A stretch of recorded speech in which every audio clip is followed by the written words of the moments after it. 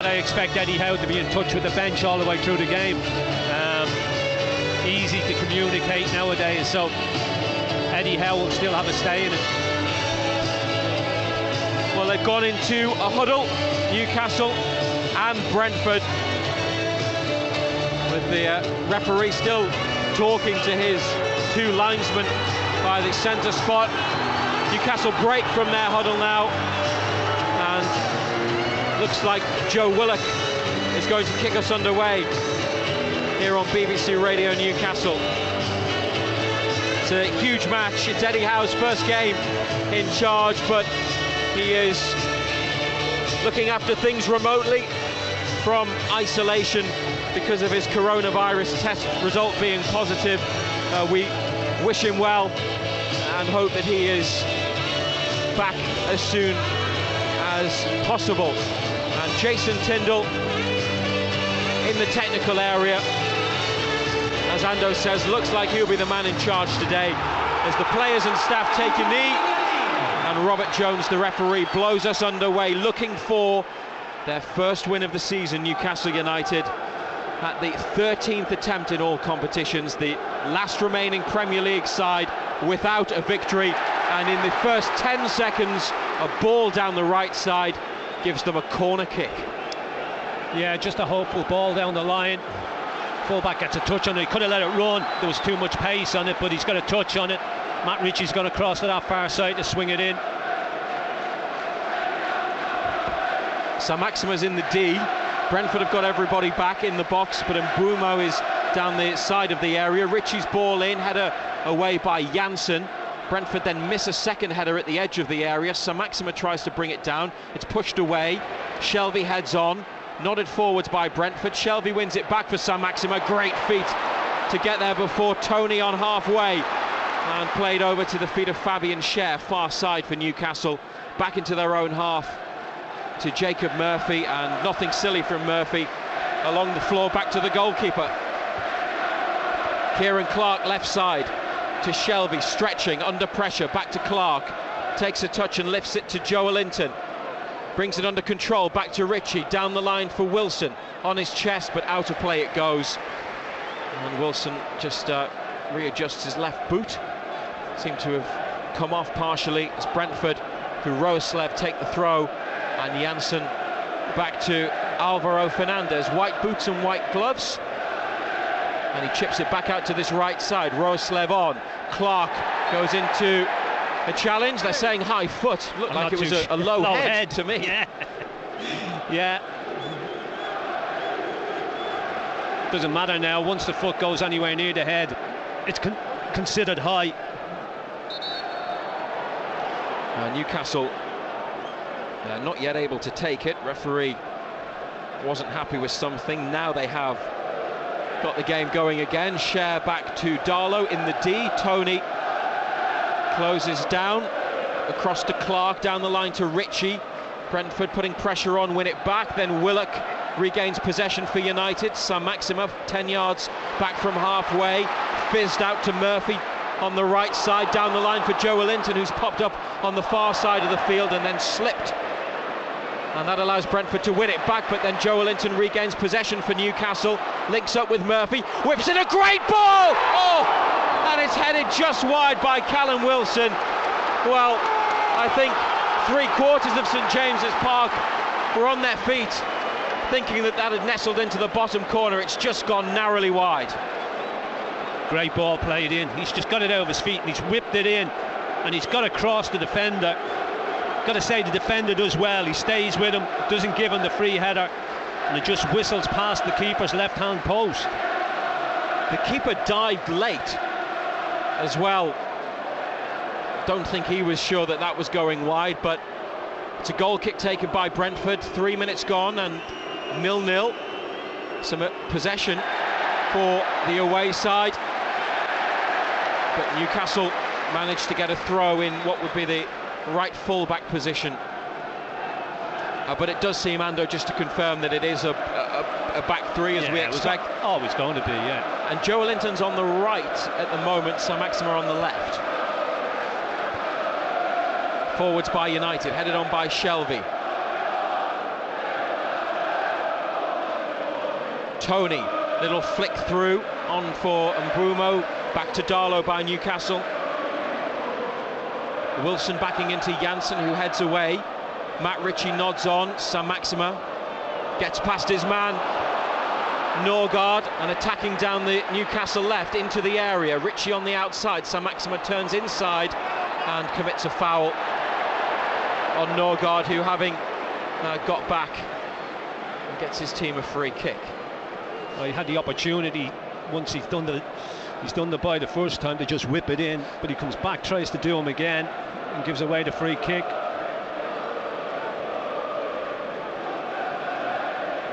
Away from Fernandez, then Ethan Pinnock with another clearance for Brentford. Tony challenges with Cher. The Newcastle defender pushes it away, but Brentford have managed to release Tony down the left side, 30 yards out. Plenty back for Newcastle. Tony's low ball in. Well, it was Saman Ghoddos who went for it at the near side. Newcastle get it clear, and it's actually going to be their throw. Tony pulling out to the left wing, where he'd probably want to be in the middle, waiting for deliveries from other players. It was his cross that time. Jacob Murphy starting at a second match in a row. Down the line towards Joelinton, out off the Brazilian. And Brentford's ball maybe about 35 yards out. They've conceded 7 times in their last 3 matches, the away side. And we've played 5.5 minutes and it's goalless at the moment. But Southampton are 1-0 up at Norwich, which is good news for Newcastle. Shea Adams the scorer. Joelinton, good defensive work, winning it back. Tries to knock it down the line, it's been blocked, and now Brentford through Mbeumo in the box. Then a cut back and just narrowly wide of Carl Darlow's left-hand post. Sergi Canos coming in, steered it just wide with the outside of his right boot. Yeah, they worked it well down that left-hand side. Little ball played back. Just gets across. Matt Ritchie goes with it with his wrong foot, plays it with his right foot. Darlow scrambling, but always just gone wide. Trickled wide of the post from about 15 yards away from goal. Darlow forwards to Joelinton, put out by Brentford. Jason Tindall, with his hands in his pockets, turns back and heads to the bench. He replaced Eddie Howe as manager at Bournemouth when Howe departed after their relegation from the Premier League 2 seasons ago. And worked with Graham Jones on the south coast before Jones's move to Newcastle. Willock into a challenge in midfield, an illegal challenge in the opinion of Robert Jones. I didn't see a lot wrong with that. Yes, he's gone full length, but he's won the ball in my opinion. Canos is the player who was involved. He's given Willock a pat on the shoulder. He's not hurt. And the yellow shirts of Brentford will take this free kick just in front of the centre circle. BBC Radio Newcastle. If you're looking for Sunderland against Ipswich, it's on Freeview channel 719 and DAB. Into the box it goes, headed out away by Cher. Rico Henry low ball in, volleyed into the east stand by Fabian Cher. Brentford throw 25 yards out, and Norwich have equalised 1-1 against Southampton through Teemu Pukki.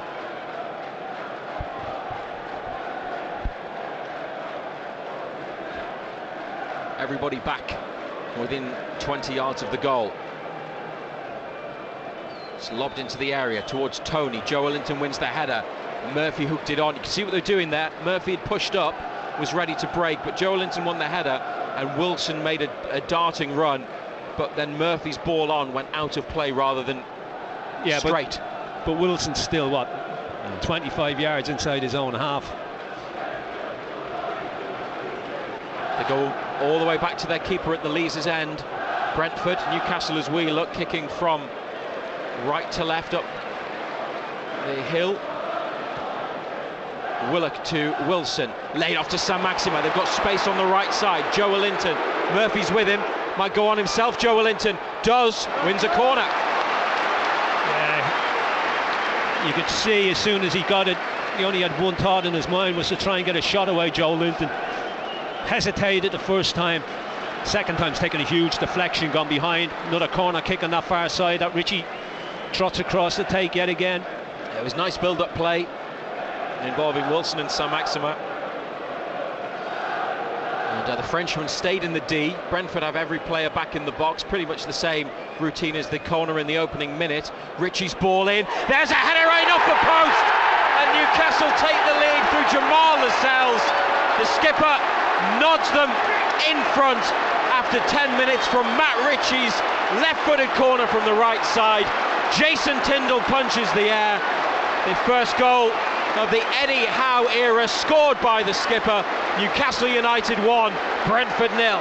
Well, it's straightforward, isn't it? It's just a ball played in there, middle of the penalty area, 6 yards out. He just gets above everybody, gets a decent header on it, and it goes in off the right-hand post. Perfect start. Well, they celebrated together in front of the East Stand. And now head back into position, Newcastle. Exactly 10 minutes played. And Lascelles from 6 yards out got up, had to rise to meet the ball in the air. It's gone over the head of a Brentford defender and then glanced in by Lascelles for 1-0 Newcastle. As Tony heads on, then Mbeumo heads down. Tony tries to take it around Ritchie. Canos has left Willock in a heap, and Ivan Toney with a shot's gone in! An immediate response from Brentford, and of course it's the former Newcastle player Ivan Toney on his return to St James's Park who has got the equaliser.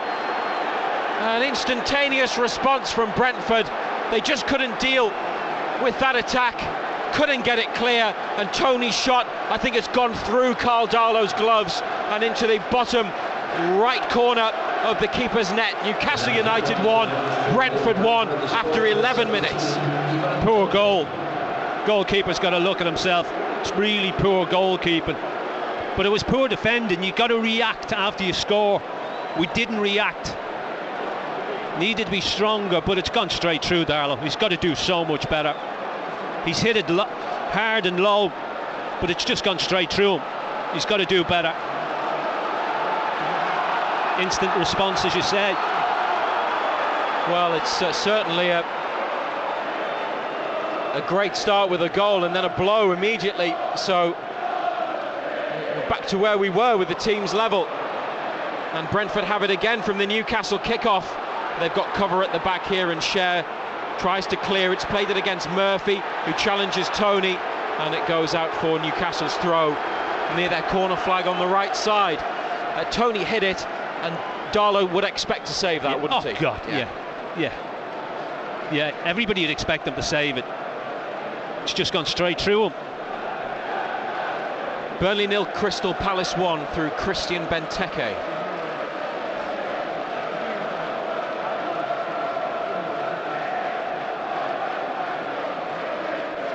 They have another throw a bit further up the right side. Murphy to Willock. And another Newcastle ball as it goes out. Watford lead Manchester United 1-0 through Kiko Femenia. 1-1 here. Back to Darlow.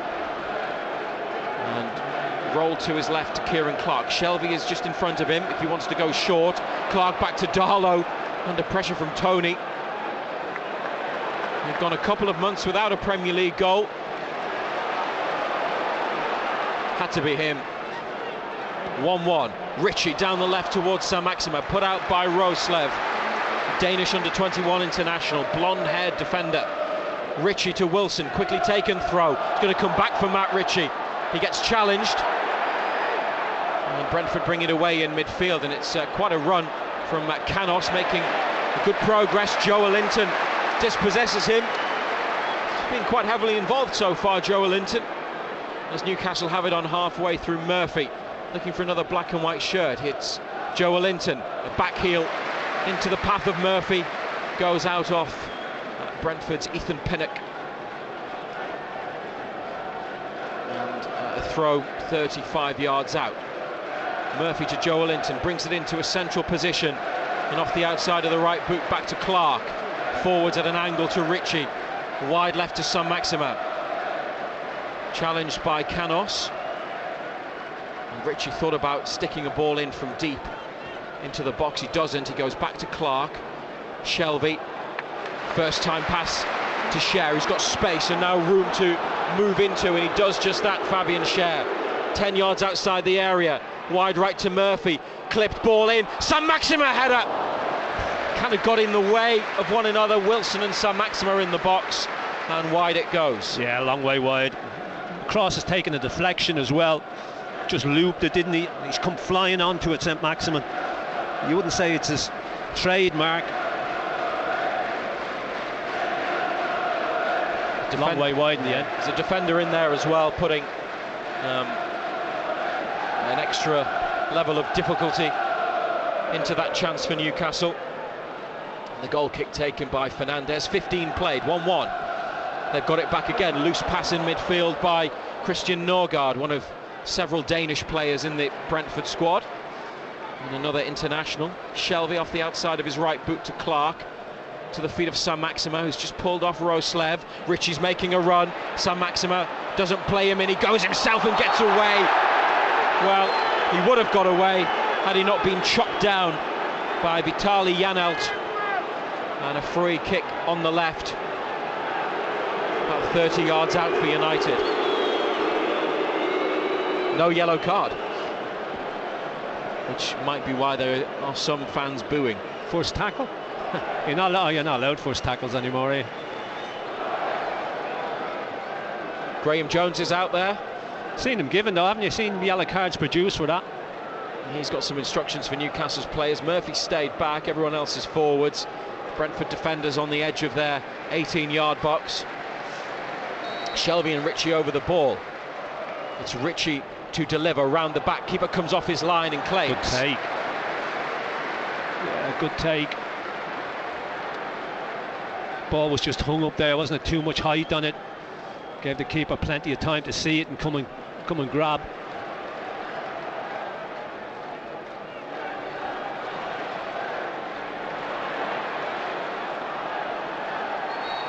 Free kick for Brentford. The Bees. Challenge on the far side of the field. Newcastle's right in their half.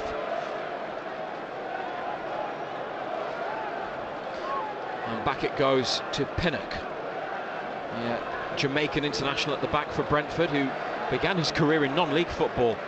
Roslev towards Mbumo, challenged by Lascelles, then another. Tony's come out wide on halfway on this near side. Down the line it goes. Clark back to Darlow, rushes to the left side of his penalty area, takes it into the middle of his box, and Joe Linton now engages Pinnock, brings it down and starts to get away before being pulled to the floor.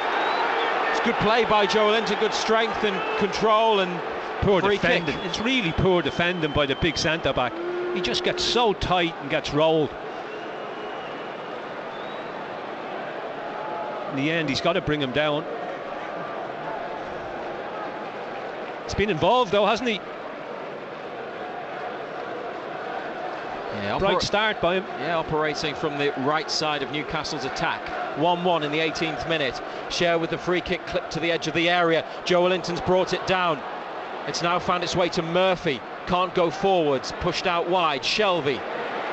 He takes a touch, tries to go around Saman Ghoddos, who gets the block in on the cross. And a Newcastle throw with the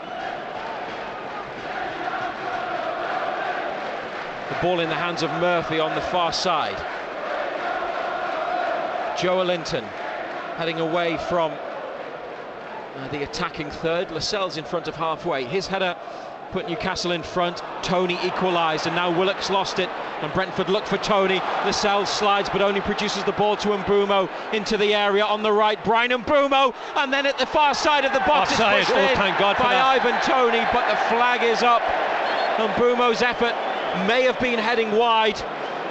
He's just trying to guide it inside Darlow's right-hand post, and then players getting back on the line. Tony's near the post, slid in and got the touch to divert it into the goal, but the flag from the assistant referee, Eddie Smart, has ruled it out. he does look offside, doesn't he? I mean, they're looking at it now, but he does look offside. I mean, Lascelles slides and he just presents the ball. But those defensive frailties are there again. He is offside. Yeah. The assistant referee spot on. Tony with the ball in the net, no goal. Still one apiece on BBC Radio Newcastle and NUFC TV. Murphy to Share. It's a quick one. Sent down the right side. Wilson to chase. He's pulled Janssen out there with him. Wilson's brought it into the penalty area. Cross. First time blocked. Second one headed behind. Yeah, punches Janssen. Not the quickest in the world. Not the most mobile. Good ball down the line by Share. Wilson onto it. Another corner kick. And Matt Ritchie again to take it. Last one led to the opening goal before Tony equalised for Brentford. Here's Ritchie's ball in towards the penalty spot again. A Brentford header. Joe Wellington trying to keep it alive. They've cleared it towards halfway. Murphy, under no pressure, comes over to this left side to get it. Then a ball on the diagonal, headed on by Lascelles at the edge of the area. Willock to Joe Wellington. The attack still very much alive from Newcastle. Shelvey to Ritchie on the right touchline, into Joe Wellington, laid off back to Ritchie, takes it on, might hit it Matt Ritchie. He's got it through to another black and white shirt. Here's Callum Wilson in the box, blocked. Sam Maxima trying to find space, low shot straight at Fernandez. Yeah, they look shaky defensively, Brentford. They're all over the place. Two big centre-backs, not mobile, not getting in and around people.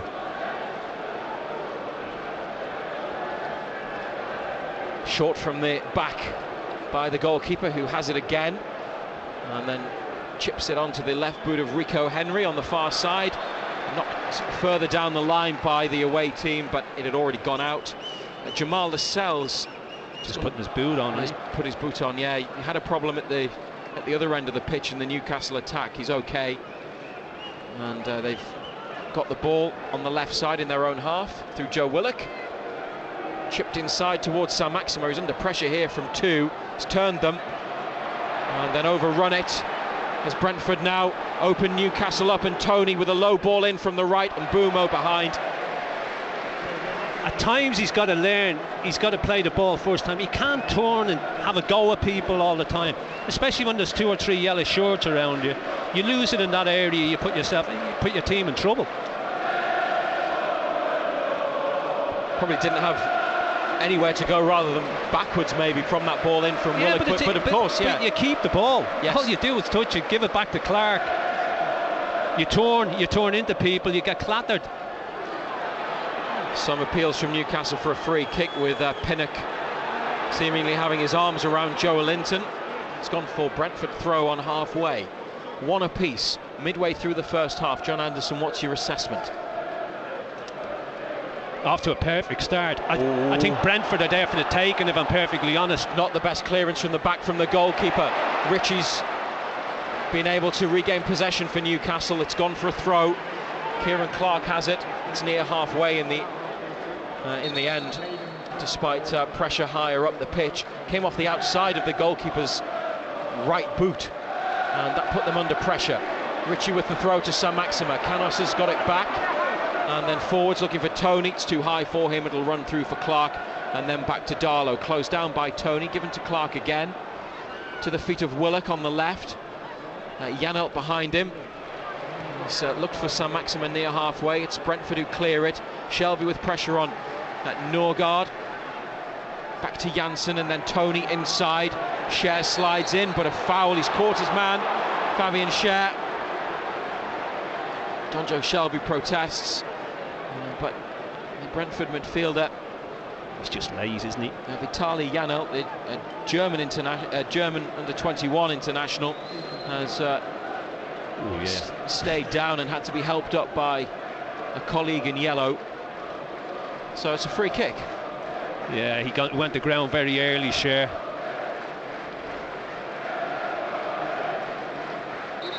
I'll come back to you for your thoughts on the game so far after the free kick, because Of course, things could change from this set piece, but it's a good 30 yards out, and it's fairly central but slightly to the right. Janelt is there, but he's walked away from the ball, and that would leave Saman Ghoddos, the Iranian international, maybe to put the ball into the box. They've got two round the back. Tony currently offside, and they look for Rico Henry, arriving late, can't steer it back into the middle. Newcastle goal kick. Poor execution. You can see it's one that they've probably worked on the training pitch, but didn't get it right on that occasion. Big centre back coming around the back, just couldn't control his cross with his left foot, gone behind. So give us a more of a detailed verdict and evaluation on what it's an interesting one. Most definitely an interesting one. It's finely balanced. Well, here's Mbeumo, left side in Newcastle's penalty area. Clark with him. He's forced him away from goal and out into the wide area. Brentford still on the attack. Now a chance for Mbeumo to cross again. Oh, fired into the middle, and it's come to Tony and blocked on the line by Fabian Schär at the near side, right by the post.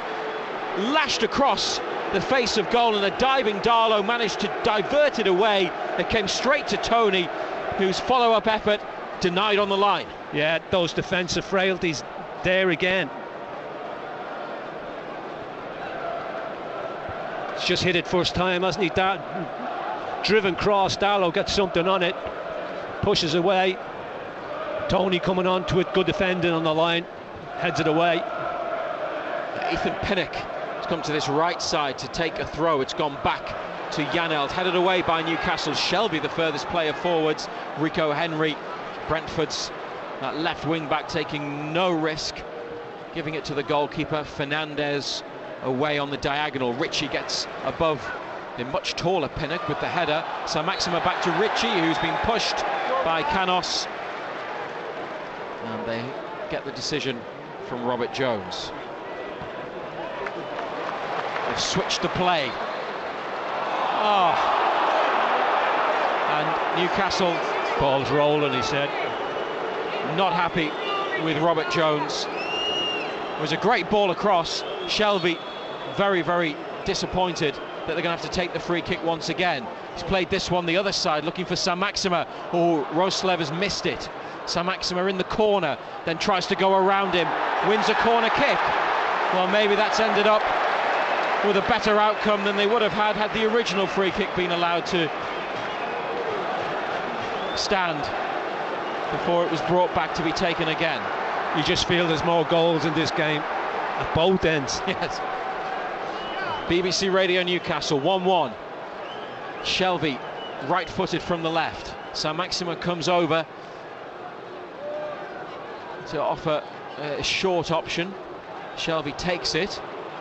Saint-Maximin now taking on Mbeumo. There's another defender with him. He's been forced away. Back to Murphy in front of the centre circle. And then a ball out wide right to Joe Linton. Gets away from his man. Willock knocks it around Pinnock, who recovers well and then clears, but straight to Murphy. Takes a touch. Cross comes in, headed out. Murphy back to Lascelles, and now Shelby, middle of Brentford's half. Angled ball out to Saint-Maximin. Takes a touch, digs out the cross. Janssen away. Shelby trying to volley it towards goal, misconnected. Lascelles chases it, and from halfway back to Darlow.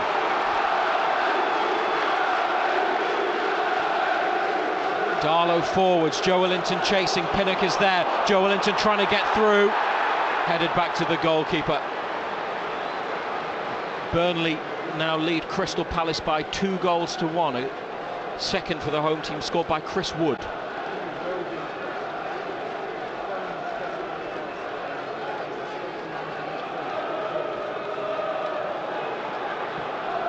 Fernandez kicks out of his hands at the edge of the area, straight onto the left boot of Mbeumo on this right side, the Frenchman.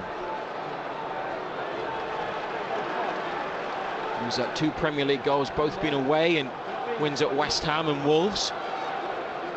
Ritchie has to defend, he's got Canos with him, sticks it out for a throw. 25 yards out. Longhead, Thomas Frank, Brentford's manager, all in black, throwing his arms around. He's one of the livelier characters on the touchline in the Premier League. Jason Tindall, well, equally animated for Newcastle at the moment. Shares being held at the edge of the area. Brentford then lose the ball as they play it forward. Shelby to Joelinton, goes out wide to Murphy. He's got Willock and Joelinton down the line. He's found Joelinton. Oh, what feet! Brilliant skill. And then a ball to release Willock. It stayed in play. Fantastic from Joelinton. Willock taking on Pinnock now. 20 yards out. Back to Joelinton. Under pressure. Puts the cross in. Roslev away. Met by Shelby. He'll get another go, will he? Wilson's got it. Tries to turn and shoot. Can't do so. Willock now edge of the area. Then Wilson with a low effort that trickles into the hands of Alvaro Fernandez. Oh, these Brentford don't like defending. They don't put their foot in, they dangle legs. Chances will come, you got to take them. Great skill from Joelinton to get away. Yeah, great little turn. Brentford go back to the keeper. It's a long kick over halfway. Excellent header down by Ivan Toney, and he wants a return ball. Jacob Murphy is able to cut it out. And he's found Joe Willock.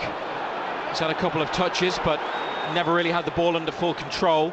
And back into a deeper midfield position now, Vitali Janelt for the away side. Toney back to Janelt. Great ball first time with his left to Canos on the right. Cuts inside and then looks for a player arriving at the back post. And Brentford have turned it around and take the lead through Rico Henry. A header down into the ground beyond Darlow and up into the top of the net. And after 31 minutes, it's Newcastle United 1, Brentford 2. Well, it's a great ball whipped in. He just arrives around the back. Murphy gets sucked in yet again. You got three centre-backs in there.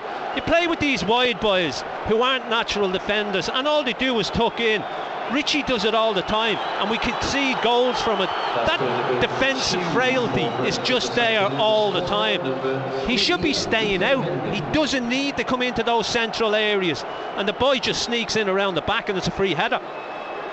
2 in 2 for Rico Henry. 5'7", left wing back, heads the away team in front. What a turnaround for them. But further evidence of the size of the task facing Eddie Howe and Newcastle's new coaching team. And the ball in from Canos. I mean, he's just come in. Nobody's aware of his presence, nobody at all. I bet he couldn't believe his luck. Well, it's there because you've got somebody playing there who doesn't think danger, he doesn't think defensively, and he gets attracted towards the ball and leaves a big gaping gap there. And as you say, he probably can't believe his luck. He's just walking onto it. It's a free header. 2-1. Shelby, high ball up to Wilson, backing into Janssen outside the area. Joelinton's got it. Leaves it for Murphy, inside for Shelby, under pressure from Mbumo, and now back to Lascelles behind the halfway line. Share with the ball at his feet. Across to Willock, couldn't flick it on towards Saint-Maximin. Roslev to Janelt, and back again to Janelt, the tall left-footed central midfield player. Ritchie for Clark for Newcastle. Has to go back to the goalkeeper. Darlow gets decent height and distance on that, but it's headed forwards by Norgard. Lascelles away, and now Wilson trying to get the better of Janssen. He's brought it under control. Helps it back to Willock, out left to Saint-Maximin, 30 yards out. Goes on a run, taking on Roslev, running across the area. Excellent ball to Murphy, right side of the box. Murphy's hit one! No one could get a touch, might have been a cross. And some appeals for a corner, but it's a goal kick only.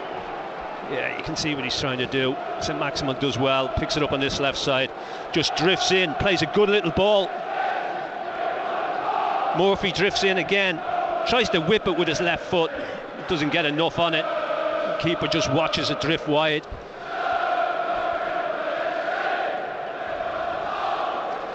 Fernandez taking his time over the Goal kick.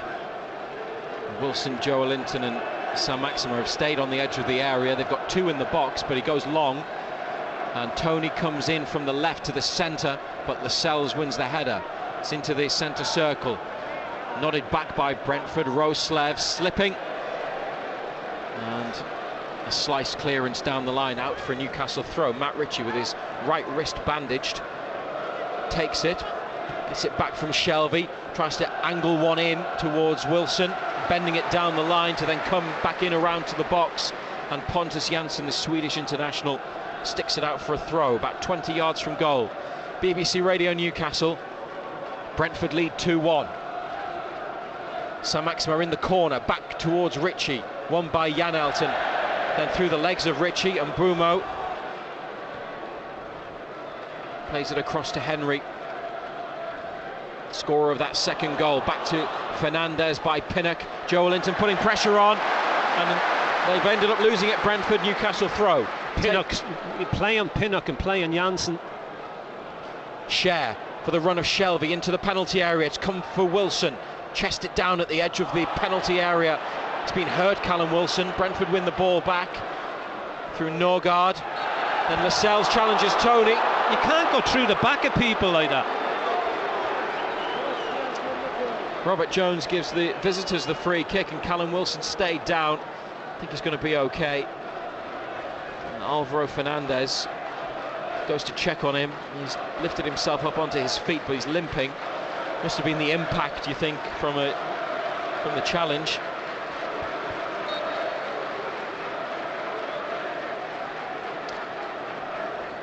The 36th minute. Lascelles opened the scoring. Tony equalised, and then Henry headed Brentford into their 2-1 lead. Tony, another nice touch, a flick off round the corner. Then he gets it back and goes for it with the outside of his left boot first time. That would have been some goal, but Darlow makes a diving save. Yeah, not enough pace on the shot. Half volley, left foot. Comfortable save in the end. Good build-up play again, though. Darlow with a kick out of his hands. Misses Wilson. And Roslev can head it back to Fernandez. Graham Jones and Jason Tindall discuss matters by the side of the field. Benteke with his second of the game, an equaliser for Palace at Burnley. Joelinton, he's been sharp today, he's been really good, wins it back. Ritchie to Saint-Maximin, came off his heel, but Ritchie's found it again. And Shelvey to the right side this time for Murphy, 30 yards from goal. Sticks in a good ball. Callum Wilson with a flicked header, but it wasn't on target, and Brentford have cleared it rather than let it run for potentially a goal kick. Clark to Ritchie and back again, 5 yards into Brentford's half. It goes back to Lascelles, and Darlow plays a diagonal ball to Share, who's got about 20-30 yards maybe clear ahead of him to move into. He crosses halfway. He's got Ritchie making a run from the left touchline. Ball goes short instead. Shelvey then to the feet of Saint-Maximin. Moved it well there, Newcastle. 3 to take on.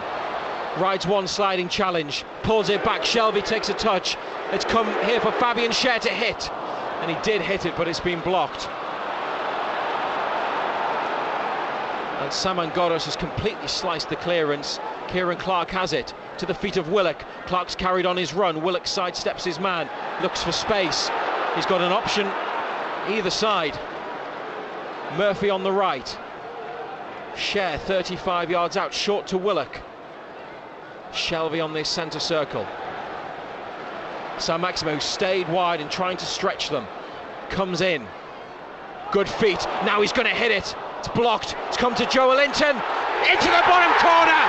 Joelinton with an equaliser and a goal that he absolutely deserves after a really good first half performance.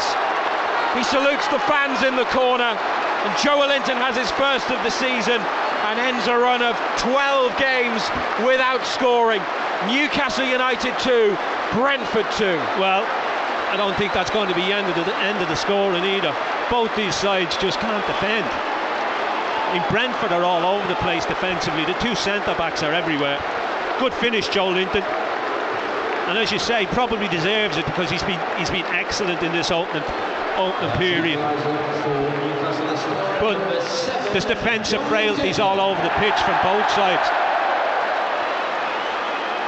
Took a touch, and well, he's put his foot through it, hard and low and into the corner after Saint-Maximin's deflected shot came to him beyond Fernandez's dive.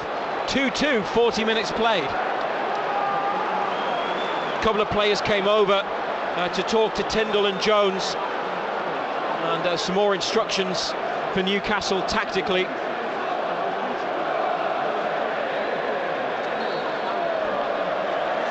And Dan Hodges, another member of the new backroom staff, has been out there as well, so we'll see if there's any noticeable shift. I did see Jason Tyndall having a look at what appeared to be a laptop, might have been a tablet device, in the corner of Newcastle's dugout. I don't know if that's where the communication from Eddie Howe's coming from, but certainly plenty of information going across to the players. 5 minutes to half-time, BBC Radio Newcastle. I mean, there's certainly a sense of jeopardy here with the way Brentford attack, and the fact that you think there'll be more goals, probably for both teams, but it has been quite enjoyable, and the atmosphere is really good too.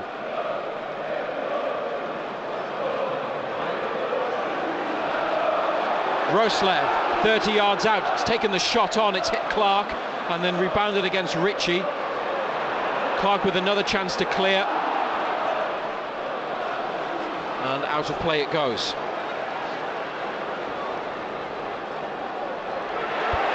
One back by Ritchie.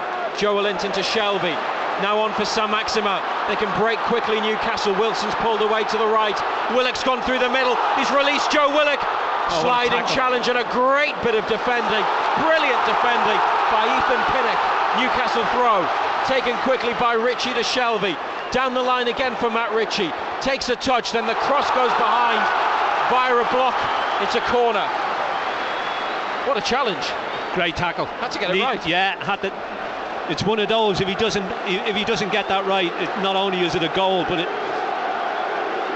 or a penalty, I should say, but it's probably a red card as well.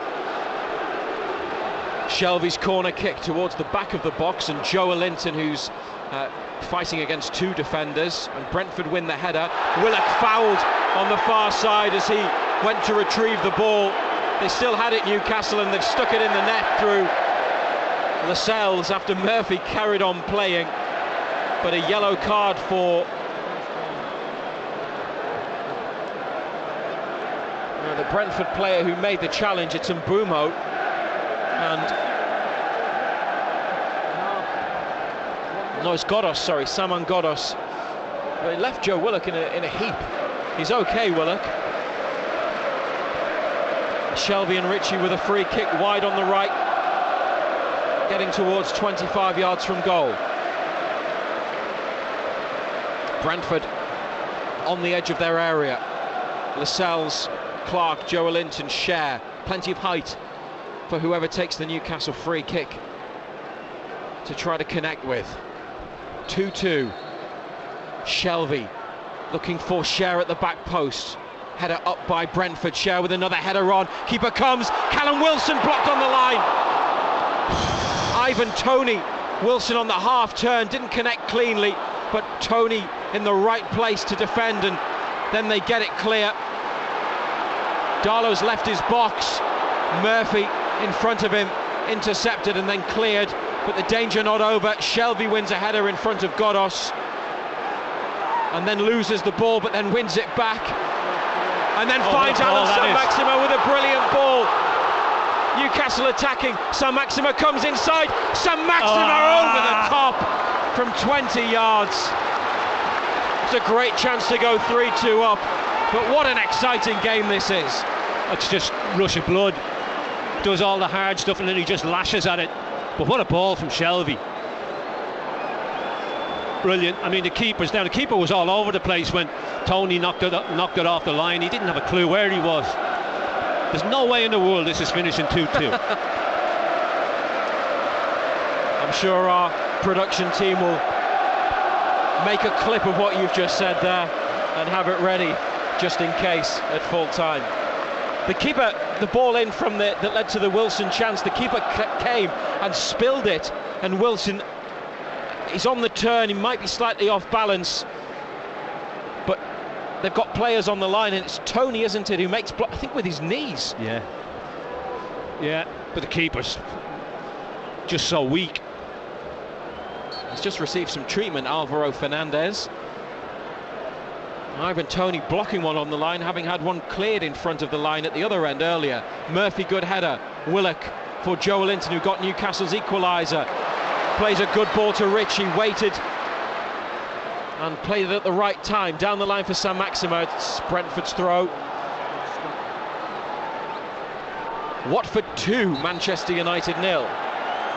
Ismail Assar, that's a shock.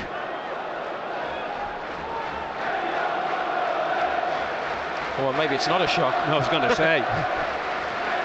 2-2 here. Final 10 seconds of the opening 45. The fourth official will show us how much is going to be the minimum period of additional time. 3 minutes, displayed by Jeremy Simpson. Kind of don't want this first half to end because it's been really good. Joe Willock thinks he was fouled by Ivan Toney. Referee's just given a Brentford throw. Ball went out. Newcastle's new non-executive chairman, the governor of Saudi Arabia's public investment fund, Yasser Al Rumayyan, is also here at St James's Park today, along with Jamie Rubin, who we mentioned earlier, and I think Amanda Staveley's there. Also, here's Shelby to share in the middle. May have been fouled, referee says play on. Brought it back because there was no advantage.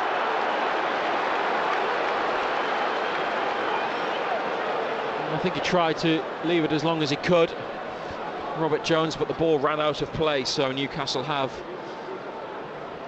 an offensive free kick, left of centre, about 30 yards, maybe a few more from the goal. 2 apiece on BBC Radio Newcastle. Brentford have pulled everyone back. Murphy stands in front of the centre circle, but everyone else part of Newcastle's attack here.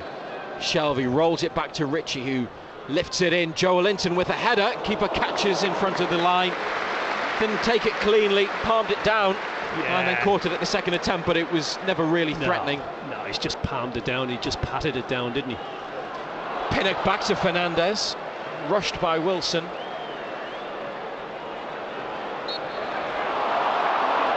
Tony tripped by Ritchie. Brentford play the free kick from completely the wrong position. It's going to let them get away with it as well, and then he thought better of it, Robert Jones. It was a good few yards away and further forwards from where the foul happened.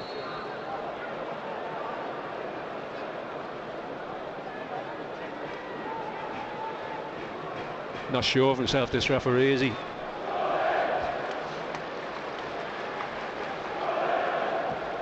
Here is Vitaly Janelt.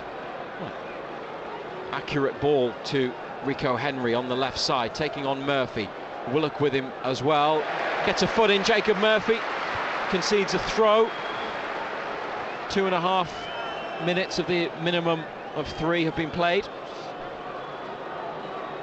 Have all the scores at half-time from the other games from Dom James in the studio. There'll be a phone-in after the match as well, and some reaction between 5 and 6. Long throw, I think, about to come in from Pinnock. Norgard is round the back. Tony at the near side. Newcastle clear it. Referee has a look at his watch, and that is the end of the first half. 2 apiece. Really good, entertaining game. Some of their football has been quite nice. Newcastle has been a lot of attacking, but in many respects it's been wide open, I guess, John Anderson, and your point that you've made a couple of times, you don't feel that that is the end of the goal scoring. No, definitely not. 2 frail defences on show, there's no doubt about it. The game's way too open, really stretched. Brentford defensively look all over the place, and those defensive frailties from our point of view are still there. You know, you can see 2 goals yet again. and there's only 45 minutes gone, you wouldn't say that that's the end of the scoring. You think there's more goals in this game. What have you liked about Newcastle's play today? I think Joe Linton's done well. He's got his goal, but he looks like a player who's confident. He's playing with a buzz, with a good confidence, a good belief in him. But some of the football's been good. As I say, the game's been really stretched, really open. But I think from a coach's point of view, it's probably far too open. From the spectator's point of view, it's good to see. You know, it's a nice open game. It's end-to-end stuff. There's chances at both ends. 0-0 between Sunderland and Ipswich in the other commentary match on BBC Radio Newcastle. They have reached half-time now as well, we've just been told. So before we go back to the studio, Ando, defensively then obviously the same problems are still there. Weaknesses are still there, yeah. But what do they need to do more of it, or just keep doing in the second half then? Just keep getting at this Brentford back four. I think you can definitely get at the two centre-backs. They're not the most mobile. They'll give you opportunities. They take chances at the back. You've got to get in and about them, and more chances will come. Well, they've had other opportunities, Newcastle, aside from the 2 goals, as have Brentford, in what has been quite an end-to-end opening 45 minutes. They took the lead through Jamal Lascelles' header, but Brentford turned it around with goals from Tony and Rico. But Joe Linton made it 2-2 before the break, and that's the way it is at half-time. Newcastle 2, Brentford 2 at St James's Park. Time of our lives.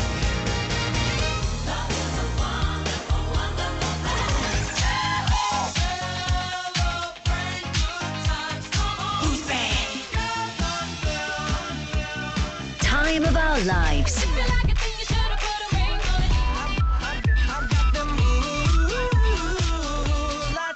Guess the year, every day from 12. BBC Radio Newcastle, the sound of the North East.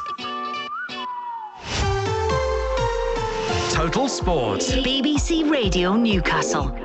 Welcome back to the BBC Radio Newcastle studio with me, Dominic James. So at half-time at Stadium of Light, Sunderland 0, Ipswich 0, and at St James's Park, a few goals there, 4 in total. It's 2-2 between Newcastle United and Brentford. Jamal Lascelles put the Magpies in front. Ivan Toney pegging the Magpies back just after 1 minute for Brentford. Didn't last very long, did it? And then Brentford went in front. Rico Henry putting the visitors 2-1 up, but then Joe Linton impressing with his performance and getting his rewards with a goal. So half-time, St James's Park 2-2. Let's bring you up to speed then with everything else that is happening around the country. We'll begin in the Premier League and in the early kickoff. At the King Power Stadium, Chelsea beat Leicester 3-0. Villa Park, Stephen Gerrard's first game in charge. It's goalless between them and Brighton and Hove Albion. Turf Moor, 5 goals so far. And they are Burnley playing Crystal Palace. Crystal Palace 3-2 up at half-time. As we already know, Newcastle and Brentford are 2-2. Dean Smith in charge of Norwich City today. His first game in charge. Norwich are against Southampton.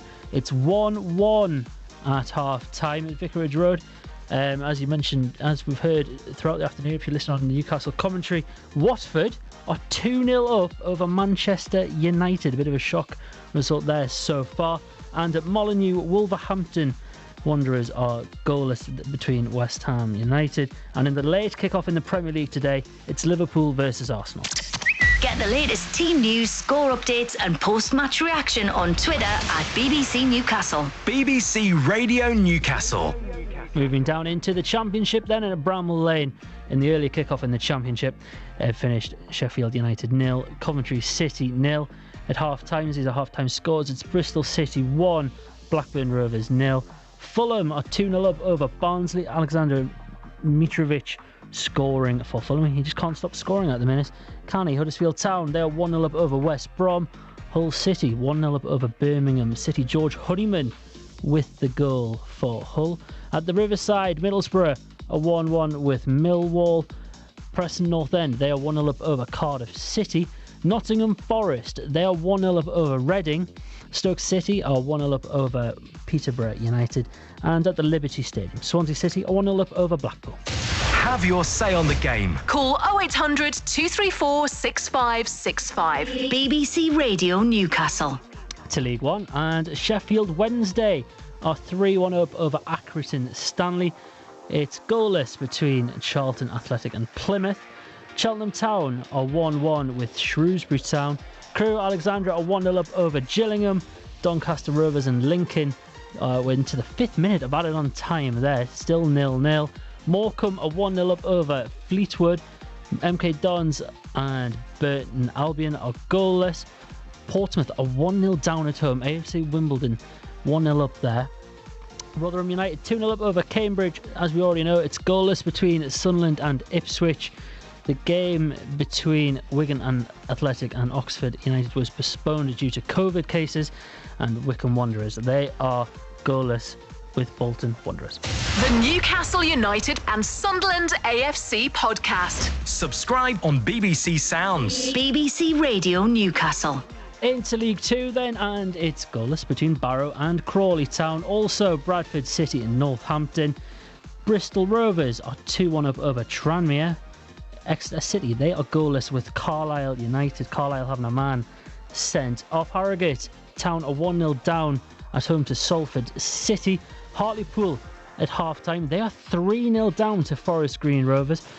Leyton Orient are 1-1 with Sutton United. Mansfield Town are 2-1 up over Scunthorpe. Goalless between Newport County and Swindon Town. Oldham Athletic are 1-1 with Port Vale. Stevenage are 1-0 up over Colchester United. And it's goalless at half-time between Walsall and Rochdale. Total Sport. BBC Radio Newcastle. It's a big day for some of our non-league sides, and our featured game here on BBC Radio Newcastle is North Shields, and the Robins take on North Ferriby in the second round of the FA Vars. BBC Radio Newcastle's Paul Dixon has been watching. Yes, Dom, and the half-time score was North Shields 1, North Ferriby 1, and Shields went ahead as early as the second minute. What a start for them. A superb crossfield ball by Dan Wilson found David Robinson, who took his time in front of goal and slotted the ball low into the corner of the net. An excellent finish, and Shields were 1 up. But then Ferriby came into the game and they levelled the score on 19 minutes when Danny East broke down the left-hand side and his cross-come shot was headed into his own goal by Anthony Myers. And then Ferriby really started to play football, but then Shields had a chance. Adam Forster on 40 minutes fired over the bar at the back post where he should have took his time, and he had more time to hit the target. And then Nick Cassidy just before half-time had a header that was cleared up the line. But Ferriby, after going behind early on in the game, have picked themselves up and finished the better in the first half. They've got a game on in the second half, Shields, if they want to go through to the next round. It's North Shields 1, North Ferriby 1. Thank you very much, Paul. Paul, we'll be back at full time with a full-time report elsewhere in the second round of the FA Vars. Concert are away to Thornaby. It's currently 1-1 there. Newcastle Benfield, they are at home to Emley, currently goalless there. And in National League North, Blythe Spartans are at home to Guiseley. They are currently 0-0. Elsewhere, Gateshead are in action as well, and they are 1-0 up. Adam Campbell with the goal for them. Moving into the Northern Premier League Premier Division, Morpeth Town, they are at home to Matlock. They are currently goalless at Craig Park. South Shields, they're also playing in the Northern Premier League Premier Division at half time. It's currently 1-1 there. Into the Northern Premier League East Division, and Dunstan, they have had a promising start to the game. At half time, they are 3-2 up over Stocksbridge Park. Heaven Town, they also playing today as well, and at half time they are 2-0 down to Mosque. It's back on Sunday. Alfie Joey at breakfast. 10 celebs will yet again be doing some gross challenges in an attempt to become king or queen of the castle in Wales. I'm Frankie Bridge. I'm David Ginola. I'm Louise Minchin. My name is Naughty Boy. I'm Arlene Phillips. I'm Matty Lee. I'm Kadina Cox. My name is Danny Miller. I'm Snooty Shire. My name is Richard Madeley, better known as Richard and Judy. Looking forward to it. All because of the Madeley, to be honest. Every time he opens his mouth, there's something Alan Partridge-esque coming comes out, and I think he will be grabbing the headlines. The sound of the North East at breakfast. BBC Radio Newcastle, making a difference in the North East. This is Total Sport on BBC Radio Newcastle with me, Dominic James. We'll be back to St James's Park in the Stadium of Light for second half commentary very shortly. Just a couple of things to bring you. And in the rugby union, Newcastle Falcons lost 25-20 to the Sale Sharks in the Premiership Cup last night in Manchester. The Newcastle Falcons hooker Jamie Bulmeyer is started for England today in England's Autumn International with South Africa, and England had a fairly good start to the game as well. As it stands, England are 17-12 up. That is a half-time score as well. So England leading at the break. There's been some basketball as well this afternoon. And in the WBBL, the Durham Palatinates, they have lost, though, a heavy defeat for them, 71-29 to the Sevenoaks Suns. The Newcastle Eagles women's side are away from home this evening. They are against the Nottingham Wildcats. Tip-off there this evening is at 6:30. But it's time for us to split our frequencies once again here on BBC Radio Newcastle and head back for second half commentary. This is how you need to be listening for your sides this afternoon. For Sunderland versus Ipswich with Nick Barnes and Gary Bennett, you'll have to be listening to us on DAB Digital Radio or Freeview Channel 719. For Newcastle versus Brentford with Matthew Raisbeck and John Anderson, you'll have to be listening to us on our FM frequency. Our respective commentary duos will be with you after this. Half-time highlights. Total Sport. BBC Radio Newcastle. Brentford have every player back in the box, pretty much the same routine as the corner in the opening minute. Ritchie's ball in, there's a header right off the post, and Newcastle take the lead through Jamal Lascelles. The skipper nods them in front after 10 minutes from Matt Ritchie's left-footed corner from the right side. Jason Tindall punches the air. The first goal of the Eddie Howe era scored by the skipper. Newcastle United 1, Brentford 0. Canos has left Willock in a heap, and Ivan Toney with a shot's gone in. An immediate response from Brentford, and of course it's the former Newcastle player Ivan Toney on his return to St James's Park who has got the equaliser. Newcastle United 1, Brentford 1. Canos on the right, cuts inside and then looks for a player arriving at the back post, and Brentford have turned it around and take the lead through Rico Henry. A header down into the ground beyond Darlow and up into the top of the net. And after 31 minutes, it's Newcastle United 1, Brentford 2. San Maximo stayed wide and trying to stretch them. Comes in. Good feet. Now he's going to hit it. It's blocked. It's come to Joe Linton. Into the bottom corner. Joe Linton with an equaliser and a goal that he absolutely deserves after a really good first half performance. He salutes the fans in the corner, and Joe Linton has his first of the season and ends a run of 12 games without scoring. Newcastle United 2, Brentford 2. Matthew Raisbeck and black and white legend John Anderson. BBC Radio Newcastle. 2-2 at St James's Park after 45 minutes between Newcastle and Brentford. Those were the goals. We've just heard that a supporter sitting not too far from us has got a tenner on 2-2. Well, I can't remember what the odds were. So he'll be torn, won't he? The fan that's got the bet on 2. Got 2-2. Yeah, he's not going to pick his winnings up. This isn't finishing 2-2. Mark my words, this doesn't finish 2-2. Brentford have come out for the second half. Newcastle should be with us in a moment. Run through the two teams when we can. As members of Newcastle's new board stop for photos and selfies in the director's box as they return to their seats. Here come the players in black and white stripes, black shorts and black socks. Brentford all in yellow. Darlow in pink, and Fernandez at the other end in a brighter pink goalkeeping kit. Doesn't look like they have made any changes. Newcastle still waiting for Alan Saint-Maximin. Here he is with Jason Tindall with his arm round him. So Darlow in goal, Cher, Lascelles and Clark.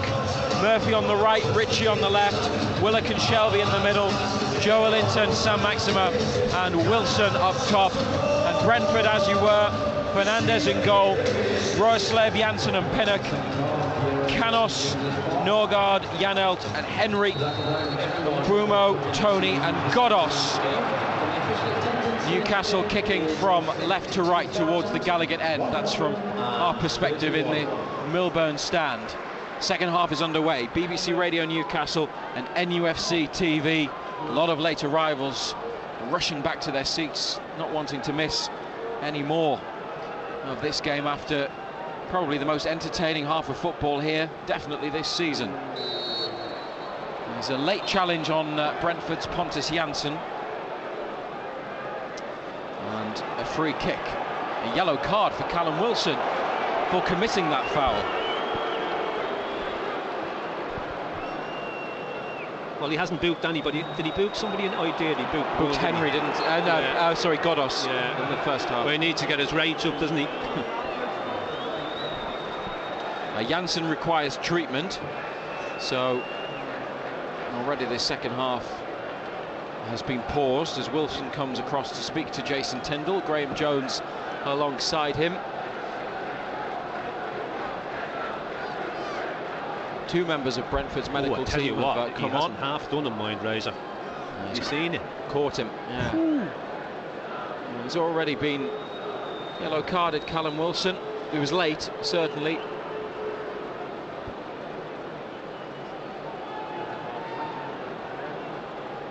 And Wilson's going back over, I think, to check on Janssen and offer an you might expect would be an apology or an explanation. So John Joe Shelby is the latest player to come across to talk to Jason Tindall, Newcastle's assistant coach, but in charge today with Eddie Howe unable to be here. Janssen still receives treatment. Shelby then passes on a message to Joe Linton. No sooner had the second half got underway, it had been stopped. Janssen still being treated by Brentford's medical team. It's 2-2 on BBC Radio Newcastle. And take this opportunity to remind you that if you're looking for Sunderland, then we split our frequencies when both teams play at the same time in order to provide commentary on both clubs on BBC Radio Newcastle. And Nick Barnes and Gary Bennett, Sunderland against Ipswich at the Stadium of Light, is on DAB and Freeview Channel 719. But does Janssen not have to... Some fans are asking, does he not have to go off to then come back on? Doesn't matter. He's okay. I think it was his lower right leg, might have been the ankle. I mean, you saw a close-up of the challenge.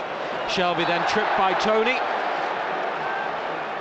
Wide on the right in the own half, Newcastle free kick. Cher, diagonal ball, Saint-Maximin chasing it, Roeslev's lost the flight of it, and Fernandez volleys clear from the edge of the area. Shelby forwards again, it's come back through to the goalkeeper. For Brentford, Pinnock, edge of the box, Joe Linton getting close, putting pressure on Norgard, and then they've lost it. Shelby couldn't hold it. Tony fouled by Cher, who has stayed down. The Newcastle defender face down, holding his nose, I think. The referee stands by him, and there's no urgency from Newcastle's medical staff. It's clever from Cher, actually, to stay down, because he's just dragged. And he thinks if he stays down, he might avoid a yellow card. Yeah. Well, there's no yellow card yet. The referee hasn't gone to his pocket. Yeah, it's pretty clever.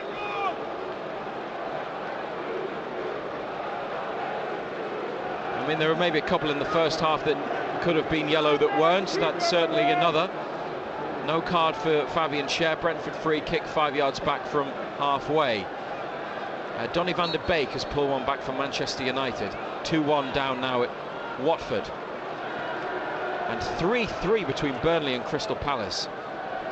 Maxwell Cornet with Burnley's equaliser. Joe Linton trying to run clear down the left side. Brentford have it back. Roslev uses the goalkeeper. Takes a bit of time and then looks for Canos. It's too high for him. Ritchie got up as well, but able to see the ball out for this throw, taken by Matt Ritchie. Back to Kieran Clark. Oh, great feet. He's got away from his man in a tight area. Excellent by Kieran Clark. Wonderful skill. Sam-Axama back to Lascelles and Schär away down the right. Wilson holds it. Pinnock with him. Wilson tries to go around him. He's heading down the line and kept it in, Callum Wilson. Near to the corner. Throw. Goes the way of Brentford. Well, Wilson didn't complain, did he? The assistant referee was right beside it and had a much better view than anybody else. Schär and Murphy collide with each other, but Newcastle have the ball and play on. Shelvey, it's made Ritchie work, but he'll get there. He's turned inside and into a midfield area. He comes back to Clark with his left across the width of the centre circle to Lascelles. Schär now to Shelvey, on for Murphy. Henry with a little back header just to stop the ball coming through to reach Jacob Murphy. And Pinnock. Go on, squeeze him. Go on. Brings it out of defence. Joelinton with pressure on Norgard and Shelvey, and then Joelinton's got it and approaching the penalty area. Joelinton into the box. He's been stopped. Referee says no foul despite Newcastle appeals. No. He's going to take it on himself there, Joelinton. Couldn't do so because of the block from the Brentford defender. Play on, and they are playing on the away team. They're on the attack, 3 in the middle. Tony at the near post. Really important defending by Lascelles, who slides it behind for a corner. Yeah, look, they want to play out from the back. They want to take chances. Got to be brave and squeeze. And you'll pinch it. 53rd minute, 2-2. Brentford come forwards for this corner kick.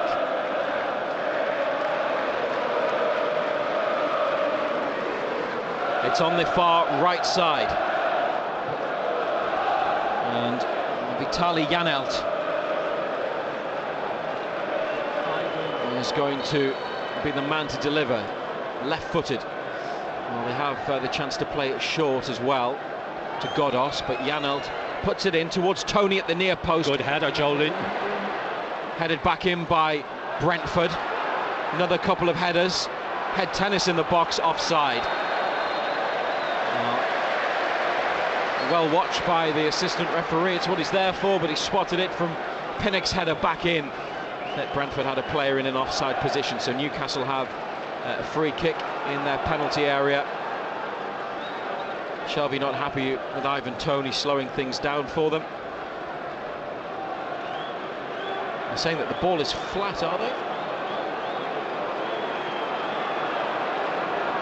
Oh, they're just trying to take it from the wrong place. I think that was all it was.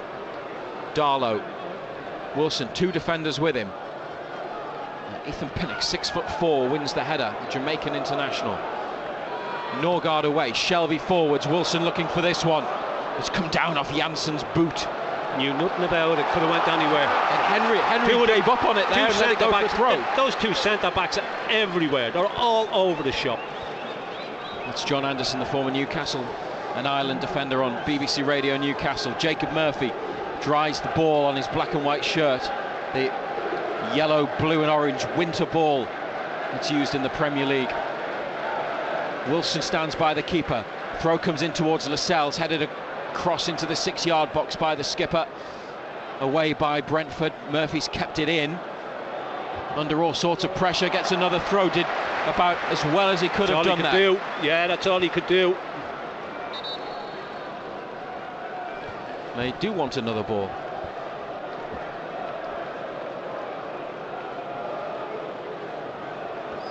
Obviously the pressure of that one's not quite right, so with the new ball they take the throw. Murphy gets it back, goes away from Godos, tries to lift it in. It's deflected behind for the Newcastle corner. 2-2, 10 minutes into this second half.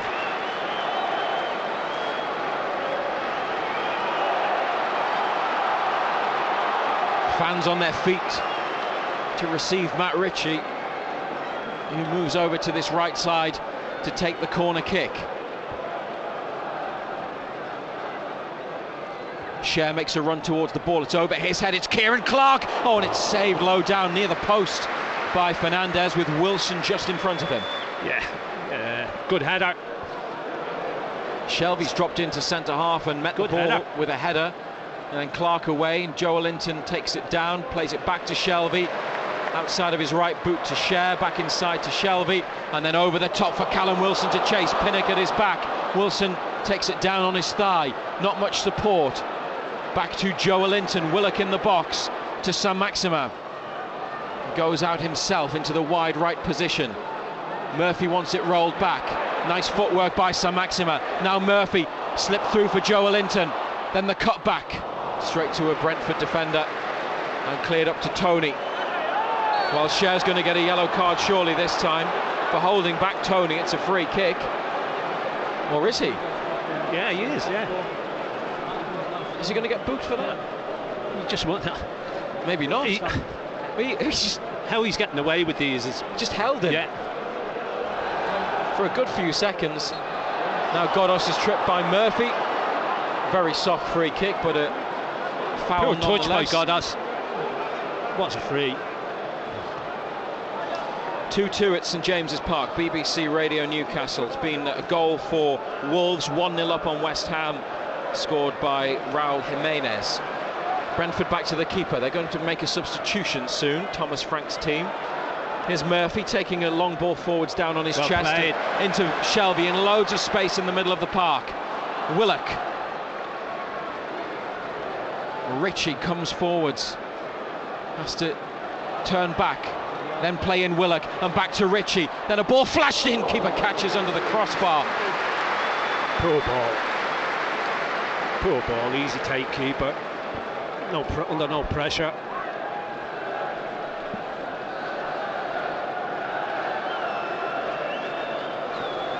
Fernandez kicks straight onto the head of Lascelles. It comes over to Matt Ritchie. It's bouncing ball. Ritchie's then fouled as he went for it a second time. Foul on halfway. He's given it to Saint-Maximin, helping it on for Willock. Couldn't take it in his stride. And possession of the ball with Brentford now on halfway. Far side, Janelt on the diagonal for Tony. Flicks on. Murphy's got to be quick. He's got Godos with him. I don't think he knew. He's got there Jacob Murphy first. Wriggles free. And then knocked it down the line. Ball went out of play, but at least he got Newcastle out of a tight spot defensively. And Saman Godos, who, as I mentioned earlier, had been playing for Iran away in international week, has seen his afternoon come to an end. And Frank Onyeka, a Nigerian international, ball-winning midfielder, brought in from Midtjylland in Denmark, where interestingly Brentford's owner, Matthew Benham, is the majority shareholder. So there's a connection between those two clubs, and Onyeka, a summer signing, is on into midfield. And the shriek from Ando was because of a Brentford pass in midfield that was nearly found us. Yeah, sent out of play unintentionally. Norgard for Onyeka. Joelinton with a challenge. That could have been handball. Play goes on. Newcastle have it through Wilson. Back to Willock. Two options to the left. One of them Ritchie. Further ahead is Saint-Maximin. 2-2. An hour gone. Saint-Maximin's ball in, looking for Wilson. And Joelinton at the back stick, headed away. Willock then nods it on. Roslev straight to Ritchie. Takes a touch. Turns back inside. Delays the cross. Goes back to Alan Saint-Maximin near the corner of the area. Here's Saint-Maximin. Still going. Still challenged, and Brentford pass it out And into midfield, Murphy, good challenge. Good intensity about Newcastle's play. Shelvey's ball, and what a ball it is for Willock in the penalty area on the left. Alan Saint-Maximin, just wide across the face of goal. Well, it would have been interesting if that had gone in, to see if Willock was actually in an offside position when Shelvey picked him out. Fortunately, it didn't. Great ball, wasn't it? Well, not only did Eddie Howe, Newcastle's new head coach, talk up Joe Linton this week, and that's been justified because in the first half especially, he was excellent and he scored the equaliser to make it 2-2. But he said that John Joe Shelvey's ability on the ball and the ability to control a game and dictate a game had really impressed him, having watched him closely in training. And Shelvey's distribution today has been really good. That was another example, but Brentford now trying to get in at the other end, and Buemo and Darlow, he knew nothing about it. Dives at his feet and makes the block from Bryan and Mbeumo, and Newcastle get it clear, but only into midfield as far as a yellow shirt. And Rico Henry now for Brentford, trying to take on Jacob Murphy, who tackles him at the edge of the area. And a deflected shot goes in. Oh, it's so unlucky for Newcastle, but Brentford are back in front. It's the substitute, Onyeka. Frank Onyeka has come on, and with one of his first touches has guided the ball towards goal, and I think it may have gone in off Jamal Lascelles. Carl Darlow stood no chance. It's a deflection, a huge deflection, and they're behind again. 62 minutes, unbelievably. Newcastle United 2, Brentford 3. Well, it's unbelievable. It's Keystone Cops defending. It really is. I mean, it's...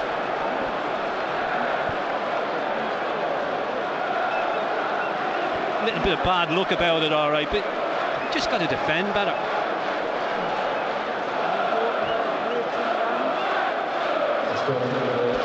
Well, Onyeka, I told you the goal scoring wasn't finished, didn't I? Yeah, you were right. Well, he gets the credit, but if it doesn't take the deflection, I don't even think it's on target necessarily. Well, either way. And it's a messy goal to concede. They've kicked off Newcastle. Joe Linton gets away from one, then gets a free kick for a push in the back. No, never. Talk about soft. Graham Jones with the tactical instructions from the side of the pitch now as Fraser, Hayden and Gale warm up. BBC Radio Newcastle.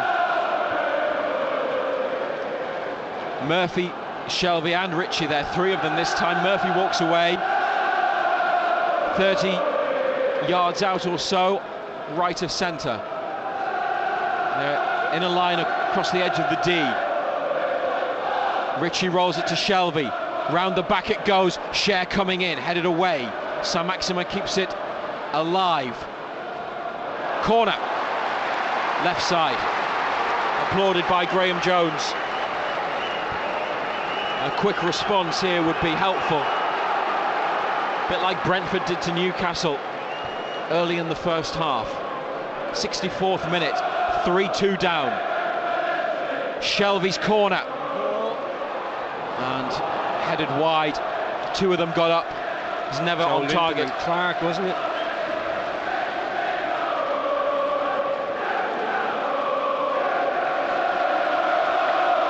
Brentford fans making a lot of noise. Newcastle supporters responding.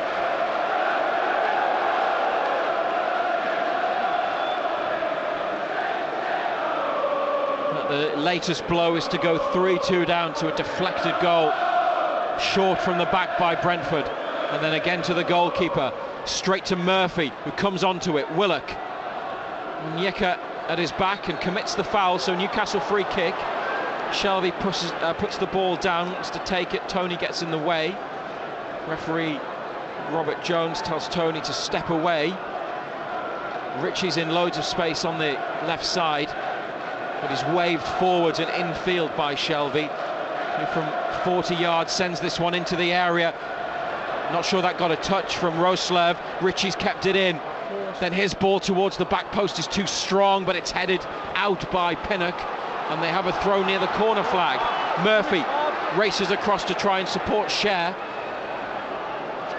but Brentford watched it, and Cher in the end leaves it for Murphy to take.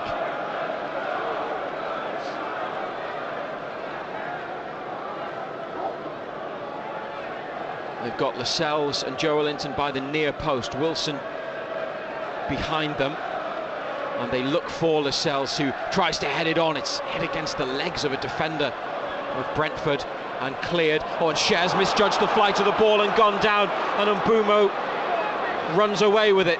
Willock gets back and makes a block. Fabian Cher stayed down, and the referee stopped the game. It's a throw in for the visitors, who lead by 3-2. Fabian Cher may need some treatment. Sean Longstaff called back to the bench now.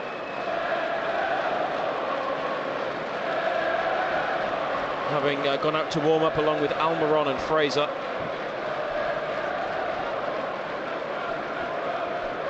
I hope he's okay and that it's not a hamstring pull, but he's having his right leg stretched, Fabian Cher. Wilson and Joelinton now having a chat with Newcastle staff. There's no doubt about it, that has it's caused them a big problem. That goal going 3-2 down in that manner at that time of the game when they'd had a couple of chances, and like you said, it was just an ugly goal to let in. Yeah, it was a sloppy goal to give away. But I don't think there's a defender on the pitch today, on either side, who've covered themselves in any glory. The defending's been awful.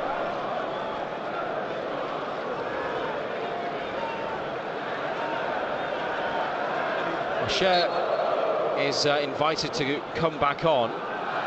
So now, why was Janssen allowed to carry on when he was treated on the field, and Cher has to go off to come back on? Anyway, cleared by Newcastle. Roslav's got into a bit of a mess, and then Shelby towards Saint-Maximin, who's taken it down with a great first touch, but he's outnumbered. Corner of the box, looking for Wilson, headed away.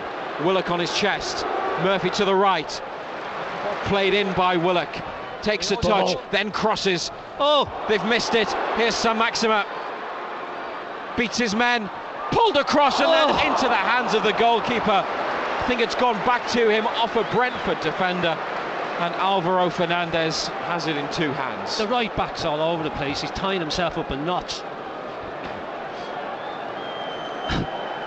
It's kamikaze defending. It's just really poor. They've played it short to Pinnock, and now Henry. High ball down the Brentford left. Lascelles onto his chest. Plays it against Tony, and it's stayed in. Onyeka to Tony. Chipped in for the run of Janelt, but too strong. And Newcastle goal kick as Ryan Fraser is ready to come on. Might be for Joe Willock. This, although that would leave Newcastle with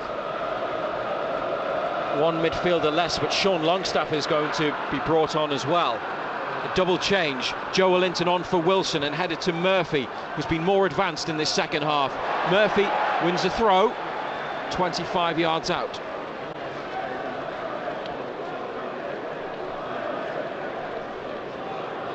(3-2) to Brentford after 68 minutes. Chair for Joelinton. He's dragged it back and turned away from Janelt, and then chipped it across to Ritchie. He's been excellent. Oh, he's been brilliant today. Yeah, he really has. And it's so good to see. Here's Alan Saint-Maximin, can't get away, goes back to Ritchie. Beats his man. Sticks it into the middle. Oh, Janssen perfectly placed to head clear. Ritchie with great desire to win one header. Canos forwards though, and Mbumo. Shelby gets across to him, inside to Canos, and looking for Tony's. Had to come out wide left for it. Good touch. Managed to get something on it to keep it in play. Cher with him. Henry for support. Tony gets a free kick. Oh! He just dangles a leg, Cher.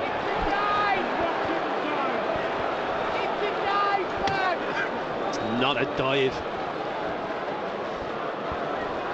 Ivan Toney gets Brentford that free kick left side of Newcastle's penalty area, very close to the line, and they wait to make the two substitutions. BBC Radio Newcastle. Newcastle 2, Brentford 3. Willock and Wilson and Murphy go into the wall, protecting the front post. Darlow is across his post at the moment.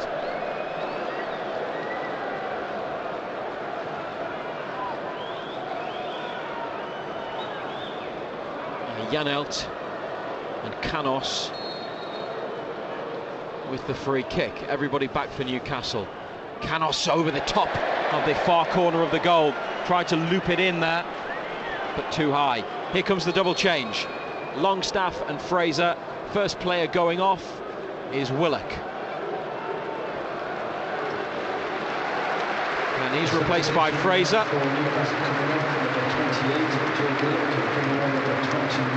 And Cher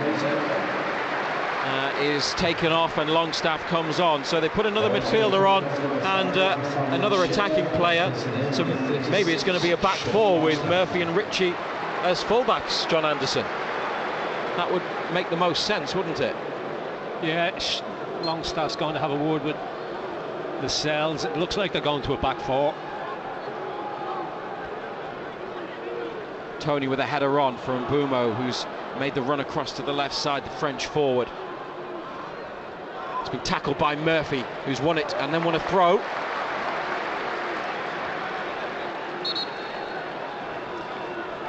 Less than 20 minutes of normal time to respond, Newcastle, and get back into it. Joe Linton to Lascelles, gives it to the goalkeeper, and volleyed away first time by Darlow onto the head of Henry.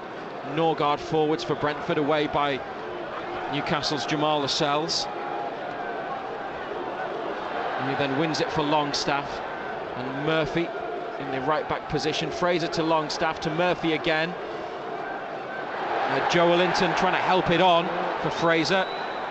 Appeals for a free kick, nothing given. Longstaff dispossessed by Norgard, and now Janelt. It's on his right, he didn't want it on his right, he wanted it on his left. Played it to the feet of Canos on the wing, and Newcastle clear it through Longstaff to halfway.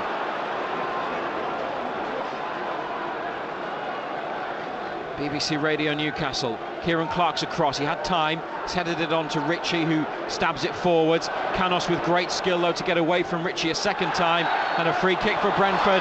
Foul by Kieran Clark. Just over 20 yards out on the right side. Just got too tight yet again, gets rolled and he just pulls him down.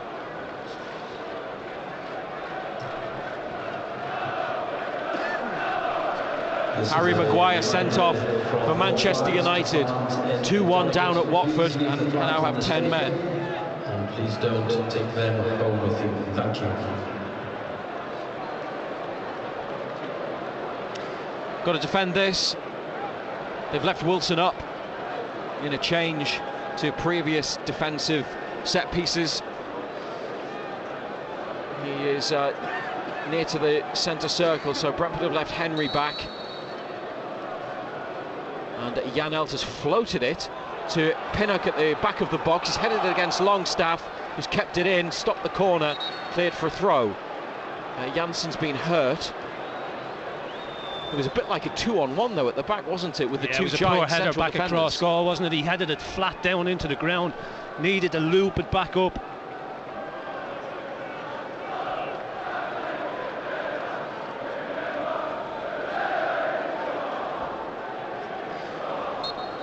Right, here it comes, the throw from Pinnock. It's not a long throw, it's straight to Onyeka, who has got Fraser with him, puts the challenge in, comes back to Pinnock, ball into the penalty area, caught by Darlow. Now, can they play quickly? Saint-Maximin running, and Wilson as well.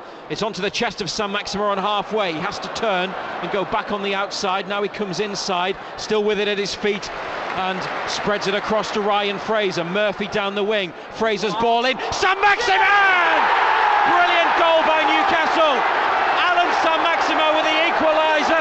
to make it 3-3 after his ball across found Ryan Fraser, who stuck it into the middle for the run of the Frenchman, who didn't give it up and met it on the volley with his right foot and low into the back of the net. Newcastle United get back on level terms for the second time today. Saint-Maximin yellow carded for his celebration. Newcastle United 3, Brentford 3. Well, it's end-to-end stuff. Well, with 20 minutes to go. Not finished yet. Squeezed it inside that near post.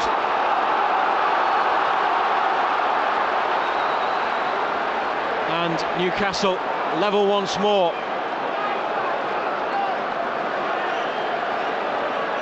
And now they're at 3-3, who can say it's been an entertaining and enjoyable game, but really? Still, well, there's still that jeopardy. It's still on a knife edge, and we don't want to tempt fate, but in terms of entertainment,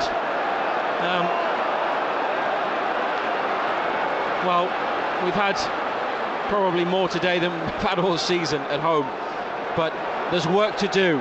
There's 75 minutes on the clock, and Brentford have shown that they're just as capable of going and scoring a goal past Newcastle as they are of letting a few in.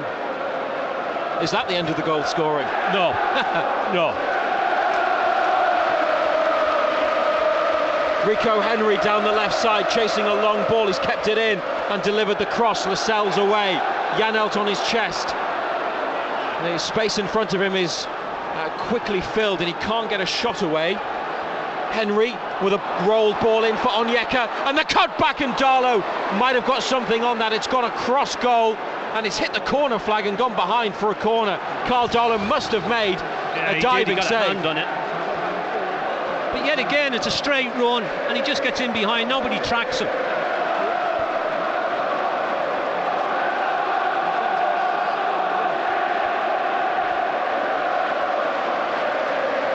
They're bringing everyone back once again, Newcastle, to defend the corner. Graham Jones is trying to shout something. There's no way anyone will hear in this noise. Janelt to take it. Canos is there if he wants to roll it short. Referee is just telling them to wait because there's something going on in the 6-yard box that he doesn't like. It's a packed 6-yard box. There are a couple of players around the penalty spot. Ritchie is keeping an eye on 3 in yellow on the edge of the area. Here's the ball in. Lascelles away. Darlow came, but luckily the skipper had nodded it clear and then volleyed over by Mbumo.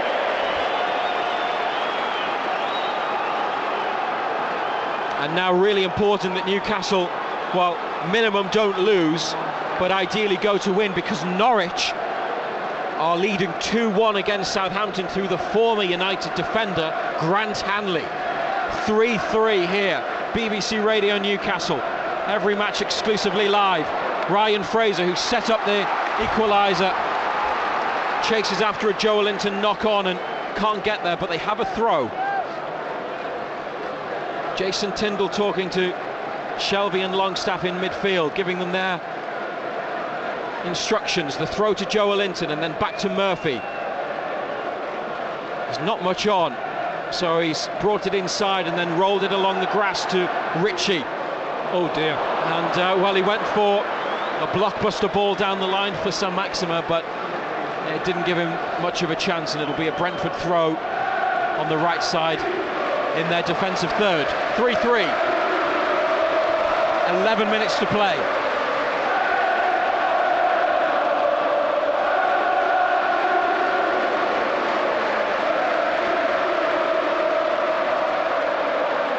It's a Newcastle throw this time, taken quickly. Joe Linton wants to go on the outside, does, finds Saint-Maximin. He's quickly shot off and crowded out by Brentford, but they have this throw. Newcastle on the left, down the line to Saint-Maximin, in the corner, another throw. A defender, 6'5", Charlie Good, is going to be brought on by the away team. Ritchie to Saint-Maximin, cleared. Now Lascelles and Tony chasing after the ball. Lascelles heads it forwards and out of play. Couldn't take any sort of chance or risk there. And going off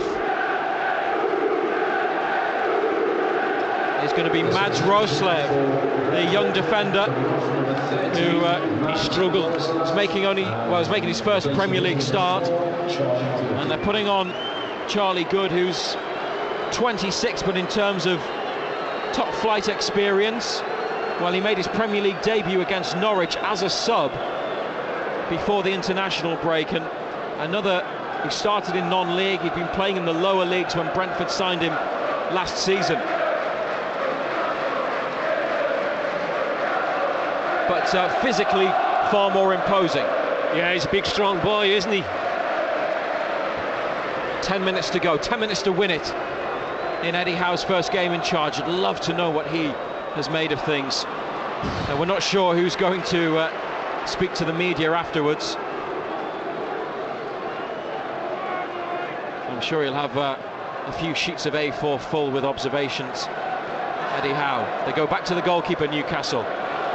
Darlow out towards Murphy, who's done really well. It's a great first touch to keep it in, because it wasn't the sort of ball that he wanted. Longstaff into the centre towards Joelinton, won back by Brentford. Mbeumo to Onyeka, who scored a goal, deflected goal, and has caused one or two problems, the midfielder. Norgard inside, Janelt looking for a 1-2 with Mbeumo, won back by Newcastle. Saint-Maximin away from Canos, away from Norgard. Joelinton to the right, Saint-Maximin plays it in. Here's Joelinton, turns, he slipped. Has he been brought down? He stayed down, Joelinton, and the chance has gone. Well, what a game he's had. He could have won it there, but he couldn't get the shot away. Saint-Maximin is down, I think, with cramp. Brentford have a player down. Tony playing on at the other end, trying to attack. He's outnumbered 6-1. Saint-Maximin needs help, but Newcastle are going to play on. Fraser over the top looking for Wilson. Pinnock chasing. Keeper comes and takes it at the edge of the penalty area. Was Joelinton fouled, or did he just slip? I thought he slipped. There wasn't many appeals, was there? What a great chance to win it. Oh, huge chance. Huge chance. Break was great.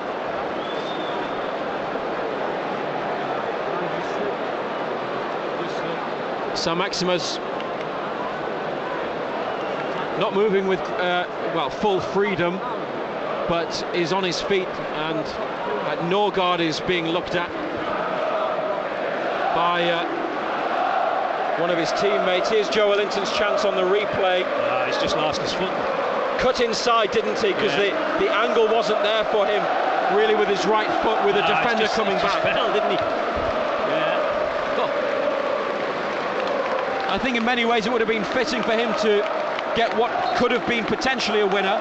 I say that because there's still 7 minutes plus added on time to go, and 3-3 the score after the great game that he's had, but there's still time. Saint-Maximin's got to come off and then come back on. What's happened to him?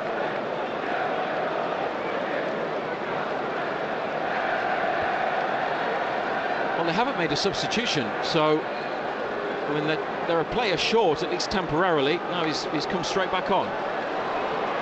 Miguel Almiron's been called for by Jason Tindall. Brentford back to Alvaro Fernandez. BBC Radio Newcastle, give us a ring, 0800 234 6565, or text 81333 and put BBC at the start of your message. It's a throw left side on Onyeka. It's Almiron gets ready to come on. Janssen across to Good, closed down by Saint-Maximin. Oh, he's slipped, and then ball down the line's gone out. Newcastle are going to... Are they going to make the change before they take the throw? No. They're going to take the throw, which Shelby does. Gets it back from Ritchie. And from left, it comes over to this near right side. To Jacob Murphy. Ryan Fraser brought on earlier in this second half towards Joelinton.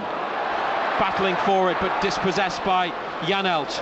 And Toney, 3-on-3 now for Brentford. Ivan Toney, here's Mbumo, big chance. Ryan Fraser got a toe onto the ball to stop Brian Mbumo getting a shot away. And it's gone out for a Brentford throw, but that could have been 4-3. It's crazy. Crazy stuff. Norwich are winning. That's the problem today, as far as Newcastle are concerned. Drawing 3-3 with 5 minutes of the 90 to go. Almiron still waits. Good, it's come on. The defender and takes a long throw. Joelinton header away. Wilson chasing. Henry back out to Good on this left side. Down the line. It's away from Janelt. Joelinton's onto it. Gets it to Shelvey. And he turns back inside and then back outside and has conceded a throw. Burnley also down there, like Newcastle, drawing 3-3 at the moment. They're playing Crystal Palace. Let you know if there are any other goals in the other games, particularly those two key ones, as Brentford prepare through Charlie Good. This long throw towards the near post. Shelvey onto the chest of Fraser and volleyed away, and Sam Maxima chasing, and the keeper's come almost to halfway to get there and send it forwards. Possible offside, but Joelinton's won the header anyway. And here's Fraser. It's all a bit stretched. Lovely ball inside to Longstaff, and now Shelvey, and now they play forwards, and it's on the diagonal to Alan Sam Maxima, who's brought it down beautifully. Ritchie on his outside. Sam Maxima's gone for it, and it's blocked. He's fancying a second goal of the game there. Here's Joelinton to Shelvey. Still on the attack, Newcastle. Fraser's ball clipped in towards Wilson. Couldn't connect with it. And Canos keeps it in. And sends it up to halfway, but Shelvey intercepts. There's more. Plenty of intent from Newcastle. And no lack of urgency as Shelvey floats one onto the chest of Fraser, inside to Murphy. Aston Villa through Ollie Watkins lead Brighton 1-0 in Steven Gerrard's first game. Here's Fraser, another ball in towards Wilson, chested down, back to Callum Wilson, deflected behind for a corner on the near side. Oh, they don't know. Oh, it's got to be a corner. They've given a goal kick. The assistant had no idea. The referee stood right beside it. He can't be expecting his assistant to do it. Referee's 2 yards away from it. Referee looked straight at the assistant. They couldn't decide. Wilson complains. That's what the supporters think of the decision. Coming off, number 27, Vitaly Janelt, replacing him, number 26, Shandon Baptiste. So Vitaly Janelt is going off for Brentford. And Shandon Baptiste, a midfielder, like-for-like change. Is on in his place, and we're into the 89th minute on BBC Radio Newcastle. 0800 234 6565 is the number to ring. We'd love to have you on our phone in to talk about the game and any other Newcastle topics. Away it goes from the back from the visitors. Longstaff's got it in midfield. It's come for Shelvey over the top, but Wilson had come back and then couldn't chase after it as it goes through to the goalkeeper. They still haven't made the change to bring Almiron on. They might well have just abandoned the idea.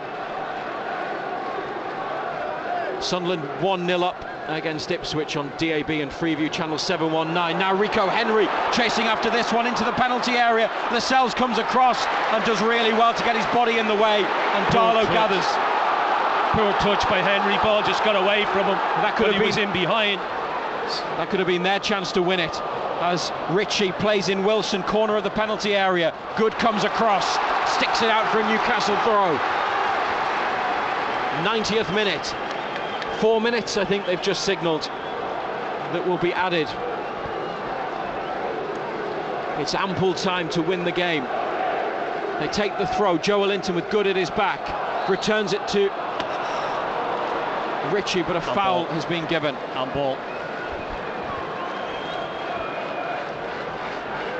Well, maybe they won't get a better chance to seal the game and get 3 points than when Joelinton was played in and cut inside and slipped, but there's still hope for them. Norwich remain 2-1 up on Southampton. So Newcastle are bottom as it stands. Fernandes, as the clock ticks on to 90, and 4 minutes have been added, a minimum of 4. The fourth official has indicated Tony challenged by Longstaff, good challenge, and now Joelinton and Wilson on the right side. Brentford have bodies back, Newcastle attacking. Callum Wilson away. Wilson, just over the top at the near side. Wrong decision. Poor choice.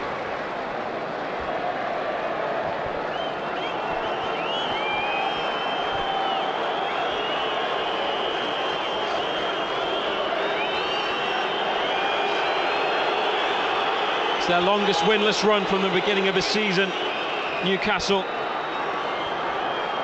This is their 12th match of the campaign. Only 2 teams in Premier League history have stayed up, having not won any of their opening 12 matches.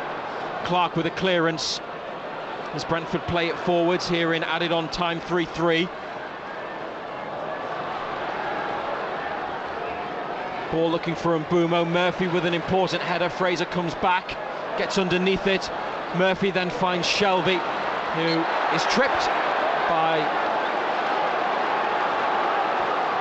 Baptiste. And forwards towards Wilson, but he can't keep it in. It's a throw on the left for Brentford. In their defensive third, they have a player on the floor with cramp.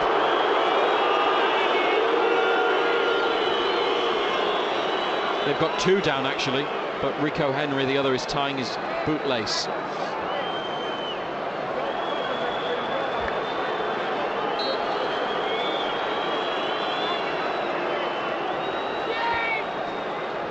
Throw is taken, and then sent forwards by Shelvey as Newcastle get it back. Wilson can't bring it down, and Fernandes picks it up. Watford lead Manchester United 3-1. Here, 3 apiece, and we're halfway through the minimum 4. Lascelles rises and wins it behind Tony, then another header.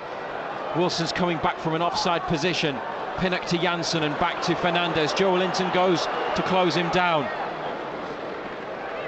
Jacob Murphy wins it in the air. Fraser to Lascelles, helped forwards. Wilson backs into the defender. Henry away. Norwich have won 2-1. Newcastle going bottom unless they can get a late winner in the last minute and a half here. Clark back to Darlow. Bit of a risky ball, and Mbumo chased it. Ritchie down the left wing, fired at San Maxima. They have a throw just behind the halfway line. Running out of time, Newcastle. Ritchie to Longstaff, back again, under pressure. Clark, forwards to Ritchie, takes a touch, opens up his body. Wilson chases this. It goes down the left wing, Janssen across. Oh, and he's conceded a corner. Wilson puts the ball onto the spot for the corner kick. And you'd much rather, surely, there's always the threat of the counter-attack, but you'd much rather have a corner in the 94th minute than be defending one.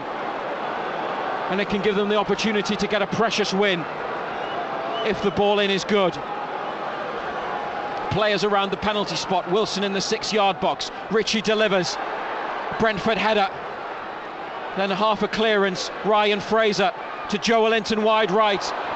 Joelinton crosses blocked. Referee has a look at his watch. Fraser to San Maxima.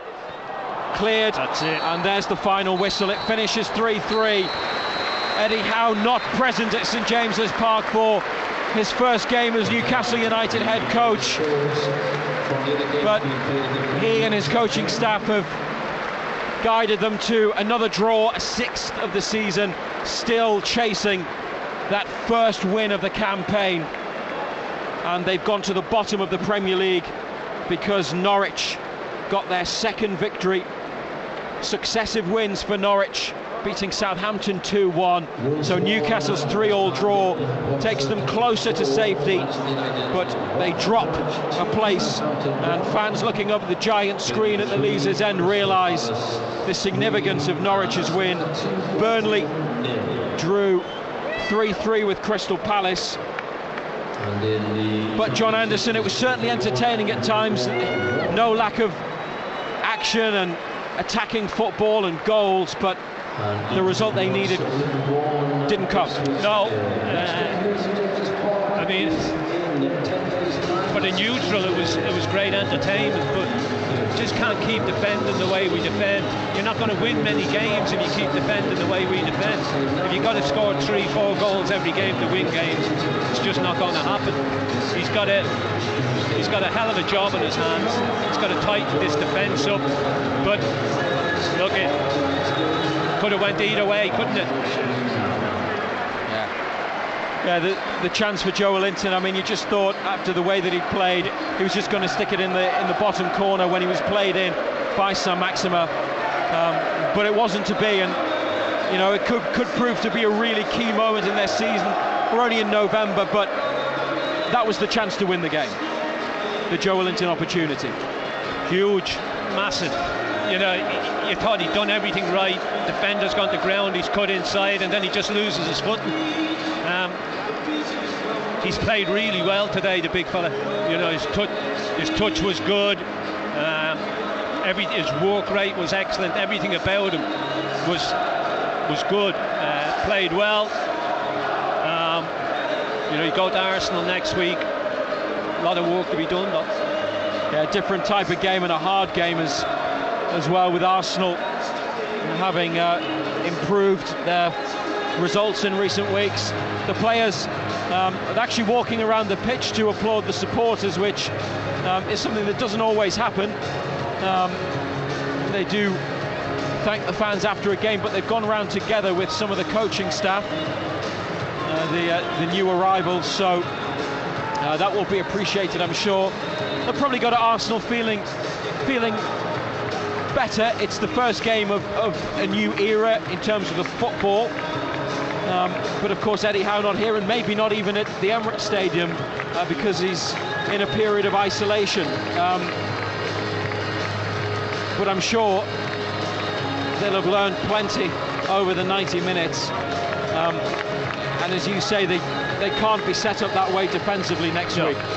No, or perhaps in any other game. But they're going to have to defend better. It's as simple as that. And we've been saying that all season. You've got to defend better. We can't keep a clean sheet. You know, we've scored 3 goals at home today, and we still haven't won the game. You know, and that's the problem. Are you going to be able to score 3 goals every game? Probably not. You know, but so we've got to defend better. He's got to tighten it up. How he goes about that, I do not know. Defensively, we're poor. You know, well, we're just wide open. Teams can easily get at us the way that we played today. I'm not being disrespectful to Brentford, but Brentford were great. Brentford were there for the taking, you know, and we still couldn't see them off. BBC News at 7 o'clock. This is Andrew Peach. Boris Johnson has set a goal to offer COVID booster jabs to every eligible adult in England by the end of January. The Prime Minister said the vaccines, along with increased restrictions, including mandatory mask wearing in shops, would buy scientists time to study the new Omicron variant. Speaking alongside Mr Johnson at a Downing Street news conference, the Health Secretary Sajid Javid urged people to accept a third dose when contacted by the NHS. These defences will only keep us safe if we use them. This is a national mission, and we all have a role to play. If we want to give ourselves the best chance of a Christmas with our loved ones, the best thing we can all do is step up, roll up our sleeves, and get protected when the time comes. As part of the vaccination programme acceleration, the waiting time between a second dose and the booster has been cut to 3 months, while children aged between 12 and 15 will be offered a second jab. Severely immunocompromised people will be contacted about a fourth vaccination. The Chief Executive of the NHS Confederation, Matthew Taylor, says the scale of the task will put even more pressure on NHS staff. I think if we have a fair wind, yes, we can crank this programme up in the way that we need to. But I do think we also need to recognise that it will have consequences for already stretched health service. So, yes, I think we can do it, but to do it will have other consequences. One of the founders of a neo-Nazi group has been convicted of remaining a member after it was banned 5 years ago. Ben Raymond, who's 32 and from Swindon, helped to set up National Action, which was outlawed after glorifying the murder of the MP Joe Cox. He'll be sentenced on Friday. Engineers are still working to restore power to thousands of homes in parts of Scotland and the north of England in the wake of Storm Arwen. Boris Johnson said most households that had been affected had now been reconnected to the grid, but he said the number still without service wasn't good enough. I want to reassure everybody that we're working as hard as we can to get power back to those homes. All I can say is that the gusts were going at 100 miles an hour, and talking to the people who operate the grid, they say that there was nothing that they could do about it, but we are doing everything we can to restore power. The former Liverpool and Arsenal player Ray Kennedy, who was diagnosed with Parkinson's disease in 1991, has died aged 70. He scored 3 times in 17 appearances for England. The former Liverpool striker John Aldridge has paid tribute, saying Kennedy was a magnificent player and a lovely bloke. The weather, heavy rain spreading eastwards across much of the UK tonight, clearing later with a mix of dry skies and scattered showers. Low temperatures 10 Celsius in London, 9 in Cardiff, 5 in Edinburgh and 6 degrees in Belfast. BBC News, it's 3 minutes past 7. Welcome to a new podcast, You're Not My Mum, The Stepmom's Side. Stepfamilies are rapidly on the rise. We'll be talking openly and honestly about some of the complicated emotions and uncomfortable situations we're often placed in. When there are 3 people co-parenting, it's just a more complex machine. This is a podcast for anyone who is a stepmom, loves a stepmom, or is just a little bit step-curious. Inside the bracelet was engraved, "Thank you for loving me as your own." Sorry, it still makes me nearly cry. You're Not My Mum, The Stepmom's Side. Out now on BBC Sounds. This is 5 Live Sport with Kelly Cates. It's a bottom-of-the-table 6-pointer as Newcastle take on Norwich. Eddie Howe's side are looking for their first Premier League win since May. He's going one way and then the other. He's delivered the cross. Callum Wilson at the near post. A Newcastle United lead, but it was all to do with the mesmerising wizardry from Sam Maximan. A win for Norwich would mean 4 Premier League games unbeaten for the first time since 2013. Lots of people have already written Norwich City off before the ball was kicked this season, but we know within that squad now that we're building something and we need to continue to build. We also have second-half commentary of Leeds against Crystal Palace, with only 4 points separating the teams in the table. Edouard just outside the D and attack the Arsenal penalty area now. Shoots and finds the back of the net. What a goal! Dan James pops up at the far post, sticks it away for Leeds United, and that they thoroughly deserve. From BBC Sport, this is 5 Live Sport. Hello, good evening. Welcome to 5 Live Sport. So, not 1, but 2 Premier League commentaries to bring you. At 7:30, it's Newcastle against Norwich. And at the conclusion of that match, we'll join second-half commentary of Leeds against Crystal Palace. That game is also available on the BBC Sport website and app as well. Kick-off is at 8:15. We'll be joined by former Leeds midfielder Michael Brown and ex-Chelsea winger Pat Nevin very shortly. And you can always get in touch with the show as well. You can text us on 85058. The texts are charged at your standard message rate, or you can send us a message or leave a voice note via WhatsApp on 08085 909 693. Or you can get in touch with us on social media via @BBC5Live. Visit bbc.co.uk/5live-terms for our terms of use. So there's lots of live sport to keep you across this evening, as well as our commentary games. England are hosting Latvia in a Women's World Cup qualifier at Doncaster Rovers Keepmoat Stadium. They've won all 5 of their group games so far without even conceding a goal.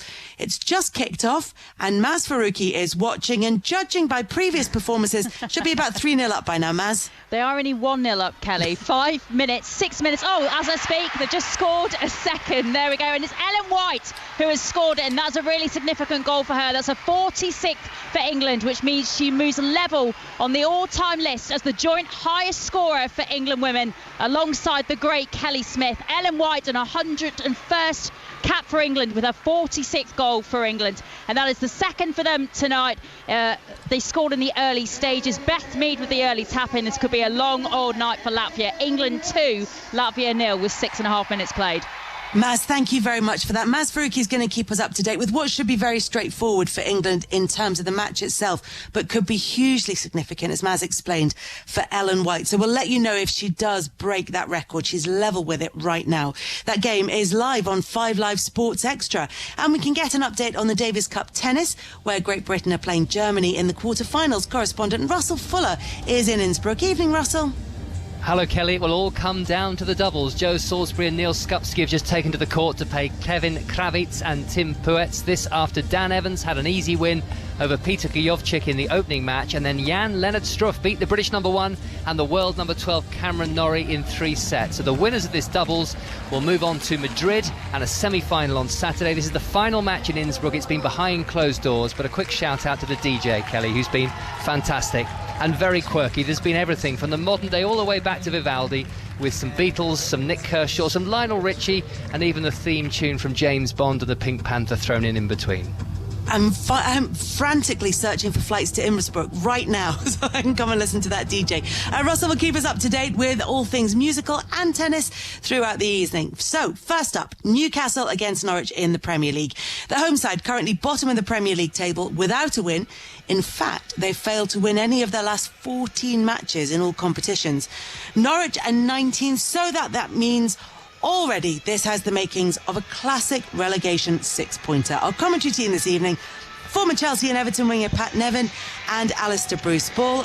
ABB, let's start with the teams. Good evening, Kelly. First thing to tell you is it's a remarkably mild night in the northeast. I've actually taken 2 layers off since. I know, unbelievable. I've taken a jumper off and a coat off. I came prepared for a chilly November night at St James's Park, and it really is. It's a lovely evening. Huge pressure game, as you say. The first time Eddie Howe's actually physically going to be in the dugout here at St James's Park, because his first game in charge, the 3-3 draw against Brentford, he had to sit out with COVID, watch it remotely, pass on the instructions. So it'll be a very different experience this evening. And as we're about to discuss, one of the most important games for Newcastle in recent memory. What's not ideal for Eddie Howe in terms of the team news on that front is he's missing 2 of his regular back 4. Jamal Lascelles and Matt Ritchie are both suspended. Kieran Clark comes in at centre-back. Former Norwich man Jamal Lewis comes in for a first Premier League start of the season, and Javi Manquillo is chosen at right back ahead of Emil Kraft. 2 changes for Norwich. They're missing key men as well. Matthias Norman in central midfield, and Melot Rashica, the Kosovan international, both absent from the squad this evening. So Lucas Rupp starts in midfield, and the young Greek international Christos Cholis will play, I think, one side of Teemu Pukki, with the young American Josh Sargent the other side. So, Pat, really intriguing game ahead tonight, particularly with Eddie Howe being in the dugout at St James's for the first time. We've got managers at new clubs, both teams fighting hard against relegation. Is this already a must-win game? Michael, let's ask you first. You've just thrown me there, Kelly, straight under. I was waiting for Pat's answer on a must-win game. Do you know what? I was thinking that, and then I was like, I don't know. Let's go for Michael. He's going to be at Leeds Crystal Palace later on. That's exactly the question I was going to actually say to Pat as well, looking at it, and we discussed it earlier, viewers, production team on the programme, and if they lose this game, is that Newcastle relegated? I mean, it's that ridiculous, the state they're at now, the points difference, the margin that they've got to make up. I wasn't fully sure about Eddie Howe's sort of comments after the game saying, well, they showed promise, there's something to work with. it didn't really convince me that I felt totally convinced of the situation. Got a couple of games now, but then the fixtures over December are really, really tough for them. They've got to find a way of playing, and everybody's looking to January, aren't they, to see what type of money they're going to spend. I mean, they could probably take in so many players coming in January, but the situation they're in, who are they going to be able to attract?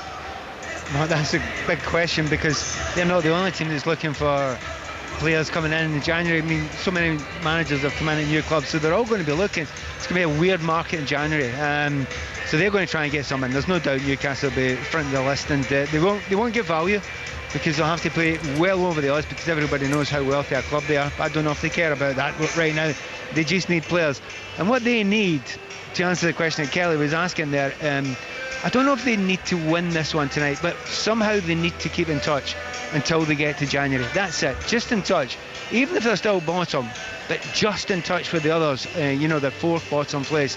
And then they hope that they can get the right sort of buys, because the team that they've got just now doesn't look as if it's going to be good enough to stay up. But that's not the point. The point is to stay in touch. So for them, they wouldn't want a draw tonight. But, if they got a draw tonight, it would kind of keep them a little bit in touch. I actually think Norwich, it's a horrible one for them to lose tonight, because they've not got that to look forward to in January. I don't think they can get those numbers of players and increase the ability of the squad. Certainly they've had a lift recently with Dean Smith, there's no doubt about that. He's brought a lift to them, and they just need to keep on that, going with that form. But I think we all know the problem with Norwich. They just don't score quite enough goals, do they?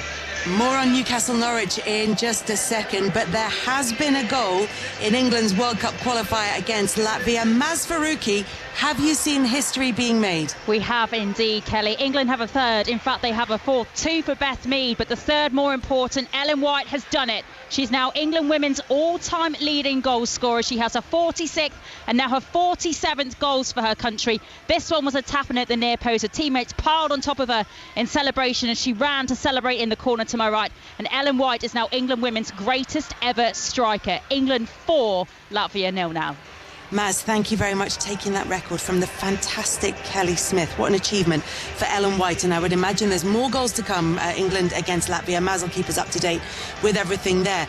Pat, as you're saying, for Newcastle, this could be not a game that they could lose, but they do have things to look forward to in the future. They do have money to spend. There might well be transfer activity in January. Eddie Howe's birthday yesterday as well, so small celebrations for him as well. Tonight is going to be the first time that he'll be in the Newcastle dugout since taking over the managerial role.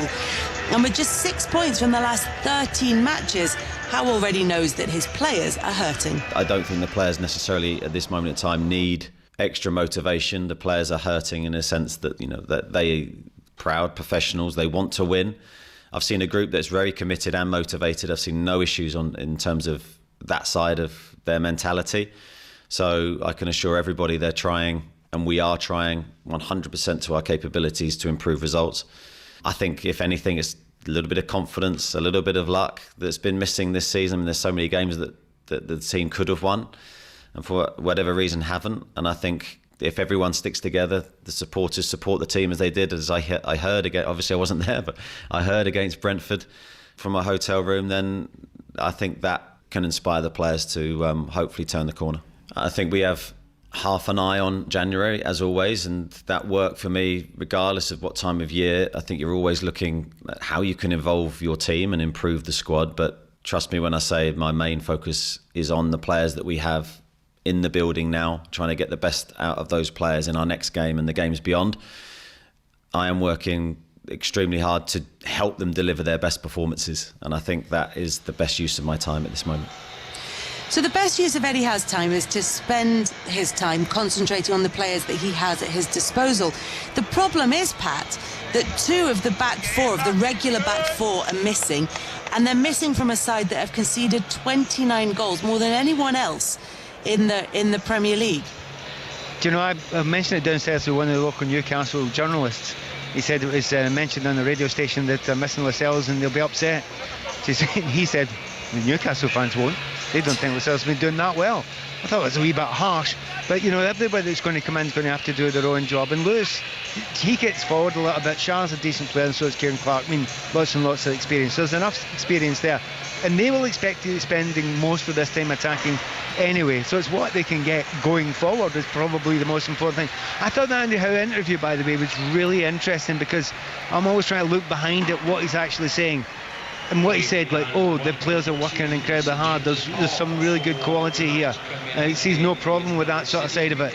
Yeah, he's working on their confidence, even when he's talking to us on the radio, isn't he? And he has to work on their confidence, because it's definitely been down. And he's also working the crowd as much as he can as well, saying they're a big part of it, and they're going to be a big part of it tonight. I was here the day that the big takeover happened against Spurs, and it was electric, absolutely electric, for 10 minutes, and then it was dreadful after that. So he needs to make sure that he gets those fans up, and what he's trying to do just now sounds the right thing. You've been in that dressing room, Pat, with those players. They've been beat up for such a long time. They've been playing in a system that's quite defensively minded, in a setup that you're not sure where it's going, and unrest in the stadium. You look at the fixtures, you look at the table. You sat there as a player known as well. In January, there's going to be more players coming in. Are they really going to be still wanting you to go and carry on? But you look at the next fixture, home to Burnley, then they go Leicester City, Liverpool, Manchester City, Manchester United, Everton away before they get to this window.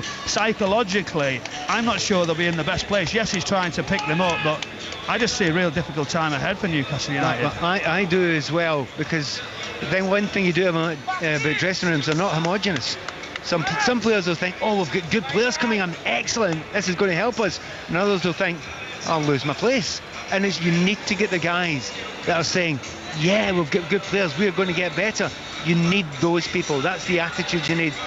You're right, we absolutely know that's not the case with everyone, because they're human beings, and some of them are, as you say, lacking confidence not only in their own ability but in the future too. So a bit of confidence lacking for Newcastle United. For Norwich, they've picked up 4 points from 6 under Dean Smith. They're 3 points from safety still, but Smith knows that Newcastle have a lot to play for as well. There's obviously pressure on themselves, because they haven't won a game yet this season. They've got new ownership, they've got new management.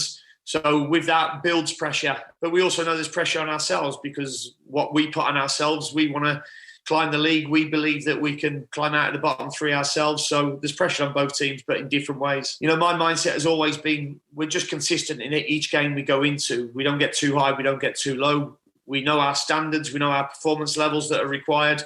And it's pretty much that we have a mindset that each game we go into, there's a respect of the opposition, but no fear. Lots of people have already written Norwich City off before the ball was kicked this season. But we know within that squad now that we're building something, and we need to continue to build. No doubt there'll be, hazards on the road, so to speak. But we have to overcome that all the time and build up that consistency.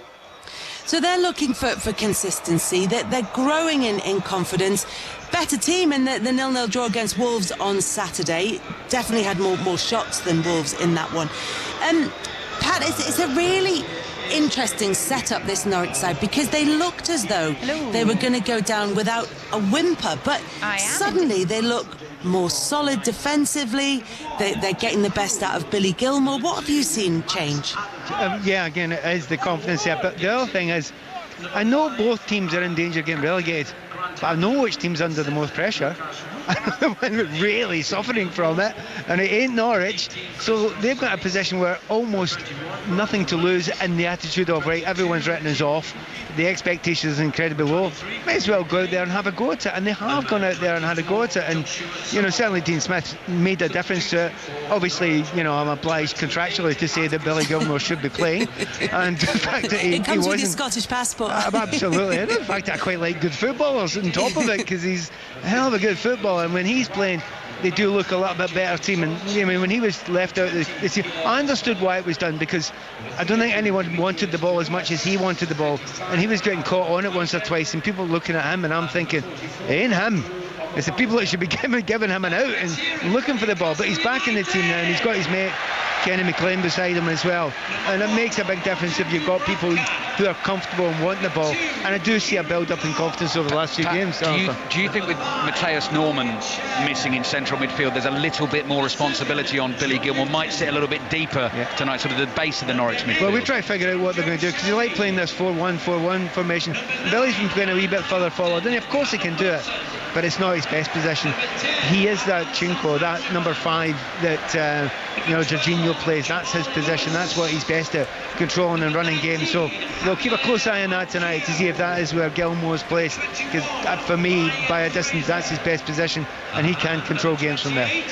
Well, let's see if he can make some differences for Norwich this evening. There is St James's Park. Newcastle against Norwich kicks off in about 10 minutes' time. Pat and Alistair Bruce Ball are part of the commentary team there, but after the conclusion of that one, we'll join second half commentary of Leeds against Crystal Palace. We'll also keep you up to date with everything that's happening this evening.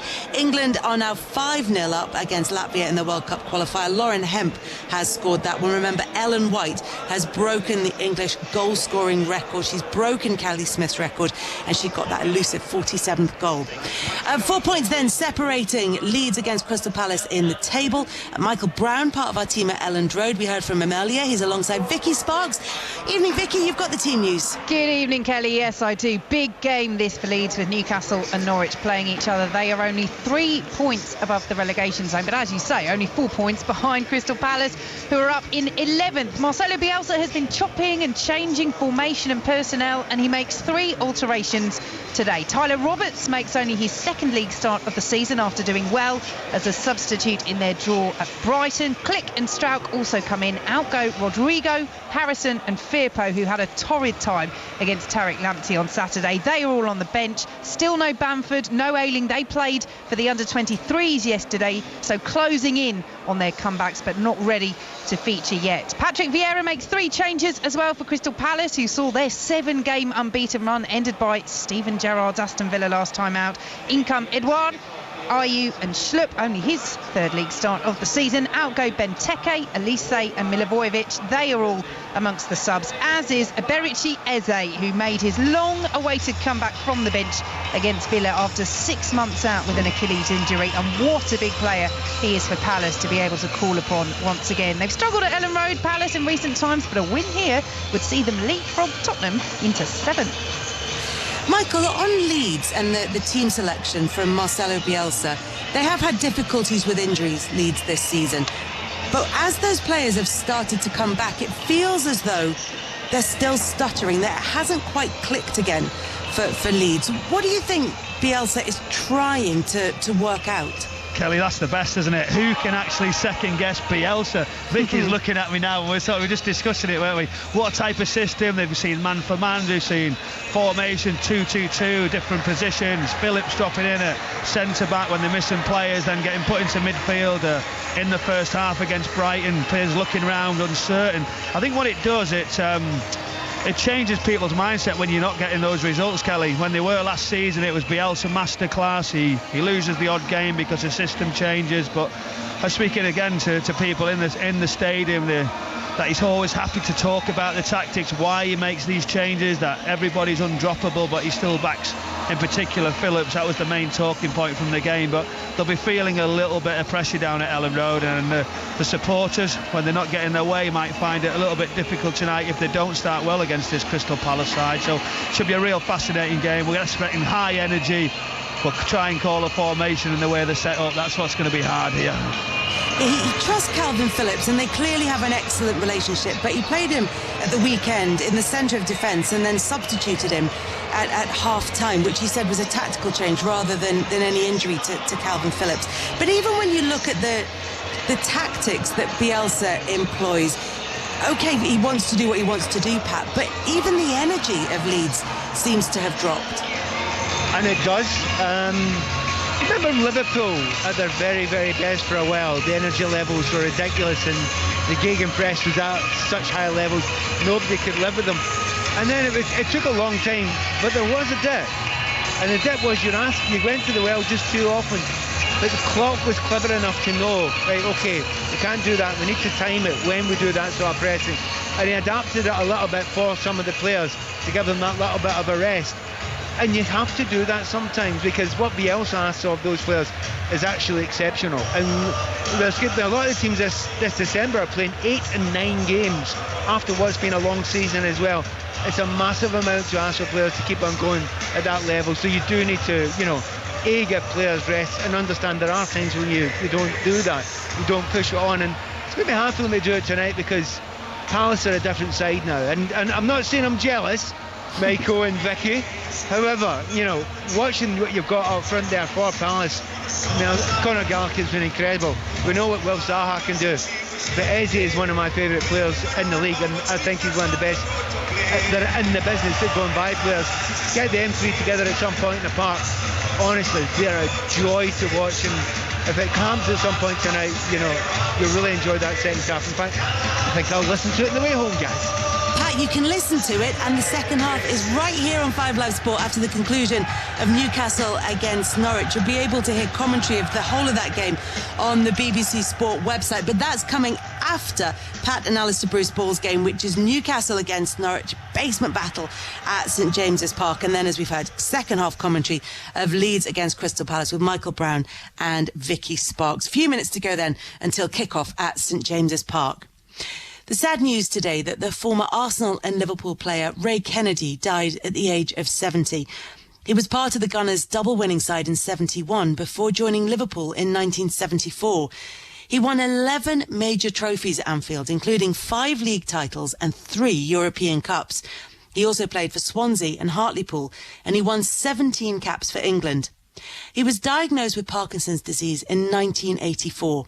Arsenal called him one of the giants of 71, while Liverpool described him as legendary and said the thoughts of everybody at Liverpool Football Club are with Ray's family and friends at this sad and difficult time. We'll have more on Ray Kennedy at half-time. And, of course, further sad news today that the former Coventry City manager John Sillett has died. He was 85. He was co-manager with George Curtis when Coventry won the FA Cup in 1987, beating Tottenham 3-2 in one of the all-time classic finals. And as sad as the passing of both those men is, they have inspired us to go and reclaim those classic memories and relive those memorable moments. They'll be hoping for memorable moments this evening. Newcastle taking on Norwich first of all at St James's Park.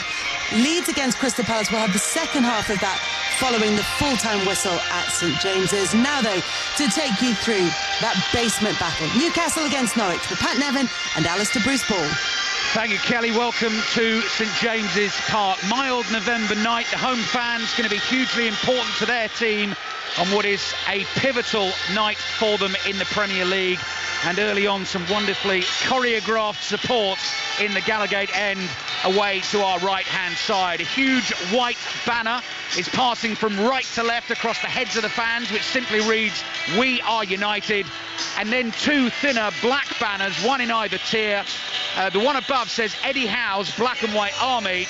The one underneath says "Make each day your masterpiece." Eddie Howe, manager at Newcastle United, physically here as manager for a Premier League game for the very first time. And here he is out on the field. He's marched about 10 yards onto the pitch, and he's turned 360 degrees and applauded all the Newcastle fans who are desperate for a win tonight. Pat, the stats say, we can get in debates about the semantics of must win. The stats say it's must win for Newcastle because any team that has failed to win their first 14 Premier League games in a season has never survived relegation. So that is why the stats say it's must win. I know Alan Shearer as well, in his column on the BBC Sport website, has said if Newcastle don't win this game, and equally don't beat Burnley here on Saturday, he doesn't feel Newcastle have really any chance of staying up.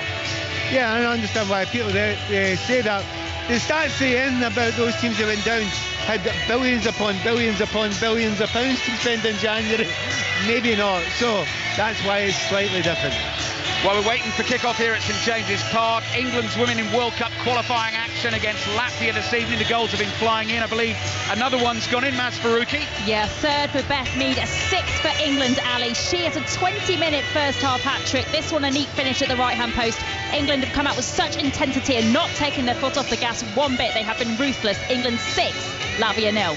Spain-Scotland kicks off at 8 o'clock in the Women's World Cup qualifiers. France-Wales at 8:10. Newcastle players break out of a pre-match huddle. Huge night for them. They start bottom of the Premier League without a win in their first 13 Premier League games. Their worst start to a league season in their history.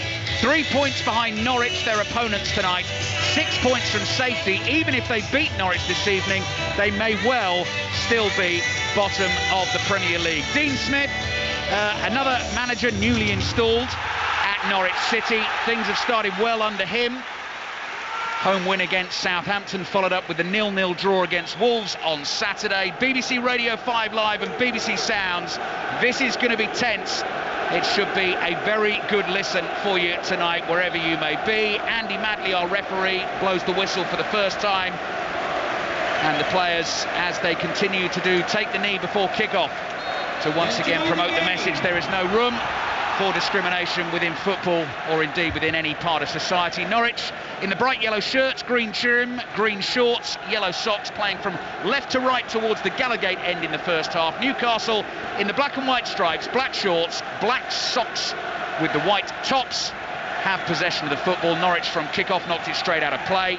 3 changes in this Newcastle team tonight. Long diagonal ball for Jamal Lewis. The chase is well beyond him, and it goes out for a throw into Norwich inside their half on the right-hand side. Leeds Palace kicks off at 8:15 tonight. We've already had the team news from that one.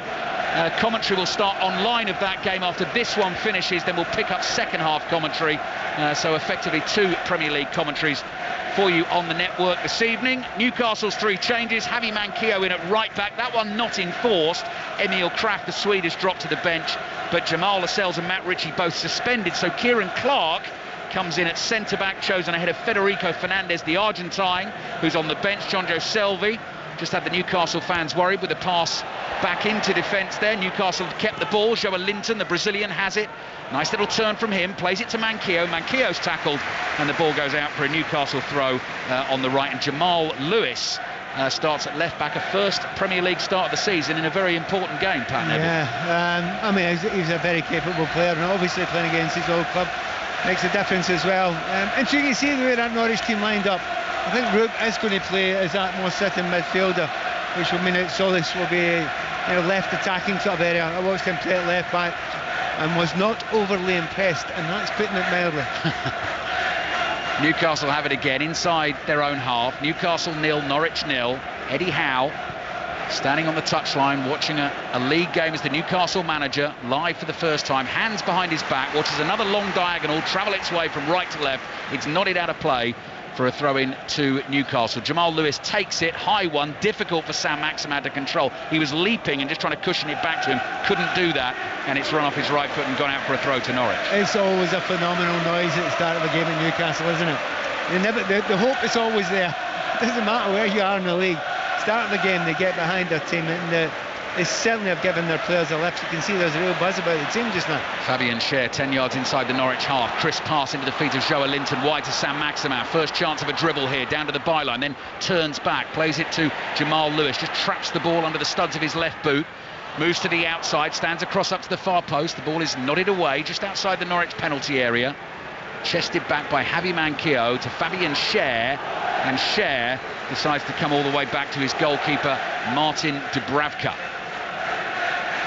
It's a comfortable position though, isn't it? I mean, you expect them to boss the game to some degree, but that's the way Norwich can play. They'll just sit back, and if they can break, use Pookie's pace whenever they possibly can. Interesting, the first time St Maximin got the ball, he just looks lively, doesn't he? He does. Shelby with another diagonal ball, this one left to right. Manquillo chests it down, very nearly got past Brandon Williams, the Norwich left back. He was able to get something on it, gets it back to his goalkeeper Tim Krul, clears to the halfway line. Ryan Fraser gets his first touch of the evening, stocky little figure, ball runs away from him, has to commit the foul there in a little strongly on the 19-year-old Greek winger Christos Solis. So your Newcastle team, Dubravka in goal, Manquillo's at right back, Jamal Lewis at left back, Fabian Schär and Kieran Clark, the 2 centre-backs tonight. Ryan Fraser wide on the right, Sam Maximan on the left, Shelvey and Joe Willock in central midfield, with Joe Ellington and Callum Wilson up front. And as I was saying to Pat before the game, something we've got to keep an eye on with Callum Wilson. He's sitting on 4 yellow cards. Huge game, another huge game here at the weekend at home against Burnley. Callum Wilson does not want to get booked this evening because the next booking, the 5th of the season, incurs a 1-match suspension. Rupp running forward with the ball for Norwich inside Newcastle territory, has to come back to Brandon Williams, and Norwich turn and come back into their own half. Here's Grant Hanley, who did have one season as a Newcastle player before moving on to Norwich. Aarons into the feet of Josh Sargent, hassled by Jamal Lewis. Aarons plays it back to Hanley. Hanley has the ball at his right foot in his white boots, clears it down the inside right channel, headed away by Kieran Clark. Now John Joe Selby's got time to look up here and try and pick a pass. Finds Wilson, great first touch, into the feet of Fraser, shot deflected. Joelinton heads it neatly to his left, finds Sam Maxima. Norwich stand off Sam Maxima, which can be a dangerous thing to do. He works the ball back to Shelby, hits the shot flying high, aiming for the top corner, just got underneath it, and it goes over the crossbar for a goal kick to Norwich. Just love the pace that Newcastle are playing at just now. So often you've seen them do that, start games 10, 15 minutes, so exciting, high pace, and then it just drops off. They have to keep this going, they have to keep their fans behind them. For Norwich, it's just surviving this first 10 or 15 minutes. It's feeling like a bit of an onslaught at the moment, and massive excitement around this place. You mentioned before you took 2 layers off. I hope some of the Newcastle fans don't do that. It'll be ex-certificate around here. It can be sometimes, Connor. Here's Krul, clears with his left foot. Former Newcastle man, of course, Tim Krul, the Norwich goalkeeper. Josh Sargent, the young American, with the curly red hair, jumps to flick a ball on, cleared by Kieran Clark. Joelinton tries to lay it off to Sam Maxima. Aaron slides in.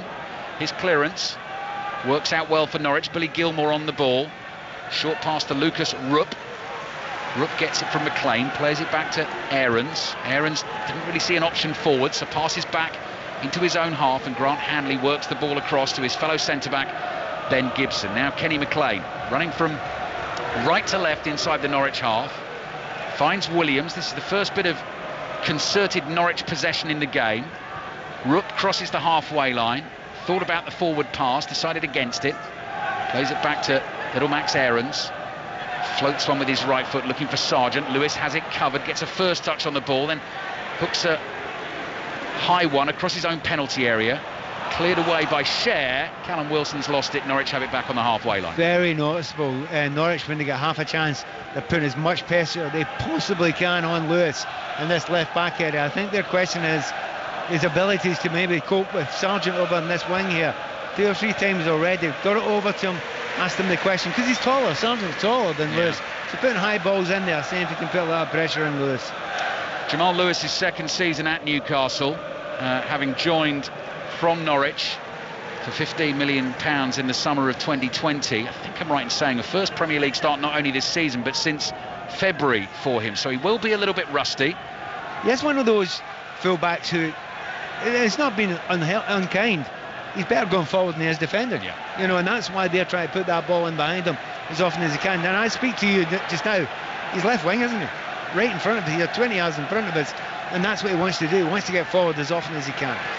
7.5 minutes gone in the first half at St James's Park on a hugely important night for both of these clubs. But as Pat Nevin was saying ahead of the game, real pressure on Newcastle tonight. Manquillo battling for the ball, wide on the right, tackled, wins a throw-in. Ryan Fraser bursts into the penalty area, gets on the end of the throw, well covered by Kenny McLean, slides in, knocks the ball behind.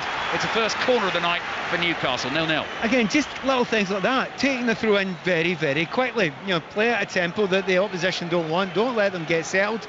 Now, time's gone past, you watch Newcastle, and there was an uncertainty about that. You know, everything was a bit sluggish and a bit slow. Not seeing that yet, but then again, we're only 8 minutes into the game. First set piece of the game then for Newcastle. Ryan Fraser with the corner into the near post. Ball is loose at the moment inside the Norwich penalty area. Hacked away. Sargent is there in the left back position.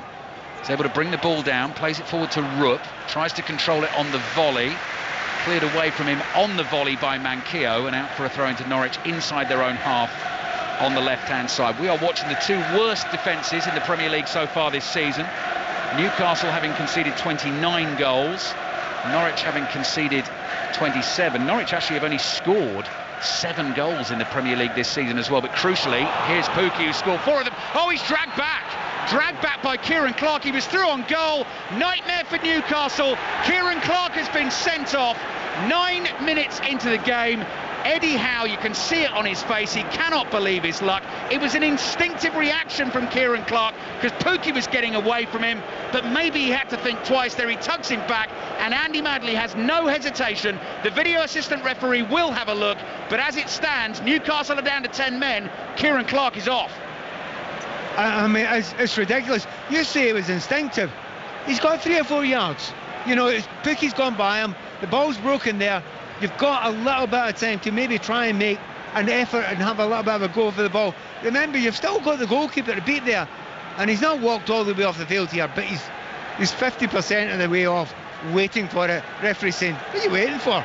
You're off, mate. Yeah, he's given him the nod. It's been checked by the video assistant referee, Lee Mason. I mean, there's half-hearted booing from the Newcastle fans, but anyone who knows their football and saw that incident will know that has to be a sending off. Pookie's not the quickest. He was away. He was through on goal. Doesn't matter. He was. Now, he's not exactly dragged a whole big bunch of his shirt back there, but he's put his arm across him, and there is no question about it whatsoever. Nightmare start for Newcastle. More adversity for Newcastle and Eddie Howe. Federico Fernandez is getting stripped off. Free kick for Norwich. Billy Gilmore whips it over the wall. Good flying save by Martin Dubravka. Gets 2 hands to it and palms it behind for a corner. Yeah, he's got it up and he's got it down. I mean, he's got it in towards the corner. Maybe not quite enough power on it there. Decent enough save for Dubravka. I would expect him to save that. Huge opportunity for Norwich City as well, starting this evening on 9 points, 3 points behind Leeds. Leeds at home to Crystal Palace. That one kicks off at 8:15, so Newcastle immediately going to make the change. Ryan Fraser is having to make way. No complaints from him. He understands the decision. He applauds the Newcastle fans. Frustrating night for him. Hugely frustrating for Eddie Howe. He apologises to Ryan Fraser. Nothing he can do. Got to get another centre-back out there. And Federico Fernandez, who hasn't featured, I think, since Steve Bruce has left the club, but is quite popular with the Newcastle fans. He's got a big job on his hands tonight. Very popular way he came on there. You thought the Newcastle fans would be stunned. A huge roar of approval seeing him back, man. Corner, Billy Gilmore, right under the crossbar. Good catch by Martin Dubravka. Quite often you see keepers try and punch that or flap it with both hands, right under his crossbar. Vicious dip and spin on the ball. Caught it cleanly, Dubravka, who's in a sort of light and dark purple combination. I'm going lilac.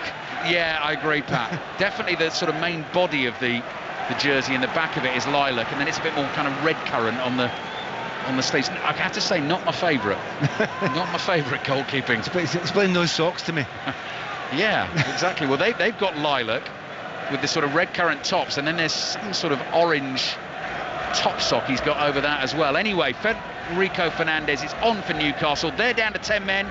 If you are just tuning in, Kieran Clark sent off within the first 10 minutes for dragging back Teemu Pukki after Newcastle had actually given the ball away to Pukki and given him a run on goal. Eddie Howe knew this wasn't going to be easy. Sam Maximin always exciting the fans.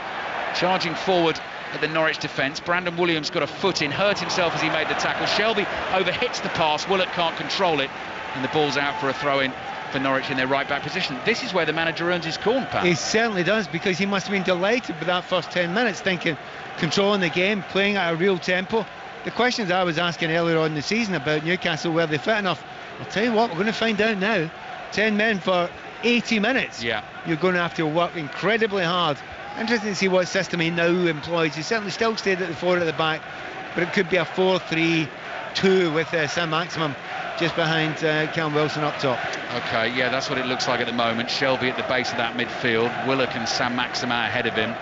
Lot of hard work ahead for Newcastle United tonight. Bottom of the Premier League, without a win in their first 13 games, 6 draws and 7 defeats, and already down to 10 men in this one. And Norwich sensing an opportunity. Unbeaten in their last 3 games.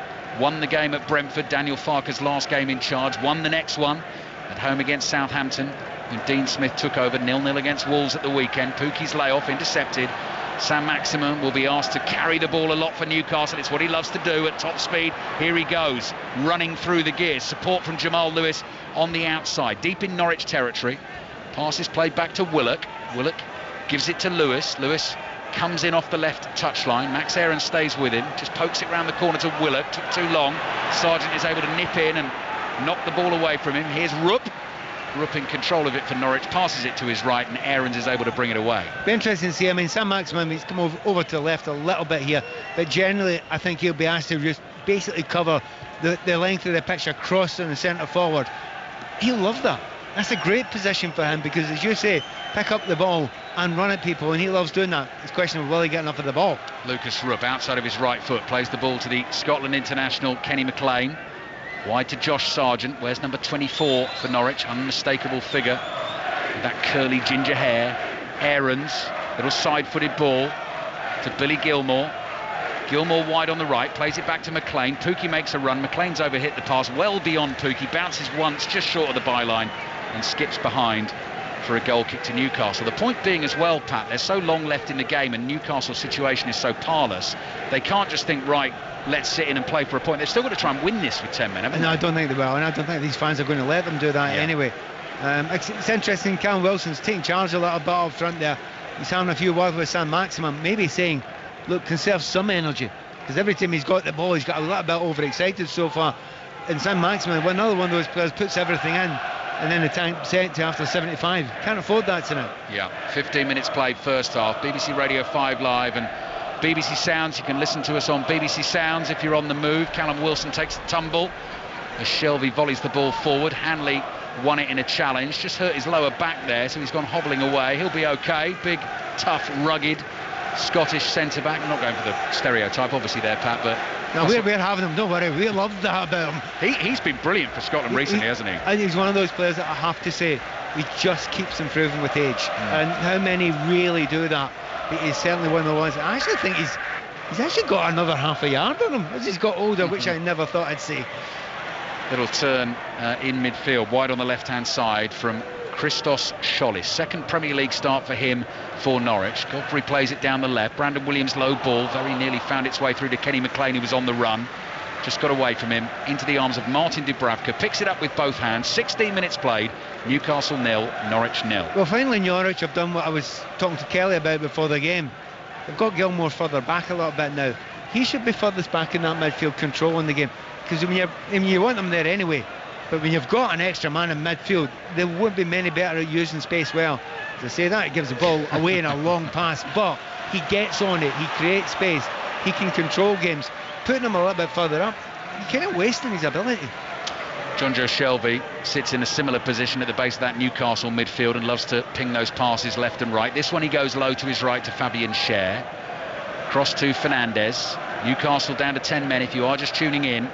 Newcastle 0, Norwich 0. Kieran Clark sent off in the 10th minute of the game for pulling Teemu Pukki back as he was running through on goal. By the way, if you are just tuning into the game, the other thing you can do on the BBC Sounds app, if you've not used it yet, you can actually rewind live commentary. So you find tonight's programme, click on the link, rewind it back, and you can hear the first 10 minutes. Just make sure you don't have the phone on with the result from further on in the game pinging you when you don't need to hear it. Callum Wilson laying the ball off to Shelvey. Manquillo makes a run wide on the right. Shelvey goes to his left instead. Difficult one for Willett to control. Here come Norwich, breaking away from inside their own half. Aarons has pace. He's going to take on Shelvey. Shelvey's trying to hold him off. Foul from John Joe Shelvey. Well, actually, the foul is given against Aarons initially. Shelvey was struggling to cope, but the free kick goes to Newcastle. I was expecting a yellow card for Shelvey there. I absolutely was, but the assistant referee's in the right position there. Actually, Aarons has hurt himself going there. He's trying to go at full pace, but I wonder if his calf's going or his hamstring. It's possible hamstring. Can't be cramped this early. No chance of that. But everybody knows, I mean, anyone in the game knows that Shelvey's not lightning quick. Again, that's being fairly polite about it. He had a chance to run him there, and Shelvey just tried to block him with his body, got his arms out, and I think he got a wee bit lucky there. Yeah. Well, I guess the assistant referee read it. At the moment, by the way, we're watching Max Aarons on his back, and the Norwich physio is sort of stretching out his right leg from his knee bent and then pushing it up straight high in the air and just testing out how that's feeling for Max Aarons. But I guess doesn't look hamstring. No, it doesn't look hamstring. But I guess what he saw there, Pat, Aarons, we knew what Aarons was going to do. He was going to knock it past him and then try and encourage Shelvey to make the foul. But I guess initially, to get round Shelvey, he had to commit the foul. That's what the assistant referee saw. And he's right. You know, certainly he's got a better angle than us. He's right beside it there. However, you know, Aarons doesn't need to do that. I mean, he can take as wide a berth as he likes.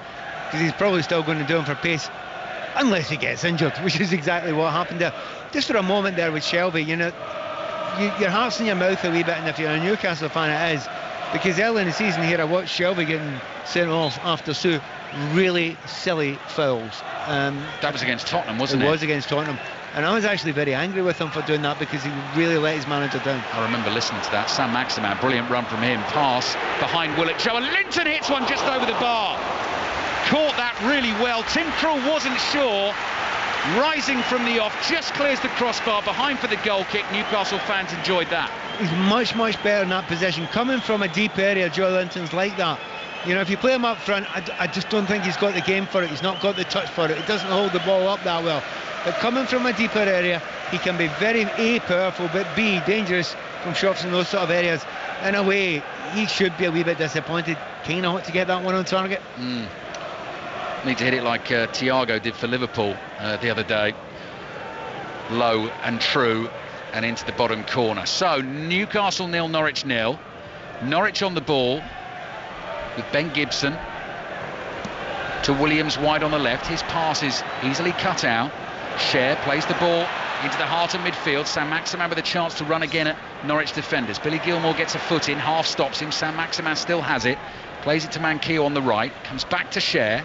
Cher carries the ball forward. He doesn't mind a shot sometimes from range. He's still going, Cher, 25 yards out. Gilmore gets the challenge in, took the ball cleanly. Newcastle fans wanted the free kick. Cher actually felt his shirt was being pulled as he made the run forward, but Andy Madley has decided to let play carry on. Great piece of play though, wasn't it? He's taking about 6 players out of the play there. You know, no one expected it to come from that deep area. He goes back and shows a good bit of skill, plenty of pace there. Good tackle by Gilmore, but I don't think there was enough of a tug in the shirt there to get a free kick. Norwich City in possession then. Man advantage. Crossing the halfway line is centre-back Ben Gibson. Brandon Williams in space on the left-hand side. Joe Ellington comes back to close that down. Ball is played back to Gibson again. Takes 3 touches with his left foot. Williams, the man in space again, wide on the left. Rolls it into the edge of the penalty area. McLean is able to control it. Breeze just gets up around St James's Park. You can see it tugging the back of Kenny McLean's shirt. Ball played back towards the halfway line. Next break-in play we get, by the way, Maz Faruqi will be able to bring us the half-time details on England against Latvia in the Women's World Cup qualifying. Full commentary of that game is over on 5 Live Sports Extra this evening. Aaron's ball into the Newcastle box is volleyed away by Federico Fernandez. Newcastle, everyone behind the ball, so Hanley is able to scamper back, collect possession for Norwich, plays a little 1-2 with Aarons. Across the halfway line it goes from Hanley. And Ben Gibson, his fellow centre-back, comes striding forward into Newcastle territory, chips it forward. I think that's too far. It is. It's beyond Sargent. It's behind for a goal kick. Let's bring in Maz Faruqi. And we expected it, Ali, but England have been so dominant. 8-0 their lead over Latvia, and already the headlines will be all about one player. Ellen White, with her 46th and then 47th goals for a country, now becomes England's all-time leading goal scorer in women's football. But other players as well have been outstanding. Beth Mead this half has a hat-trick. Lauren Hempers 2 as well. Ella Toone scored as well just before half-time. England 8, Latvia 0 at half-time. Certainly cruising in that group, England. Congratulations to Ellen White. Spain, Scotland at 8 o'clock. Scotland start the night 2 points behind Spain in that group. France, Wales is at 8:10, and equally in that group, Wales 2 points behind France. Now Newcastle have more problems here. Is that Fabian Cher? I think it is, yeah. I think it is, and I've already lost, as you say, one centre-back. Lascelles is out injured, and that could be another one because there was no one near him. It was certainly off the ball, and he's getting his leg checked as well. Right, this could be a problem for Eddie Howe.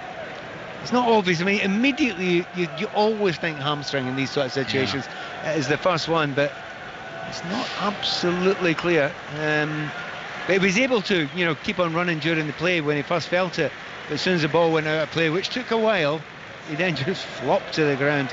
I tell you what, Pat, in terms of, Newcastle is always a soap opera. There's always drama, but Eddie Howe taking over, with the takeover, contracting COVID, missing his first game. This is his first game as the Newcastle manager on the touchline at St James's Park. Centre-back sent off in the first 10 minutes. Fabian Cher hopefully is going to be okay for him. Baptism of fire? Yeah, welcome to the tune. It's never quiet around here. But he's just going to have to deal with that. The one thing he doesn't want to deal with, and we will have to talk about it at some point, Kieran Clark honestly, he's really let his gaffer down there again. I mean, every single player in that, and he'll be in that dressing room waiting at half time to apologise to the players as well. To get sent off this early in the game, any time, but there's plenty of time to let him score. Joe Willock able to bring the ball down from Jamal Lewis. Callum Wilson inside him, going it alone at the moment. Willock, Grant Hanley's followed him out there. He's just outside the penalty area. He's turned away from goal, chips the ball up. Sargent blocks it with his chest. Goes out for a Newcastle throw on the left. Willock a little frustrated. He couldn't find Callum Wilson. But they're not being also negative, are they, Newcastle? Since they've lost a player, that's Willock getting up there quite high. They're generally even Sam Maximin quite high up the field. Obviously, Wilson's going to be up the field as well. So it's not we're giving this up for the point. It's nothing like that at all. 25 minutes gone in the first half at St James's Park. Newcastle 0, Norwich 0. Merseyside derby on 5 Live tomorrow night. Kicks off at 8:15. Thursday night we're live at Old Trafford on 5 Live for Manchester United against Arsenal in full. Lucas Rook is tripped. John Joe Selvey says he's jumped over his leg rather than actually being caught, but Norwich get the free kick. And tomorrow night we've got Watford-Chelsea in full on Sports Extra and Tottenham-Brentford on Sports Extra on Thursday night. Those two games are the 7:30 kickoff, so they kick off earlier, but our commentary's on 5 Live. Merseyside derby tomorrow, and then Manchester United-Arsenal on Thursday. This is Newcastle-Norwich. Bottom two teams in the Premier League. Newcastle sitting right at the bottom on 6 points. Norwich on 9 points, alongside Burnley also on 9 points, who had that game postponed against Tottenham at the weekend. Burnley are here at St James's Park this coming weekend. Norwich trying to make the man advantage work in their favour at the moment. Working the ball from left to right. Max Aarons plays it back to Billy Gilmore. Gilmore to Hanley. Not much pace on this from Norwich at the moment. They don't look dangerous, do they? You can score any time, because someone like Pukki on the field. Yeah, just needs a little half a chance, and he's already got a player sent off. But since they've went to, the extra man there, they've passed it quite nicely, but no real, pace and no massive chances. But, so far, I suppose they're a wee bit shocked by it as well. Gilmore chips one with his left foot, trying to find Brandon Williams in space down the left. 21-year-old on loan from Manchester United, chased the ball, couldn't quite keep it in play. Newcastle fans had spotted it in that corner of the ground. Referee points his arm in the direction of the Norwich goal and says Newcastle throw in. Now, they're really, really quite disappointed in Norwich now, not grabbing this game by the scruff of the neck and saying, right, OK, we keep the ball, we'll make you work. This is how you play against 10 men. You widen the pitch, you pass it quickly, you move them around, you exhaust the opposition. Kind of not happened yet. John Joe Shelby has it for Newcastle, closed down by Lucas Rupp. Pass out from Fernandez. Makes it a 50-50 between Lewis and Sargent. Strong challenge between the pair of them, and the throw-in goes Newcastle's way. On the left, midway inside their own half, down to 10 men, but actually have had the better efforts on goal in the game so far. Lewis looking for an option from the throw. Joe Willock is standing alongside him. Lewis is going to go down the touchline towards Callum Wilson. Hanley jumps over him, wins the header. Sargent's taken a whack in the face. Lewis's lob ball forward, caught Sargent. Sargent down on his haunches. He's off the field, so play's able to continue. Picks himself up, he's all right. Long ball cleared downfield by Fernandez. No one in a black and white shirt can get that. Throwing for Norwich in their left back position. There are players with that hit in the face with the ball that will still be lying down at the moment. Sargent, he just got up. It's painful. It's not a pleasant thing to happen. I was going to say in a cold night, but it isn't a cold night. Never a good thing. Who was it we saw, Pat, Stamford Bridge? Reece James. Someone took one from Reece James right in the face. Was that the Juventus game? That really was one that absolutely poleaxed someone and did I wonder if it's the United game. Was it the United game? Yeah. As well, yeah. I can't remember which game it was. 28 minutes gone in the first half. Let's concentrate on this game instead. Newcastle 0, Norwich 0. Ball with Grant Hanley. Norwich with lots more possession, as you'd expect, since the sending off of Kieran Clark. Not doing much with it. That's better. Into the feet of Kenny McLean. Support on the outside. Shollit's cross. Sargent should have scored at the far post. Knocks the effort into the legs of Jamal Lewis, and the ball goes behind for a corner to Norwich. Well, Jamal Lewis is getting lots of congratulations there, but I think it's a miss. I don't know if Jamal Lewis is getting too... if he gets it on target there, I think he puts it across the goal. Then we're getting another angle of it. Yeah, he puts it across goal. He should be putting that towards goal. Yeah, well done, he gets in that position to save it, but he should never have saved that. Corner into the penalty area. Hanley jumps. scored in the 2-1 win against Southampton from a set piece with his head. Pukki keeps the ball in play. Effort from Schollis. Ball breaks loose on the edge of the Newcastle box. Shelvey plays it forward. Wilson can't get there. Brandon Williams on the run for Norwich. Unusual position for him on the right, just outside the area. Gilmour tries to get a cross in. Lewis closes it down for Newcastle. Appreciation from the Newcastle fans you can hear around us. Great leap by Saint-Maximin to flick a header on. And then he accidentally stands on the back of Max Aaron's heel as he lands. So he took a bit of a blow and is just feeling the after effects of that. We're just saying a few moments ago I was disappointed Norwich weren't dominating the game the way they should be. They've started dominating the game now, haven't they? Just since saying that, they've got their heads together a little bit. They're holding the ball. They're making Newcastle do the work. This is how you play against 10 men. Newcastle 0, Norwich 0. Aaron's down the right for Sargent. Sargent's cross blocked by Willock. Every Newcastle man is going to have to do their bit of defending. Willock's done it well, because not only has he blocked the cross, it's bounced off Willock, back into Sargent, and it's gone behind for a goal kick. So Josh Sargent is the 21-year-old American who was signed from Werder Bremen following their relegation from the Bundesliga at the end of last season. He does have a couple of goals in the League Cup for Norwich, but he should certainly have scored by now in the Premier League. That was another very good chance for him, and he was unable to take it. Newcastle 0, Norwich 0. I don't think people know how bad a miss that was. It was really, really poor. It's coming onto his right foot. He's at the back post. There is plenty of space to put it in. There's a good 2 feet there. Just needs to get a good connection, but whether he's tried to cut it back across goal or not, I don't know. But it's a bad miss. Saint-Maximin busying himself with work again, just runs out of space, and the ball runs out for a Norwich throw inside their own half. Norwich in the bright yellow shirts, playing from left to right in this first half towards the Gallagate end away to our right-hand side. Aarons back to Hanley inside his own half. Measured pass across to Gibson. Again, Gibson runs 20 yards forward, floats one into the penalty area, might fall to Sargent again. Pukki looking for the layoff. Sargent hits the shot on the turn, it's blocked. Ball rebounds out to Joelinton. He was looking to find Saint-Maximin further ahead. Saint-Maximin wanted it hit over the top. It was along the floor and intercepted. Billy Gilmour quickly turns it into a Norwich attack. 1-2 with Rupp. Now played out to Aarons on the right. Dangerous cross in, diving header, not enough power on it from Schollis. Easy save by Dubravka. Another Newcastle player down. They're in the wars as well in this first half. Newcastle 0, Norwich 0. They are. I'm just not sure they're not acting. They actually have got little injuries. They're not trying to kill it, the game at the moment. But he seems to have just gone over in his ankle slightly as he's gone down there. Just by the way everyone else is reacting, I think they suspect he's going to be fine. Yes, Javi Manquillo was in there. Important block as well. He just put Schollis off the header. He tracked his run, and it meant Schollis didn't get a decent contact on it. Yeah, it's just he's landed on him and just dragged his heel a wee bit back, and he'll be absolutely fine in that one. But I think Eddie Howe watching it now, his heart in his mouth every time anyone goes down. He doesn't need to lose any more players. No, missing Lascelles and Ritchie to suspension tonight. Kieran Clark sent off. Paul Dummett out injured at the moment as well in terms of the defensive numbers for Newcastle. Tim Krul bowls the ball out underarm for Norwich. Rupp with his left foot, beg your pardon, Kenny McLean with his left foot sitting deep. Floats the pass out to Aarons. Aarons crosses the halfway line, comes forward 10 yards, plays it back to Hanley. Hanley across his own half here to Gibson. Gibson wide to Brandon Williams. 2 touches from him.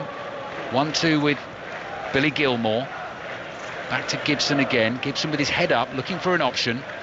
A bit of space for Schollis on the left-hand side, who's come looking for work. Back into the feet of Gibson again. Low pass to Rupp, flicked over the top of the Newcastle back four. Schollis wasn't going to catch it, and Dubravka lets it run behind for a goal kick. I think Eddie Howe's done a decent job here, hasn't he? You know, massive change to make. Couldn't have thought about it much before. But he's gone to what's really a 4-3-2. You know, there's much more negative ways to play this. But it is a 4-3-2, and that midfield's working quite hard just now. Shelby well alongside Joelinton. Talking about hard work, brilliant from Callum Wilson. Saw Aarons dawdling on the ball, came back to win it for Newcastle. Now Shelby trying to move them quickly down the right-hand side. Manquillo well forward in this attack, tries to flick it over the head of Williams, gets a block on it. The ball's out for a throw into Newcastle, wide on the right. But the attacking move all came from Callum Wilson coming back to win that ball. Yeah, it does. And you look at Manquillo there. He's another player, but when he goes for it, pace-wise up that right-hand side, he looks very comfortable going forward. And Yeah, certainly Newcastle players know that he's probably got the beating for pace. Brandon Williams back there. Shelby trying to get a cross in, not only getting a cross into the Norwich penalty area. Very close to Tim Krul, who's able to leap in the air and catch the ball with both hands. Spots an opportunity for Norwich to break away through the middle. Rupp and Shelby challenge for the ball in a 50-50. It breaks for Newcastle. Here's Joe Willock. Willock being roared on by the passionate home support. Gets past Aarons and away from Gilmour. Looks up, low cross into the penalty. Wilson gets underneath the shot.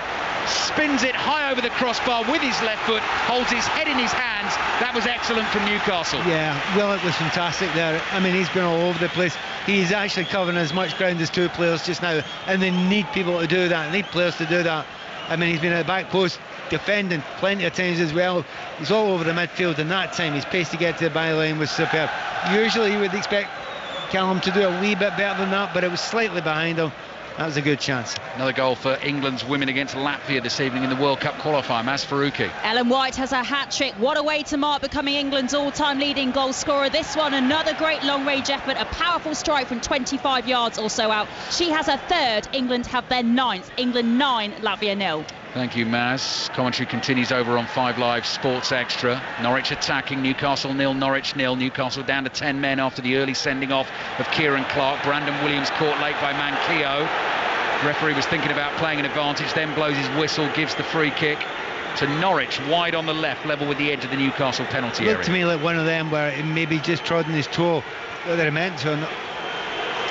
10 minutes away from the start of Leeds Crystal Palace. Kicks off at 8:15 in the Premier League. We've got full commentary of that one starting online, so you can get that via the BBC Sport website and the BBC Sport app. We'll then pick up second half commentary of that game after the end of this one tonight. 10 minutes remaining in the first half. Eddie Howe and assistant Jason Tyndall looking a little anxious. Free kick into that Newcastle penalty area, headed away by Callum Wilson. Doing his bit at the back. Max Aarons decides to turn on the halfway line and play it back to his goalkeeper, Tim Krul. Krul back to Aarons. Space for him in front of him on the right. Plays to Rupp. Rupp back to Aarons. Aarons side foots one down the line to Sargent. Fernandez comes sliding in, wins the ball, played up towards Sam Maximin, holds off Hanley. Hanley fouls Sam Maximin, does well to pick himself up. Joel Linton gives the ball back to him. Oh, Sam Maximin very nearly threaded that through to Callum Wilson. It would have been the inch-perfect pass. It was well cut out by Norwich. Newcastle fans enjoying it. Well, they're enjoying the fact that there's a real spirit about the tackling, and it's the way they're all flying in at the moment. Someone's going to leave one late. Someone's going to get booked in a minute. Right, might be opening up for Norwich here now as they attack the Newcastle goal away to our right-hand side. Here's Schollis. Schollis onto his right foot. Curler deflected and wide and behind for a corner to Norwich. This game is opening up. Remains Newcastle 0, Norwich 0. Was that a corner? I didn't think it was a corner. I thought that was a clear shot straight over the crossbar. I think most of the Newcastle players feel the same way. The referee's given a corner. We've got a replay here. I can't see any touching that. The referee must have x-ray eyes. I just thought the way they congratulated Fernandez, or I think it was Fernandez for making the block, might have given the game away slightly. It doesn't matter anyway. It's a corner. They're going to get it. 8 minutes. Maybe up his back actually. I've just seen it again. 8 minutes left in the first half. Pat Nevin with us here at St James's Park. Hugely important game for Newcastle and Norwich. It's 0-0. Gilmour drives the corner deep to the edge of the area. Hanley gets a header on it. Schollis takes a touch into the penalty area on the left, has the ball on his right foot, then stands the cross up with the left foot beyond everyone and behind for the goal kick, and the Newcastle fans give him a little bit of stick, those closest to him. Yeah, but it's livened the fans up in that last 2 or 3 minutes worth of play there. I mean, as usual, Sam Maximin's in the middle of it. As soon as he gets the ball anywhere, he runs at players. Very, very close to getting Callum Wilson through. Didn't quite get him through there, but there was a couple of tackles that started flying in there, and you just thought, the referee's let a couple away, and you know what happens with players? They just think, yeah, okay, he's let that one away, I'll have another one, then another one. Let's calm down a little bit now. Let's see with the next challenge in the game. At the moment, we're waiting for a Martin Dubravka goal kick, which he's going to take with his right foot, launches it into the night sky, dropping just inside the Norwich half, comes off the back of Gilmour's head to his Scotland international teammate Grant Hanley, and Norwich have a chance to build from the back again. Nice little ball through midfield from Williams. McLean couldn't do much with it. Pukki just side foots one here to Rupp. German, number 7 for Norwich, moves forward at speed. Sargent wasn't expecting the pass. Fernandez read it beautifully. He's able to stride out of defence. for Newcastle, looking for someone ahead. Callum Wilson tries to turn a first-time ball onto Joe Linton, chests it down just inside the Norwich half. Slowed down for Newcastle here, but they've kept it, and they've got it out to Manquillo on the right-hand side. Saint-Maximin runs towards him and says, give it to me. Saint-Maximin on the burst, picking up speed, moving from right to left, plays it back to Shelvey. Shelvey to Joe Linton. Strokes his pass back to the halfway line. Just murmurs of dissatisfaction from some Newcastle fans around us for that. Yeah, the reason being, when they get the ball, Newcastle burst forward and play 100 miles an hour. Shelby says, look, we can't do that all the time. Or ball through the middle. Teemu Pukki, first touch lets him down. Dubravka out to the edge of his area, out of position. Flags up, offside.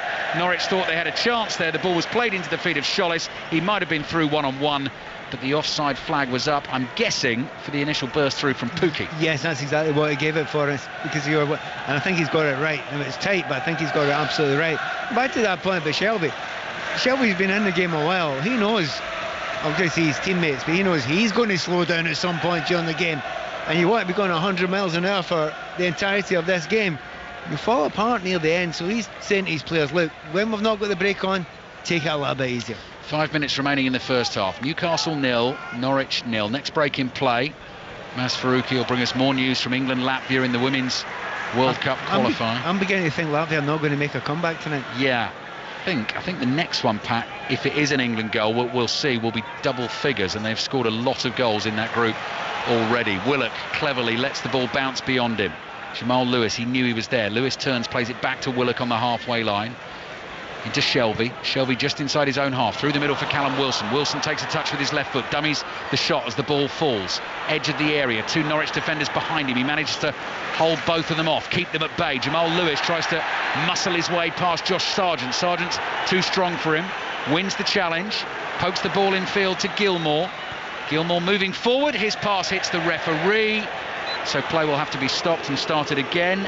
Maz, is it double figures for England then? It is double figures, Ali. Georgia Stanway has scored England's 10th from the penalty spot. Jess Carter substituted at the start of the second half as Common has tapped in, and 11th as well. So England are in double figures. England 11, Latvia 0. Well, it's also counting them, isn't it, on 2 hands. Double fingers, 10 fingers. It's great for England, great to get the goals, but as a lover of women's football, I'm not convinced it's a fantastic thing that there's such a big gap between the nations still. Yes, you and I, Pat, at the last Women's World Cup covered some absolutely fantastic games together, didn't we? Josh Sargent playing the ball to Aaron. Still Newcastle 0, Norwich 0. Game took a big turn on 10 minutes with Kieran Clark sent off for Newcastle. Norwich have not been able to make that man's advantage count just yet. Manquillo battling with Williams. Williams can't keep the ball in play, but it did come off Manquillo last, so that'll be a throw into Norwich on the left, which Williams gets ready to take. We have 3 minutes remaining in the first half. Just keeping an eye on Dean Smith as well, wondering what he's thinking about this Norwich performance. He's already had a win against Newcastle this season as the Aston Villa manager back in August. It'd be huge for Norwich if they can keep this run going with a win at St James's Park tonight. Do so much damage to Newcastle as well. Aarons carries it forward for Norwich. 30 yards from goal. Little 1-2 between Gilmore and Rook. Rook with his right foot. Low ball out to Williams, who's getting some stick from the Newcastle fans at the moment. Played back to Gibson.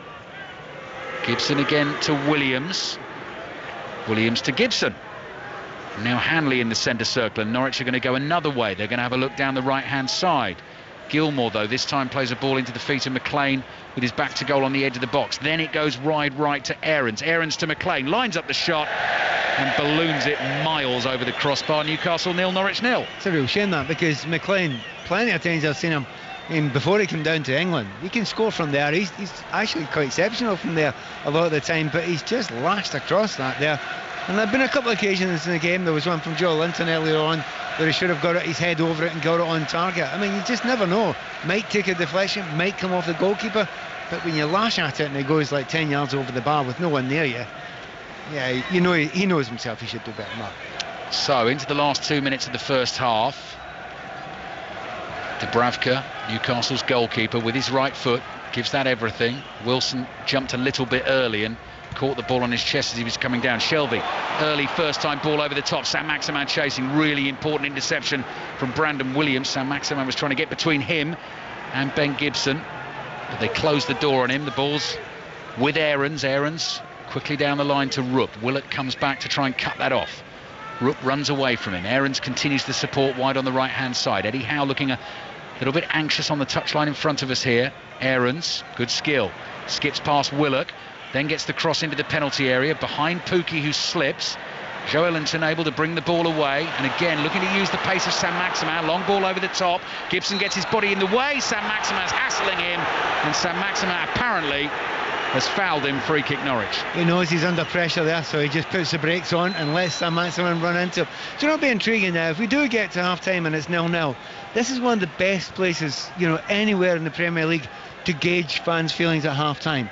You either get a roar of approval for the effort, or you get serious booing. I'm expecting positivity. Yeah, me too. Absolutely. Me too, Pat. Yeah, up against it so far in the first half, and it's been all right from Newcastle.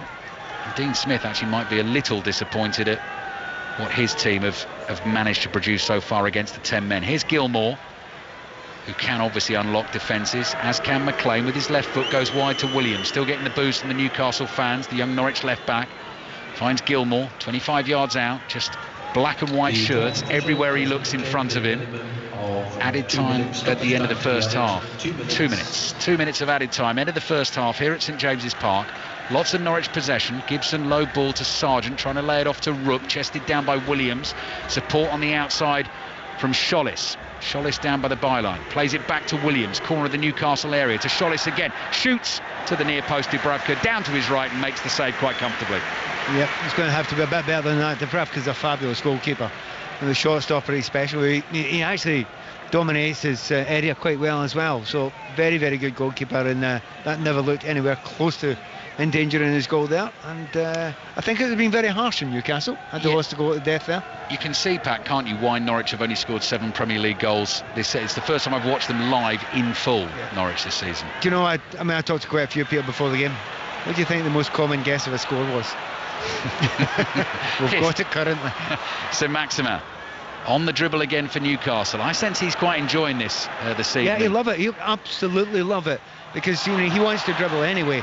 But this is basically giving carte blanche to do what you like, and as a player who enjoyed doing that sort of stuff, I know the joy of that. Yes, licence to thrill. Joelinton left-footed, another shot over the crossbar. How many shots tonight have we commentated on that have flown over the crossbar? Shelby's had one, I think Joelinton's had 2, Wilson's had 1. Definitely saw one that end as well. Yeah, that's Kenny McLean that side. McLean, that's right, 5. I mean, the funny thing is they're not under massive pressure. No. It's 23, 24, 25 yards out. I mean, they're all capable of hitting the target. Well, they're all capable of hitting it hard enough from there. So, calm down, take a little bit off it. Pass it to some degree even into the corner, but a panic lash isn't really good enough. If it's a draw tonight, Newcastle go to 7 points, Norwich 10. Sandwich between them will be Burnley on 9, all remaining in the bottom 3. Half-time whistle blows, and it is applause. It's applause around St James's Park. 0-0 at half-time. Kieran Clark sent off in the 10th minute of the game. But Newcastle actually, Pat and Evan, have coped with that pretty well and been positive too, haven't they? Coped with it, been positive, got forward as much as they possibly can. They are putting a huge amount of energy in, and you do question whether they can keep that up for the rest of the game. But yeah, they deserve the applause, not rapturous applause, but they deserve the applause, because one thing these people around here, these fans will want, is effort, and they got that. Eddie Howe knew this job wasn't going to be easy. Lots of things conspiring against him. The one tonight, Kieran Clark sent off for the tug back on Teemu Pukki, but at half-time at St James's Park, on a very mild night in the northeast, Newcastle 0, Norwich 0. Pat, with that early red card for Newcastle, you can understand why Norwich maybe find it difficult against the 10 men of Newcastle, because their game plan will be much, much tighter. Liam said on social media, though, you can see why Norwich is struggling. They're playing against 10 men and seem scared to commit men forward. Can they be a bit braver, do you think? I was thinking about that. Should they bring another striker on, and then basically force the issue? It's kind of dangerous to do, purely because of Wilson and Saint-Maximin. Because of the ability of Wilson, holds the ball up well. If he only needs half a chance, he's perfectly capable of scoring. And Saint-Maximin, he can take 2 or 3 players out of the play just with one run. So if they do overcommit and are too, positive about it, they could find themselves in big danger. So I understand there's a level of uncertainty about it, but hey, look where you are just now. This is a brilliant opportunity, so I do think they do need to push out a wee bit more, and I think they will as the second half develops. But having said that, I mean, you were talking to ABB about it just then. The fact that Newcastle have gone down to 10 men, you expect them to be quite defensive. Did you expect them to have quite as many? I mean, there have been a lot of long distance shots, but to have quite as many chances as they have? Not since the 10 minutes onwards. I mean, it's two different games. Excellent. They were excellent for the first 10. I really thought it was exceptional. I mean, the levels of energy, the pace they were playing at, there's a real desperation about their play in a positive way. However, I thought that was going to fall apart. It didn't fall apart. Lots and lots of teams will go to, when they go down to 10, they'll go 4-4-1, or maybe even go 5 at the back, get their wing backs, but leave one up front. Well done, Eddie Howe. You've left one up front, but you've left St Maximin right behind them. So that positivity has actually been rewarded just by those chances you're talking about there, Kelly. And I think you're right. For chances, there's not much between the two of them. Although you have to remember, Sargent's chance on the post, 2 or 3 yards out at the back post, he misses that. That's a glorious opportunity. He should have scored that, and we could have seen a very, very different look to this place at the half-time whistle went. Pat, thank you very much for now. Pat Nevin and Alistair Bruce-Ball will bring us the second half from St James's Park, where it's Newcastle 0, Norwich 0 at half-time. At the end of that game, we will go to Elland Road for the second half against Leeds and Crystal Palace, which has just got underway. Leeds only just outside the relegation places. And while Crystal Palace are in 11th place at the start of this evening's matches, there's only 4 points between them. So how is it going in the early stages? Gary Flintoff. Well, it's Leeds 0, Crystal Palace 0, Kelly, but I have to say, a very bright start from both teams. There is a real sense that both sides feel they can win this one tonight. And a reminder, 3 changes for both sides as Vicente White clears downfield, with Junior Firpo and Rodrigo and Jack Harrison dropping out for Leeds, with Tyler Roberts, Pascal Struijk and Matthias Klick coming in. 3 changes for Palace: Edouard in, Ayew in and Schlupp in. The players to miss out: Milivojevic, Elise and Christian Benteke. We've played 6 minutes, bright so far, nothing clear-cut. Leeds United 0, Crystal Palace 0. Gary, thank you very much. Coverage of that continues online, and then the second half commentary will be on 5 Live Sport after the conclusion of Newcastle against Norwich. England dominating Latvia, another huge performance for them in their World Cup qualifiers. History has been made, and Maz Faruqi is across this one. Hi, Maz. Hello, Kelly. And they've just scored a 13th, England, so they have their 12th and 13th goals now against Latvia. And just before these 2 goals, their history maker Ellen White has been substituted to a huge round of applause and cheers here at the Keepmoat Stadium. Now England's all-time leading goal scorer, rightly taking in the moment. So it's now England 13, Latvia 0. Maz, thank you very much. Coverage continues of that one on Sports Extra. And staying with the World Cup qualifiers, currently goalless between Spain and Scotland, also goalless between France and Wales. The Republic of Ireland are beating Georgia 4-0. In the Scottish Premiership this evening, it's Motherwell 1, Dundee United 0. Away from football, Great Britain are in Davis Cup quarter-final action against Germany. Our tennis correspondent Russell Fuller is in Innsbruck. Most importantly, Russell, how's the DJ been? The DJ has been quieter over the last hour or so, Kelly, after going through that remarkable set in between matches, because the tension on the court has been on another level. It's all down to the doubles after a win for Dan Evans and a defeat for Cameron Norrie earlier. Kevin Kravitz and Tim Puetz of Germany against Joe Salisbury and Neil Skupski of Britain. Nothing between them in that first set. They seemed inseparable. 33 points won each in the regular set. Great Britain led 6-4 in the tiebreak. They had 4 set points in total, but, and there's a but coming, a very cheeky, crafty, lobbed service return by Kevin Kravitz enabled Germany to win that first set on the tiebreak by 12 points to 10. It's 1 game all in the second, and Britain therefore have to win both remaining sets to march on to the semi-finals.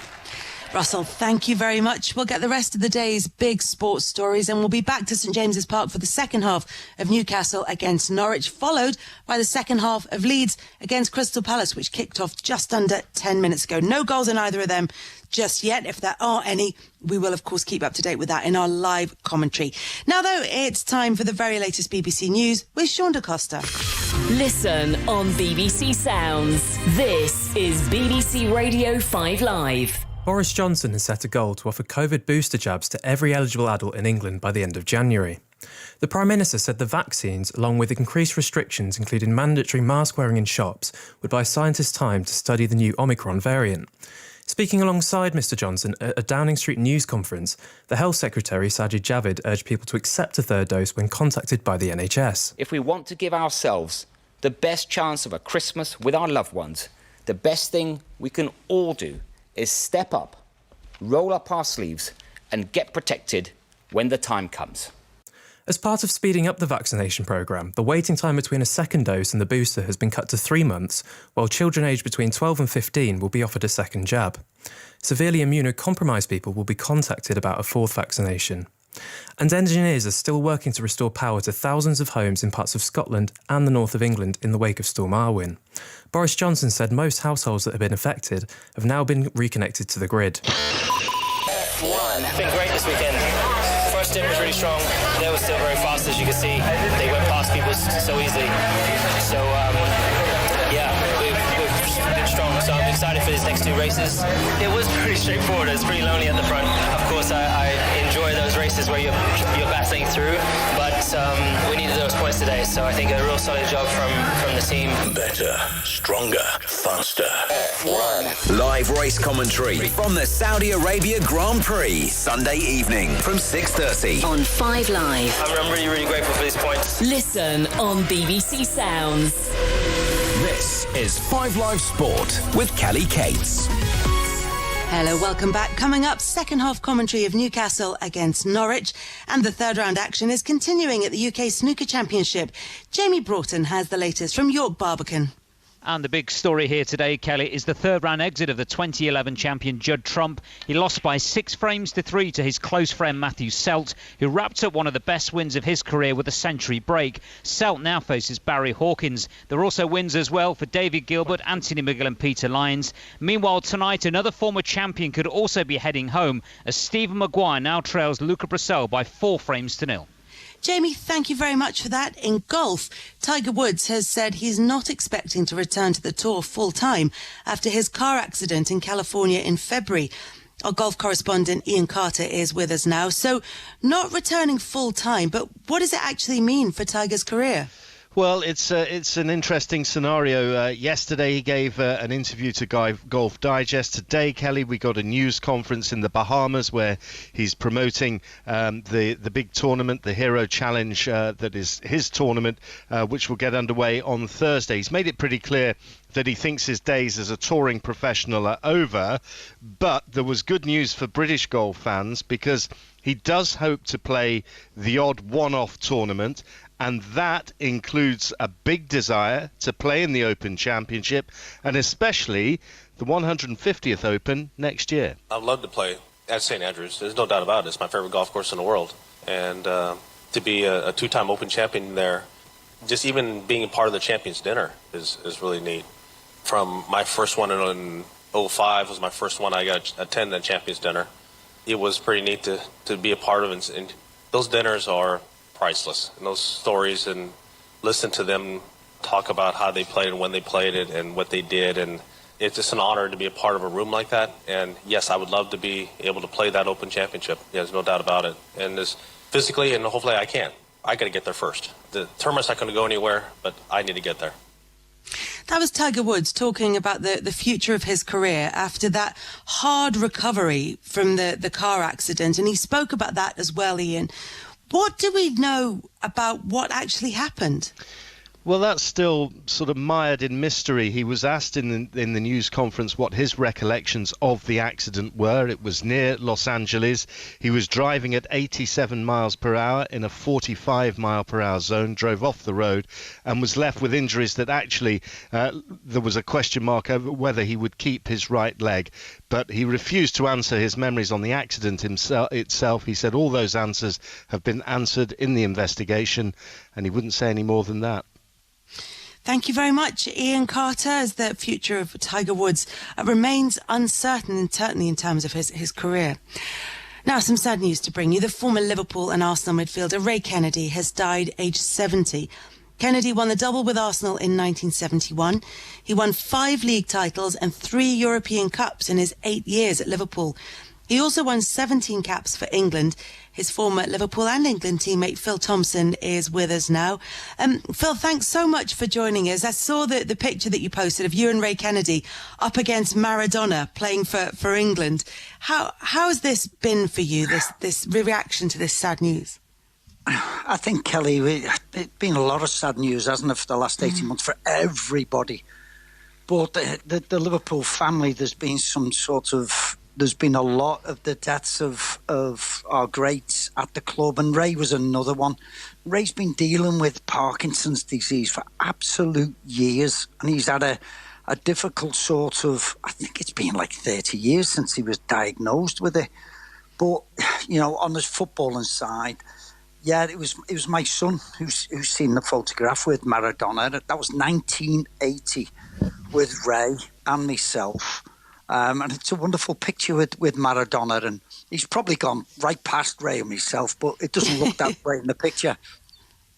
No, it looks as though you're about to stop him. Definitely looks that way. But look, as a player, Bob Paisley said in his autobiography, he's probably the most underrated Liverpool player ever. Do you feel that he got the credit that he deserved, and how good was he? There was 2 players that I always say were very underrated. One of them was Phil Neal, and the other one was Ray Kennedy. And people labelled Ray was a really muscular player. People put that down. He was overweight. But he was such a clever footballer, a very brainy footballer. He knew, when we talk about high press, Ray would know when to do it. Don't forget, Kelly, he signed as a striker.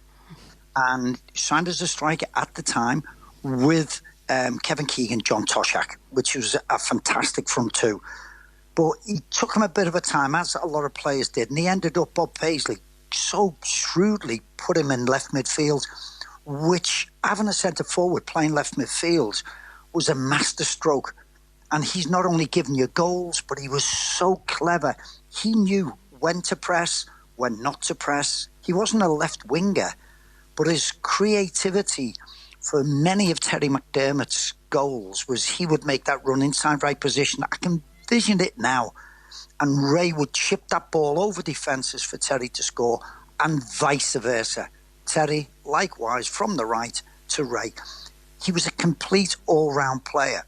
And when you're saying being undervalued, we looked at it as players, and then the staff valued him. But we as players, and it is a lot of the time, we're the ones who are the proper judges, because he was so unique in what he brought to the table, to that great Liverpool side. We had him, Graham Souness, Terry McDermott, Jimmy Case. What a midfield quartet it was. And Ray was fantastic and never got the credit that he deserved. Phil, thanks so much for joining us. Lovely to hear your memories of Ray Kennedy. My pleasure, Kelly. Thank you very much to Phil Thompson for joining us. Tributes have also been paid to the former Coventry City manager John Sillett, who's died aged 85. He led the club, along with co-manager George Curtis, to their greatest triumph, the historic 1987 FA Cup final win over Tottenham. Our focus this evening is, of course, the Premier League. We've got second half commentary of Newcastle against Norwich, and then of Leeds against Crystal Palace. Tomorrow it's the Merseyside derby. Everton hosts Liverpool. On Sports Extra, you can listen to Watford against Chelsea. And then on Thursday, 5 Live commentary is Manchester United against Arsenal.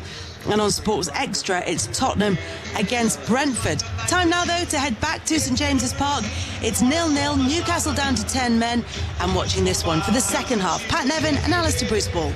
Thank you, Kelly. The teams are back out with us at St James's Park. John Joe Shelby has placed the ball very deliberately on the centre circle. Newcastle will kick off this second half, playing with 10 men after the early sending off of Kieran Clark, and Dean Smith has already made a change at half-time. Norwich in that last 30 minutes of the first half, lots of possession, no real cutting edge apart from the chance Pat Nevin was talking about on the half-time whistle for Josh Sargent at the far post, which he really should have stuck away. So Pierre Lys Melou comes on, for Christos Solis, the 19-year-old Greek who was making only his second Premier League start of the season. Didn't do enough for Dean Smith. He's decided to change things up. So Lys Mello, another one of the summer signings, who joined from Nice for an initial fee of £3.5 million, yet to score for Norwich City, but he is out there. And at the moment, he's running around sort of... He's going to be a 10. 10. He's certainly going to be in a 10. He's wearing 20, but I think he'll play mostly as a 10. So Norwich City, yellow shirts, green shorts, yellow socks, playing from right to left second half towards the Lees' end, which just towers away in the distance. Enormous, cavernous stands all around this ground. Aaron's shot blocked on the edge of the Newcastle penalty area. Here's Lucas Rupp, scoop ball. Shelby tries to get ahead on it. Jamal Lewis back there to clear it away with his left foot on the half volley, out for a throw-in to Norwich wide on the right. He's already picked the ball up in some interesting areas, Lys Mello. Obviously trying to find that pocket between the midfield and defenders. That's where Shelby will be, but if he turns off, Lys Mello will be in there. A little bit of light rain in the air at the start of this second half. Newcastle in the black and white stripes, black shorts, black socks with the white tops, defending that goal away to our left-hand side, playing towards the Gallowgate end in the second half. And if they can come out of this game with a win, having gone down to 10 men early on, it will do obviously wonders on the points front. It will do wonders on the morale front as well. But at the moment they've got defending to do. Kenny McLean passing and pointing. Here's Lys Mello, slightly lanky figure, number 20 on his back, passing to Sargent. He couldn't quite control it. Hoisted high in the air, dropping on the edge of the area. Fernandez misses his header, gets it at the second attempt. Lys Mello nips in, side foots one to his right. Aaron's on the dribble, tackled by Jamal Lewis, and then pushes Lewis in the back. Newcastle get the free kick. You know, when you watch someone come play as an obvious 10 in that position of Lys Mello, you wonder, can you actually do it? There's lots of players playing there but don't understand the position. He's taken up some brilliant positions. He's tried to play a couple of through balls already. We're only a couple of minutes into the second half. This is going to make life a lot more difficult for Newcastle, and I suspect particularly for John Joe Shelby. Leeds Crystal Palace is well underway. Commentary online at the moment. Once this game is finished, then commentary will switch here to BBC Radio 5 Live. Newcastle 0, Norwich 0. Dubravka in goal for Newcastle. Back four of Manquillo, Cher, Clark and Jamal Lewis. Ryan Fraser had to be substituted early on after the sending off of Kieran Clark. John Joe Shelby at the base of midfield. Willock, Saint-Maximin, Joelinton in support of Callum Wilson up front. Ball's gone out as the rain gets ever so slightly heavier for a throw into Newcastle on the left-hand side, level with the halfway line. Newcastle fans find their voice again at the start of this second half. Yeah, they're trying to lift the team because it's been a bit more settled to start. You know, they're not going 100 miles an hour at the start of the game. It's almost as if, you know, Eddie Howe said to him, look, you've got 45 minutes till last year. You've already done a lot of running. You know, pick your time, choose your time, be sensible about it. Joelinton and Brandon Williams having a good battle. Wide right for Newcastle, Joelinton, and Brandon Williams at left back for Norwich. By the way, I know that feeling that he's gone through just now, Williams, because if they take against you up here, you kind of don't forget it. I had one or two games like that. They keep going at it. Here's Billy Gilmore, left-footed ball, blocked by Shelby, just outside the Newcastle penalty area. Shelby wins the 50-50. Good pass forward as well to Saint-Maximin, away from Lys Mello. Callum Wilson trying to get up in support on the left-hand side. Load of yellow shirts chasing Saint-Maximin. He slips, wanted the free kick, doesn't get the decision. I think as a slip, I think you've called it absolutely right there.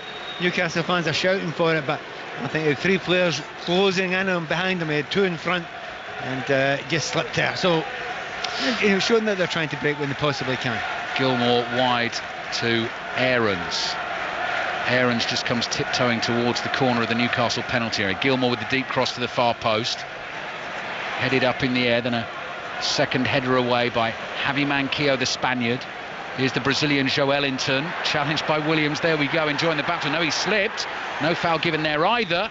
And I think the corner conceded by Manquillo. No, he's kept that in. He's done really well. Won the tackle, kept it in, tries to play the ball down the line, and he can only find the arms of Dean Smith. Half-time scorelines, FA Cup first-round replay. Bradford 1-up away to Exeter. Half-time in the Scottish Premiership. Motherwell lead Dundee United by a 1-0. Gilmore, rain getting ever heavier here in the northeast. Norwich have started the second half with intent. Aaron's on the right, back to Gilmore. Newcastle have it covered at the moment, so Gilmour just comes trotting across the Newcastle half. His pass bounces twice, controlled by Ben Gibson. Wide to Williams. Williams low ball with his right foot to Lucas Rupp. Central midfield, 40 yards out. Low pass goes skidding across the pitch to find it. Noticeable what they're doing, Alistair. They are switching it to saying, right, OK, we're going to ask you to go and chase it and chase it and chase it. And that's a terrible ball by Grant Hanley. Dean Smith furious about that.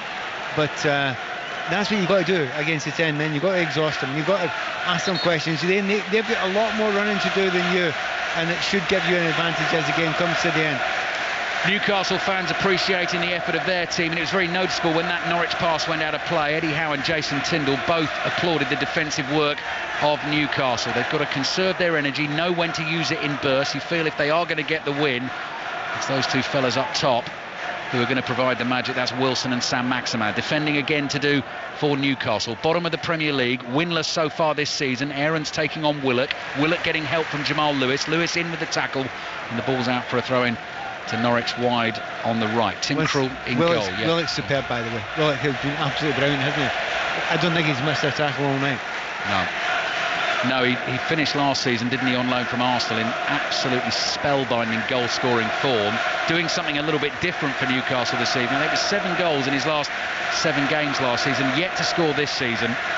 They're doing a great job alongside John Joe Shelby, and this is a terrific noise inside the stadium at the moment. It is, and you sometimes think of the new be around. You're looking around at the way, you know, this crowd reacts and this club works, but you're looking at it and thinking, well, you're 0-0, you're bottom in the league, you've just lost a man, but look what it could be. Yeah, exactly. Listen to what it could be. Sam Maximan, his bright orange boots. Again, 2 Norwich defenders on him, and again he holds them off. Support on the left-hand side from Willock, fighting for everything, wins the throw-in wide on the left-hand side. So Krul in goal. Aarons, Hanley, Gibson and Williams back 4.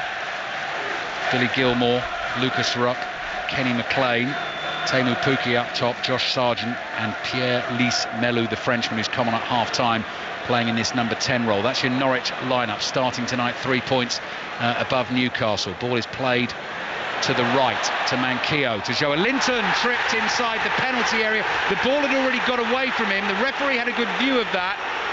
VAR Lee Mason will also be looking at the pictures in Stockley Park. In the meantime, though, Norwich are on the counter. Josh Sargent with pace into the Newcastle area, tries the cutback, hits Pukki on the chest. He couldn't control that, spins away from him into the arms of Dubravka. Joe Linton's now gone down. He's sitting down inside the Newcastle half. Dubravka has the ball in his arms. Fabian Schär is down hurt as well. And it's still Newcastle 0, Norwich 0, and Jason Tindall is saying to Joe Linton, stay down. We've got to look at it. My first thought was that he had fallen. He'd gone inside the full-back and he'd fallen over. However, was it a lazy leg? I think that's a penalty. I honestly think that should be a penalty. They've got to look at that. They must look at that. They are, because referee Andy Madley has the ball in his hands and he's saying to Dubravka, just hold on. Honestly, I would give that as a penalty kick. Yeah. I mean, it's whether it's in or outside the box. It looked to me dead on the line. It was Rupp's challenge, wasn't it? No, he's dropping the ball, so they have had a look. Here we go again. It's Rupp's challenge. He stuck out a sort of right leg behind him. Why are you doing that? Yeah, exactly, Pat. Why are you putting your leg out there and catching the player who's going nowhere anyway? It might be partially on the way down. I'm surprised the referee's not going to have a look at that. It gives Joe Linton the chance just to keep running, to make the contact, and the contact took him down. But Lee Mason's obviously had a look and decided no penalty. You know, is it a very, very clear and obvious error, is what they often say, but come on, it's a possible penalty kick. It's right in the edge of the box. I mean, they've had more angles than we have. We've not the biggest monitor in the world. Maybe I'll have been outside the box, but so what? Newcastle 0, Norwich 0. What about Leeds Crystal Palace? Kicked off at 8:15. Here's Gary Flintoff. We've played 28 minutes, Ali. It's Leeds 0, Crystal Palace 0. Both sides have had good spells of possession. Adam Forshaw and Calvin Phillips both shooting wide for the home side. Jeffrey Slip going close for Palace. Palace did have a half shout for a penalty when Jordan Ayew went down under the challenge from Pascal Stroik, but VAR agreed with referee Kevin Friend and said no penalty. Leeds 0, Crystal Palace 0. Thank you, Gary. Commentary continues online at the moment. moment. It'll be picked up by 5 Live after this game tomorrow night. Merseyside derby in full, kicks off at 8:15 at Goodison Park, on air from 7 o'clock as always on 5 Live Sport. Free kick Newcastle, Shelvey's delivery into the far post, Sargent backpedaling, wins the header for Norwich. Rupp goes to chase that ball, heads it down to the byline. Williams clears with his left foot, tumbles down as he does so, throwing for Newcastle wide on the right. Yeah, I mean, there's a lot of pressure on the referee now, isn't there? I mean, obviously sending off Newcastle player who deserved to be sent off, and there's no argument about that. But not giving or even having a look to see if that was a penalty there. Newcastle fans are absolutely all over them. Quite often referees, when they've sent off a player, you know, I think there might be a wee bit of sympathy remaining there, but absolutely none on this occasion. Rain continues to tumble down. Thunderous noise from the stands at St James's Park. We hope you're enjoying it on 5 Live and the BBC Sounds app this evening. Football Daily podcast will be there for you much later tonight. First thing tomorrow morning, if you're not already a subscriber, get that BBC Sounds app, search for the Football Daily, click subscribe. Sam Maximan's low cross, blocked down by the byline. Williams can't clear that for Norwich, goes behind for a Newcastle corner. Newcastle fans are right behind their team at the moment. It's just so few places where you'll hear a noise like this. Yeah. But where you hear a noise like this when a team are bottom of the league, they're 0-0. They know the importance of it, these Newcastle fans, and they're trying to will that opportunity to fall to one of their players. Last win for Newcastle United at the end of last season came at Fulham in May. Shelvey's corner delivered, headed down. Handball, say Newcastle. Andy Madley's pointing for another corner. Every single Newcastle player in the box comes running towards Andy Madley, appealing for the handball. We'll have a look at the monitor. For the time being, Newcastle just have another corner. Yeah, and it's whether it was going towards the goal. I mean, it's a wee bit hard. I mean, certainly it took a massive deflection, and every single Newcastle player, well, certainly 4 or 5 of them, shouting and bawling at the referee. They must have a look at it. It's actually hard from where we are just now. We don't get a clear look at it yet. But he's, as I told you, pressure's on the referee. We'll keep on putting it on. We'll get another opportunity to see it. Oh, there is certainly an arm up there at a very unusual position. Did it hit off that arm? Very high. Is it Billy Gilmore in there? It's up on the big screen, checking possible penalty handball. You're right, Pat, the arm is up in the air. It's like being in the school classroom and a kid with his hand up at the back of the class trying to get attention. Oh, it's got to be a penalty. I said that last time, right? They never gave it. But the ball's high, it's heading goalwards.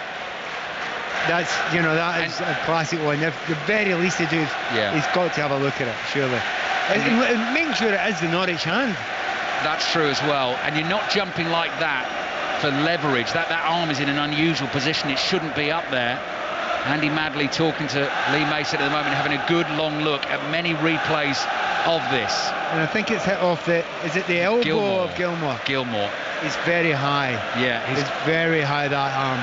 It's too high. It's high up by his face. It very clearly hits his arm. Andy Madley's getting the instructions. Newcastle players absolutely convinced this should be a penalty. They feel they probably should have had one for the trip on Joe Ellington as well. He's going to go and have a look. Andy Madley's being sent over to the monitor. Now, normally, this means he will have a look, and more often than not, he will have a better look at this and will probably agree with what the video assistant referee has seen. As if he comes back out and draws that image of the monitor in the air, then we know that Newcastle are going to be getting themselves a penalty. It's still 0-0 at the moment. Well, I called the last one wrong. I'm going to do it again. I think that's a penalty. I think you're right, Pat. Absolutely think it's a penalty. I thought it was, you know, immediately the reaction of the Newcastle players. Yes, it is. And listen to the noise inside St James's Park. What an opportunity for Eddie Howe and his team. Down to 10 men from the 10th minute of this game. Tim Krul is a penalty-saving expert, and already he's playing the mind games. Now, he's going nowhere near his goal at the moment. He's had a word with Andy Madley to complain about it. He will take his time. He will delay this, and Callum Wilson, quite sensibly, is not taking the ball to the penalty spot yet, Pat. He is going to wait until Krul's in the goal. Well, Krul should be booked by now. Absolutely should be booked by now. You don't naturally go and walk out your penalty area way over to the far side.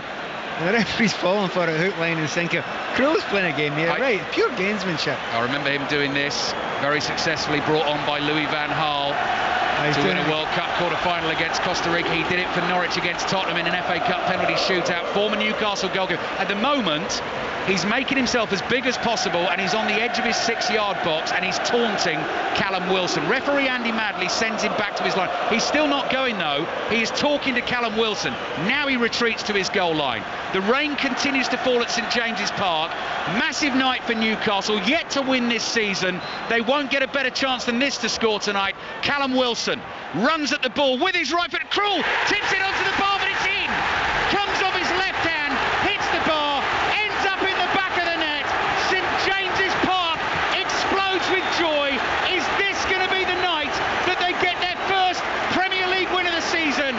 Newcastle 1, Norwich City 0. Well, you can't see anything other than they deserve it. You know, they've kept battling, they've kept fighting, their attitude's been positive since going down to the 10 men. Keeper nearly makes a wonder save there, doesn't he? He hits it onto the crossbar, as you say there, left, gets a really strong arm on it, but it's into the goal. It's 1-0 up. We've got a game, we've got some noise, and this is exactly what certainly Eddie Howe wanted, what these fans wanted. What a superb noise. Well, Eddie Howe's third game in charge of Newcastle. First one he wasn't able to be here, a 3-3 thriller against Brentford. At Arsenal at the weekend, Newcastle lost the game by 2-0. They felt they should have had a penalty at 1-0 down for a challenge on Callum Wilson. They felt they should have had 2 tonight. They've got 1. Wilson stuck it away. We have got some half hour ahead. By the way, I agree. I think all 3 were penalty kicks. I absolutely think all 3 were penalty kicks. I've got one, and it's the most vital one imaginable just now, because what everyone was saying before the game, that they had to win this game. Well, what a lift it's going to get them. Of course, what they've got coming up at the weekend as well. Long way to go, though. Yeah, long way to go. And it will be tiring legs later on. Crunching challenge on Billy Gilmour. Gilmour's the man who was penalised for the handball at his left arm high in the air. He's hobbling at the moment after the challenge. John Joe Selby in hard with the challenge. Newcastle fans again roaring to the rooftops. Brandon Williams takes it off the toes of Joe Linton. Billy Gilmour's okay. Slides a little pass to his right-hand side. Aarons, wide to Sargent. Sargent forced away from goal by Fernandez. Plays it back to Aarons. Newcastle 1, Norwich 0. Aarons looks up, curls the cross in. Too close to Dubravka. He's able to watch it sail by, pass his left-hand post and go behind for the goal kick. And Newcastle win tonight puts them on 9 points, level on points with Norwich, level on points with Burnley, who come here at the weekend. It's currently Leeds 0, Palace 0. If that was a draw tonight, Leeds would find themselves on 13 points. But it's just the lift it would give the entire city, Pat, if Newcastle I mean, it's incredible. You can hear it. You can hear it lifting the roof of the stadium just now. We're looking at Eddie Howe just now. Everyone's standing up there. What? I mean, what buzz that gives you as a player. If you're feeling a bit tired and you need something to help you, what noise this? What? I mean, you can't afford to get tired. You won't feel it. The adrenaline just lifted that bit more by those fans. Incredible support for Newcastle United, leading Norwich City by a goal to 0. Manquillo with speed down the right. Brandon Williams gets his body in the way. Good tackle by Williams, throw into Norwich. The only atmosphere similar to this, Pat, that you and I, well, that I've experienced, but it was with you, Scotland-Israel at Hampden Park. That was like this, wasn't it? It was. But when you're inside something like this, it must be incredible as a player. Yeah, I mean, you know, the other thing is, see, trying to keep game management when this is all going on around you. Yeah. You know, okay, don't get too excited, don't dive into tackles because you're up with the excitement. And Eddie Howe's looking at thinking, yeah, I want the effort, I want the intensity, but I don't want you to go mad. I don't want you to do something silly and get another player sent off. Yeah, well, the phrase is, isn't it, kicking every ball, and Eddie Howe's been doing that ever since Kieran Clark got sent off. He has been a restless bundle of energy on the touchline in front of us. Lys Mello for Norwich. Newcastle leading Norwich by a goal to 0. Latest on England's women against Latvia in a second. Brandon Williams, though, on the ball for Norwich, corner of the penalty area. Good defending by Joe Linton. He's tugged back. That's a free kick for Newcastle, exactly what they want. 19 minutes gone in the second half. They lead Norwich by a goal to 0. England, Latvia, Maz Faruqi. 20 goals scored tonight by England, are the most in a single game by some distance. 4 players picking up hat-tricks. In fact, Lauren Hemp got 4, but rightly the focus will be one of those in particular, Ellen White, who's now the leading goal scorer for England in the women's game. To say they have been emphatic in World Cup qualifying so far would be an understatement. England 20, yes 20, Latvia 0, it's finished. That's Vidi Printer 20, then open brackets TWENTY, isn't it? I mean, written twice. Triple exclamation mark, yeah. Exactly. Incredible. 20-0. Williams plays back to Tim Krul, who did his absolute very best to keep that penalty out and very nearly did so. Rupp with his right foot, side foots a ball to Max Aarons. Some week of Premier League football for you on 5 Live this week. Merseyside derby, Everton, Liverpool at Goodison Park tomorrow night in full. 8:15 kick-off at Goodison Park. Manchester United against Arsenal, 5 Live commentary on the Thursday night. Michael Carrick still taking charge of the team. Ralph Rangnick is on his way for Manchester United. Here's Brandon Williams. Ball to Rupp. Referee got in the way, edge of the box. Shame for Norwich that he didn't touch the ball though, so play's allowed to continue. Shelvey to Sam Maximan. Couldn't control it. Rupp has it back for Norwich, and Sam Maximan's taken a knock on his arm. Well, the referee was never going to give a free kick there, was he? Because he got in the way of the last piece of play. Norwich are back to where they were, and the referee got in the way. And Newcastle have been guilty of throwing away leads this season, so fans will not be taking anything for granted. Rupp dummies a shot from 25 yards out. Instead plays it wide to Aarons, to Sargent, back to Aarons. Corner of the Newcastle penalty area. Jinks to his right again. Sargent with the first time cross. It's behind everyone. Enormous roars of relief from the Newcastle fans again as the ball goes out for a throw-in to Newcastle in their right back position. Pat Nevin. Do you know that the quality in the final third from Norwich has been really, really limited, and I don't mean today. I mean generally for large parts of the season, and that's their downfall. It seems to be always a downfall. There's nothing wrong with the effort with the players, you know, and there's good organisation, structure, all those things. In the Premier League, you need that little bit of something special. Inventiveness, creativity and quality in the last third. They've shown very, very little tonight, even though they've got a man extra. Newcastle leading Norwich by a goal to nil. After this finishes, Leeds Crystal Palace commentary right the way through until the end. 5 Live Sport with you here until 10:30, and then Colin Murray will take over. A serious subject on the show tonight for Colin. He's going to be looking at the reasons why top sports people, particularly high-profile footballers, have been collapsing on the pitch. Lots of links being drawn, and there will be open discussions with some of the best informed people in sport. So that is on its way with Colin from 10:30 tonight. Adam Eder has come on. So Norwich looking for something a little bit different. Have to try and get back into this game. What's happening at Ellen Road? Gary Flintoff. 4 minutes to the break, Ali. It's Leeds 0, Palace 0. Terrible conditions here, but a great atmosphere, and it's just started to get tasty. Conor Gallagher felt he was fouled on this near touchline, right in front of his manager, Patrick Vieira. The referee waved play on, so within seconds, Gallagher brought down Rafinha, an ugly challenge, and he was booked. It's Leeds 0, Palace 0. Thank you, Gary. By the way, just talking about late night listening, this time next week, we are going to be a couple of hours away from the start of the Ashes, 11 o'clock. Next Tuesday night, ball-by-ball commentary on 5 Live Sports Extra throughout the series. Brilliant preview of the series last night, which is available right now on the BBC Sounds app via the Test Match special feed. I recommend, well worth a listen, with the likes of Glenn McGrath, Steve Finn, Jonathan Agnew, just so many unknowns going into the series. Project Ashes, a really good listen, that podcast on the BBC Sounds app as well. As Shelby's ball forward, looking for Wilson's intercepted. Joe Linton, he's got through some running tonight, can't win it back. I could argue this is probably his best, certainly the best I've ever seen him in a Newcastle shot. Without doing anything particularly spectacular, the work rate has been fantastic. He's got himself into great positions defensively. He's given up absolutely nothing. Really, really good display from him, and that kind of right attacking from midfield area. But now there's 2 centre forwards on for Norwich, so that might ask a different question with Ida up front. Yeah, 20-year-old Adam Eder, young Republic of Ireland international. Here come Newcastle on the break. Norwich looking a little open. The ball at the feet of Alan Sam Maximan. Got Hanley backpedaling, right-footed shot, blazes it wide, and Eddie Howe claps his hands together in frustration. Second goal could kill this. On a knife edge at the moment. Newcastle 1, Norwich 0. But interesting, they've got to that 4-4-2 Norwich, and immediately it happens, you get a chance for Sam Maximan to break on them. So we expect a very open game between now and the end of this tie. So Maximan, again, he'll be loving it, but you've got to say, well done Grant Hanley there. He's not got anywhere near the pace of Sam Maximan, but he was clever. He didn't dive in, showed them away, and eventually Sam Maximan panicked. Eddie Howe getting ready to make a change. Rupp chips a little ball forward. Manquillo reads it for Newcastle. Lucas Rupp tries to regather possession for Norwich, gets there first, chips it back into his own half. Just over 20 minutes to play. Tim Krul high up the field on the ball in the light blue goalkeeping outfit of Norwich City. Plays it to Gilmour, Gilmour to Rupp, wide to Brandon Williams. Can Norwich create something clear-cut here? Gilmour's looking for that pass through to Eder. Intercepted by the black and white wall. Shelvey pokes it forward to Wilson. Wilson tried to knock it past Williams, pick it up the other side, but Rook was there first. Here come Norwich again.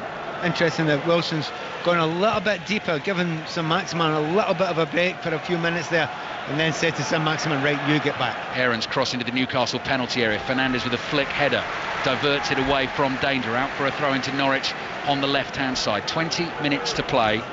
Newcastle leading Norwich by 1-0 in what many feel, a lot of their fans feel, is a must-win game this evening, as is Burnley at home here at the weekend, because following that, Leicester, Liverpool, Manchester City and Manchester United to come. Billy Gilmour turns it back to Aarons. Aarons wide to Gilmour. Gilmour curls that cross into the Newcastle box. Cher heads it away powerfully. Aarons controls it on the laces of his right boot. Isaac Hayden getting ready to come on for Newcastle. Ball forward from Rupp. Intercepted by Fernandes. Saint-Maximin's trying to win a 50-50 inside his own half. He's lost it. A lot of Norwich pressure at the moment. But Alistair, that summed up Norwich's problem so far. They went in the final third. There was a ball on. It had to be slide rule pass. Wasn't even close.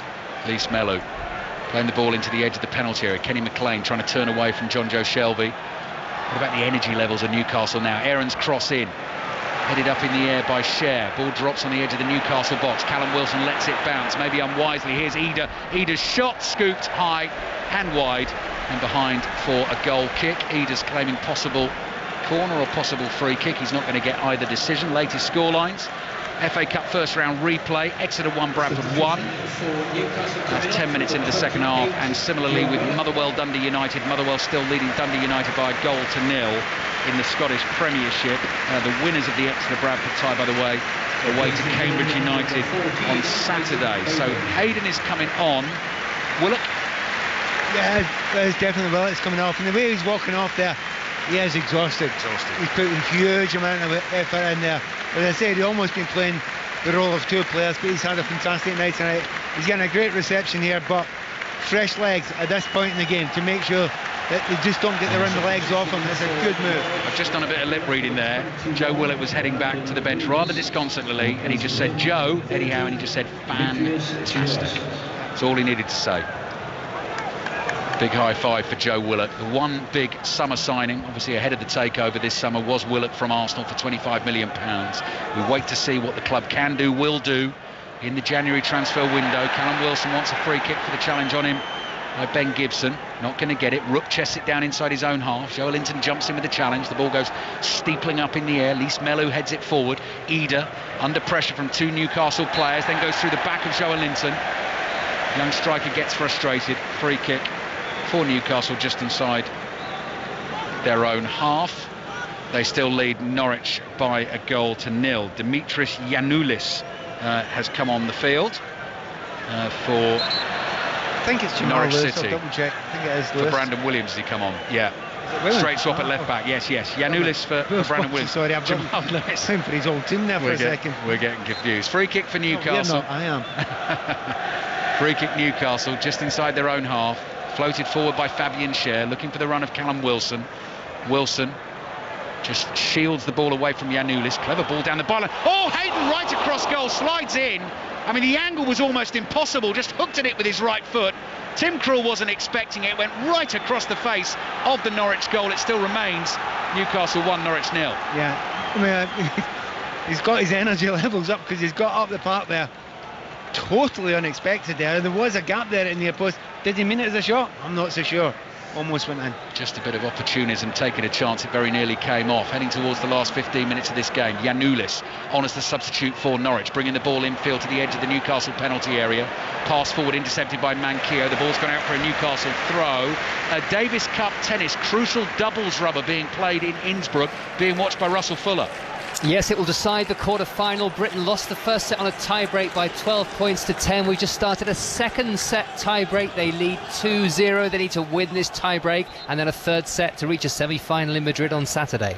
Thank you, Russell. Leeds 0, Palace 0 at half-time. Commentary continues online of that game. It'll switch to 5 Live once this one is finished. 15 minutes to play. Don't go anywhere, by the way, for the last 15 minutes of this one. Newcastle leading Norwich by a goal to 0. They've been down to 10 men since the 10th minute of this game. Joe Linton putting himself about again, trying to win challenges. I think he gets it. I mean, it's Norwich players, 2 of them threw themselves to the ground there, but I think Joe Linton within his rights to go for both of them. Yeah.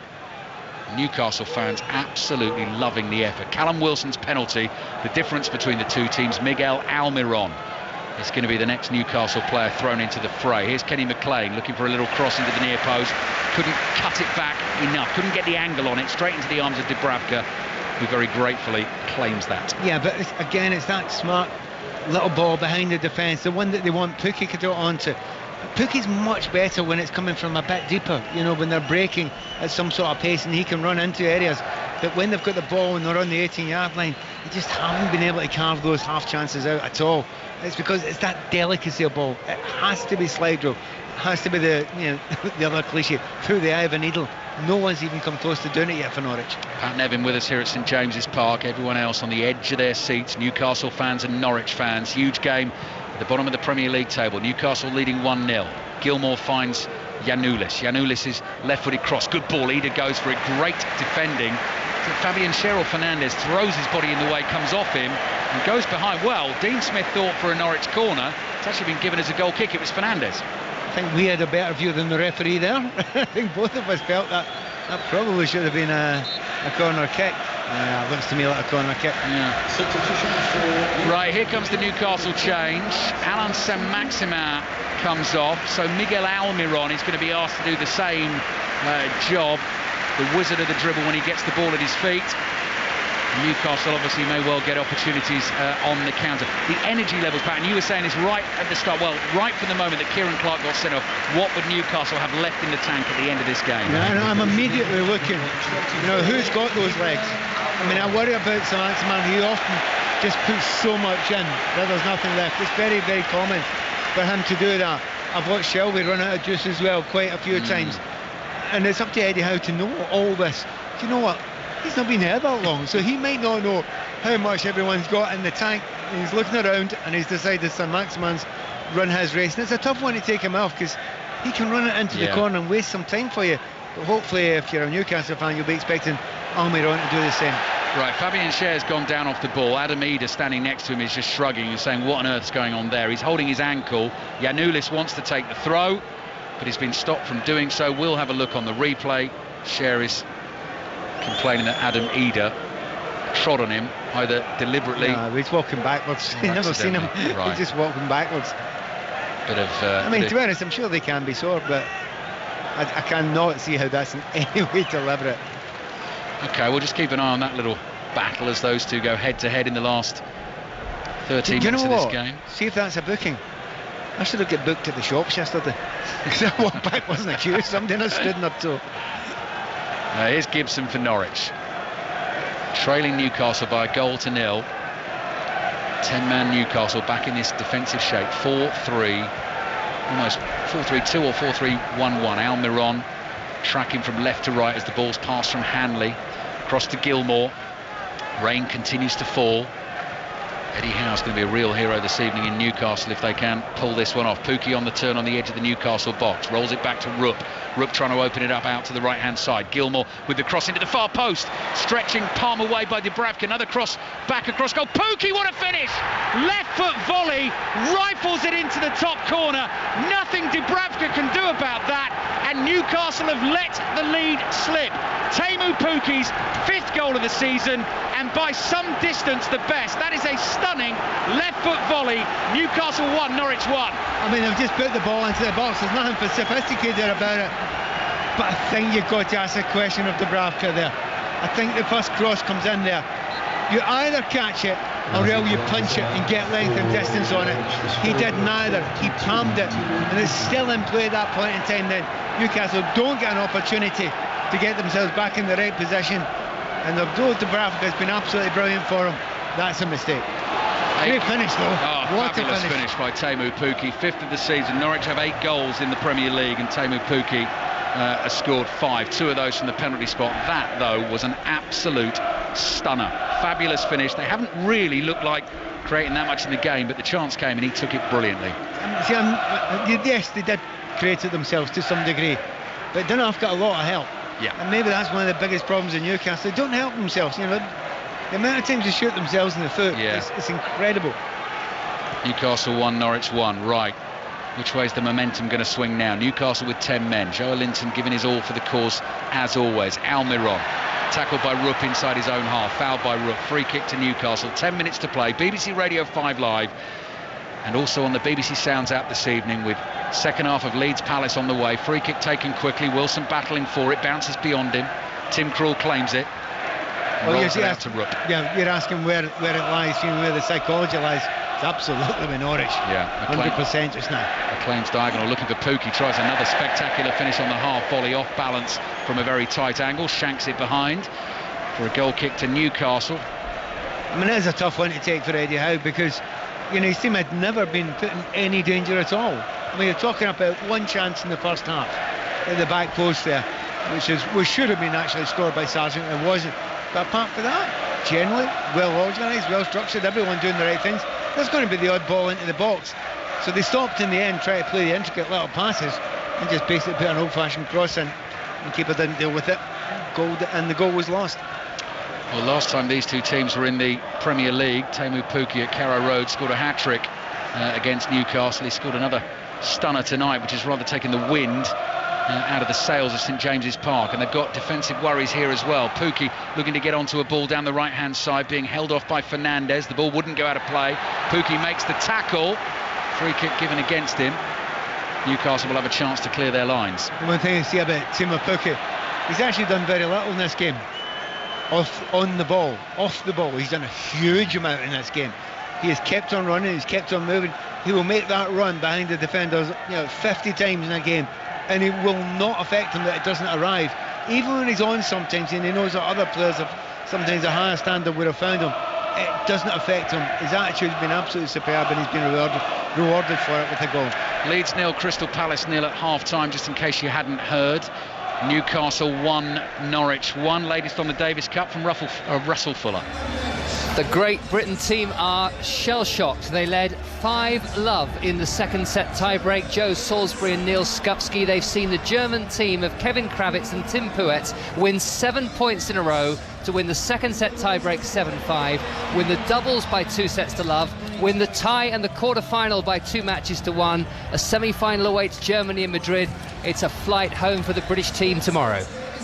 Thank you, Russell. Sounds a blow akin to the one that Teemu Pukki has struck here for Norwich in terms of rocking Newcastle on their heels. Newcastle 1, Norwich 1. It's amazing how much more tired Newcastle suddenly look. Yes. And they weren't looking that way before.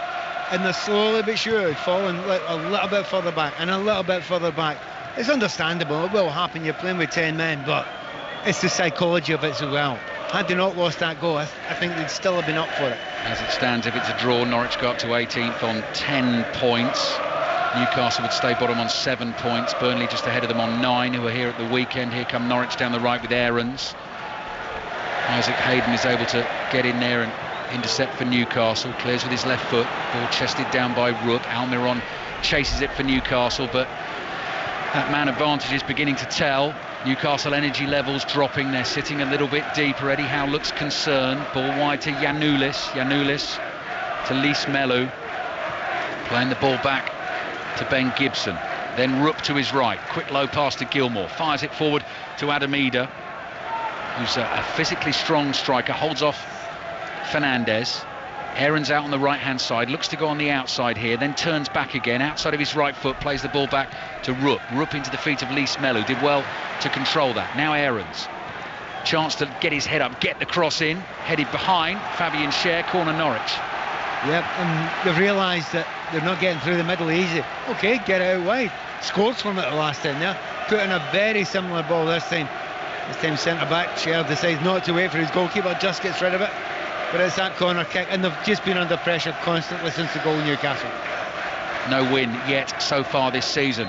Newcastle 1, Norwich 1. No win for Newcastle, that is. Hanley jumps to win a header. Foul on Fabian Schär inside the penalty area by Ben Gibson. Free kick for Newcastle. John Joe Shelvey is down, possibly might need some treatment here, so we might get a slight stoppage in play, which will allow me to tell you and the listeners, Pat, about lovely little story on check-in at hotel reception this evening. So I checked in, and the woman behind reception asked me what I was doing here, and I explained what I do and where I was going to be. And she told me that she's Italian heritage, but now working in Newcastle. Her great-grandfather, Sandro Ciotti, used to commentate on Italian football for Rai back in the day, so particularly on the Rome clubs, on Lazio and Roma. So she had a very good understanding of our job and what we do. It was a fabulous conversation. Were you rushed, or did you actually try and go online and try and find some commentary? I've looked for him, actually. I've looked for him, and the name I think she gave me initially was her mother's surname, which was Agostinelli, and I went looking for him on that, and it wasn't under that, so I went back and checked again. Sandro Ciotti, her great-grandfather, used to be a football commentator. So you're not missing any play, by the way, at St James's Park. John Joe Shelvey's receiving treatment. By the way, I'm just offended you didn't come and stay at my place tonight. But then again, I didn't offer. Well, how far are we from yours, Pat? About an hour and a half. Hour and a half, yeah, okay. That's very kind. I would love to next time. Would have been even kinder for the offered. Beforehand. Nothing happening here, sadly. No. John Joe Shelvey still receiving treatment. Leeds 0, Palace 0 at half-time. 5 minutes remaining in this game. Newcastle still without a win this season. 1-1 against Norwich. Callum Wilson from the penalty spot for Newcastle, after VAR intervened on a handball by Billy Gilmore that Andy Madley didn't spot in real time, and Teemu Pukki with an absolutely stunning left foot volley. Everton Liverpool in full on 5 Live tomorrow night. 7:30 kickoff on Sports Extra is Watford Chelsea. Thursday night the 7:30 kickoff in full on Sports Extra is Tottenham against Brentford. Andy Madley blows the whistle, wants Newcastle to get this back underway. Newcastle are desperate to do so as well, because they want to try and win this game. 5 Live commentary Thursday night, Manchester United against Arsenal. McLean lofts one forward, intercepted by Cher, takes a second touch. Quick ball down the right hand side, goes whizzing past Callum Wilson. Gibson wants to let it run out of play, not enough pace on it. Tim Krul side foots one to Giannoulis, did well actually under pressure there, plays it back to Gibson, clears with his left foot. Lys Melu chases, so does Manquillo, volleyed forward from the back by Isaac Hayden. Powerful header away into the Newcastle half. There was a foul there on Gibson as he made the clearance. Joe Linton's gone down hurt this time, but it's a free kick for Norwich. Just a challenge there. He tried to put a challenge in there. He didn't get quite there in time. Gave a wee free kick, but he got a bit of a knock himself. Again, I think there's a lot to do with tiredness the way Joe Linton's gone down there. I think he fancies a little bit of a rest, and I think he probably deserves one. Yeah, Newcastle 1, Norwich 1. Some effort by Newcastle tonight, considering Kieran Clark sent off so early in the game. Gilmore chipping it forward, flag stays down, Eder on the turn, rifles it past the near post, then the flag goes up, wouldn't have counted, it was offside. Well, I thought for a moment it was dreadful defending, because he's just walked up and said, well, I'm not going to follow you. That's a dangerous game to play at that point, but yeah, he had gone a yard and a half too early, hadn't he? So 2 minutes plus added time remaining. Rain still falling at St James's Park. Producer Rob Schofield getting ready to head down and get those post-match interviews. I'm sure you hear the reaction later tonight, but also in the Football Daily podcast, which is available for you on the BBC Sounds app.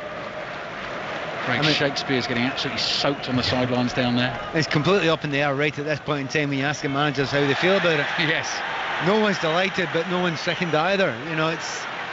Better point for Norwich, surely, Pat. Probably slightly. Yeah. Giannoulis chased back by Almiron. Good sliding challenge. Manquillo clears with his right foot. Joe Linton onto the loose ball, plays it to Callum Wilson. Wilson decides to hold on to it, does well to find a teammate in Manquillo. Almiron on the turn on the halfway line. Gilmore's knocked him over. Free kick Newcastle. Minute and a half plus added time. Are we going to find a winner tonight? Outside of the right foot from Shelvey. Curls the free kick to Joe Linton. Slows it down, then moves infield. Plays it back to Shelvey. Shelvey's early cross in. Hayden goes for the header.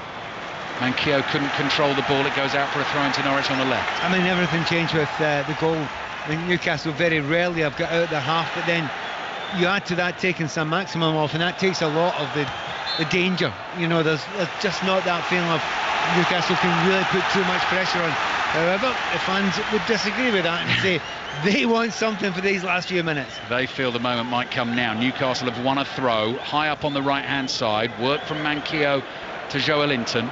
Shelvey 35 yards out, finds Joelinton again. Joelinton, that's not good. Floats a shot. I don't really know what that was. Got underneath it and just clears the crossbar by quite a long way. That was exhaustion. Yeah. That should have been a cross. I mean, even a shot from there would have to be unbelievable. You'd question whether Ronaldo should go from one from there. He's tried it, but he's got himself back in his defensive position. To be fair, attack-wise, he's not been fantastic, but defensively, midfield work has done brilliant. Eddie Howe just beckoning his team up the field as Giannoulis crosses into the Newcastle penalty area. Chance for Manquillo to clear on the half volley with his right foot. 6 minutes of added time at the end of this game here on 5 Live BBC Sounds. Go uphill, black and white, didn't want to see that. Gilmore's ball. Joelinton does well for Newcastle. Reddin intercepts. Shelvey's pass cut out. Then long ball forward from Isaac Hayden. Callum Wilson's got no chance with that, and it runs away from out for a throw into Norwich inside their own half. Again, just a moment of panic there. You know, as soon as that 90 comes up, everyone's attitude changes. You know, and normally he'd just pass that out. He'd get it up to Callum Wilson. He would hold it, maybe try and take it into the corner. But because it's that last 6 minutes it is now, but as soon as you go over 90, the attitude is hang on for dear life, nothing more. Newcastle 1, Norwich 1. If Newcastle can't find the winner, they're going to have to try and do something no team has done in Premier League history before, i.e. go 14 games without a win from the start of the season and avoid relegation. That will be the challenge. Norwich attacking again down the inside left channel. Rupp and Joelinton battling for the ball wide on the left. Joelinton wins it initially. Great work again from the big Brazilian. Cleared by Manquillo, chested down by Callum Wilson. Newcastle fans feel there should have been a free kick. Pukki on the turn, edge of the area, hits it well again. Fernandez out quickly to block that shot.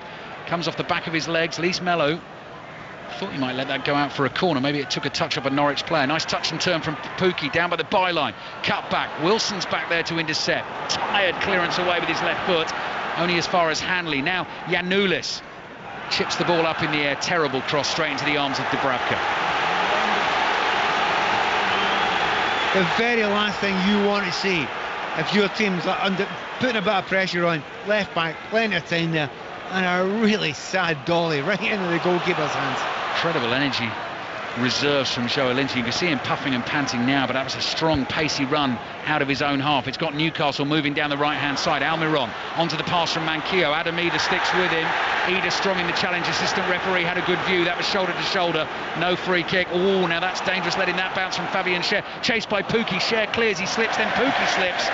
Schär picks himself up, then he's been tackled, he's lost it inside his own half. Lys Mello away down the left hand side. Pukki in the middle, might not need him. Lys Mello, oh, Dubravka with the save with his leg, comes up off his leg and over the crossbar. Norwich very nearly won it in added time. Do you know, I said to you before about Newcastle shooting themselves in the foot? I mean, he tried so hard to do it 2 or 3 times in a row there, Schär.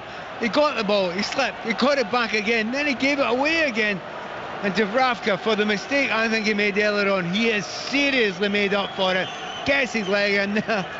What a chance that was. Oh. I'll tell you what, all the chances just about that Norwich have made or got, they've been given to them in a plate. Yeah, Newcastle 1, Norwich 1. Corner for Norwich. Gilmore low into the near post. Dangerous ball inside the Newcastle penalty area. Comes off a Norwich body, goes behind for a goal kick. One of those saves, I mean, fabulous save by Dubravka to get something on it. It comes off his leg. It could have gone anywhere. It went up and over. To be honest, if it's Pukki one on the keeper there, that ball's in the net. Yeah. He just thinks the keeper. And he's going at pace, and he did well to get into that position. And he was very positive. By the way, Pukki wasn't very happy. He wanted the cut back for the tap-in. Second half commentary on Leeds Crystal Palace on the way. Leeds starting tonight just outside the bottom 3 on 12 points. Crystal Palace 4 points above them in 11th on 16 points. Norwich have the ball back with their goalkeeper Tim Krul. We've played almost 4 minutes of the 6 minutes added time here at St James's Park. It remains 1-1. Newcastle, remember, been down to 10 men since the 10th minute of the game. Giannoulis for Norwich on the left. Joelinton's there again, gets a foot in, knocks it out for a throw. What a reaction for the fans there. That was just a simple tackle from Joelinton. Just get himself back. They love the effort he's made tonight. He's got enough abuse in the past. I have to say, I've not been his biggest fan times gone past. He has been superb tonight. He has, yeah. 2 minutes to play in the game. Norwich on the ball, inside the Newcastle half. Gilmour chests it down, 35 yards out. Side foots one to Aarons. Newcastle fans very apprehensive at the moment. It's 1-1. Gilmour's cross in. Ida attempts the spectacular. It's cleared away. Almiron tries to control it. Hayden with the outside of his right foot can't find Wilson. Ball's given away. Norwich have it again. 90 seconds to play. It's just that panic, isn't it? When they get the ball, they try and hold it in those situations. Hayden gives a free kick away. The last 2 or 3 times he's got the ball, he's either given it away, given a foul away. Yeah, he was desperately trying to make up for the loose pass there. He thought he got enough on the ball for that to be a clean challenge. He caught Lucas Rupp. I think Tim Krul's saying, can I go up for this free kick? I think not, Tim. 1-1, you've got a point. It's 1-1. Newcastle 1, Norwich 1. Free kick Norwich, a minute to play at St James's Park in the second half of Leeds Palace on the way. Gilmour pauses. Swings the free kick into the Newcastle area. McLean's volley back into Rupp, hits that hard, good block. Runs to Lee Melu, lines himself up for a shot straight at Dubravka. Whoa! Nearly spilt that at the feet of Adam Ida. Clutches onto it inside the 6-yard box. Now the Newcastle fans want him on his feet. They want him to get the ball downfield and give Newcastle a late chance to win the game. And by the way, Norwich are shouting for a penalty kick. That's what they think's happened there. They think it was a shot at it. The ball's not going to play yet. No. So the referee may well look at it. I mean, from my angle here, I have to say that it didn't look as if anybody's arm was particularly far out from their body. So we shall see. You just never know. 15 seconds to play. Play continues. There's not been a break in play. What if the break in play is the final whistle? I know, yeah, exactly. Here's Rupp. Rupp with his left foot. This might be the last attack of the game, and it's for Norwich City. Newcastle 1, Norwich 1. Desperately tired Newcastle legs trying to get back there to defend. Aarons on the right, looking for the run of Gilmour. Brilliantly covered by Isaac Hayden. The ball's behind for a goal kick. And that is it, all over at St James's Park. Eddie Howe thoughtful. Handshake with Dean Smith. I think Norwich City will be the happier team with the point tonight. They were also behind in the game. Newcastle down to 10 men early on. Kieran Clark sent off, got the lead through the Callum Wilson penalty. Teemu Pukki equalising with a quite spectacular volley. But the bare facts are, Pat Nevin, 14 games played now for Newcastle in the Premier League this season, and they have still not won. No, they still haven't won a game. And you know, Eddie Howe was talking beforehand, it was a mixture of, you know, things like bad luck, things going against them, not finishing off teams, etc. I mean, that's the story of the game today. You know, bad luck, but silly decisions as well. To get the sending off after 10 minutes, and then at the end there, you know, when they looked as if they were controlling the game, they give away a goal because I think it was goalkeeping error. But then they nearly give away another goal at the end under no pressure, Fabian Schär. So he needs to be able to get those mistakes out of the way if they're going to have any chance. It's not over yet. After Norwich, they get a point tonight. They're on a nice little run. Do I think they'll still stay up? I'll say I think Newcastle is still more likely to stay up than Norwich. Oh, interesting. Very interesting. That's what the life of the Newcastle manager is all about, as Eddie Howe is finding out. Great atmosphere tonight and great drama. Newcastle 1, Norwich 1. Pat, I'm just listening, and I don't know whether the DJ at St James's Park has done this on purpose, but Learning to Fly by Tom Petty might just be apt for both of these sides under new managers. They finished both in a relegation battle with a point apiece, and I heard you guys discussing it during the match. I can't quite work out whether each side will be satisfied with this or disappointed. Well, they won't be satisfied. Neither side will be satisfied. But they won't be absolutely devastated either about it. By the way, I'm just disappointed they never went for Learn to Fly by the Foo Fighters. Anyway, moving on quickly from that. Yeah, they've got to learn what their teams are capable of. I mean, I'm sure Dean Smith, he's a clever guy. He'll know what the weakness is. The weakness is creating chances. They've got a guy up there who can score. Give him chances, he'll score. And he did score one tonight, Pukki. But he's got so few chances this season, and I suspect we'll get so few for the rest of the season because there isn't quite that cuteness you need at this level.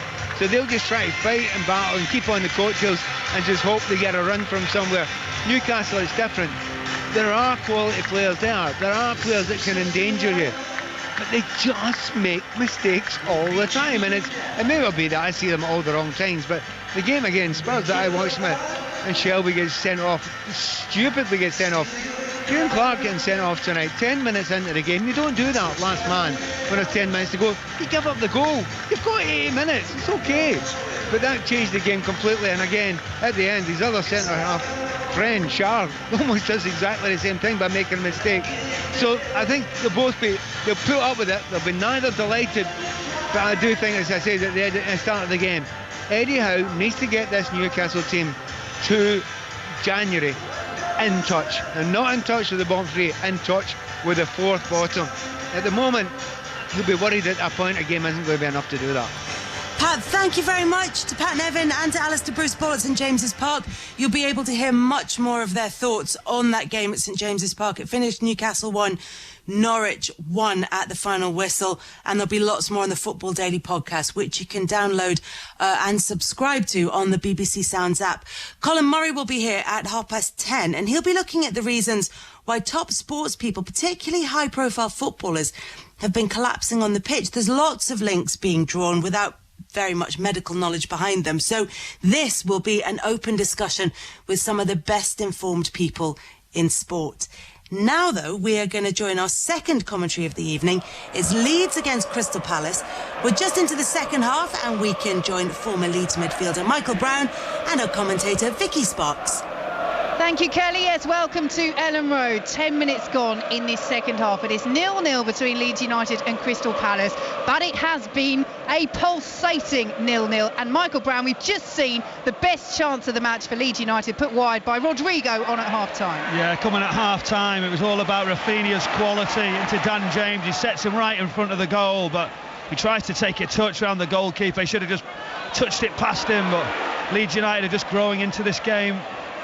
And they had the ball on the left-hand side with Firpo, another half-time substitute in field to Adam Forshaw, tries for goal, deflection off Kouyaté, takes it straight into the arms of Vicente Guaita. We will take you through the lineups. Meslier in goal for Leeds. The back four of Dallas, Llorente, Cooper and Firpo, who came on at half-time for Strauch, who picks up a bit of a knock but had also been run ragged by Jordan Ayew down Crystal Palace's right-hand side. Ahead of them it's Forshaw and Phillips, with James, Rodrigo, who's replaced Click at half-time, and Rafinha supporting Tyler Roberts through the centre as the ball is won away from Odsonne-Edouard for Crystal Palace, and it's all the way back with Llorente for Leeds. So Crystal Palace with Guaita in goal, the back four of Ward, Tompkins, Gehi and Mitchell, Gallagher, Kouyaté and Schlupp ahead of them, with Zaha, Edouard and Ayew, who had a big penalty shout turned down in the first half, up front for Crystal Palace, who are playing from left to right in this second half in their traditional home kits of the red and blue diagonal stripes, the blue shorts and the blue socks with the red bands at the top. Leeds all in white, and as the ball goes out for a Crystal Palace throw. Having a look at that Jordan Ayew penalty shout a couple of times in the first half, not given by referee Kevin Friend on the pitch. VAR Simon Hooper had a look, not interested, and Crystal Palace certainly complained for a good long while about it. They did complain, and you could see why. In the first contact, looked like there was two arms in the back of Ayew, but after seeing the replay, there was a slight bit of contact, and I think they got that one correct on this occasion. But it's had a little bit of everything this game. We just need a goal to open it, but the players have played at great tempo. Ayew's been excellent down the right. He's on the ball again. Drifting into that central position, Jordan Ayew, and now played forward by Mitchell out to the left-hand side, and Wilfried Zaha. Good challenge by Rafinha on the edge of the penalty area, stays down. Zaha will keep going. The shot driven in, blocked by Dallas. Zaha gets it again. Left-hand side of the penalty area for Crystal Palace. Tried to play it back across. Leeds will clear. Now the home fans want Crystal Palace to put the ball out of play. Referee Kevin Friend says play on. Zaha is dispossessed. Phillips now has the ball and will be able to put it out of play for Rafinha to receive treatment. It's such a difficult one as a player when the referee has obviously seen there's an incident, somebody's down, he's waved play on, you can hear the home supporters booing, the ball goes in the net. Llorente now arguing with Wilfried Zaha as he tries to go in, but hopefully Rafinha on the cover. He's come out worse. I think it possibly has stood on the top of his shin, and it was, as you see that replay back, but Palace continue. The supporters didn't like it, but it's a sore one that when you see it back. It's a real tough one on Rafinha's shin, and he's been excellent at times, credible. We want to see him on the ball as much as possible. In the FA Cup first round, Exeter now 2-1 up against Bradford as Crystal Palace do give the ball back from that throw, and Leeds United in possession just outside their own penalty area. 0-0 here on 5 Live at Ellen Road. 14 minutes gone in this second half. Here is Liam Cooper once more for Leeds United, who have lost just one of their last 5 in the Premier League. That was 2-1 at Tottenham, but only won one of their last 5 as well. 2-1 against Norwich, and in fact their 2 wins this season in the top flight leagues have been against newly promoted sides, Norwich and Watford. They are taking on a Crystal Palace side who have been in fine form under Patrick Vieira, but saw their 7-match unbeaten run ended by Steven Gerrard's Aston Villa last time out. It's been a pulsating game, an even game, as Leeds United win the ball just inside the Crystal Palace half. It's given away straight away though. Calvin Phillips then stepping in, looking to get a challenge, and manages to squeeze the ball forward to Rafinha. And now the roar as Firpo picks it up on the left-hand side for Leeds United. Here is Dan James, who's looked lively in this second half, approaching the penalty area, pulls it back to Firpo, bit of space, down to the byline, digs the ball across, looking for Roberts in the centre, header won by Crystal Palace, helped on by Mitchell. The half volley by Dallas is blocked, now will be driven in by Calvin Phillips, and the deflection will carry it all the way through to a grateful Vicente Guaita, who just about manages to keep that ball inside his penalty area on the right-hand side and jogs very calmly back to the penalty spot. It just wouldn't sit, was it? The supporters are sucking in. You can hear shoot, shoot, shoot. Phillips finally gets the opportunity after Dallas and blocked by Tompkins, but it just raised it. See straight away, going to press, get an opportunity. That's what these Leeds United supporters want. It's been a lull for a period of time. They haven't been able to shout or get behind the side, but Crystal Palace now realise they just delay it, slow it down and then play on the counter, try and bring players in, but referee finally gets hold of it. And this will irritate the Leeds fans, because that was the roar of fury. They felt that Palace were delaying over the throw. Referee Kevin Friend, just as they released the ball, told them to hurry up. So now they have to retake it because he's blown his whistles, telling them to hurry up. So they've wasted even more time, Crystal Palace. It's turned out quite nicely for them. It did, and I'm almost thinking it's definitely coming in as he's blowing his whistle. You waited too long. Here are Leeds United winning the ball back with Adam Forshaw. Plays it forward to the right-hand side. Little couple of step-overs there by Rafinha. Was he eased off the ball there? Was he? No? Was he? Chiati. Magnificent coming across. We've said so many times when he's broke up play. Some tight areas, some little flicks, good on the ball, that covering. It's not easy with Rafinha when he checks left and right. Gets towards that byline. Chiati come across as he's done so many times, even though he's had a little injury. Excellent from him, but just going back to the chance, seeing it again. James into Rodrigo. He's got to just push it back. Guay says he comes forward, tries to take a touch. Huge opportunity for Leeds United wasted.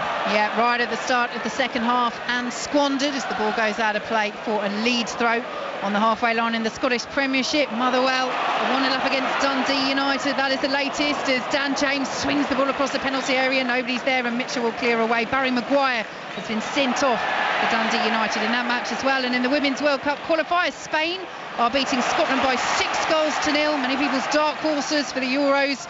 Next summer, Spain and France are 1-0 up against Wales. That's after England beat Latvia 20-0 earlier this evening. And Ellen White broke Kelly Smith's all-time Lionesses goal-scoring record with a hat-trick in that match. Here at Ellen Road, 17.5 minutes gone. 0-0 between Leeds and Crystal Palace. The flag is up for offside against Leeds. Palace have a free kick just outside their own penalty area. We've seen the setup with Crystal Palace, the front three. Ayew, Edouard and Wilfried Zaha interlinking, changing. Wilfried Zaha has took a more position in the second half on the left-hand side of the three. Where in the first half we've seen Edouard going on that left-hand side for the threat of Leeds United's pace. Especially Dallas pushing it down the right-hand side and runs in behind, but he must be trying to get some sort of breakaway as Leeds United go forward, getting Wilfried Zaha on the ball. Here are Crystal Palace, ball over the halfway line, intercepted by Stuart Dallas, plays it forward looking for the run of Tyler Roberts, well anticipated by James Tompkins. A little bit of pace on that back pass back to Guaita. He sends it out to the right-hand side, did well there, Guaita, just to race back and get that ball, make sure it didn't go out for an inadvertent corner. So Leeds United, and Joel Ward has it on the right-hand side for Crystal Palace. Well pressured by Dan James, he charges it down, makes the block. Ward still has it, Kouyaté is back there, clears it in field, but it spins off James into Tyler Roberts. Leeds United building the pressure. Forshaw goes for goal, 25 yards. Well, he went very close in the first half, Adam Forshaw, just wide, still looking for that first Leeds United goal since arriving back in January 2018. That was pretty ambitious. I mentioned in the first half tonight, you give these supporters a tackle. That was 1, 2, 3, the atmosphere, the intensity. And finally that breakaway come up to Forshaw. If he'd have put it anywhere near the net, We talked about roof coming off, talked about celebrations. Would have been remarkable, very ambitious. The execution wasn't great. Conor Gallagher gets a fit in for Crystal Palace, spins away to Firpo on this left-hand side for Leeds. Yes, he's had such a terrible time, Adam Forshaw, with injuries over the last few years. Made his first Leeds appearance in just under 2 years in August back in the League Cup.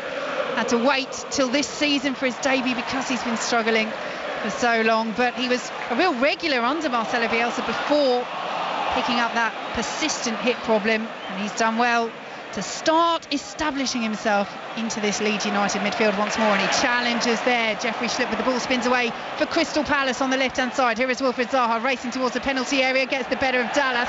Now Zaha miscontrolled, it goes behind, but he's saying, well, I should have got a foul and a free kick earlier in that move, and if I've miscontrolled then, I want the free kick. Referee Kevin Friend is unmoved, and it's behind for a Leeds goal kick. He's either handballed at Stuart Dallas, has it fallen on the floor, he's going mad, Wilfried Zaha, or he's headed it.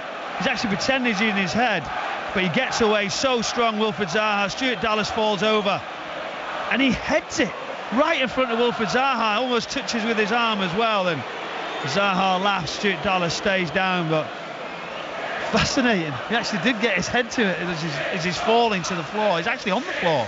It's an incredibly brave clearance, and this is why Dallas is still down. I mean, Zaha could argue if he didn't take a touch on him on the way through, it should certainly be a corner, but Stuart Dallas has certainly given everything in the cause of his team there, and he stopped Zaha in a very dangerous position down that left-hand side. See, now I see it from a different angle.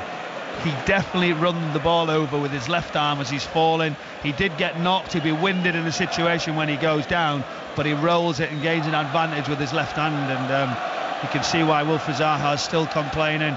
But just going back to Stuart Dallas, who's injured, we actually interviewed him for 5 Live, and we're actually saying, what position do you like playing? What's your favourite? Centre midfield? You've gone to right back?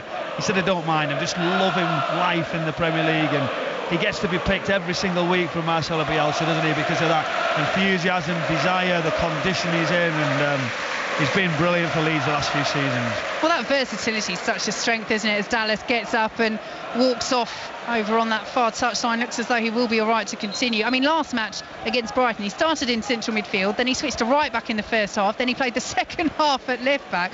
What a servant he's been to Leeds United. He scored a couple of goals as well. Let's see him as the 9 at times. They need a goal, don't they? Full time in the FA Cup first round, Exeter 2, Bradford 1, it finishes.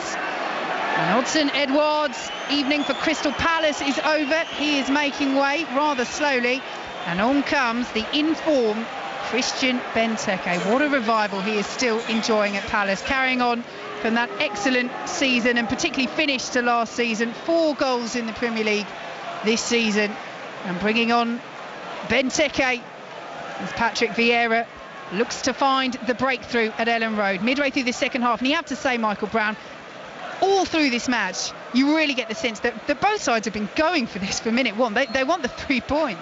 They've been going for it. You see Crystal Palace at times have had to be patient. We understand Leeds United's build up, the possession they've had, they've completely controlled the possession compared to Crystal Palace. Had more shots than Palace, but shots on targets where we've been limited in the game after the quality getting into some good areas. That probably tells a tale of the two sides at the moment. Full time in the Scottish Premiership, Motherwell 1, Dundee United 0. Earlier in the Premier League it finished 1-1 between Newcastle and Norwich. Newcastle, who were down to 10 men from the 9th minute after Kieran Clark was sent off, taking the lead through a Wilson penalty. Teemu Pukki with a late equaliser for Norwich, so Newcastle still looking for that first Premier League win of the season. Tyler Roberts looking to get past Kevin Friend there. He just didn't want to get out of the way there, Kevin Friend, on the edge of the centre circle. He done 2 step-overs to take Kevin Friend out of the game, and Kevin Friend didn't move. He said, I've seen you do that, I don't need to move. Obviously weren't that good, were they? Firpo out to the left-hand side for Leeds. Here is Dan James using that pace, cuts in field past Schlupp. Here is Firpo, dinks the ball across. Good header away by Tyrick Mitchell because Rafinha was coming in from the right-hand side. Dallas gets there first for Leeds. Down to the byline, up against Wilfried Zaha, does very well there. That's great defensive work by Zaha. Dispossesses, little backheel turn. That's brilliant by Zaha. What fantastic play from Crystal Palace's talisman. The ball then does go out of play for a Leeds United throw, but he defends as he attacks, doesn't he, Zaha? Do you know what? That was ridiculous from Wilfried Zaha. What he said is Stuart Dallas has just tried to show me up. That's not going to happen. He even delayed, waited for Stuart Dallas to come back over, rolls his foot over the ball, turns out the other way, gets out the tight area, flicks it inside and says, that's how you do it. Michael Brown here with us on 5 Live, the former Leeds and Manchester City midfielder. 0-0, 24 minutes played in this second half. Crystal Palace, knowing that a victory would take them above Tottenham on goal difference into 7th in the Premier League. Leeds looking to move that little bit further clear of the relegation zone. They could move 5 points clear of it. And they have the ball on the right-hand side, cut infield, looking for Adam Forshaw, 30 yards out to the left-hand side, and Junior Firpo tried to play it infield to Dan James and pulls it back to Jeffrey Schlurp. And instead, for Crystal Palace, and I'm glad that I didn't make the point that I was going to make 2 minutes ago, which was how good the link-up play has been between Firpo and Dan James. To be fair, it has been since Firpo came on until that moment. Commentator's curse. Just even thought of it. I thought of it, so you knew it was going to happen. Terrible. But yeah, it's done better, hasn't it? I thought Dan James has done much better at the start of this second half. He's got into some good areas, looking sharp. We just need that goal, just the last key decisions. And I think the longer the game goes on, are people going to have that confidence to keep doing it, or is it going to go quite safe? Ball forward looking for Rodrigo. Good sliding challenge by Schupp. White catches just inside his own penalty area, and Crystal Palace will once again look to build from the back. Tomorrow night from 5 Live, what a huge game we have for you. Everton against Liverpool, build up from 7 o'clock, and we'll have updates from Villa against Manchester City, Southampton against Leicester, Watford, Chelsea, which you can listen to on Sports Extra, West Ham, Brighton, Wolves, Burnley. All action in the Premier League this week on 5 Live as Leeds want a free kick. Ward on James, not given. Joel Ward, who picked up a yellow card in the first half, which will see him miss the next match. That's 5 bookings for the season for the Crystal Palace right back, and taking the armband today as Wilfried Zaha picks it up left-hand side. Very good play by Zaha, goes down right on the edge of the penalty area, and that is a free kick for Crystal Palace and a yellow card into the bargain for Stuart Dallas. He just draws the foul in as he laughs Wilfried Zaha on the floor. Yellow card given to Dallas, but he does so well, cuts back in, changes his body, his direction, draws that foul in. So now another opportunity. We've seen a lot of wasted ones from the wide free kicks. What can Conor Gallagher do from this? They've been the weakness at the other end defensively, set pieces for Crystal Palace. They've had a decent number in this match, but haven't managed to get the better so far. Leeds United in their own penalty area. Gallagher, the Chelsea loanee, stands over this left-hand side of the penalty area, level with that 18-yard line, and Gallagher will swing it in, right-footed, little backheel attempted on the edge of the 6-yard box, cleared away by Leeds United, and Crystal Palace will build again. That was audacious from Sheku Kouyate, tried the backheeled volley as the ball goes out of play for a Leeds throw on the left-hand side. Tell you what, that would have been fabulous. That would have been brilliant, wouldn't it? Right out the back post, Kouyate just pulls his leg like a ballerina over the back of his head to actually keep the ball in, to bring it back into play. I don't know if Manchester got a goal from that. Would have been pretty special, but it's still 0-0. 27 minutes played in this second half as the flag goes up over on the far side. Free kick to Leeds United, and Tyler Roberts not too happy with the challenge that was coming in there. He does just jog away now, Roberts, but it's been a game played at a frantic tempo, and you can just tell that it is starting to simmer a little, Michael Brown. Yeah, it is starting to slightly. You would expect that. Still think there's opportunities in the game to come. Leeds United will certainly make the space, make forward runs. They've just got to make sure they don't lose the game. A Leeds United perspective, I think Crystal Palace would be really pleased to come here and take a draw.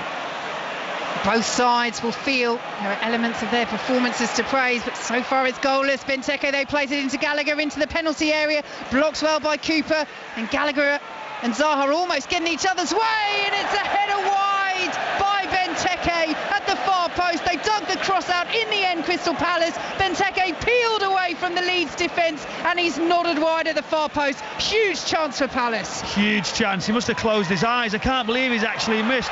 Conor Gallagher getting into a good area. Good block from Cooper. Wilfried Zaha just lays a little Ball to the back post, dinks it. There it is, far post. From just a head down into the goal. And he heads it just past the post. Benteke's got to score.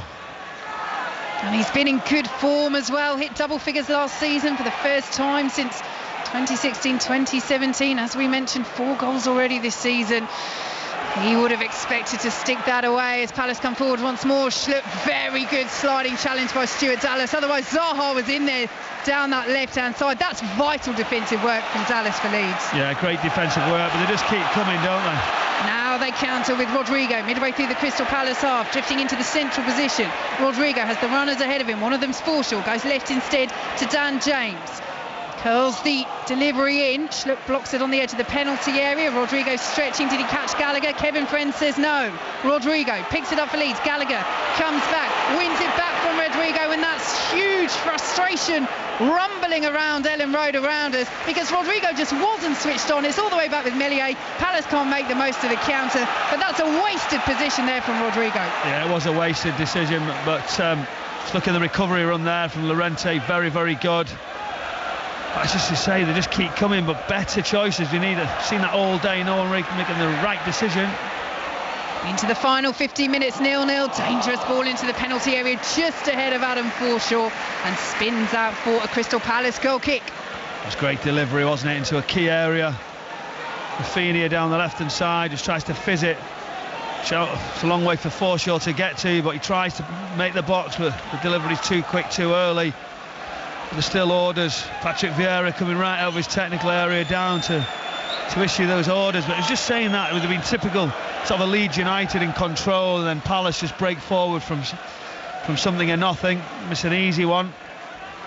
Calvin Phillips picks it up just inside the Crystal Palace half for Leeds, turns into trouble though, and Kouyate, who really has been outstanding for Palace this evening, wins it, and now played forward by Joel Ward, looking for Benteke, flicks it on, won't come to Zaha. Dallas is there again and again, gets the first contact, gets the vital second, and now is off down the right hand side, still inside his own half. Stuart Dallas, that's turning into a key battle between Dallas and Zaha. That's where the game could be won and lost. That's a great battle, isn't it? What a brilliant ball. Joel Ward is under a bit of pressure. When you've got Benteke as the 9, you can hit that huge diagonal, and he's opening his body as he's travelling with it. Benteke, he decides to, does he bring it down on his chest? He doesn't. He just glances the header, flicks it on. Wilfred Zaha knows that. He's almost in from a great piece of defending from Stuart Dallas, and he sprints out of it, sets the tone. Fascinating few minutes in this game. Here is Forshaw for Leeds United, out to the left-hand side, and Junior Firpo, and now Tyler Roberts, who's been playing in the 9 role this evening. Still no Patrick Bamford or Luke Ayling for Leeds United.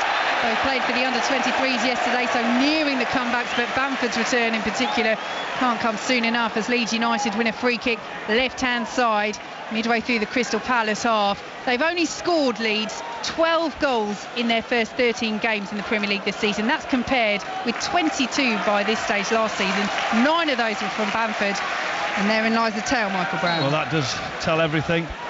Free kick taken quickly by Rafinha. Firpo brings it across, and it's just about cleared away on the edge of his own 6-yard box by Christian Benteke. Junior Firpo has been so dangerous getting down that left-hand side. Quick balls dragged back into the penalty area, paying dividends for Leeds, and they've got a corner. Yeah, they just couldn't get him behind, but it was quick thinking from that set piece. Crystal Palace switches off, but Benteke, good area to see the ball away. 0-0 into the final 12 minutes. Dallas's corner is low, and Rodrigo tried to flick it in on the edge of the 6-yard box. Gianfranco Zola at Norwich, it would have been one of those. Now Crystal Palace are not happy because they think Rodrigo flicked that straight behind. Rodrigo's saying it got a touch off Tompkins, and referee Kevin Friend agrees, so it's another corner for Leeds, and I don't think they're going to go for the low delivery this time. Well, they shouldn't. They need to miss the first man.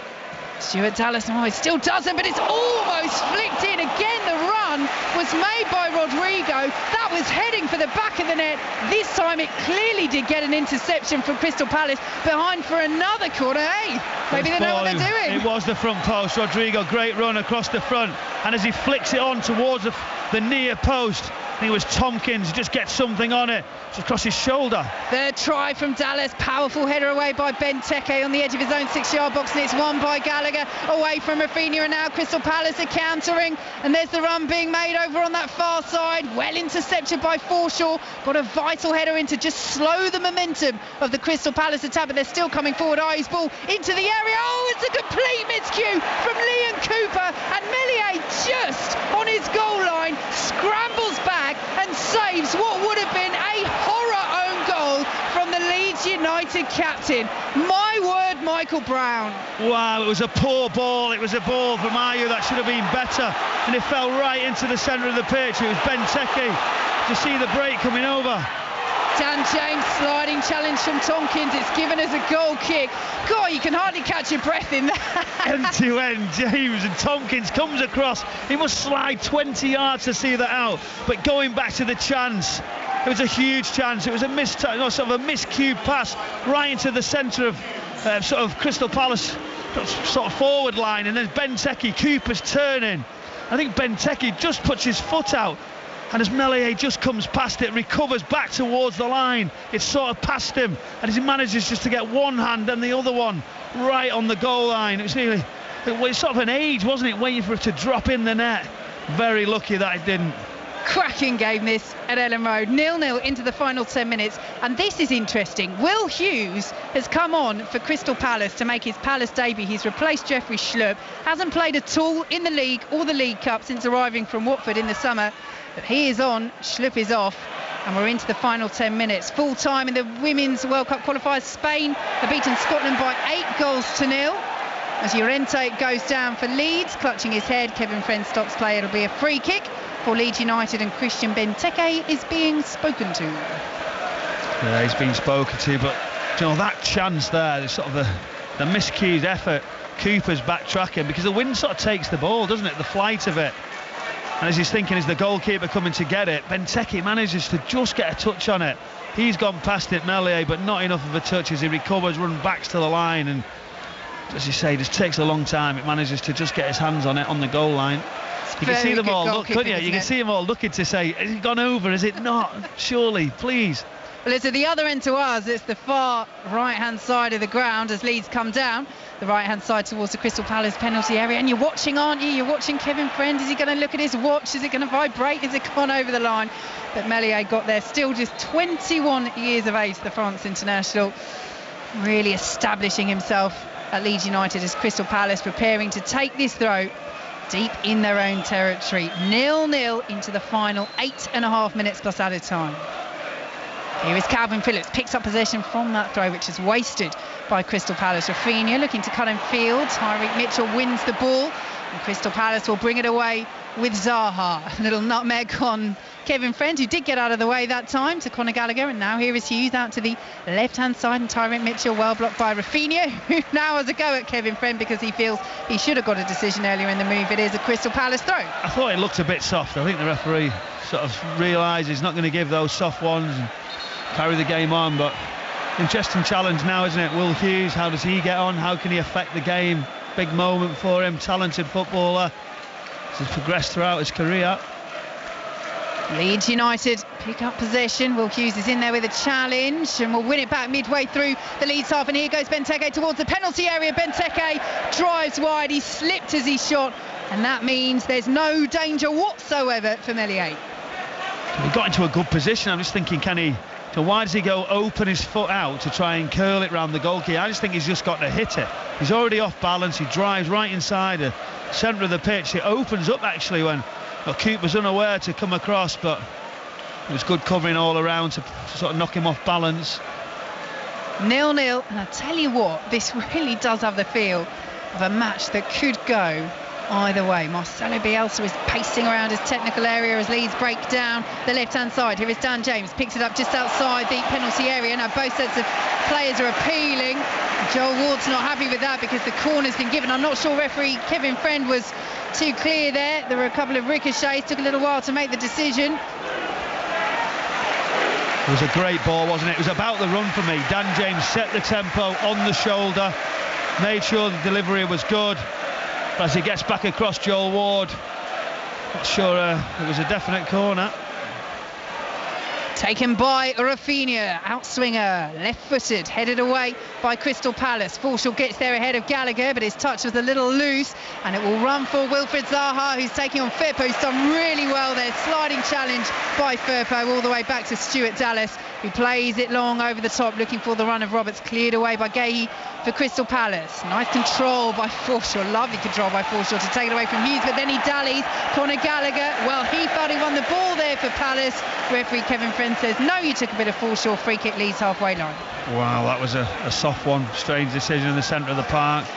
They could have played on, but it's end to end now. Would have been a great counter opportunity for Palace, but here come Leeds down the left hand side with Rafinha. Ball into the area outside of his left foot, headed away at the back by Gahey for Crystal Palace. Picked up by Kouyaté, skips past Forshaw. Palace still just inside their own half. Here is Wilfried Zaha, 0-0, approaching the final 5 minutes plus added time at Ellen Road here on 5 Live. Hughes picks it up. Tyreek Mitchell's made the run. He's pointing to where he wants it. Hughes instead sends it wide, still to Mitchell, but just dragged him wide as he burst into the penalty area. Now forced out of the box, Crystal Palace. Zaha picks it up. Rodrigo is back there, and Rodrigo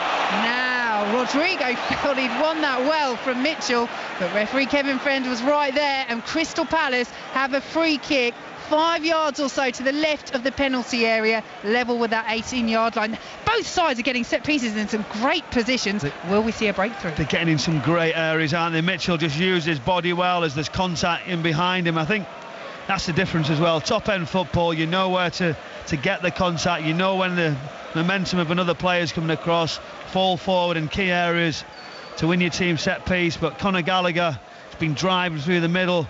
Can they do something different? Can they maybe pull the ball back? Can they have a little set piece, somebody at the edge of the area, rather than that just delivery right round the front post? It doesn't look like they're going to try anything different. The rain falls ever heavier at Ellen Road as Gallagher does whip it in, and again it's met by the first man. Rafinha will spin behind though for a Crystal Palace corner.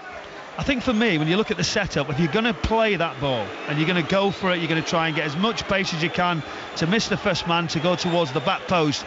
Just get somebody in there for the bad one, right across the Leeds United sort of defender at the front post to stop that happening. It's the same on the corner kick now. It's an outswinger on this occasion, but get first contact. Yes, it's Will Hughes over it. They had the short option there, but Gallagher jogs away, so Hughes will swing it in over the head of Benteke, headed away by Calvin Phillips for Leeds United, but Leeds can't pick up the second ball. Gay is there for Palace, sent back into the penalty area. Tompkins trying to head it back across to Benteke on the penalty spot, cleared away by Liam Cooper for Leeds and picked up by Tyler Roberts down the right hand side. Very well defended by Tyreek Mitchell, and Crystal Palace will pick it up once more. Now Roberts has gone diving in there. That will be a free kick to Crystal Palace. Yeah, it changes the position, doesn't he? Kouyaté very, very well under that bit of contact as Roberts comes over.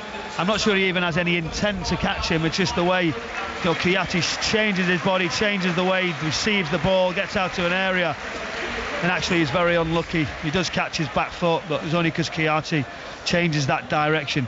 Surely, late stages, we're going to get a winner in this game. It very much has felt like a game that deserves a goal, but so far we don't have one. Roberts has gone into the book for that challenge as the free kick is sent long, headed away by Liam Cooper. Rafinha infield to Calvin Phillips. Leeds still inside their own half, out to the left hand side now, and Firpo sends it over the top looking for Rafinha, just bounces ahead of him. He was deceived there, Rafinha. He could have stretched out to try and take a touch, but he thought the ball wouldn't bounce quite as far, travel quite as long as it did, and it's behind for a Crystal Palace goal kick. It's good movement, isn't it? It's good that they go and play that ball, and they're trying to get in behind Crystal Palace. The ball just took to the slippery surface and ran away. But like I said earlier, I'm sure Crystal Palace will be delighted to take a point. I don't think they'll open up too much and take too many chances. Leeds United still going for it. They'll be desperate to try and get 3 points. Into the final 2 minutes, 0-0 here at Ellen Road. Leeds United heading for their third Premier League clean sheet of the season.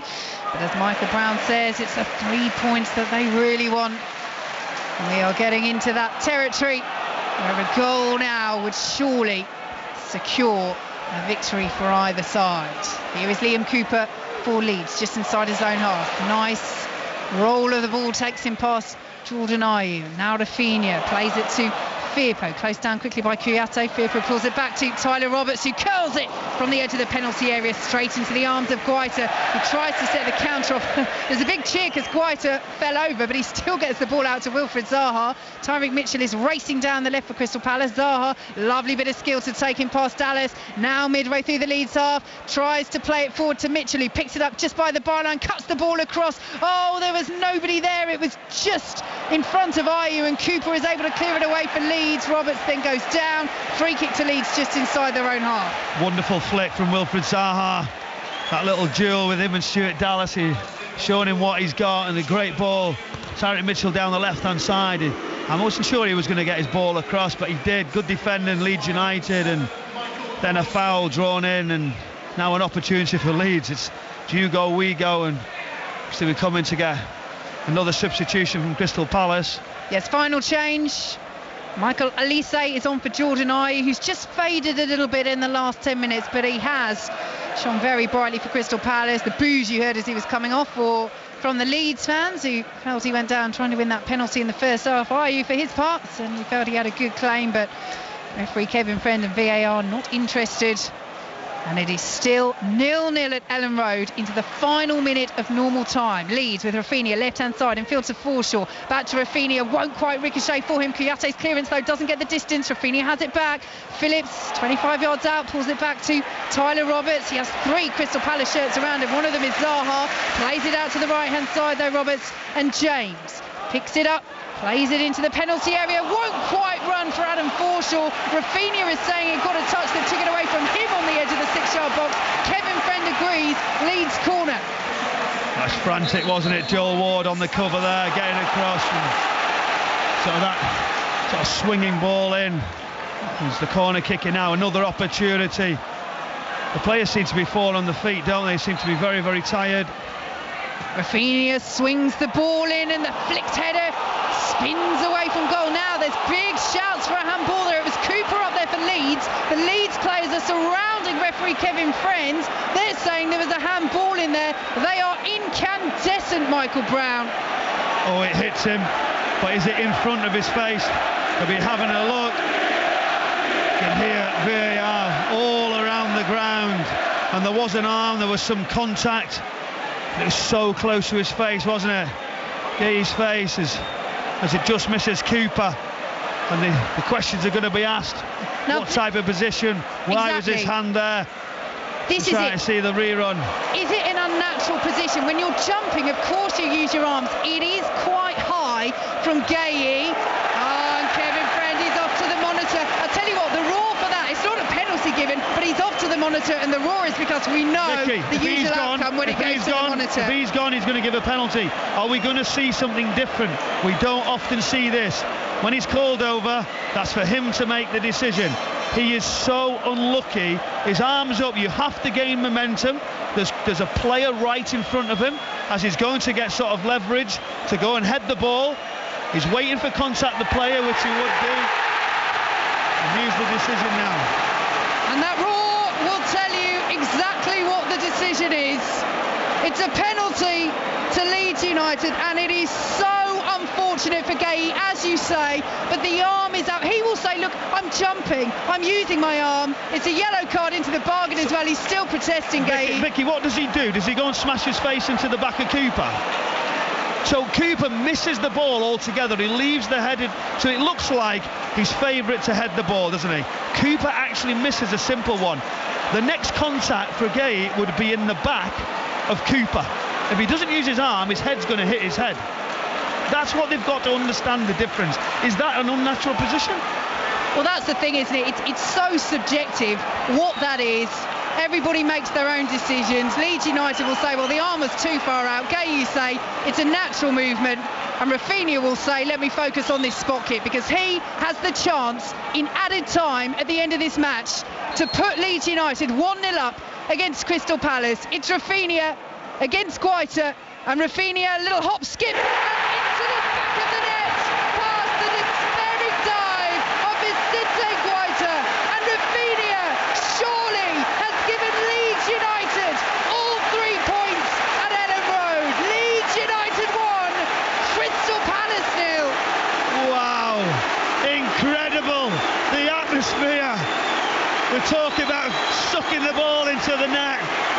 was calm, wasn't it? It was collective. To have the audacity to skip, to jump for the penalty in the 93rd minute of this game. To go to the right. He pulls it with his left-hand side to the left-hand side of Guaita. What an ending, what an atmosphere. And it had to be him, didn't it? Probably the best player on the football pitch. Incredible ending to this game.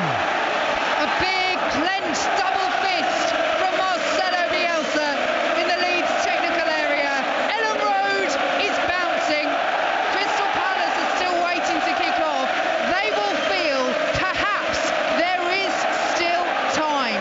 We had 5 minutes of added time. It'll be longer because of the penalty. We're into the final one of those now, and Leeds United very much now are going to try and slow this game down. They're making another change. Charlie Cresswell is coming on for Tyler Roberts, but are Leeds United heading for only their 3rd Premier League win of the season? I certainly hope so. What about the atmosphere all around the ground when that ball went in? Yes, Crystal Palace will feel hard done by. They could have put their opportunities away, but for Leeds United, they certainly needed 3 points. Pressure's been on them. They could have played better today, but are we going to get another twist at the end of this game? Calvin Phillips away from the edge of his own penalty area for Leeds. Palace win the header.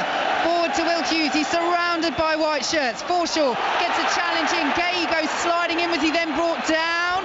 Yes, he was, says Kevin Friend. Palace have a free kick midway through the Leeds half on the left-hand side. But this could be a huge result for Leeds. It would take them 5 points clear of the bottom 3. It would give them momentum as Forshaw goes into the book. He'll take that, Adam Forshaw, if it meant stopping Gay in that position. But they have a set piece to defend from Crystal Palace. Elise is over it, swings it to the edge of the penalty area, clearing challenge, sliding in on the edge of his own 6-yard box by the Leeds hometown boy Calvin Phillips, and that gets almost a bigger roar as Rafinha's penalty.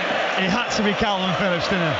Right into the centre. We haven't spoken of him much. Yes, in the first half, he's finishing it towards the end, but they've kept the ball, the Leeds supporters, but finally gets it back. But what can happen now at the end? It's breathtaking ending. Yeah, they're throwing it around like a beach ball, the crowd. I'm sure Palace won't be amused by that. Marcelo Bielsa might have a wry smile as Palace do take the throw and send it into the penalty area. Cleared away by Liam Cooper. Leeds 1, Crystal Palace 0. We played the minimum 5 at a time. There'll be more because of the penalty scored by Rafinha that looks to have given Leeds all these 3 points as Leeds win a free kick midway through their own half. Yeah, Will Hughes goes tight. Rafinha again drawing the foul in, waiting for the contact, dives forward, kills valuable time at the end of this game. If anyone gets a chance to see the pictures of this stadium, the relief, the scarves are out, the fans are singing. As a player now at the end of this game, you're just waiting, desperate for that whistle to go. You've seen the players feeling when the penalty went in. It's a great feeling to be on the pitch now when this is happening for your team. Wilfred Zaha challenged by Stuart Dallas, and the ball goes out of play for a Crystal Palace throw, and there is the full-time whistle. Roars around Ellen Road as the Crystal Palace players, several of them sink to their knees. So do some of the Leeds players. The rest of them are in a huddle celebrating because Rafinha's late penalty in added time has given Leeds United their 3rd Premier League win of the season. Michael Brown. Well, we were waiting, weren't we? We were feeling we wanted someone to get a winner, something to talk about. But in the way it's gone on, a VAR, a handball, a cool penalty. Probably, as I said, Rafinha, who else could it be? A little skip, a jump as he puts it in, he's off celebrating. The whole stadium goes, yes, it was cool on Crystal Palace, but my old club Leeds United needed these 3 points. And what an ending to a football game. It's been a cracking match, Kelly. Crystal Palace will think back to that penalty shout they had in the first half with Jordan Ayew. They'll think that they, from their perspective, were hard done by the handball. Leeds will say, well, the arm was away from the body. We could talk about this all evening, and I'm sure people will have a lot of different opinions. But the one fact is that Leeds United had the 3 points. 1-0 they beat Crystal Palace at Ellen Road. Michael Brown, what on earth just happened? What an end to the game. What a way for Leeds to take all 3 points against Palace? Oh, Kelly, I bet you were sat thinking, right, what are we going to talk about? It was a decent game. There was a few opportunities. But it's put a whole different perspective on the game now, hasn't it? Has it? I mean, I can't tell you the feeling that all the players are now over to the supporters in that white shirt walking behind the goal now. What a feeling for these players. They've been under a little bit of pressure. They understand performances. Tactics have been mentioned. Yes, the VAR came into play. As soon as Kevin Friend went over to the monitor, myself and Vicky looked at each other and thought, do we know what's coming here? Yes, it didn't disappoint. And what a penalty. How cool was it to finish the game like that? Just an incredible way to take a penalty, particularly in the 94th minute of that game. The decision itself, Kevin Friend, that's a strong refereeing at the end. Okay, of course, as you say, it goes to VAR. Was it the right decision? Well, you look at VAR. Simon Hooper is assessing the situation in Stockley Park. The VAR on the night. He sees different angles of it. We're looking as well in commentary live to see what the decision can be made. And I'm thinking he's going to get leverage to get the header. Cooper's in front of him, and Cooper should head that ball. And he's obviously thinking, okay, as he comes into the back of Cooper, I have to have my arm there in behind him, or I'm going to run head to head in the back of him. As he misses it, hits his arm plumb. I think he's very, very unlucky. I think the thing I would say, Kelly, is that his arm is probably fractionally above shoulder height. He's fractionally, if you think of it like a 90-degree angle, if a player sticks their arm out 90 degrees, it's probably fractionally above that. And I take Michael's point that it is a natural movement, but that is one of the things that they look for. If you're raising your arm a little bit above shoulder height, that's one of the things. I think you can certainly make the argument that it's a natural movement, but this is where the controversy comes in with what is unnaturally bigger and how do you define that? It's body line, isn't it? That's the buzzword that you hear a lot when they're talking about these decisions, and you can understand why it was given. I don't think that anybody would argue that there's a lack of consistency around those decisions, because we know as soon as we see that the arm is, it might be a natural position for jumping, but it's outside of that very slim body line that they normally like to operate in. The other thing for this, look, as you said, Michael, we come into this in the 93rd minute of this game. We're preparing to talk about it and we're thinking it's all a little bit low-key. This has flipped 180 degrees for Leeds United. Suddenly, this is a huge win, a big occasion, and something that can really spur them on.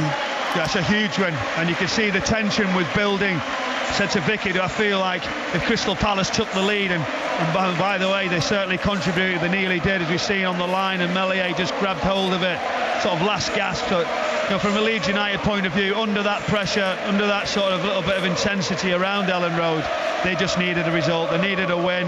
Tactics, everything goes out the window. You need 3 points, and to win like that, I think it'll change the outcome for a period of time. They still need to improve, they still need to do better than they have been, but that was a big result for the season, wasn't it? When Bielsa's getting questioned, and now hopefully the run of fixtures they've got coming up, there's some difficult ones that gives them a little bit of momentum. I think there'll be a few people a little bit disappointed below them, that's for sure. Yeah, still struggling to create chances from open play, or still struggling to get shots on target from open play leads. Is that something that's a bigger concern than just waiting for Bamford to come back? Well, I think you've got to wait for Bamford. We're looking at possession stats, etc. Over 60% for Leeds, 16 shots. So they are having a go. They're getting in good areas. A bit of quality later in those stages probably have to be improved. 3 shots on target from a side who has that much domination. You'd need to improve that ratio when you look at that for sure.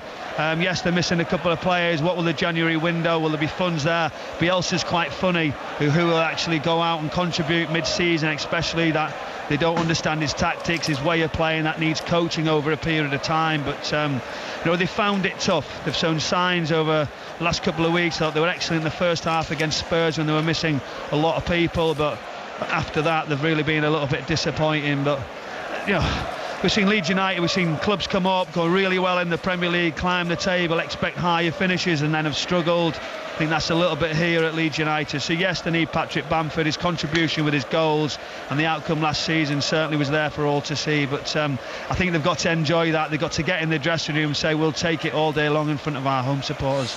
Bielsa is absolutely revered by Leeds supporters and by some of the Leeds players as well. I don't mean to suggest there was any pressure on him, because that was never, in doubt. But were there questions being asked of him, do you think? Kelly, I said this to somebody downstairs in the press room, and I said, do these Leeds United supporters, because we know them very well for many, many years and they've had it tough, you start questioning this man and getting on the wrong side of him, I don't think he'll settle for that. I think he'd actually just say, that's me, I've took you as far as you know, thanks very much, I'll go and do something else, I'll go and change and do that if you don't appreciate that. So hopefully the fans realise that, get behind him as much as possible and realise what a wonderful job he's done for the football club. It will come a time when the voice has got to change at Ellen Road, like at every football club, but I don't think that's hopefully anytime soon. Yeah, I don't. That's not what I meant to suggest, that his time might be close to being up because he's on a bad I feel like he would do that, Kelly. I feel like he'll do that if they do sort of show a little bit of disgruntled. Yeah, but it's a huge win for Leeds United, and do you know what? It now puts us in a position where Leeds are only a point behind Crystal Palace in the table, and Palace are perceived to have had a brilliant start to the season. It just shows you the difference between what teams do when the expectations are different, I suppose. Yeah, it does. And you're looking at Crystal Palace, and you felt that they were comfortable. They accepted they can play. Leeds United had the ball, and they showed some good signs. I've seen some really positive things from Leeds United, from Crystal Palace against Leeds United. Some technical play, some good counter-attacking, some defending, playing as a unit, slowing it down at times. Chiatti was excellent, and sort of Ayew in the first half, I think he was dominant right down the right-hand side. So it opened up. They didn't get that winner. Benteke came on. Edouard obviously contributed as well. So I think there's good signs and good positives for Patrick Vieira. He'll be disappointed with the result, like he always should be. But I think his side have done OK today. Yeah, disappointing result for Crystal Palace, but a huge win for Leeds United. 1-0 on the night with a 94th minute penalty. Earlier this evening, the match between the bottom two, Newcastle and Norwich, finished 1-1. Kieran Clark was sent off after just 9 minutes for pulling back Teemu Pukki. Callum Wilson put the 10 men in front for the penalty spot after the break before Pukki equalised with an emphatic finish. Newcastle manager Eddie Howe gave his assessment to Ian Dennis. I can't praise the players enough for everything they gave the match tonight. It was the start we didn't want. Going down to 10 men in any game is incredibly difficult. It meant we had to reshuffle and make an early sub, and I really felt for Ryan making the sub, but it's something we felt we had to do. And the players gave everything from that moment. I thought the crowd might carry us over the line, but we just couldn't get there. But it's a very heartening performance. I think the players showed a real resilience and a defensive quality that we're going to need for the upcoming matches. What were your thoughts of the sending off?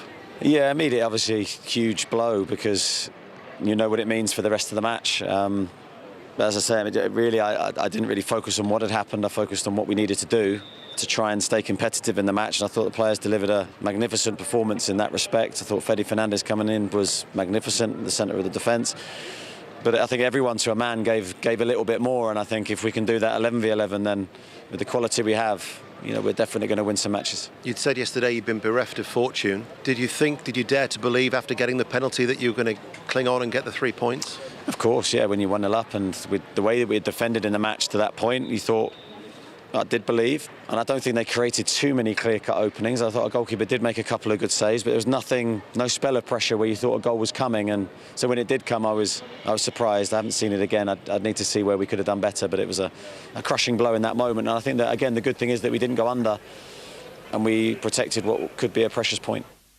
That was Eddie Howe talking to Ian Dennis, and here's Norwich boss Dean Smith. We're frustrated, we're disappointed with our performance. Probably have preferred Teemu to go straight through and score his goal and them not go down to 10 men. I thought it changed the game, and we had to change our game plan a little bit, and they were always going to try and kill the game at every opportunity, and I thought we're given the opportunity to manage the game. Their players seemed to manage the game today, when the ball was going dead. I was going to ask you about the game plan, because it seemed as if the roles were reversed then once they went down to 10 men. Yeah, I mean, we knew we was going to have the lion's share of possession then. Our outballs was always going to be our fullbacks. They went 4-3-2, and we changed that up at half time and went more with a diamond to get our fullbacks a little bit higher, but our quality of our runs and our ball in the final third wasn't good enough, I suppose, and then they've got the dubious penalty that was given as well, which lifts the whole crowd and allows them to kill the game a little bit longer as well. I was going to ask you about your thoughts about the penalty. I mean, the arm is in an unnatural position, but do you think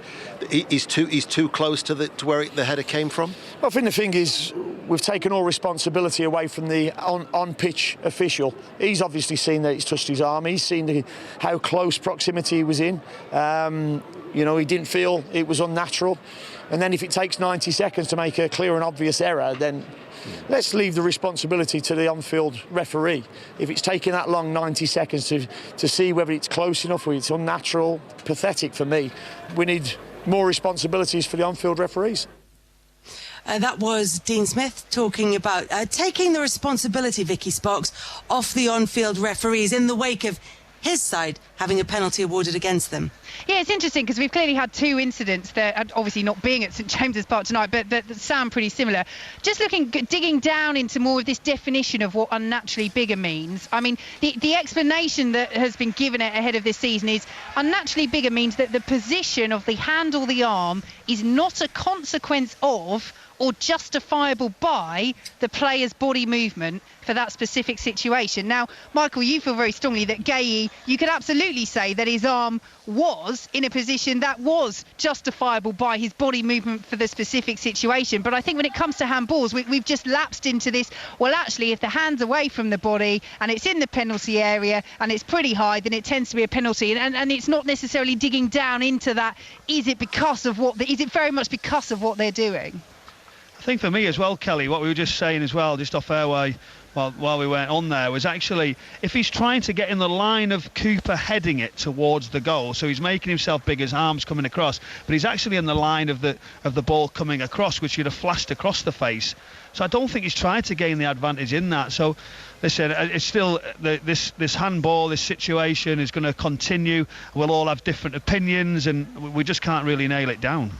Do you think it's obviously it matters that the law is right and that the law is applied correctly, but if it's consistent, does that make it is it easier to live with, I suppose? Yes, you'd say it's easier to live with, but we've still got this wonderful situation that we're all in, that we all have the different opinions. And does that make football? Can we not get a right and a wrong exactly, because we all actually don't agree on it? It's so difficult. And I think that's it, Kelly. When you look at, I feel sympathy for the officials and for VAR and for the lawmakers in this, because when they try and make things really stringent, as they did with offsides, we saw toenail offsides, we saw hairs width offsides, and everybody hated it. The infamous armpit offside. Exactly. So then they've gone back to using thicker lines, which from a mathematical point of view is less precise. Yes, you can argue about camera angles and where the frame starts from and all that, but they're giving it a bit more subjective. And I think the reason that they've made it more subjective for the referees to judge is so that you get a bit of common sense. And so then, yes, you want the consistency, but if you're saying to each referee, right, between you and VAR and on-field referee, you make the decision of whether you think it's unnaturally bigger, they're leaving that leeway in the laws, and you can understand why they're doing that as well. So it gives us something to talk about, doesn't it? It certainly does. So a draw, Newcastle United and Norwich City. That one finished 1-1. Leeds United with a 1-0 win over Crystal Palace. So Palace dropped down on goal difference from 11th to 12th. But the situation at the bottom is fascinating. Newcastle United bottom after 14 games with 7 points. Burnley second bottom with 9. Norwich third bottom with 10. Let's get the thoughts of Leeds United. Tyler Roberts. Thank you, Kelly. Yes. Hello. I like the introduction. You're a happy man. There's a smile on your face. Great scenes at the full-time whistle. How did that feel to win the game? It was amazing. It's the best way to win the game. Obviously, the buzz is still there now in the changing room. So it was a great performance. We stuck to the game plan and we got the result in the end. Yeah, it felt like a game that deserved a goal earlier, to be honest. It was a very high energy game. I think we came out fighting. We showed our intentions from the first minute, really, when the whistle kicked off. So that's credit to the boys. That's the fight that we have in us, and we know that we wasn't going to come back home to Ellen Road and step off it. So we owe the supporters our all, and that's what we always try to give. Would you say then it was a win as much through determination as it was through footballing ability? Yeah, 100%. I think we just needed to come out here today, give the fight. The fans were had exactly the same attitude as us, so the whole place was... I wouldn't have liked to have been a Crystal Palace supporter or player today, if I'm honest. Talk me through the penalty then. Was it one of them that you feel is nailed on as a Leeds player, but were it to be against you, would you feel otherwise? I think you could say it's controversial, but the way I haven't seen it back, but the angle that I had, he's led with his arm. Coops has got there first, and it's going towards goal, so he has stopped it from going where it was going. So penalty, yeah. Tell me then about the Iceman that is Rafinha in front of the Reeve stand in the dying seconds. What kind of bottle does it take to take that penalty? It's him all over, really. You know, he's full of confidence. He always likes to show his flair and his skills. So we all had confidence that he would score the penalty. No one questioned it when he stepped up. So just happy that he had the composure that he did. And just finally, Tal, I mean, what does this win do for you today? Because it's fair to say that coming into this game, you could have done with all 3 points.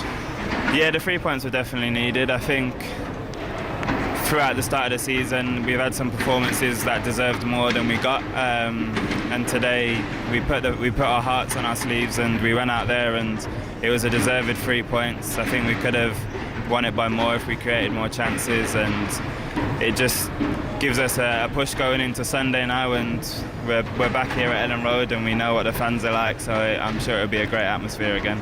Well, I can see by the smile on your face you'll enjoy this evening. Thanks for joining us on 5 Live. Thank you very much. Cheers. Thank you. Bye. Tyler Roberts with the answers, Gary Flintoff with the questions, and what sounded like New Year's Eve fireworks in the background with the interference. So just to remind you, because I sort of rushed through the bottom of the table to get to Tyler Roberts, Newcastle United at bottom, played 14, 7 points. Burnley in 19th place. They have only played 12 though, and they have 9 points. Norwich inside the bottom 3, played 14 and 10 points. It's now Watford in 17th, played 13 points. Southampton played 13, 14 points, and Leeds United played 14 up to 15th with 15 points, level with Everton, of course playing in the Merseyside derby tomorrow night. Crystal Palace slipped from 11th into 12th, but it is so interesting, Michael Brown, at the bottom of the table. This was a huge night. It feels as though momentum has been created and lost here. Definitely. I mean, Leeds United were under the pressure. That's what we've obviously been talking about all night, but to go and get those 3 points going into December, taking a little bit of pressure off the side, but you see how tight it is at the bottom of the league, and vital decisions at the end of the game, and it just changes so much. And could that be something that changes for Leeds United going forward, because they haven't been the same, they haven't been as refreshed. We're just listening there to Tyler Roberts, we're actually just above him watching his interview, and the smile on his face, it tells you everything. Do you know that he was just delighted to get that result in the dressing room? There's nothing more than that. The sort of performance comes out when you need a win, and that was certainly one of those nights. Michael Brown, Vicky Sparks, thank you very much for your company this evening. Leeds United with that late dramatic win against Crystal Palace earlier. Newcastle drew 1-1 against Norwich. Up next on 5 Live, it's Colin Murray. Hello, Colin. Vicky Sparks is a great name, isn't it? Isn't it? Do you ever pause to think of that name? It's amazing. You know, not like Michael Brown or Colin Murray or, Kelly Cates. These aren't... Well, Kelly Cates is quite good. You got the alliteration. It's alliterative. That's the only thing. But Vicky Sparks is quite... because Vicky is quite a sparky name, isn't it? It's a Premier League name. There's no doubt about it. And she could be like an American sports reporter in a film, couldn't she? Right, but... she could also then, when she needs to be a little bit more business-like, Victoria Sparks. And that's a completely different character altogether in that Hollywood movie. Isn't it? Colin. And Colin, I have to say, I put in a very different voice to be Victoria Sparks. And no one's called me Victoria Sparks since I was about 11, and it was my mum. But you could bring that out, couldn't you? If you were going for contract negotiations, right, at 5 Live... you'd go in, hi, Victoria Sparks here. You get respect. It's a great name. That's all I'm saying. You could go on the line, Vicky, and go, hi, this is Vicky Sparks. Please hold the line for Victoria Sparks. Indeed, my alter ego. And then just whip off your glasses, and there you are. I mean, I Vicky Sparks, but see that Victoria Sparks, who does she think she is, Kel? Difficult women. We all aspire to be difficult women. I Even do. you, Colin. I know I do. Absolutely. Right, let me tell you about tonight's show, which is important because... Oh, God, yeah, there is a show, isn't there? Yeah, there is, absolutely. We'll do the latest news as always, but at 11 o'clock, look, it's one of those things, at some stage you go, let's do it. Let's do it for a full hour. And that's what we're going to do tonight in our news hour, is we're going to look at the connection between elite athletes and heart disease. So for all sports fans, listen to that. There's obviously been quite a few high-profile cases recently of sports stars collapsing. So we will debunk myths, we will follow the science, we will separate the fact from fiction, we will ask the experts whether there is an increase at the moment or are we just noticing it more. And do you know what's really interesting, Kel? In researching this, going into the history of it, it reveals stuff I would never have guessed in terms of elite athletes and that threshold that you go over and the importance of screenings. So it's so much more than I thought it was going to be. We're doing it for the whole hour. We've got fantastic guests. And then we have Motown legend Martha Reeves as our midnight mates. As in of the Vandellas? Yeah. So I'm thinking, in terms of our target market, 11 to 12 would be very much the type of show Victoria Sparks would listen to. And 12 to 1, very much a Vicky Sparks type thing. Vicky Sparks and Sparkles. Yeah, exactly. Thank you, Kel. Thank you, Colin. Thank you, Vicky. Gone. Let's get the news and sport. Here's Sean DaCosta. Listen on BBC Sounds. This is BBC Radio 5 Live. The Prime Minister has promised to ensure that all adults in England are offered a coronavirus booster jab by the end of January. The rollout is being expanded in response to the new Omicron variant. Boris Johnson told a Downing Street briefing that 400 military personnel would help to speed up the process. 22 cases of the new variant have been confirmed in the UK, 13 in England and 9 in Scotland linked to a single private event. The man described as the public face of a banned neo-Nazi terror group has been convicted of being a member of a terrorist organisation. Ben Raymond, who's 32, co-founded National Action in 2013. The group promoted ethnic cleansing, borrowed propaganda ideas from Islamist terrorist groups and was banned by the Home Secretary in 2016. Extra engineers are being deployed to restore power to thousands of homes in parts of Scotland and the north of England. It's been 5 days since supplies were cut due to damage caused by Storm Arwen. Into the sport, and England's women are both record breakers and history makers. They beat Latvia 20-0 in their World Cup qualifier to record the biggest win in the Lionesses' history. Cross goal by Jill Scott. She's challenging for the rebound, bouncing in and around. And an acrobatic side volley from Hemp, her fourth of the evening. We do have 20. Ellen White scored a hat-trick to become her country's all-time leading goal scorer with 48, overtaking Kelly Smith. Elsewhere, Ballon d'Or winner Alexia Putellas scored for Spain as they beat Scotland 8-0. Wales striker Kayleigh Green was sent off as they lost 2-0 to France, and the Republic of Ireland thrashed Georgia 11-0. In the Premier League, Rafinha's 93rd minute penalty secured a 1-0 win for Leeds over Crystal Palace. Norwich, however, needed a late Timo Pukki equaliser to salvage a point against 10-man Newcastle. Former Liverpool and Arsenal midfielder Ray Kennedy has died at the age of 70. The forward was part of Arsenal's double-winning side in 1971 and won 11 major trophies with Liverpool. In tennis, Great Britain are out of the Davis Cup. They lost in the quarter-finals after Joe Salisbury and Neil Skupski lost the deciding doubles against Germany's Kevin Kravitz and Tim Poots. And in snooker, world number 2 Judd Trump suffered a surprise 6-3 defeat by Matthew Selt in the third round of the UK Championship. Ricky Walden is currently leading Anthony Hamilton's 4-3. You can watch that online or on the BBC Sport website. Welcome to a new podcast, You're Not My Mum, The Stepmom's Side. Stepfamilies are rapidly on the rise. We'll be talking openly and honestly about some of the complicated emotions and uncomfortable situations we're often placed in. When there are 3 people co-parenting, it's just a more complex machine. This is a podcast for anyone who is a stepmom, loves a stepmom, or is just a little bit step-curious. Inside the bracelet was engraved, "Thank you for loving me as your own." Sorry, it still makes me nearly cry. You're Not My Mum, The Stepmom's Side. Out now on BBC Sounds. Colin Murray, Monday to Thursday, weeknights, BBC Radio 5 Live. Match commentary of the London Irish versus the Newcastle Falcons on the BBC Rugby Union website and sports app. Kickoff is from 3, build up at 2:30. In basketball, the Newcastle Eagles men's side were in BBL Championship action last night against the London Lions at the Eagles Community Arena. The Eagles won 96 points to 84. The women's side have a WBBL Cup semi-final tonight against the Leicester Riders. Tip-off at the Eagles Community Arena is at 7 o'clock. Time for us, though, to split our frequencies here on BBC Radio Newcastle. For Newcastle United versus Burnley with Matthew Raisbeck and John Anderson, you'll need to be listening to BBC Radio Newcastle on our FM frequency.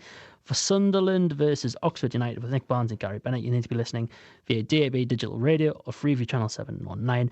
Our respective commentary duos will be with you after this. Christmas together.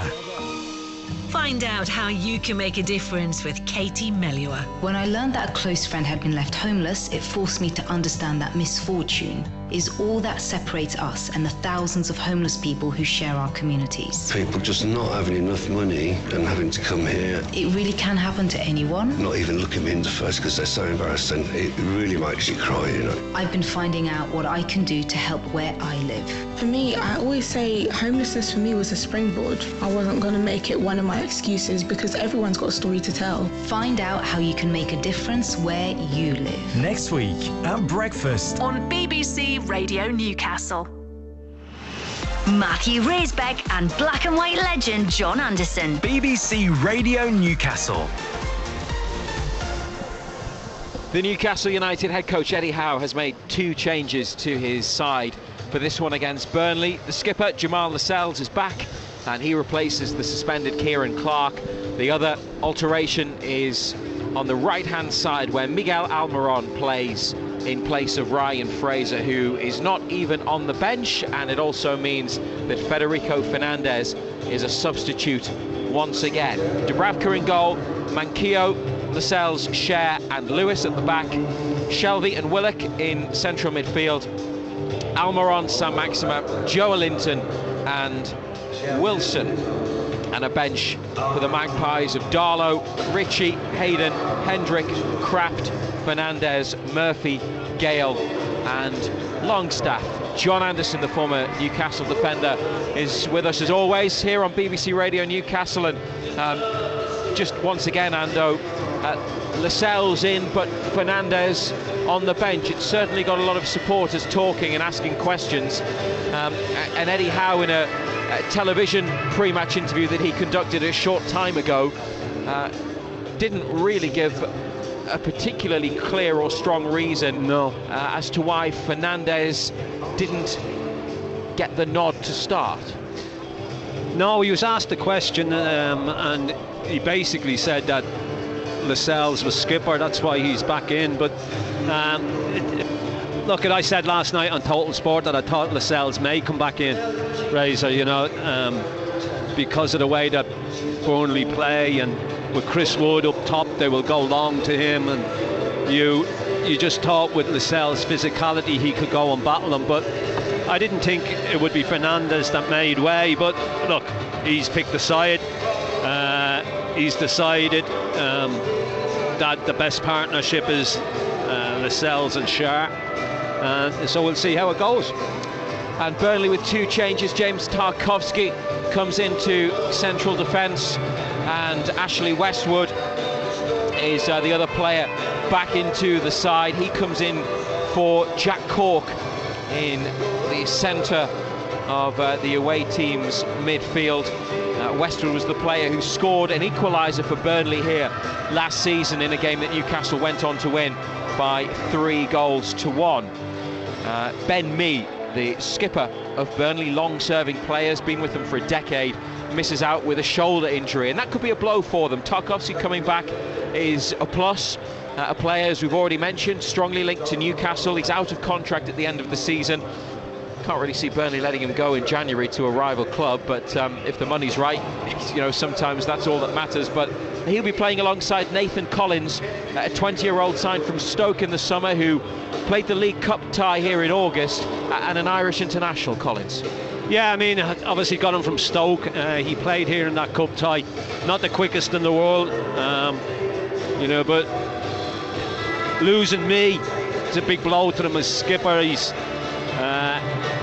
He is the one at the back who sorts stuff out, but it's you know what you're going to get from Burnley. You know, They get in wide areas, hit the front men early, get crosses into the box. So you've got to keep your concentration levels. You've got to be good. You've got to go and battle. They don't play a great deal of football.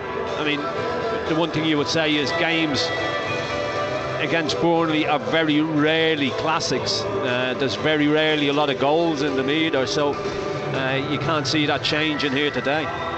Well, we know this is a huge match for Newcastle given their position in the table. It's also big for Burnley, who are one of their relegation rivals. It's bottom against third bottom.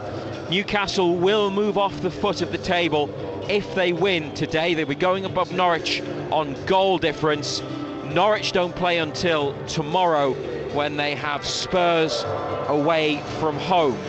So they could gain some ground in the battle to avoid the drop and put a bit more pressure on their nearest rivals, Norwich. Burnley, like Norwich, are 3 points ahead of Newcastle, but they have a goal difference that's better by 8. So it would take a big win for Newcastle to move up by 2 places and into 18th. Currently 6 points United from the safety line, and Watford are the team who are 4th bottom, again with a superior goal difference. But Watford have a tough one today.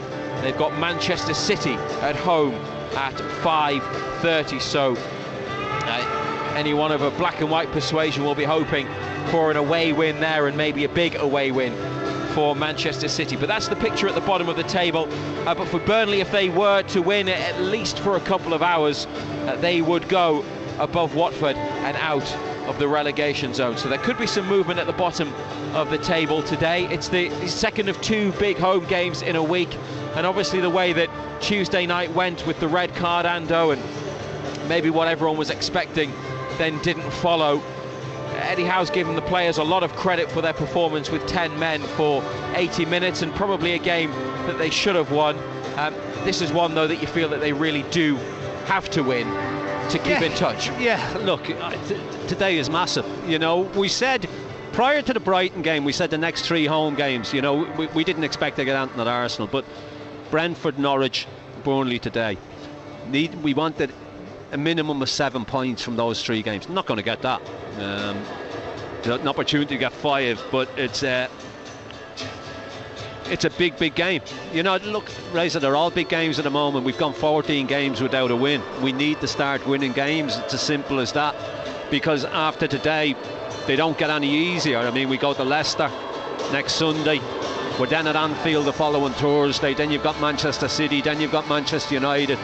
So it's not as if they get easier. If anything, they become more difficult. Yeah. Now, they've been in trouble before in recent seasons. There have been relegation fights. They haven't really spent much time at the bottom of the table, mind. I just wonder how you think the mood is different, because when you talk to supporters, and we soak up the atmosphere before the games, and often after away matches, talk to fans when we're travelling back, and they, of course, they understand the situation, but I don't think there's perhaps the fear factor that there's been in previous years, even when the team's been struggling but in a better position in the league. There does seem to be more belief and maybe a little bit more optimism, which, you know, belies the position that they're in. And I guess that comes from the fact that the takeover's happened. There's a new coach here in Eddie Howe, and obviously many people's thoughts are on January as well. Would you agree with that?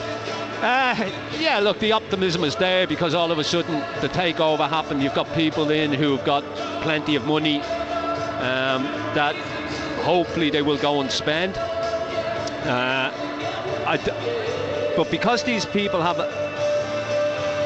an open checkbook and got plenty of money, they won't want to get relegated. They won't want to be in the Championship, because all of a sudden that happens. You've then got to build a side and go and buy a side to get out of the Championship. Then you get out of the Championship, you've got to dismantle that side and then buy a side that's going to be competitive in the Premier League. Now, and that takes an awful lot of money, and I don't care how much money you've got. I don't think you're going to be too happy having to spend that amount of money, you know, because you get a side in to get you out of the Championship, then you dismantle that, but then trying to dismantle that side, because players aren't just going to come for 1 year. You know, you're not going to be able to just give players a 12-month contract and say, oh, come and get us out of the Championship and then you can go. You know, it's not going to happen. You've got to give them 2 years minimum, you would think. And because of the money that you've got, they'll want big money to come here as well. So, you know, we've got to get out of the situation we're in. We need to stay in the Premier League. It's as simple as that. And at this moment in time, it's going to be very difficult. This is BBC Radio Newcastle at St James's Park for Newcastle's crucial match against Burnley at the bottom of the Premier League. If you are listening to us, but it's Sunderland against Oxford that you want, well, Nick Barnes and Gary Bennett with build-up and then commentary from the Stadium of Light are on DAB and Freeview Channel 719. And whenever the two teams play at the same time, Newcastle are always on FM and Sunderland are on DAB and Freeview. It's getting a lot colder. It was all right, it was quite mild earlier, a couple of hours ago when we arrived, but 4 degrees at the moment. Still dry, but there is a little bit of rain forecast for later on. And Newcastle subs are on this near side with the players who are starting in the corner between the East Stand and the Gallagher end with a bit of keep ball. At the moment, they bring another player up from the substitutes bench so that they can have 12. It's not exactly a 6v6, but just so they can have an even number. And just before we hear from Eddie Howe, one thing that struck me on Tuesday ahead of Norwich, because Ando and I get here very early, sometimes 3-4 hours before kickoff. At about 4 o'clock on Tuesday, some of Eddie Howe's staff were out setting cones onto the pitch for the warm-up, getting prepared very early. And often the television cameras who are here try to catch the managers and the players coming in.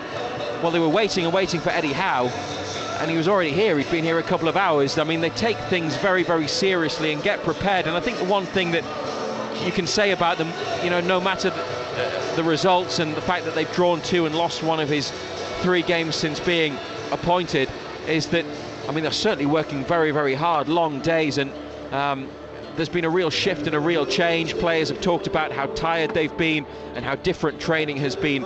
I don't think you can fault their commitment and their dedication to trying to find a winning formula yet, can you? Because we can see on the pitch that some things are different and things are changing. Yeah, look, he came here with a reputation of being meticulous in everything that he does. You know, an early starter, likes to be in control of everything. Likes to oversee everything, and he's not going to change. You know, he's not going to change the habits of a lifetime that he's taken into his coach, and he did it at Bournemouth. It worked for him there, so he's not going to change it when he comes here. He's still meticulous in what he does, but he needs to start winning football matches. You know, you can be as meticulous as you want, and you can do things properly, but you're judged.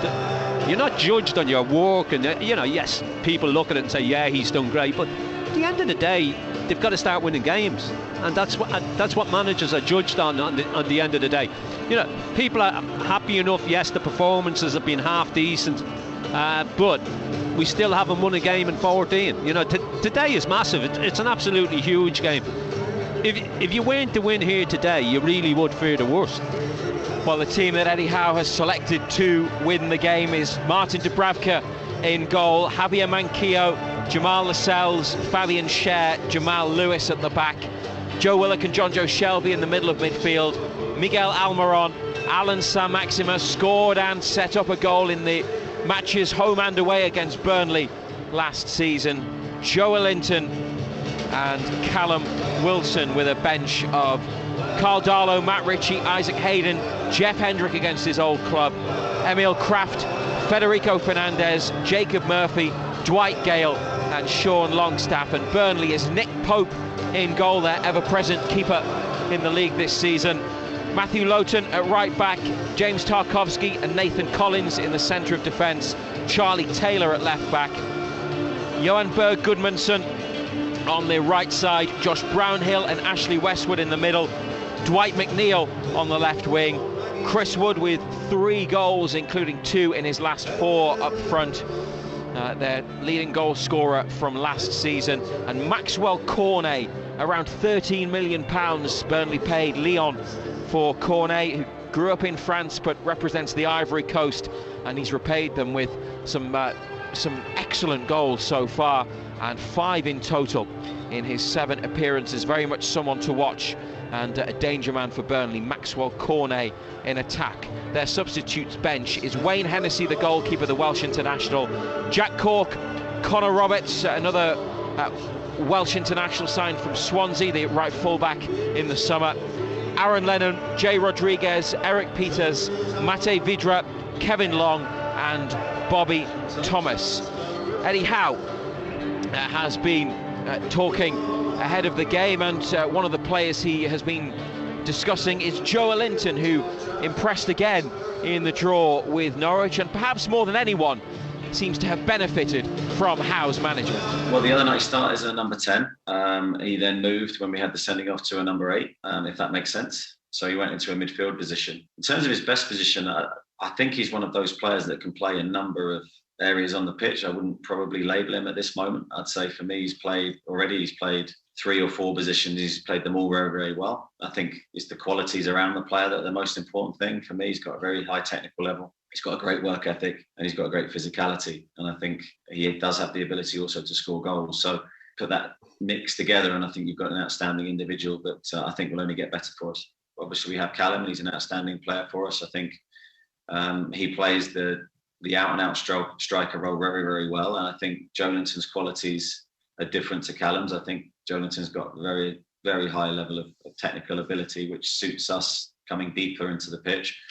But also his tactical understanding the other night, when asked to play a midfield role, he took to it with very minimal instructions and delivered it absolutely brilliantly, which is a great sign for me to have players that have that adaptable qualities and a high level of tactical understanding. That's going to serve us very well because, as I said, you can do it in different positions. I think that the price tags are absolutely irrelevant. I mean, the prices in football since I was a kid, when people were going for very minimal transfer fees to what they are now, it's difficult to get your head around it. I think people put a value on players. That's not the player's fault. For me, Joelinton can be whatever he wants to be. He's still young. We will use him in different positions depending on our opponent. I'm really, really looking forward to working with him. I wouldn't swap him. For me, he's going to be a valuable member of our team. Total Sport. Live from St James's Park. BBC Radio Newcastle. Eddie Howe is certainly very positive in public about his players, and his comments about Joelinton have been particularly interesting. But in fairness to the player, he has been delivering for him a very high level of performance so far, and certainly on Tuesday it was in a completely different role following the red card. Yeah, look, he's boosted everybody. You hear him talking about, no matter what player he talks about, he bigs them up. There's no doubt about it that they can do this and they can do that, and hopefully they go on to be better. He's big Joelinton up. Joelinton rewarded him big style against Brentford. He was excellent. Thought he was a bit quieter at the Emirates, but so was everybody. We didn't have a great deal of the ball down there. I thought he worked his socks off again here against Norwich on Tuesday night. So he's obviously a manager who likes to give confidence to his players, and by doing that, by saying the things that he says in public about his players, it gives them a belief, gives them a confidence. And he did the same with Shelvey. He boosted Shelvey, said that the qualities that he's got, technically really, really good, and Shelvey's performances have been decent as well. So, what he's doing is working for him. There's no doubt about it. He's getting the best out of these players. Might need a little bit more, the way things are going. But look, I think players have reacted to him. I don't think there's any doubt about that. I think everybody can see that they've reacted to him. Anybody who's come in, Lewis, you can see, he's reacted on Tuesday night. I thought he came in and did really well. Manquillo again came in, let nobody down.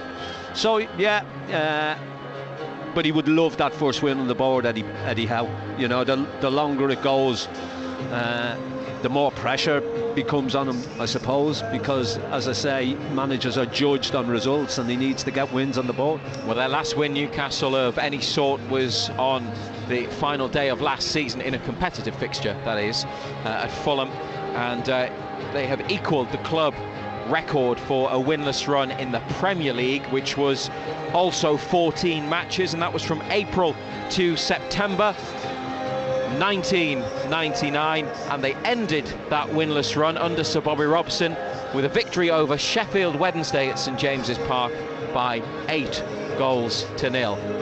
Any sort of scoreline in favour of Newcastle today would do the job pretty nicely. He's not involved today, but we're going to hear from Ryan Fraser now, because he's had some interesting things to say, as always, but about his relationship with Eddie Howe. And Fraser, who was substituted after Kieran Clark's early red card against Norwich, you may remember, decided not to play on for Eddie Howe's Bournemouth after the 2019-20 season resumed following the coronavirus enforced suspension, and that was because he turned down a short-term extension to his contract and left as a free agent at the end of June, before the end of the campaign. But speaking a few days ago, and it was before the game against Norwich, Ryan Fraser, the 27-year-old Scottish international, said that there are no problems at all between him and Eddie Howe. It's very, very good. Everyone obviously looked at the end of it and thought we weren't good, but we've always been good, and I don't really know where that came from. It was nothing personal. It was, we've done a lot for each other. He's done a lot for me. I think I've done a lot for him, but we've helped each other. We've improved each other, I think, and I mean, we still go for we did go for coffee in the summer before, and it's just, yeah, it's we respect each other massively, and we just want each other to be better. You know, he wants to make me better. I want to do my best for him. When I go out on the pitch, I'll give everything for him. Even the other day, looking at right wing back, left wing back at the end of the game, I'll just take it in my stride, and when he wants me there, I'll just give everything, run my socks off. So yeah, respect him massively, and yeah, I think for this club, I think it's exactly what we need, and I think you're starting to see that. Obviously, again, it's still early doors, and he hasn't been here because of COVID, but I think you can see the way we're pressing and the way we're playing. He's trying to get the ball down, and that won't work. That won't change overnight, but I think the few things that he has changed with pressing, with getting to the ball, with trying to get the fans off their seats, I think early stages, but yeah, very, very good. The minute you walk through the door, everything's focused on the game, training, how you prepare. I mean, you come in and the first thing you see on the screens is what we're going to be doing in training, and not just what we're doing, but why we're doing it, why that affects. He's not just doing it for the sake of doing it. It's straight away, this is why we're doing it for this game coming up. They're weak there, they're strong there. So, and it's just like little things that you look at the TV, and then you go into the dining room, and it's training the day before of what's good, what's bad, what needs to change. So everything, it's like you kind of just glimpse it, you look at it, and then it just switches you back on, you know, and you get prepared for training. So yeah, just everything it's just thought out. There's no nothing left unturned. Everything's just there for you to be better and for you to focus when you come in. It's everything's give everything for the club, everything for the badge. He says it every day. Don't miss a day of training, meaning don't just come out for the sake of it. We're here to work hard, to benefit each other, for the fans, for the club, for yourself, and yeah, he ingrains that straight away as you come in. Total Sport. BBC Radio Newcastle. A nice insight into Eddie Howe's approach and the methods of the new head coach and the rest of his staff from Ryan Fraser. Absent today, we assume it's because of an injury. We haven't been told that officially, but we'll try to find out for you and let you know exactly why he isn't playing. But it would surely have to be an injury that keeps Ryan Fraser out for Newcastle today. Two changes. Lascelles is back. So is Almiron, who has gone 26 games, 26 appearances for Newcastle since he last scored. And that goals actually, two of them in the home win over Southampton at the beginning of February. So it's been a long time since Almiron found the back of the net, but he is in the side today. Those are the two changes, and Burnley with Tarkowski and Westwood in for the injured Mee and Cork, who is on the bench. We're going to hear from Sean Dyche and then Eddie Howe again on BBC Radio Newcastle up to kick-off, which is quarter of an hour away. But before we get the thoughts from the visiting manager, John Anderson, this Burnley team, well, we've talked a little bit about Chris Wood. Dwight McNeil is someone who Newcastle have been linked to. I know that's perhaps not a surprise because they're linked to many players, but he's been impressive since coming through from Burnley's academy. Left-sided, can be direct, got a good quality with his left foot, but also interested in corner in attack. Maybe a different sort of player to the one that you would associate with Burnley. Maybe not as direct and a bit more cute and clever, but I mean those two, and you look at Wood and obviously Goodmanson with quality from the other side, you know, that's where they would look to hurt Newcastle. Yeah, I mean, Cornet coming in, different type of player for them. You know, technically good, scored some quality goals for them as well. You know, but they won't change the way they play. You know, they'll get it in wide areas, they'll get it in the box, they'll look to play off second balls. You know, it won't be pretty, but it's effective, it works for them. So why should they change it, you know? But saying that, they've still got good players on their side. You know, they've got good players who like to get it on. McNeil, who you mentioned, good left foot, uses it well, likes to cut in from the right side and get shots away. So they've got good players, and you've got to match them. You've got to match them up physically as well. You know, if you don't match them up physically, you're going to be in trouble. And they keep doing it year after year. Often predicted to get relegated, but they find a way to do sometimes more than just surviving in the Premier League under Sean Dyche, who has been at Burnley for, well, almost a decade now.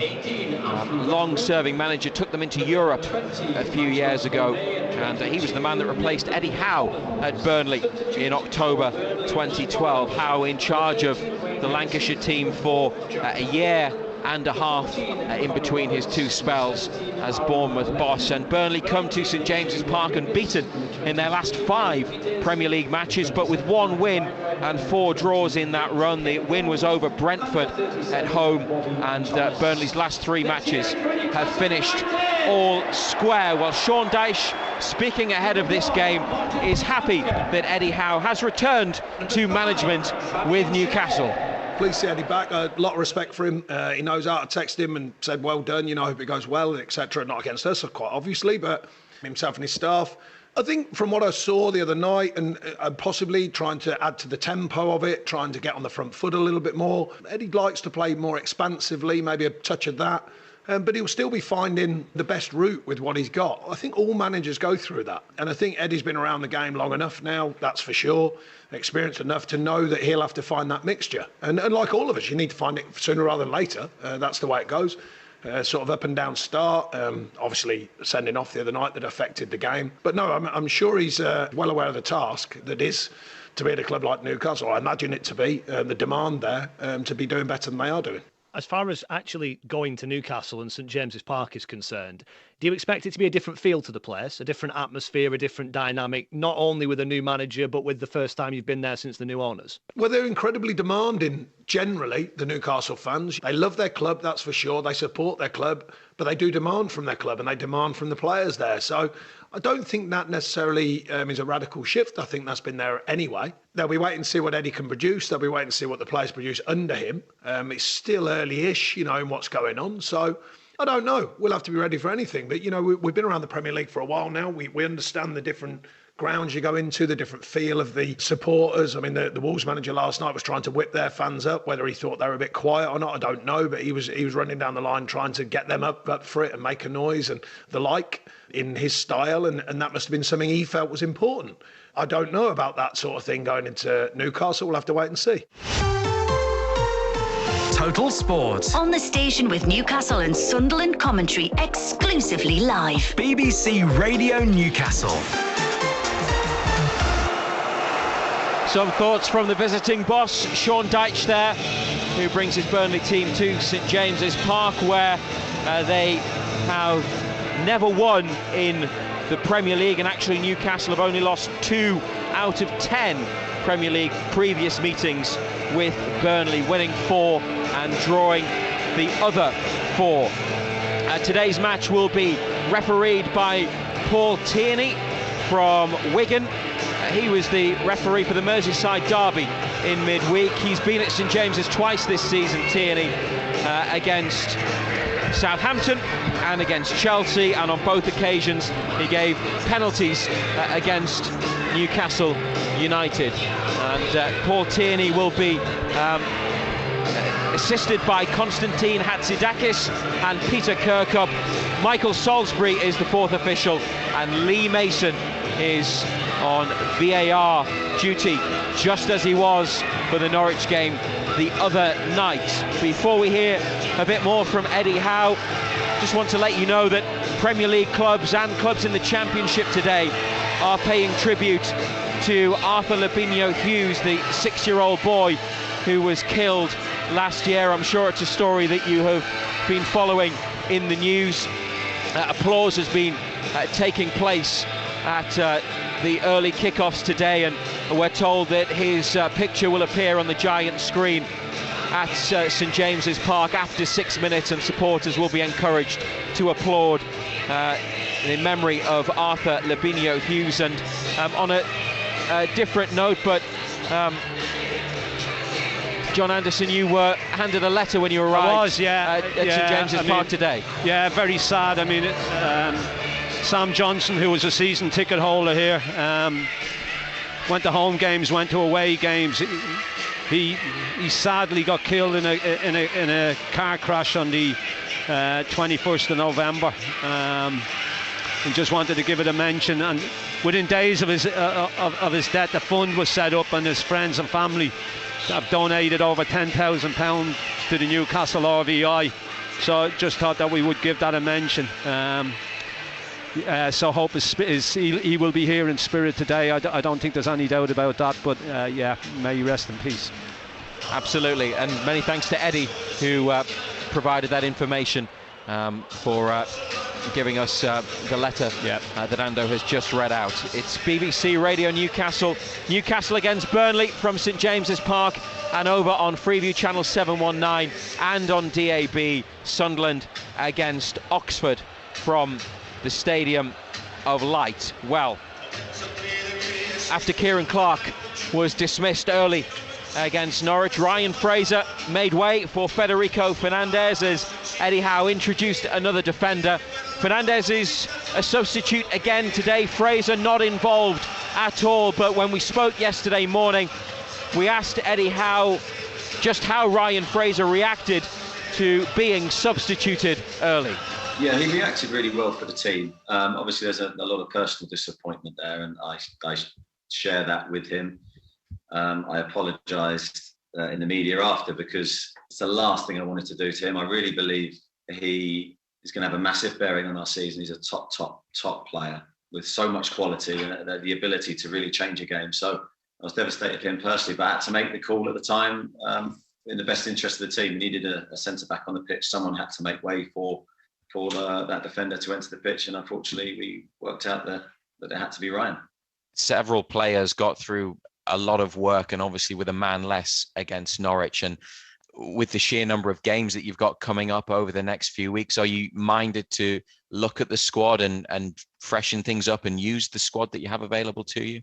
It's a 3-game week, very difficult in the Premier League, with the intensity around the games, to play the same players in every game. I think we have rotated the squad to a point since we've come in, because we've been looking at players and trying to find our best team and our best system to go forward with. So we're always open to playing fresh players. But I do think then you still need the qualities that certain individuals bring. So it's a very delicate balance, and one that we're going to have to try and get right. Fabulous darling. This is Craig Revel-Horwood's attempt at being the Christmas number one. Alfie Joey at breakfast. What are you laughing at? It's Christmassy, isn't it? It's cheese-a-rama. I love it. Craig, welcome to BBC Radio Newcastle. Stephanie Finnan laughed at you earlier. Thanks for that, darling. You are a better singer than Dan Walker is a better dancer. Well, yes, there is that, darling. How much, Steph, are you going to give Craig out of 10 for his Christmas singing? Do you know know what, Craig? Because you really surprised me, because I wasn't expecting this, the sound of it and the feel of it and how happy and jolly you are. I'm going to give you a 10. Yay, there you I go, love Craig. you for that. Oh, look, I'm going to be so much more generous now on Saturday. He's not. The sound of the North East at breakfast. BBC Radio Newcastle, making a difference in the North East. Matthew Raisbeck and black and white legend John Anderson. BBC Radio Newcastle. Burnley are first out onto the field in claret and light blue shirts, light blue shorts and socks. Pope all in green, the goalkeeper. And Jamal Lascelles leads Newcastle onto the field. The display at the Gallagher end is from war flags in association with the United Against Pride group, United with Pride group, and things aren't always black and white. United as one against prejudice, set against the backdrop of rainbow colours, and at the top of the Gallagher end, the surfer banner, black and white stripes with Geordie Pride. BBC Radio Newcastle, and the 2-11s today. Nick Pope in goal for Burnley, Matthew Lowton at right back, James Tarkowski and Nathan Collins at centre half, Charlie Taylor at left back, Johan Berg Gudmundsson, the Icelandic international, Josh Brownhill, Ashley Westwood and Dwight McNeil, who is yet to score this season, with Chris Wood and Maxwell Cornet in attack. And the visiting bench is Wayne Hennessy, the keeper, Jack Cork, Connor Roberts, Aaron Lennon, who rejoined Burnley, the 34-year-old, in the summer, having been in Turkey last season, former England international. Jay Rodriguez, Eric Peters, Mate Vidra, Kevin Long and Bobby Thomas. And Newcastle United, Martin Dubravka in goal, Javier Manquillo, Jamal Lascelles, Fabian Schär and Jamal Lewis, who keeps his place in the side. John Joe Shelby and Joe Willock in the middle of midfield.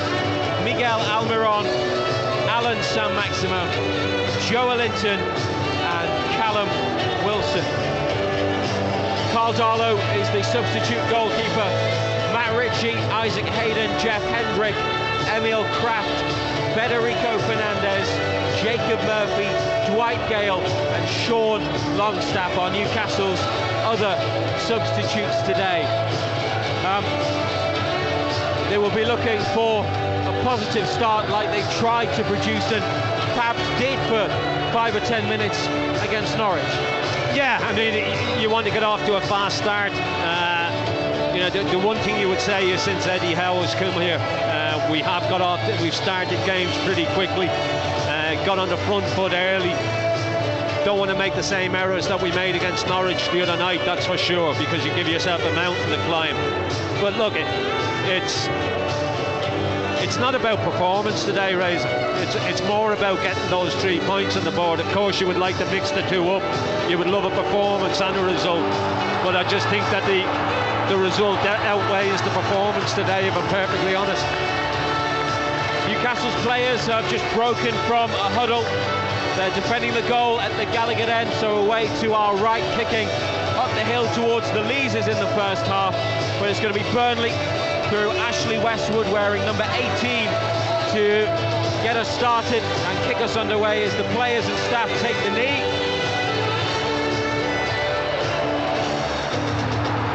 And we're ready to go on BBC Radio Newcastle and NUFC TV. It's a huge, huge game and a chance to get that long-awaited first victory of the season.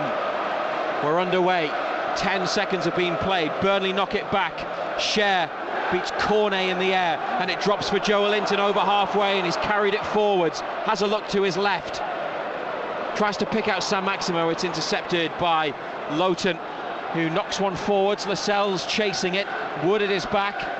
Lascelles gets a touch. Wood wins it from him and in the corner takes it behind for a goal kick.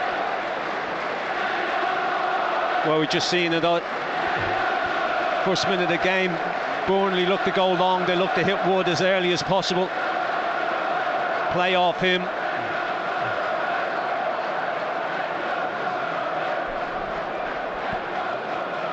Dubravka in orange today, black and white stripes, black shorts and black socks for the 10 outfield boys. He's going to take this kick from in front of his right-hand post. It's towards Joelinton, who's actually headed it backwards. Wood has got it for Burnley. Played forwards in midfield by Brownhill, but straight through to Dubravka.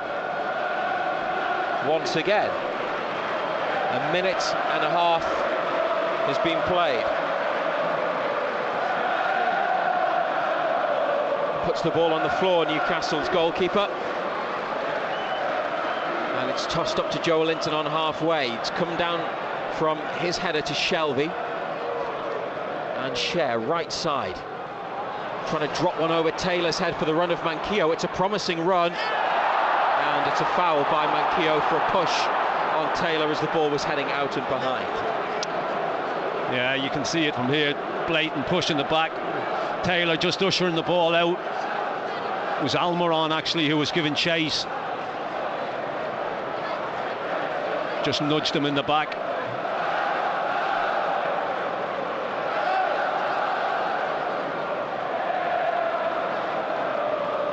Well, Pope in his penalty area with players either side of halfway, sends it downfield, misses Woods, and Woods' header, and it's a Newcastle throw for Manquillo to take in front of the east stand. Shelvey is square, so to go back to Cher on his chest and then sent forwards. It's a high ball for Wilson to compete for. He's nodded it into midfield, and then Wood almost got Cornet away, almost with a header. Could have been in trouble there, Newcastle, but they've defended it. And back to Dubravka and Cher this time.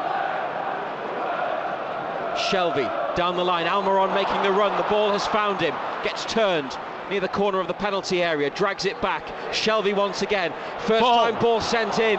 It was a great cross, but Burnley headed away. Willock on his chest towards Sam Maxima, but behind him and out for a throw. Great ball down the line by Shelvey to get Almiron in, and then he's got it back and he's whipped a terrific ball into the box. It's well defended by Burnley. Lowton to take it, but the referee tells him to get back into the middle of Burnley's half. He was a bit too near to the halfway line. Collins is the right-sided centre-half, Tarkowski on the left. He's got Collins for support. Instead goes down the line. Wood heads on. Goodmanson takes it on his chest, plays it against Cher, with Cornet dangerously poised. Lascelles to Lewis, and over halfway. Lowton with a header. Joelinton battling for it. Burnley get it clear. Lascelles back to Dubravka and then goes to the keeper's left. He takes a touch and finds the feet of Manquillo. And it's down the right side, but to no one in particular, and actually goes out for a throw. Yeah, he put Manquillo under a bit of pressure with that ball. Dubravka should have just went long. Had to rush his clearance and he's just knocked it straight out of play.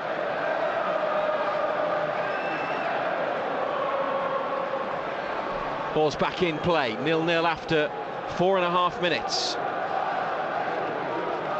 Taylor for Burnley, the left back, down the line and out it goes. Free kick. Oh, it is a free kick, yeah, instead of a throw. No, it's a throw. Taylor takes it. Looked like it might have been a foul, but Taylor throws it back in for the challenge, and back to Pope. Long ball towards Wood, headed on for Cornet. Gets away from Lascelles. Maxwell. Cornet wide from 20 yards. Well, that's it, isn't it? You know, Wood, he's just out-muscled Cher, header down Cornet, stood Lascelles up, got the shot away, pulled it wide, but that's the threat that they've got. He's won a few balls in the air already, Chris Wood, as Eddie Howe goes back to the bench, leaving Jason Tyndall in the technical area. And Howe gets back out to join him, wearing navy and black. Tyndall in a A light grey hooded top, Sean Dyche, dark overcoat, hands in pockets as Wilson chases a Saint-Maximin flick on, and Collins rather slices a clearance into the Milburn stand as they have a throw 25 yards from goal. Newcastle 0-0.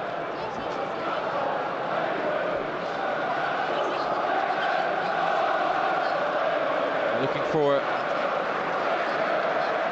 first win at home. Newcastle at the 8th attempt this season. It's their longest winless run from the start of a season at St James's Park in their history. Lascelles trying to hold up Wood, but he's managed to lay it off to Goodmanson, who's racing away down the right side. 3 in the middle, now 4 for Burnley. Goodmanson, left-footed ball in. It's beaten everybody. McNeil got nothing on it. It's behind a couple of Burnley players, and Jamal Lewis just got out of the way, and it's a goal kick as supporters around St James's Park applaud in tribute to 6-year-old Arthur Labinho Hughes, the young boy, the Birmingham City fan who was killed last year, and his picture shown on the giant screen at the Elisa's end of St James's Park. Match resumes with Newcastle downfield towards Almiron, and a rather soft free kick they feel given against Almiron for a challenge on Taylor. And Sunderland on DAB and Freeview Channel 719 lead Oxford by 1-0.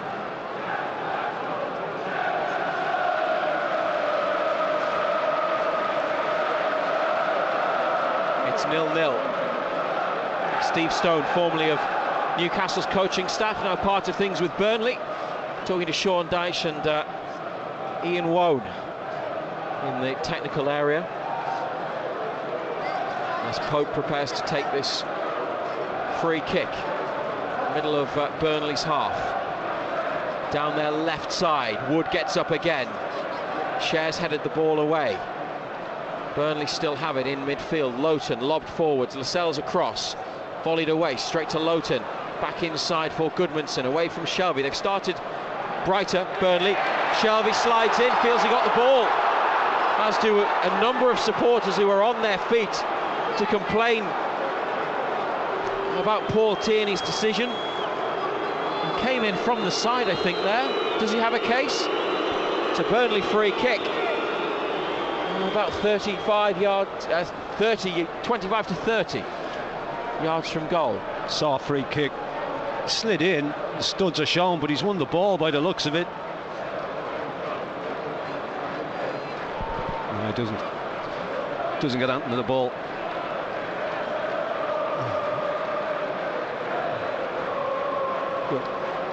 Still soft though. Maxwell Cornet strides back with real purpose, and he may well step forwards onto the ball in similar fashion. He's the left-footed option. They've got the possibility of a right-footed shot as well from Brownhill. The Newcastle wall is in the D. Burnley have got 2 players in front of it. It's Cornet, left-footed, into the wall, Shelby away to halfway to Tarkowski. Saint-Maximin wanted it rolled into his path, left side, but they have cleared their lines, Newcastle. 0-0 after 10 minutes, and then a diagonal ball forwards as Callum Wilson goes down. But they don't need any treatment. Got one in the gut, did he? He's possibly winded. A grimace from Wilson. I think a bit lower than the gut, actually, judging by the position of his hand. It's pass on the back from Almiron as he walks towards halfway. Wilson and Jamal Lewis in the left full-back slot with a throw. BBC Radio Newcastle, 10 minutes gone, and Newcastle yet to threaten. Another free kick for Burnley. Joe Willington on Goodmanson. Paul Tierney getting some stick from the fans beside us, and Jason Tyndall's gone to have a word with the 4th official, Michael Salisbury.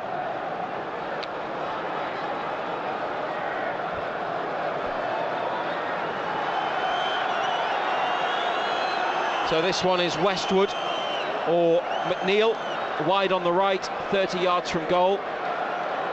They've had to take it a bit further out because it was from completely the wrong place. And again, the defensive line is in the D. Wood is there. Tarkowski, the target, right at the back. He was unmarked. Good header, Joelinton has got up to flick it away, and it's kept in the corner by Joe Willock as Newcastle get bodies forwards. Down the line to Shelby, inside first time now. Joelinton charging into the Burnley half, away from Cornet, down the line, good ball for Manquillo. In comes the cross, but it's behind Wilson. And up to Wood. And spread out to the right side to McNeil, held up by Willock on halfway, 0-0. McNeil on the right side. Back to Nathan Collins, 6'4" defender. Tarkowski, that's too far ahead of Taylor, the left back, and Newcastle have a throw in front of halfway. Sloppy by Tarkowski, simple ball. He's just knocked it straight out of play.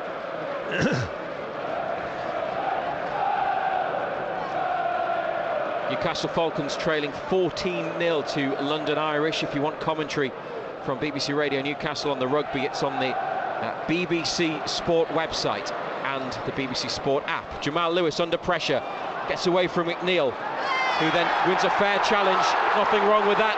Lob forwards by Burnley towards Cornet. Cher heads it away, but into the wide right position for McNeil to carry on this attack, and looks for Cornet as Dubravka comes and collides with Cher but punches it away. Danger not over. Goodmanson hits the post. Dear old corner. Dear. It's either a save or a deflection. Maybe a touch onto the post by Dubravka, but it's a Burnley corner, and the referee again. It's not a foul, Ray, no, but upsetting the players who go to him to appeal, and supporters booing Paul Tierney. He's won the ball as clean as you want. It's right in front of us, it's down here. You're not getting a free kick for that. Must have taken a deflection on the way through, because it's a corner kick. Did he save the post? Dubravka. Goodmanson. No, he doesn't get anything on it. He's left side and he's playing on the left wing. Lashed it in. Here comes the corner, headed away by Lascelles in front of the line after Dubravka missed the ball. And Newcastle are given a free kick. Paul Tierney spotted something in their favour there. Maybe a foul on the keeper, who was taken out of it completely. I think fans getting frustrated when a number of decisions go against Newcastle. However legitimate they are, although maybe with the Joelinton foul they had a case.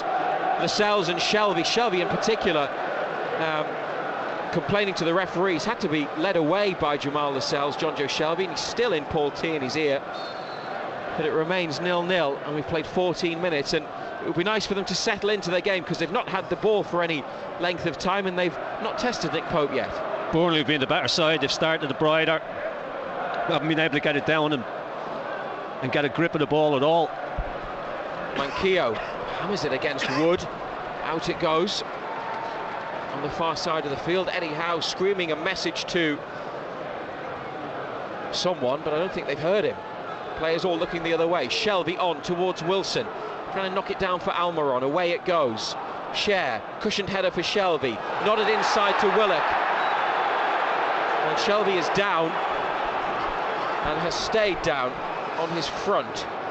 Paul Tierney, a slow walk across to see if he's all right. Willock had the ball and he was in space in a position in the middle third of the pitch, but the whistle went, so Fabian Cher to take this free kick. Shelby just drops in alongside him. Lewis has gone into space on the left side. It's Cher to Shelby. It's come across to Lascelles. Willock just inside.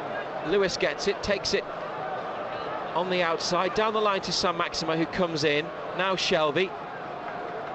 Willock on halfway on the left, back to Lascelles. Back to Dubravka.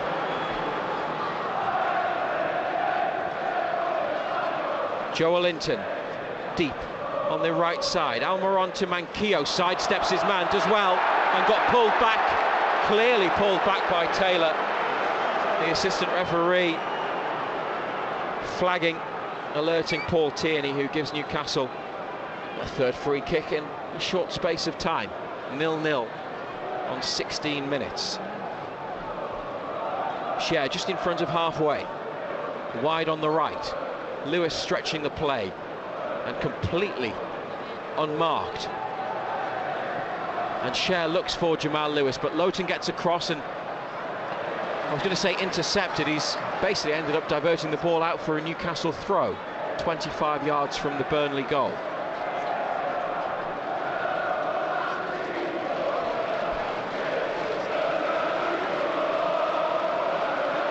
Ball in the hands of Jamal Lewis. Joelinton down the line, Wilson in the box, Almiron in the D. Not much on for Lewis. It's towards Joelinton and headed behind by Lowton. Corner on the left. Yeah, best you could hope for. Movement wasn't great from the throw-in. He's just lobbed it down the lines, come off Lowton, gone behind, corner kick.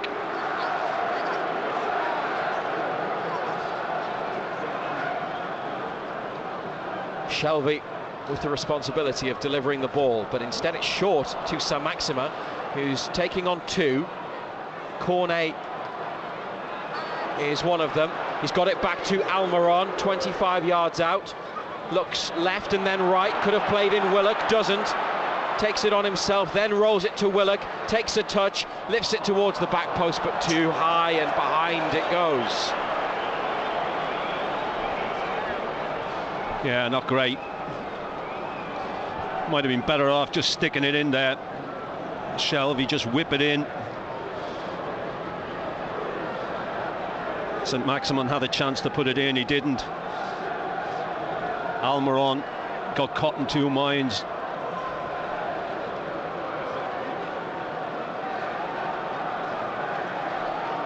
Mick Pope in front of the Leazes end at St James's Park.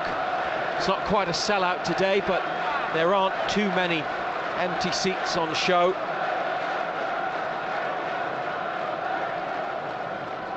Headed on by Newcastle, and a foul by Wilson on halfway as Sean Dyche applauds. Just obstructed him, didn't he? Just blocked them off.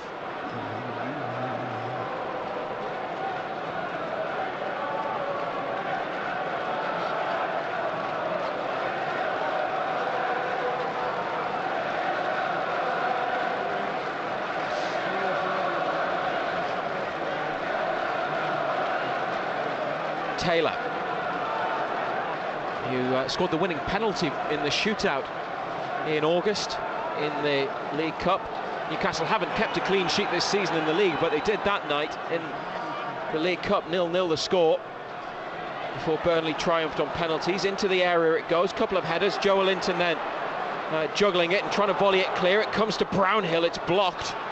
An effort from 25 yards. Lascelles and Shelvey away, Westwood and Shelvey once more. Now Saint-Maximin to chase and put Taylor under pressure, but he's in a good position. It's just an anywhere will do sort of clearance. Newcastle throw near to halfway. Yeah, he wasn't taking any chances, was he, Charlie Taylor? Under a little bit of pressure, he's just lofted it high up into the air, into the east stand. Joelinton, he did well. He actually played Manquillo in. The referees brought it back for a free kick when they could have played on and had an advantage and a ball in a reasonable position, but maybe they'll make something from the free kick. 5 yards up from halfway, right side. Shelvey back to Cher. Comes in towards the centre circle and switches it to Jamal Lewis. It's a difficult bouncing ball and he can't get there. Yeah, didn't give him much of a chance, to be fair. Just big bounce straight over the top of it. Lewis's head, who'd got himself into an advanced position.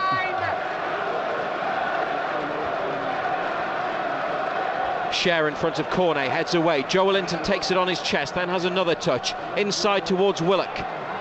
Tries to produce it for Saint-Maximin. Burnley win it back and move it to McNeil on the left, and Taylor getting forwards as they break over halfway.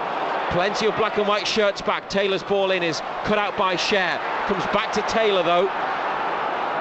And McNeil dinked in towards Wood, and Cornet diving. Oh, it's another one for the camera. From Dubravka. Always dear, oh dear. A comfortable take for the goalkeeper. Straightforward save. Comfortable save. It was one for the camera again, wasn't it? They've hit the post already, Burnley, and they're an easy one for Dubravka. They played a game less, you'll probably be aware, because their match against Spurs last weekend was postponed because of snow. Willock winning it in the air in midfield for Wilson. Joelinton takes over, tries to push it through for Saint-Maximin. Burnley getting bodies in the way and enjoying the better of it at the moment. Back to Pope, lots of height on that clearance. Lascelles, easy win from him in a challenge with Cornet, who then keeps it in for Willock, and Joelinton plays it to Shelvey. Almiron can take it forward, he's gone for goal, and it's a long way over the top.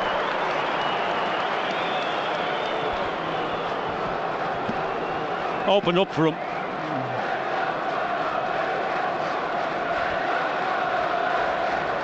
Always leaning back. High over the top.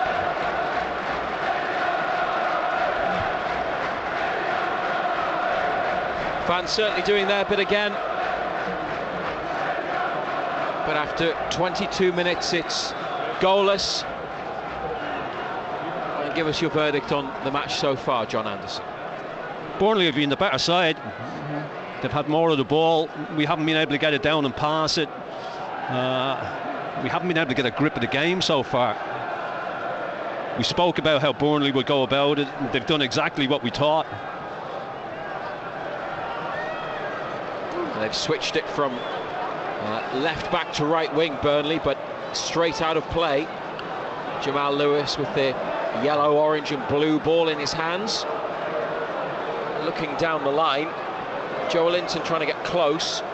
It's towards Saint-Maximin in space, on his chest, well taken. Back to Cher. BBC Radio Newcastle. Cher, aimed towards Almiron, intercepted by Taylor. Oh, Almiron! Oh, the referee's bottled it now. That was it looked like a clear shove from Almiron on Taylor, and the referee, a couple of yards away, let it go. Well, Burnley are protesting as Saint-Maximin attacks down the left, breaks into the area. Saint-Maximin back to Shelvey, touch. Oh, and then he tried to cut inside and lost the ball. You'd fancy him in that position. John Joe Shelvey, with all the quality he has, maybe got caught in 2 minds, didn't he? Yeah. And the attack breaks down as Goodmanson turns Willock very, very smartly. Lewis across into a good challenge. Burnley throw.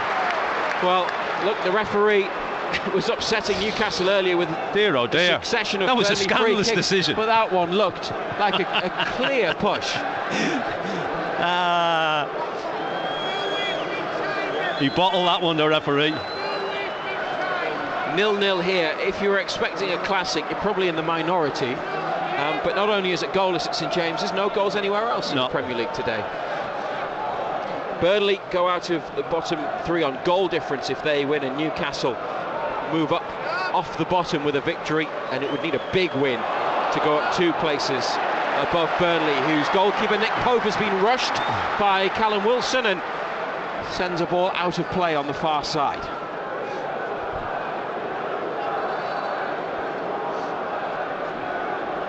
Eddie Howe is giving Jamal Lascelles some instructions. This throw is about 15 yards up past halfway on the right hand side into Shelvey, on towards Wilson, on his chest in front of Tarkowski. It's another touch on the ball, but it might go out here. McNeil's tried to let it run. It's actually going to be Newcastle throw in the end, and Manquillo takes it quickly to Joelinton, pulls it back and comes inside. Oh, and that's a clever ball to Lewis, who's coming to the centre circle. Square to Cher, drops his shoulder and gets away from Chris Wood. This ball forward's taken a big deflection, and it ends up on the edge of Burnley's area, where Lowton, with a half-volleyed clearance, headed forwards by Lascelles. Almiron giving chase. Taylor with a header into midfield to Shelvey. He met it first time, and it's come to Saint-Maximin, who's taken it down, but has been stopped by Goodmanson.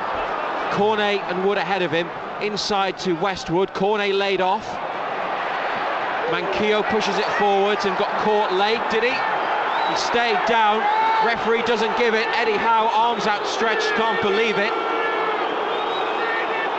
Referee stopped the game, but he didn't give the free kick.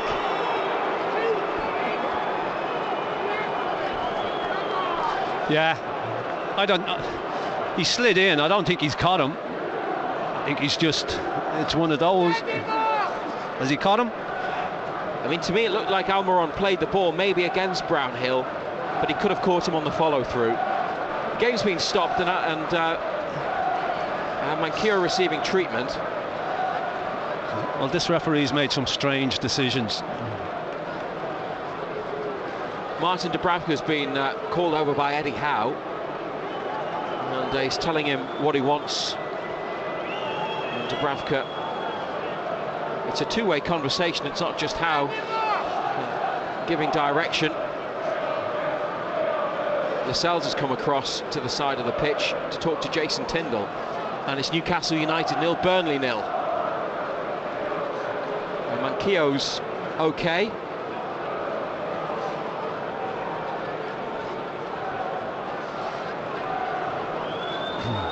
The referee's got the ball. Go back to Burnley, won't it? They had it.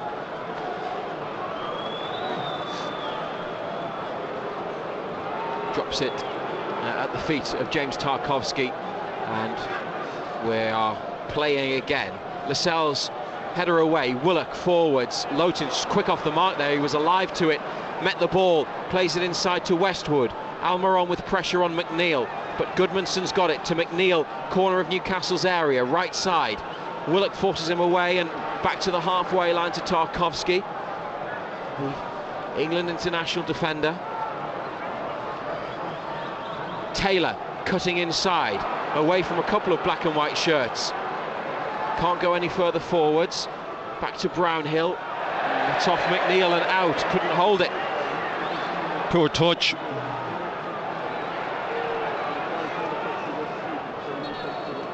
BBC Radio Newcastle. On the BBC Rugby website and BBC Sport app, Newcastle Falcons now 14-7 down against London Irish.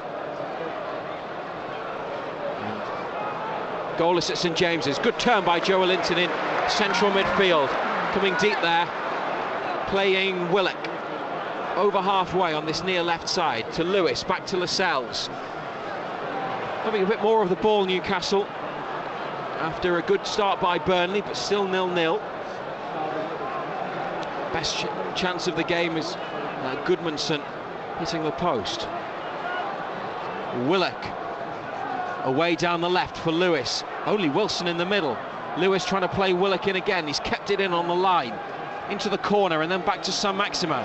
Three in the middle. Saint-Maximin taking it inside. Dinks it in. Callum Wilson. Oh, good defending, and it comes to Willock.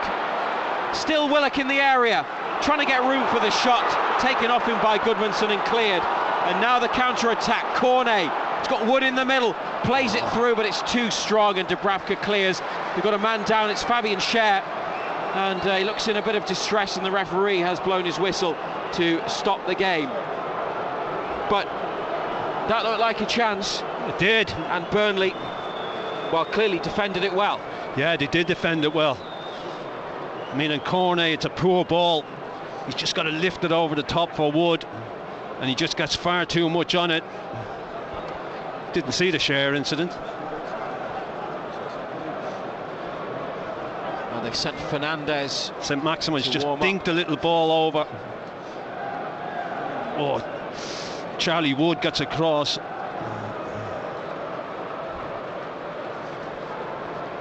I think it is good defending, real good defending. Because if he's not there, Wilson is all alone a couple of yards out. He's coming onto his left boot and he's just about to sweep it into the net. This could be bad for Fabian Schär.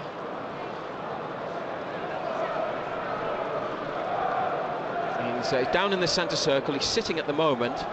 I'm not quite sure where the problem is. Seems to be his hip by the looks of it.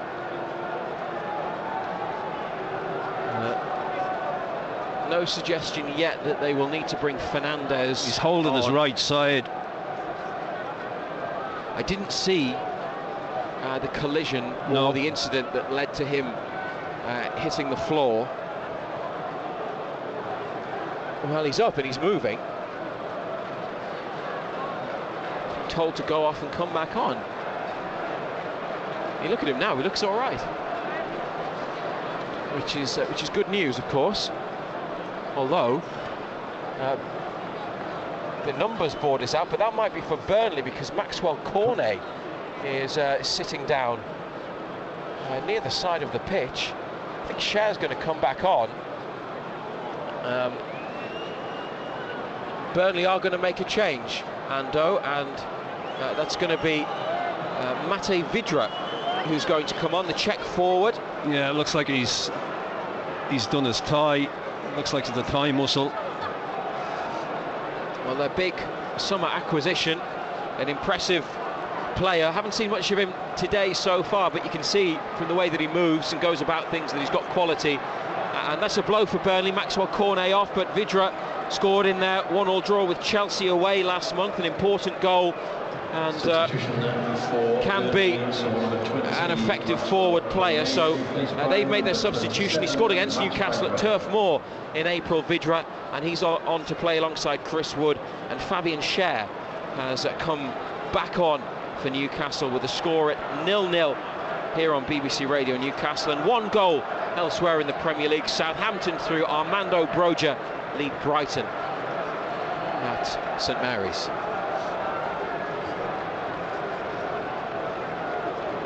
I'm sure you'll keep an eye on Cher and see how he moves. Throw to Joe Linton, but Burnley get it back. And Goodmanson in the centre circle, laid off to Collins, wanted to come forwards, Wilson stops him, back to Tarkowski, pressure from Joe Linton, who's going to chase the ball back to Pope, takes a touch and lifts it away. Wood, Lascelles wins it behind him, Shelvey to Manquillo, away down the Newcastle right, flicked on by Almiron, but straight to Tarkowski. Keep it, can we? Just can't keep it, we can't get hold of it.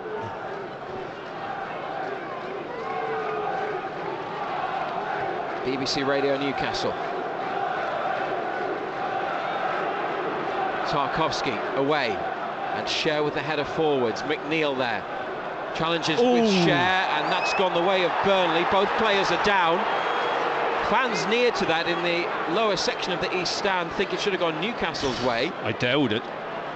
Cher's sitting down again, McNeil is there. It's a Burnley free kick. Just jumped into him, didn't he? Wide on the left, but it's closer to halfway than goal. Getting on for possibly 40 yards out.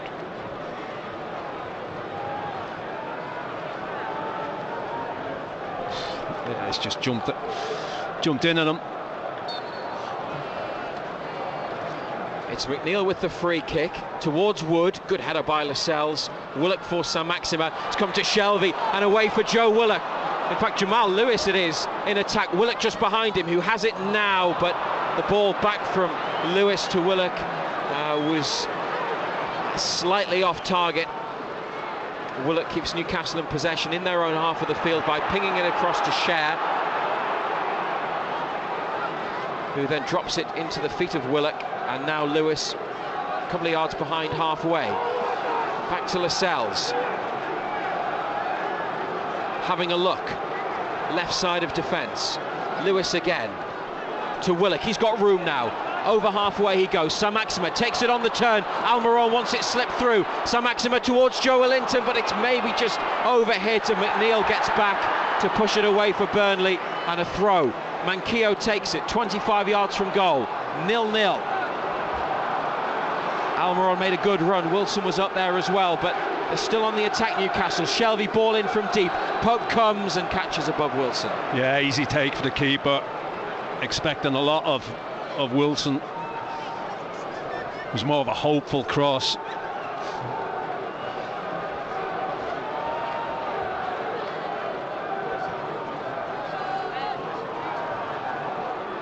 Lascelles header on above Vidra. Joe Linton has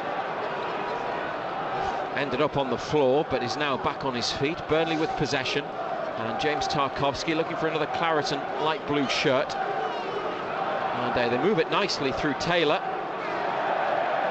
Almiron slipped. That's why there was a faint cheer from the top of the Leazes end. They've switched it to the right side. Lowton's kept it in with a very useful header for Goodmanson.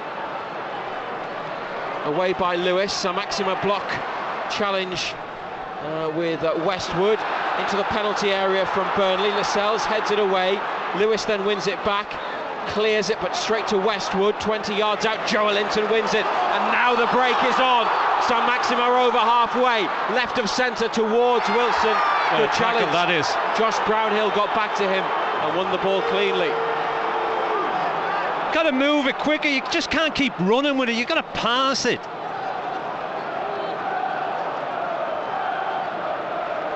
Oxford have equalised against Sunderland, 1-1. It's on DAB and Freeview Channel 719 from BBC Radio Newcastle, that game. 0-0 at St James's. Collins from out on the right, back it goes to Pope, and from in the D, lifts it towards Lascelles. It's come to Willock, Shelvey. That's a nice measured pass to Saint-Maximin. Drags it over halfway, tries to release Joelinton. Collins has won a free kick after contact from Joelinton from behind. Just can't keep it, can we?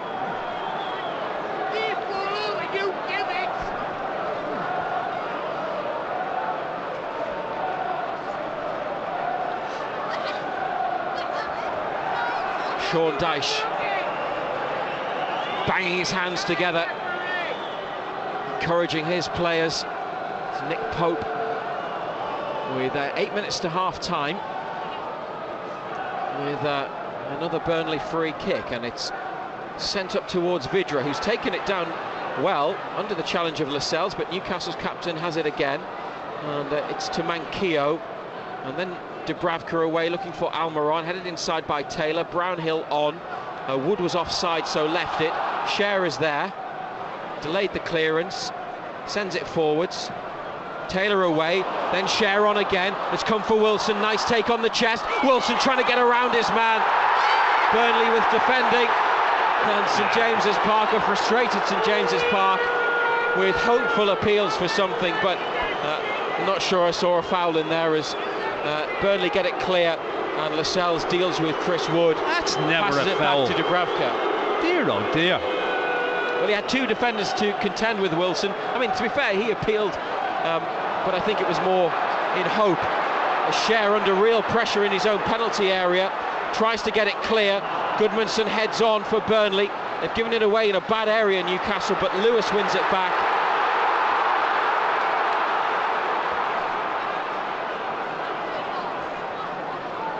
It's a motivated St James's Park, certainly, as Willock with Lewis behind him and Saint-Maximin on the left outside. Saint-Maximin gets away, can he keep it in? Cuts it back, takes a big deflection. Almiron's got it in the area. Almiron with a shot that's pushed behind, and it's a corner kick on the right for Newcastle. Yeah, the original cross took a huge deflection. Great touch, Almiron pulled it down, swivel shot. It's blocked behind. It's a great touch. Good defending by Burnley to make the block and get it behind.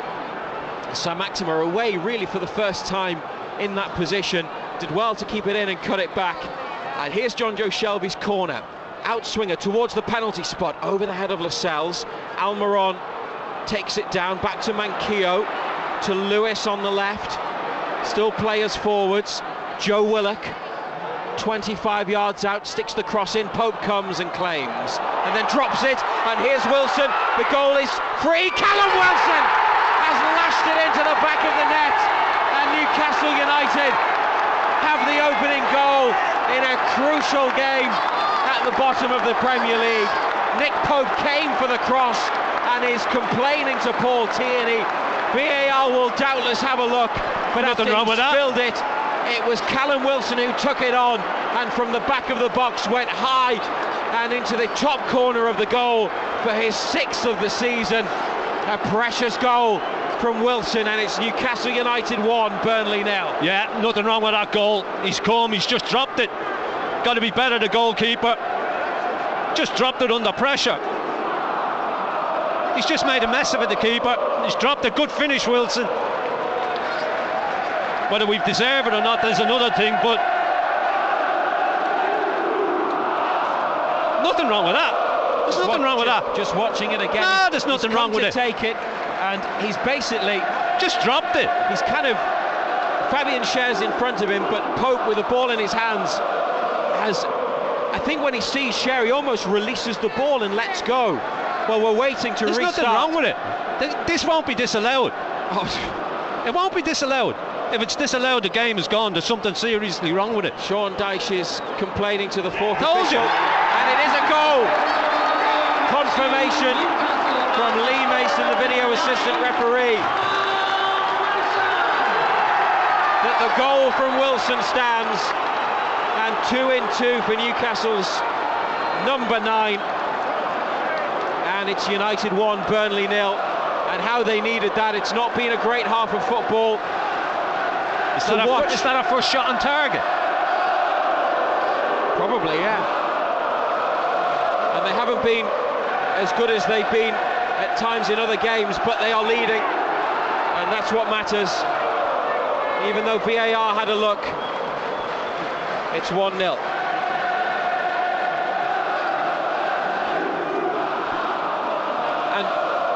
Wilson in that position, he followed it around, he was alert to a possible situation, and the finish, he went high because there were defenders back, there was one on the line, and he sort of angled it across goal. It might not have gone exactly in the corner. No, I went in the middle of the maybe goal. More to the middle, but yeah. it is going back across goal that way, and it's a smart finish, and it's 1-0. Back to Dubravka. Tarkowski header away. Vidra beaten by Schär. Shelvey sends it forwards. Nobody there. Jason Tindall telling Newcastle to push up. Dear oh dear, Tarkowski's all over the shop. If he's putting himself in the shop window today, he's not doing a good job. Back from a 1-game ban for 5 yellow cards, James Tarkowski. There's a misplaced pass there at the back. Newcastle had it, then Burnley have it again, and it's Goodmanson into the area, chested back to Dubravka by Manquillo. 2 minutes to half-time.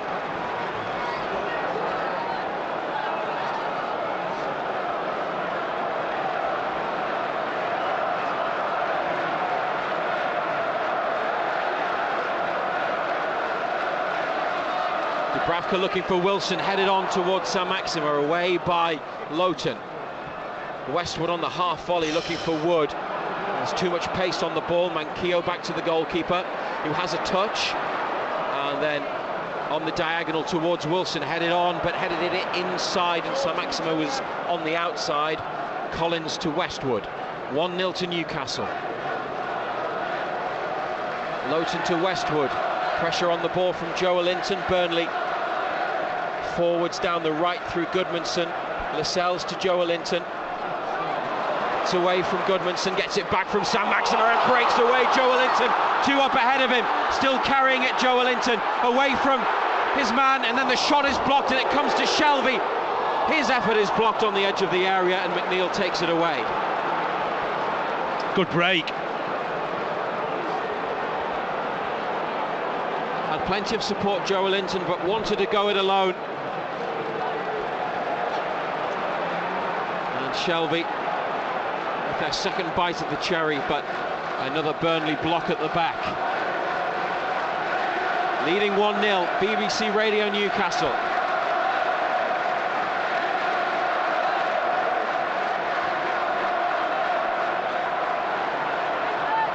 Down the Burnley right it goes. Dubravka sees it behind.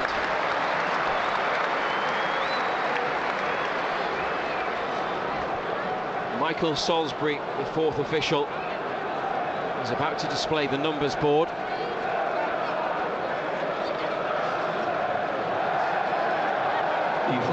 Four minutes. 4 minutes. It's the added on time, the number of minutes. I suppose there have been a few stoppages for injuries, including Cornet, who was substituted by Burnley after getting hurt. There's the ball forwards from Dubravka. Joelinton's made himself big and helped Willock get to the ball. Manquillo down the right towards Almiron. Pope has come across and picked it up. Not seen too much from Miguel Almiron in the first half. Replacing Ryan Fraser. Lascelles in for Clark, the other Newcastle change. The skipper's won another header. He's won several today. Joelinton, good use of the ball to Saint-Maximin. Wilson in this attack as well. Lots of Burnley bodies back. Saint-Maximin just behind the D. Moves it to Manquillo. Lifts it in there. Headed away. He's got it back again. And played it straight to Westwood, who passes it to McNeil. And the Newcastle attack is over, and Burnley with possession in defence. Tarkowski pings it towards Lowton. It's an excellent first touch. Vydra is completely free on the far side. Mate Vydra on his chest and over the bar. What a chance! Right-footed.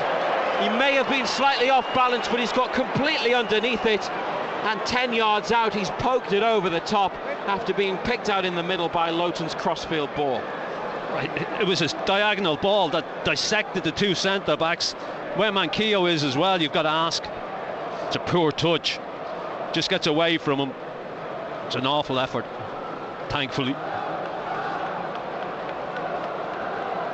Could have been 1-1. But Newcastle remain in the lead, and a goal given to them by Callum Wilson after Nick Pope dropped the ball in the box.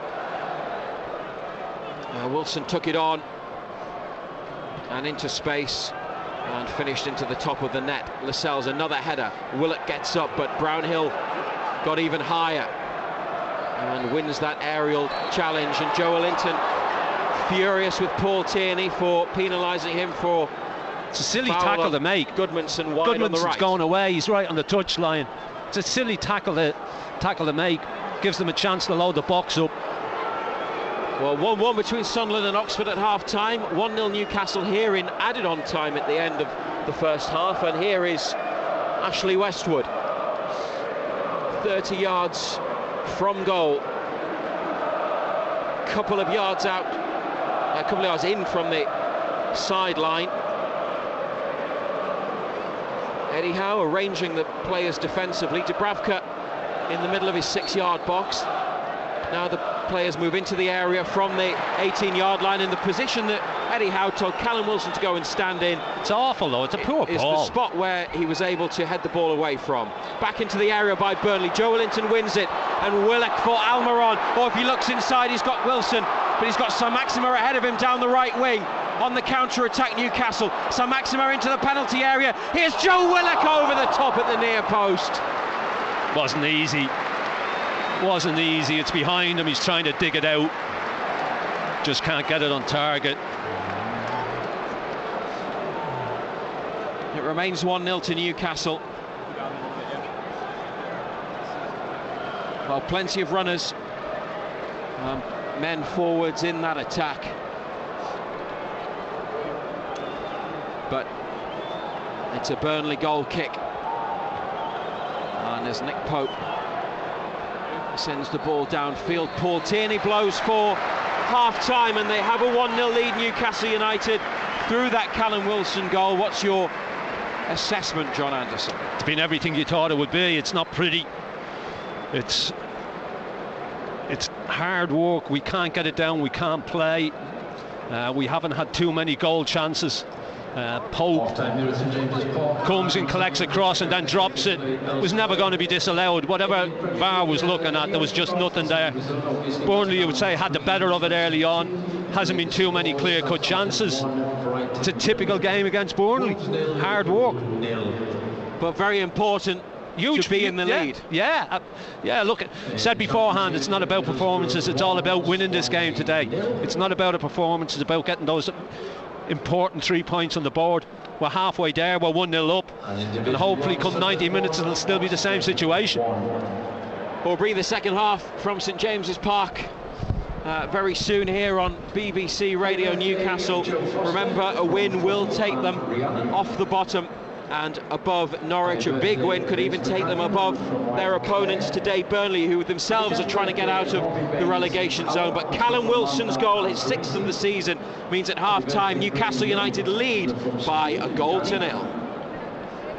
BBC Radio Newcastle gets you closer to the action with exclusive commentary of every Newcastle and Sunderland game. Fantastic. And this season, we'd like to get you even closer. With tickets to every Newcastle and Sunderland home league game. But in our wildest dreams, we never expected that today. So to win, listen out for the referee's whistle during weekday breakfast with me, Alfie Joy. BBC Radio Newcastle, making a difference in the North East. Total Sport. BBC Radio Newcastle. Dominic James back in the BBC Radio Newcastle studio, and then this is Total Sport half-time then at St James's Park. Newcastle United 1, Burnley 0. Callum Wilson with the goal for the Magpies at the Stadium of Light. Sunderland and Oxford are 1 each. Leon Diaku with a goal for the Black Cats. A reminder for second half commentary of Newcastle United versus Burnley with Matthew Raisbeck and John Anderson. You'll need to be listening to BBC Radio Newcastle on our FM frequency. And for Sunderland versus Oxford with Nick Barnes and Gary Bennett, you'll need to be listening on DAB Digital Radio or Freeview Channel 719. We'll head back to our respective commentary duos in around 10 minutes or so. After the game, of course, you can have your say on today's games. The former Newcastle United fullback John Anderson and ex-Sunderland captain Gary Bennett will be taking your calls on 0800 234 6565. Text us 81333.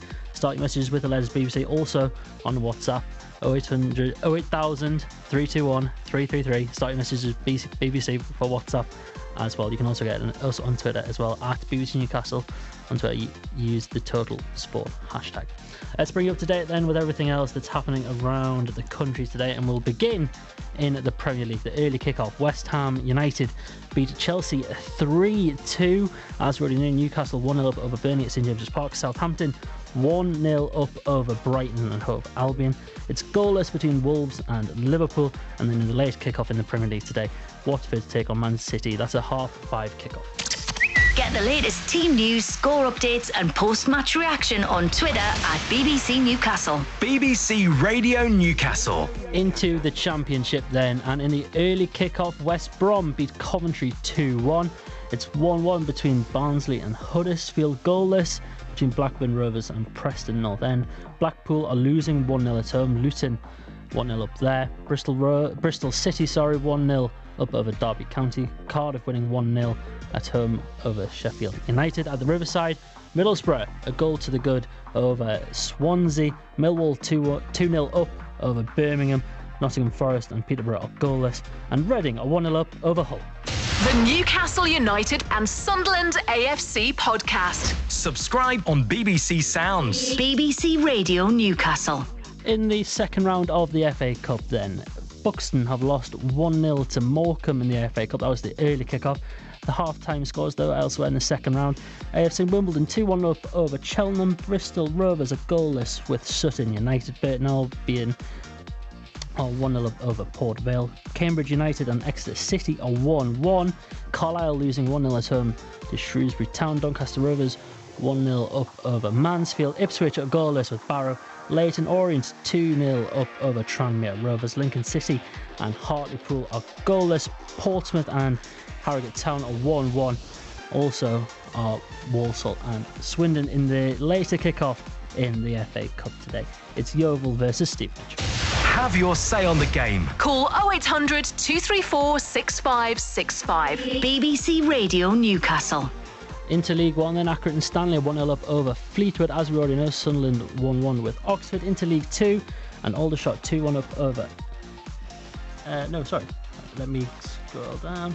All the League Twos are in FA Cup action today. Let's go to some of the local scores then, and Blythe Spartans are in National League action this afternoon. Blythe Spartans face a very tough task away to top of the table FC Feld, and it's proving that. 3-0 down at half-time. Terry Mitchell, the new manager, faces a tough first half-time team talk. They're into the Northern Premier League, Premier Division. Morpeth Town are at home to Gisborough Trinity, and they are 1-0 up there. Into the Northern Premier League East Division then, and Dunstan are at home to Bridlington.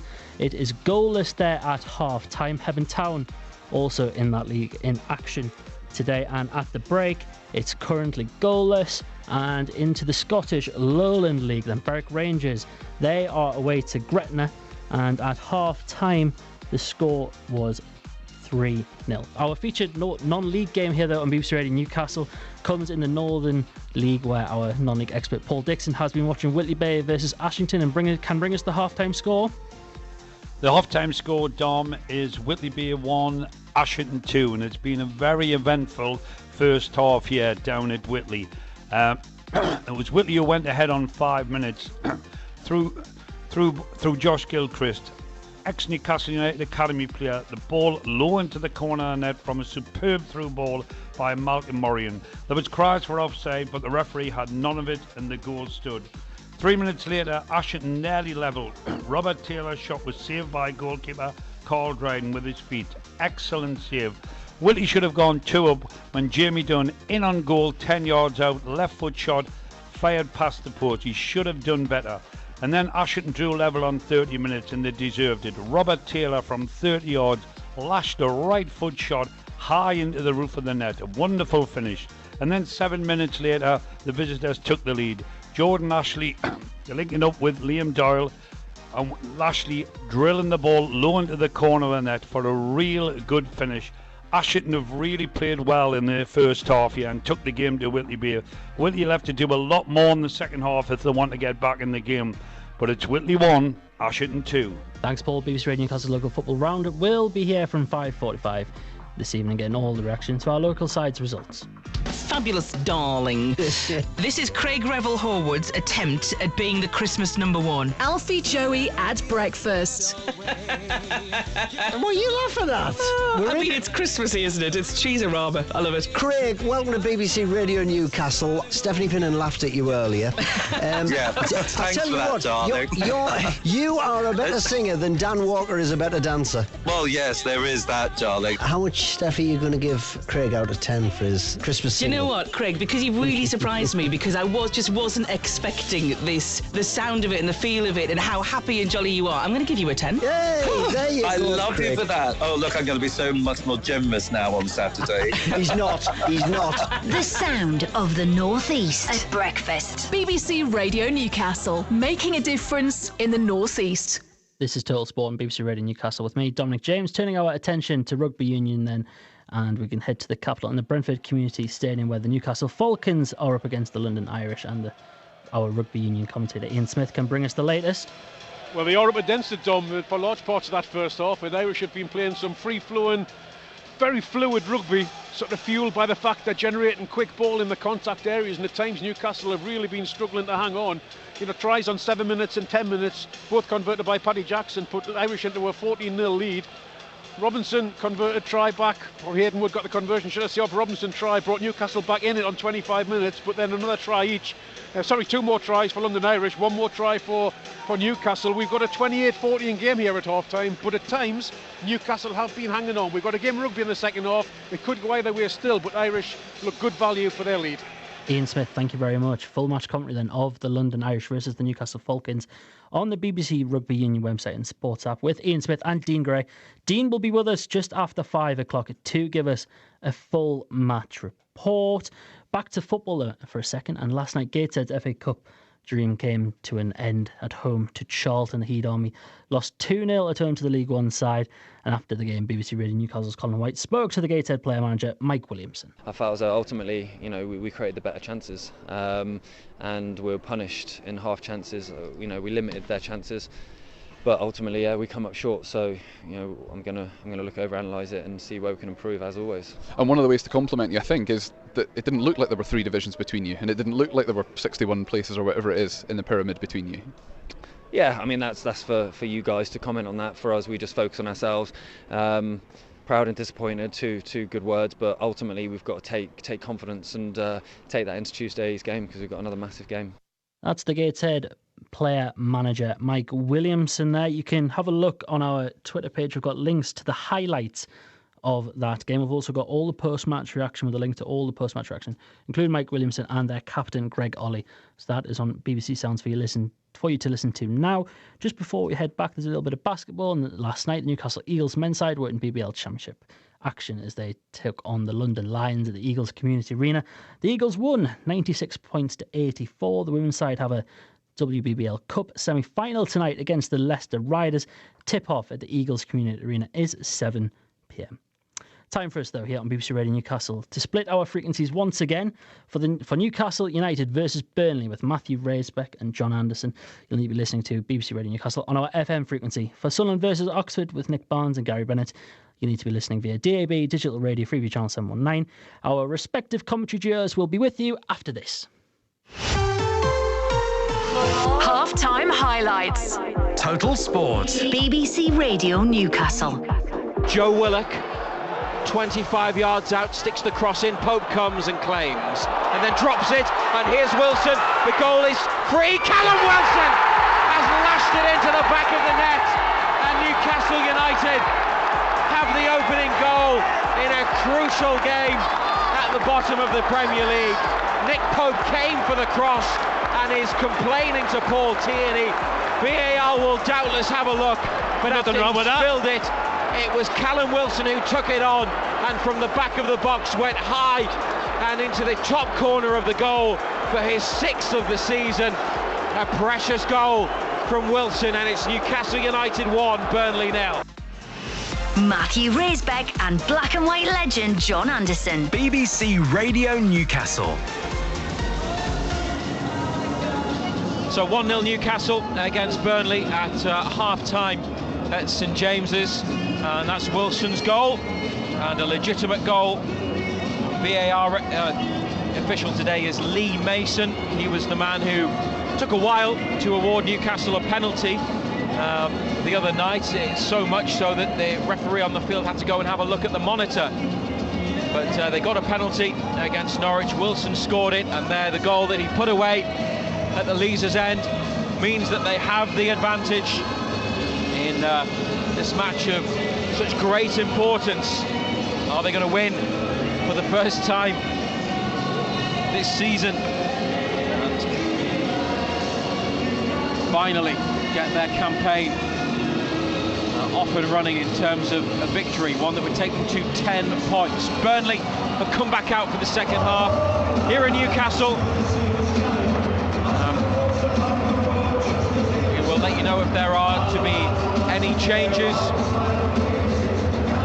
Newcastle are the same, so Dubravka in goal, Manquillo, Lascelles, Cher and Lewis at the back, Shelvey and Willock in the middle, Almiron, Saint-Maximin, Joelinton and Wilson, and a bench of Darlow, Ritchie, Hayden, Hendrick, Kraft, Fernandez, Murphy, Gale and Longstaff. And Burnley, Pope in goal, Moten, Tarkovsky, Collins and Taylor, Goodmanson, Brownhill, Westwood and McNeil. Cornet went off injured, replaced by Vidra, and Wood up front. And the Burnley subs: Hennessy the keeper, Cork, Roberts, Lennon, Rodriguez, Peters, Long and Thomas. Paul Tierney, the referee, in luminous yellow, black shorts and black socks, having a look at his watch again, about to blow us underway for the second half on BBC Radio Newcastle and NUFC TV. John Joe Shelvey stands ahead of the ball, black and white stripes, black shorts and black socks. Dubravka in orange, claret and light blue for Burnley, light blue shorts and socks. Pope in green, and going from left to right as we look towards the Gallagher end, down the hill and back to Fabian Cher. And as Ando said at the end of the first half, halfway to an important victory. Appeals for handball as Newcastle attack. It's come out to Willock through the legs of one Burnley player, away into midfield, and the away side have it. Cher's come across though with Vidra, sends it away down the Newcastle right. Taylor onto the ball. He was caught by Almiron. The attendance today, 51,948.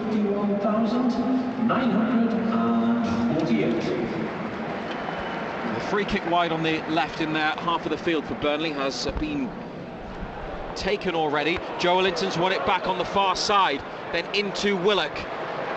Intelligent ball back to Saint-Maximin, having a look to his right, not much on. He might have to go back out to the left, and does. Jamal Lewis to Joelinton in a central midfield spot at the moment. Here's Lewis again, 20 yards out. Joelinton carries on his run, and it's a corner. Lewis tried to pick him out, but a sliding Burnley defender diverted it behind.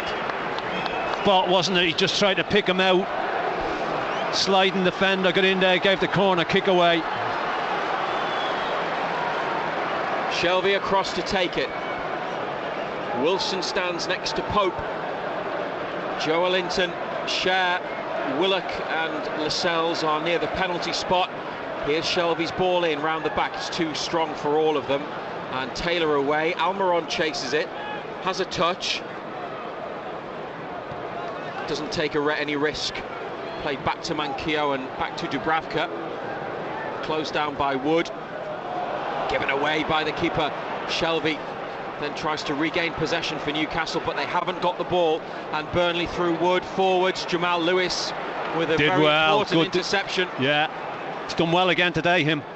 Sam Maximo with a shimmying turn, and then a ball lifted over the top. Owen Wilson might be in. Pope comes and takes it down on his thigh at the edge of the area and clears. Great work by the goalkeeper, but Wilson very nearly with a chance to make it 2. Yeah, ball over the top. Might have looked at it actually. Might have just been offside if anything had to come of it. But Pope got to the edge of his box, did well. Good touch on his thigh, better than the catch that he dropped. 48 minutes gone, 1-0 to Newcastle.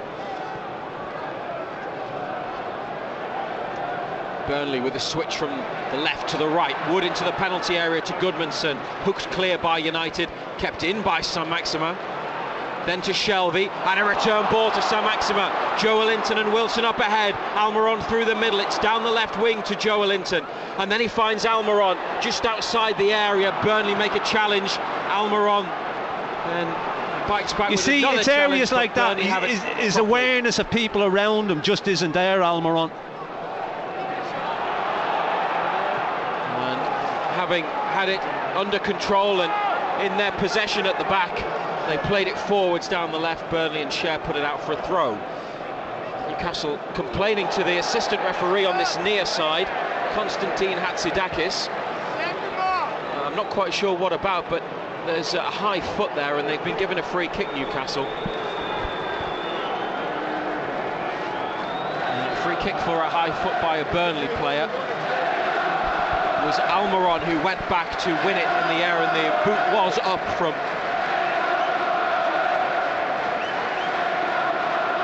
the opponent on the near side. He's rubbing his face, Miguel Almiron, and Fabian Cher wide on the right. Middle of Newcastle's half, standing behind the ball. Wilson in the centre.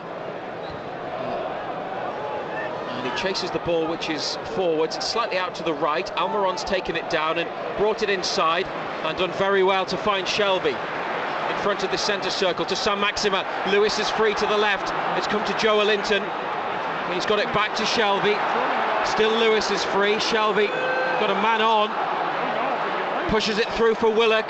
Almiron in the area. He's trying to bend it into the far corner of the goal. Saint-Maximin. Still Lewis wants it. Saint-Maximin might take it on himself and does.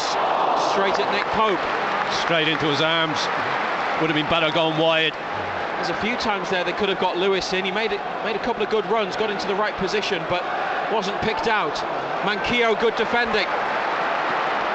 Under pressure from 2 Burnley men.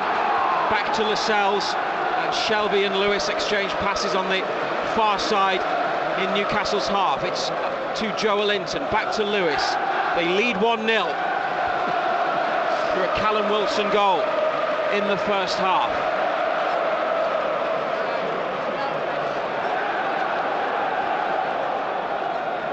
Forwards it goes. Joelinton, good header. Almiron can't take it. Burnley wasn't throw. easy. Wasn't easy.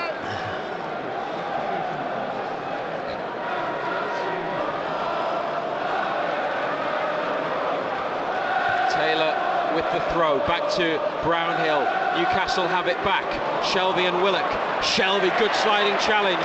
It's looped up and come to Goodmanson. That was full-blooded from Shelvey, but fair. McNeil now carrying it across halfway over to the left. Plays it back to Ashley Westwood. And his central midfield partner, Josh Brownhill for Burnley. Back to Westwood again, behind halfway. Sent out to Taylor. Almiron challenges him, so does Manquillo. And it's gone for a throw. Manquillo with the touch on the ball. And from 25 yards they go back to Tarkowski, left side of Burnley defence, in front of the halfway line. Back to him from Brownhill. And then a nice move. Little ball around the corner from McNeil. Taylor getting away. Almiron with some very committed defending. Made this challenge, and it's a corner.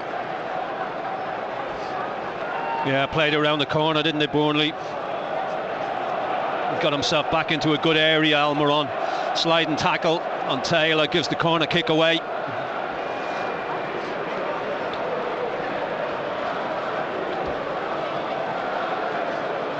So from this left side, Burnley corner kick. An in-swinger from Westwood towards the back post. Dubravka's taken it and then dropped it. And play carries on. There are 2 players down, 1 from each team. And medical men are waved on. So the match will be paused while treatment can be given. That wasn't the greatest goalkeeping either, was it?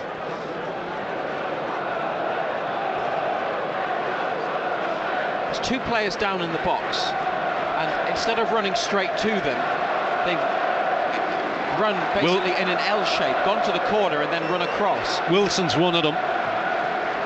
He's the Newcastle player down in the 6. Collins was the other one. He's holding either his... Collins is up. He's holding either his left hip, Callum Wilson, or his lower back.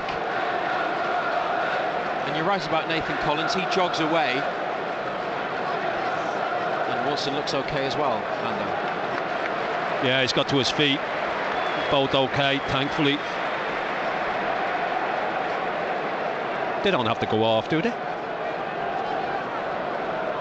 Why has Wilson got to go off and Collins hasn't?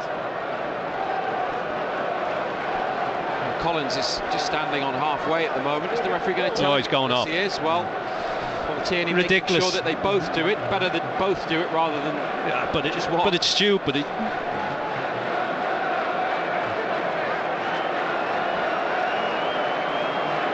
So both teams temporarily down to 10. Nah, they're back. And here they are on the field again as Dubravka walks the ball to the edge of his penalty area, bounces it.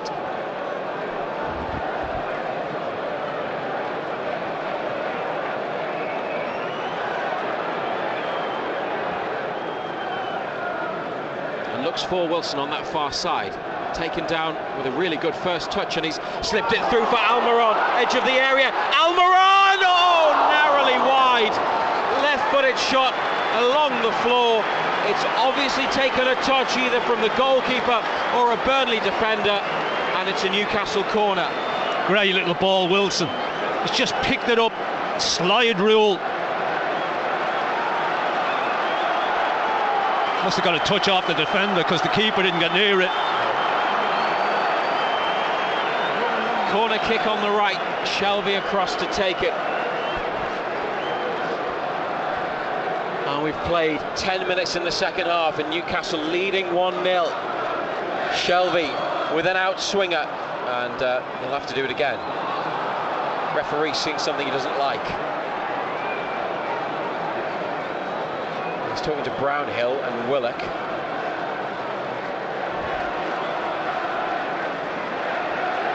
BBC Radio Newcastle.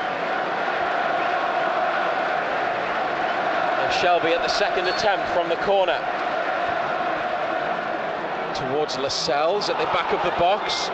Burnley get it clear though. And Lewis chases, pursued by Westwood. Manquillo back with him. Dubravka out of his box receives it. He's given it to Manquillo. Shelby's pulled out to right back.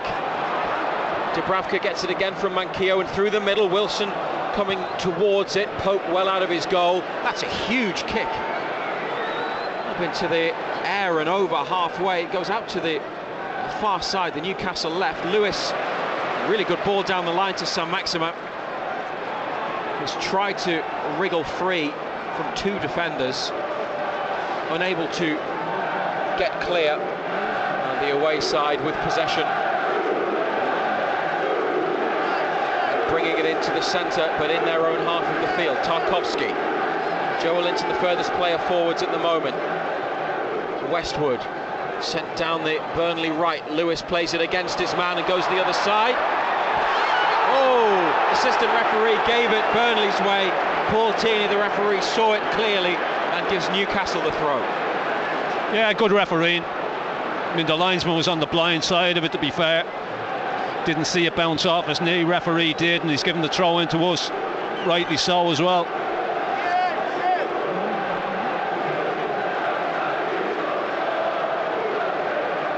Joelinton receiving it, dragging it back. Played it inside to Willock, who's got it to Shelvey. They've got out of a tight spot well, Newcastle. Shelvey's ball onto Manquillo. Down the line for Miguel Almiron. Trying to take it away from Taylor. Good defending. He's got himself in the way between man and ball, but got a touch on it, so couldn't let it run. Had to play it, and has played it straight to Saint-Maximin. Willock. Back out wide right to Almiron and Manquillo. Almiron again, 20 yards out. Manquillo for Willock, and Almiron once more away from McNeil with a little burst, looking for Wilson, cleared at the edge of the area. Lascelles got the better of Vidra, and Lewis again ignored when he was in a good position on the left. Jamal Lewis in that attack when they had it in the centre. Share to Joelinton. Good touch. It's a sharp first touch, he's then lost it though. Burnley with it through Taylor, behind halfway, close down by Joelinton, who then wins it for Newcastle, but it goes out for a Burnley throw. Eddie Howe's team leading 1-0.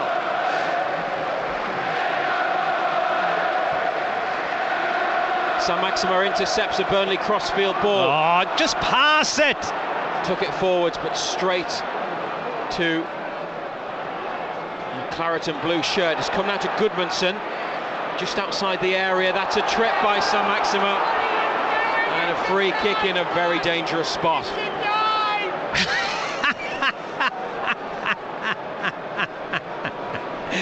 Hey, he needs to improve his glasses, that boy. It's a supporter sitting just to our right, who I think disagrees with referees more than you and I do. Yeah, he said it's a dive. We played 59 minutes, and their lead is under threat here from this free kick. Brownhill wearing number 8 could come onto it with his right. It is right of centre, and it's a little over 25 yards back from goal. It's a left-footed free kick, and it clears the crossbar, not by much, but it is over the top from Johan Berg Goodmanson. Yeah, it was never threatening, was it really? Never threatening.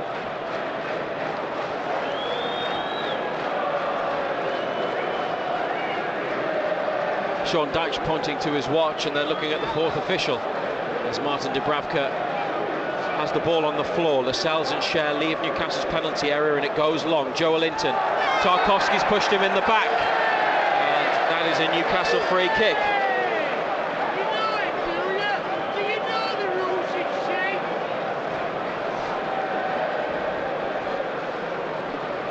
Shelvey and Cher next to the ball.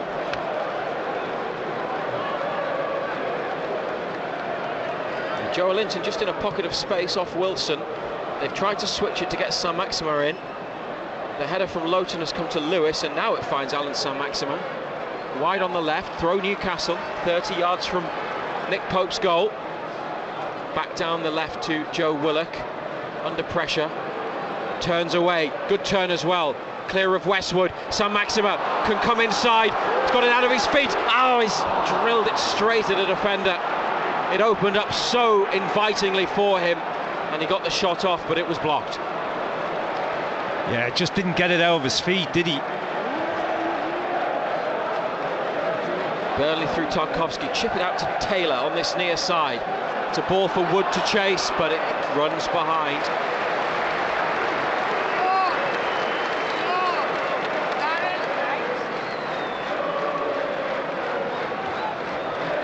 Remember, Monday to Friday from 6, Total Sport on BBC Radio Newcastle, the only football phone-in across the northeast.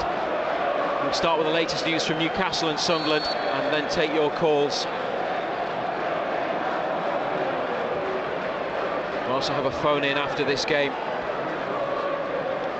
And dressing room reaction from St James's Park, or pitch-side reaction, because most of the interviews take place by the side of the field at the moment. They lead 1-0 Newcastle. Burnley with it, wide on the right though.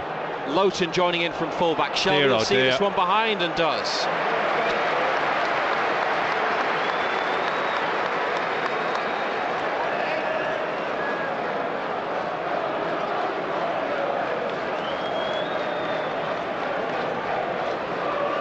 He's done well again today, Shelby, you know. Some of his tracking's been good. Got himself in some good areas. Well, Shelby, Joe Linton, and Lewis at times again.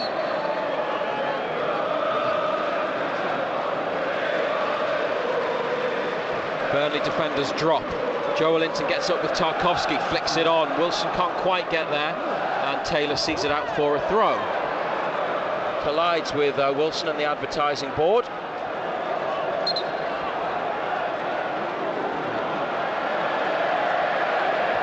Seems to be a bit of a problem. Maybe the advertising board that's damaged, not the players. Well, Wilson just grabbed him round the neck, didn't he? Well, they've settled their differences, and it's Burnley's ball from the throw. 64th minute. A 1-0 lead through Wilson's goal in the first half. Share, that's gone up and inside. Lascelles volleyed forwards. Wilson got to the ball before Collins. Big clearance by Burnley. Vidra challenging with Lascelles, who's cleared at the second attempt. It's come back to Collins. That caused a few problems, that ball. Taylor charging into space down the left side, tracked by Almiron, who concedes the throw. Another committed piece of work by the Paraguayan.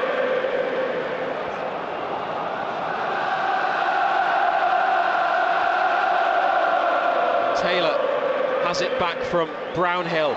Newcastle win it again. Almiron pulls it back, looking for a colleague in space. Shelby, man on to Joe Linton.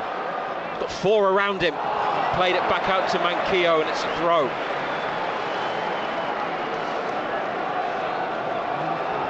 McNeil back to Collins. Burnley trying to build another attack. Everyone behind the ball in a black and white shirt, although it is with the Burnley defender James Tarkowski. Brownhill, 10-yard ball square to the right on halfway. Westwood has it again. That's a long ball forwards. Lascelles across with Vidra. Goal kick. Yeah, you can play them all day.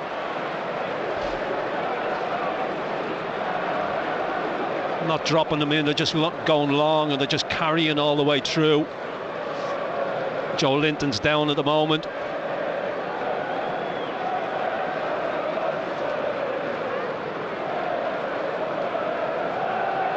Dubravka has the ball on the 6-yard line. I think he was tying his bootlace, Joe Linton. Graham Jones has left the commentary position, the row in front of us, where he watches with some of Newcastle's video analysts, and gone to speak. He's coming back. Eddie Howe and Jason Tyndall. Now he's coming back. Joe Linton, good win. And Wilson was fouled after Joe Linton headed it on, so they've been given a free kick. As Federico Fernandez is sent out to warm up again, followed by Dwight Gale. 25 minutes of the 90 to go. And plenty can still happen. But Newcastle are a goal to the good.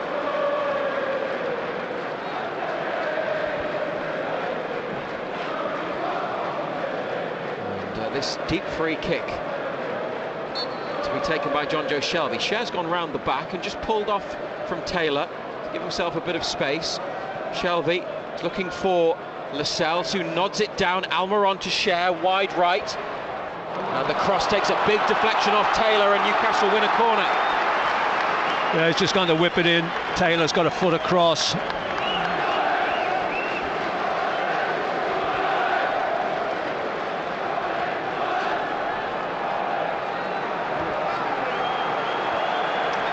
Shelvey, once again, Newcastle set piece taker. Every Burnley player back in the box. Almiron, Saint-Maximin on the edge of the area. Shelvey plays it into the middle. Lascelles with a header. A Burnley header, it goes backwards. Pope with a punch. And Westwood's got to it before Almiron, and then before Shelvey, and has been fouled by Almiron, who's collided with him in a fairly untidy fashion. Everybody back in terms of the 4 defenders for Newcastle as Burnley look for Wood. He flicks on. Vidra trying to get there. Lascelles nods away. Westwood towards Goodmanson. Lewis with a good challenge, and then he's put it out. Yeah, he's done well. Square for the throw.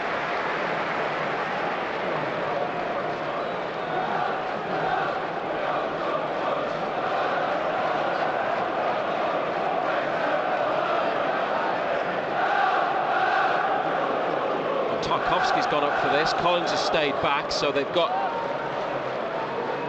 another big player in there to try to hit. Cher watching Wood. Almiron and Manquillo are close to him as well. Lascelles is with Tarkowski in the 6-yard box. It's going to be a long throw, it seems, from Josh Brownhill, the central midfielder, from the right into the penalty area. 1-0 Newcastle. Willock away.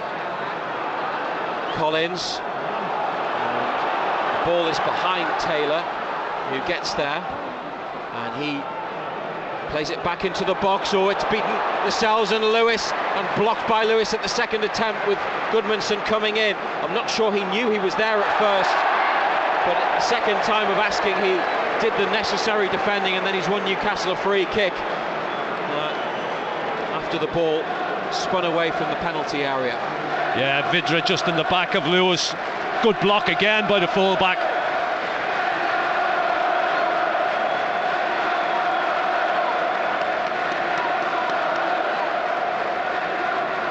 Wilson and Almiron in conversation as Newcastle prepare to play it forwards through Martin Dubravka. They lead 1-0. 69 minutes have been played on BBC Radio Newcastle. Dubravka towards Joelinton. Tarkowski's come from a long way to win a big header. Cher trying to see this one out. Vidra with him. The referee's given the throw the way of Burnley. Vidra applauded by Sean Dyche. Cher. It's got to be sharper, Cher. He's got to get to that ball sharper. He's just ambling to it. Gives Vidra the opportunity. Well, he could have got there. Yeah. He let it go. Doesn't agree with the decision. Newcastle win it back. Almiron. Almost got into a bit of a mess with Manquillo. Still Almiron's found Manquillo. That's good play. Joelinton down the line. Inside is Saint-Maximin, who's got it. Takes it across and away from Burnley players. Alan Saint-Maximin right side. Outnumbered in the end. And Brownhill back to Pope. Lascelles and Wood battling for it. The Newcastle skipper away. Joelinton has got the better of Tarkowski. Good strength by Joelinton. Has it again from Almiron. 30 yards out, central position. Willock, Lewis to the left. Willock turns back out to the left to Joelinton. Thought he was going to go to the right to Saint-Maximin. It's now with Lewis wide left. Finally they play him in. Lewis clipped into the middle by Newcastle. It's come out to Willock. And now Saint-Maximin on the right, taking on McNeil. Oh, ball whipped in. Burnley flick it clear. Not a bad ball into the centre by Saint-Maximin, but just behind Callum Wilson. 1-0 up in the final 20 minutes. Joelinton putting Loughton under pressure. Burnley just get away with it and then play it from right to left to Taylor. Almiron stops him going forwards. It's back to Tarkowski. BBC Radio Newcastle. Now Lowton in Newcastle's half to Goodmanson. Can't get around Lewis, has to go back. And now it's Collins just inside the centre circle, on the diagonal to Taylor.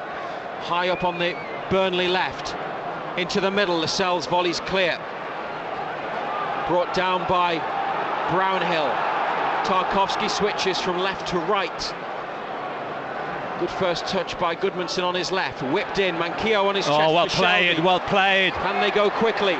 He's tried to play it for Wilson, who's chasing down the right and gets there. Callum Wilson, not much support, gets away from Tarkowski, breaks into the area. Callum Wilson blocked. Wilson again blocked.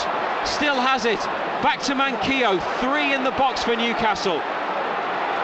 Manquillo back to Almiron, 30 yards from goal. Willock, Saint-Maximin to the left. He receives it. Lewis goes beyond, gets it from Saint-Maximin, pulls it back. Oh, and stopped by Tarkowski just before it could reach Joelinton. They keep it alive, Newcastle, down that left side. But then Lewis with a pass straight out of play for a Burnley throw. Yeah, he's just done Tarkowski for pace, hasn't he, Wilson? Just got beyond him. Looked like he was treading water, Tarkowski. Burnley are about to bring on their right back Connor Roberts.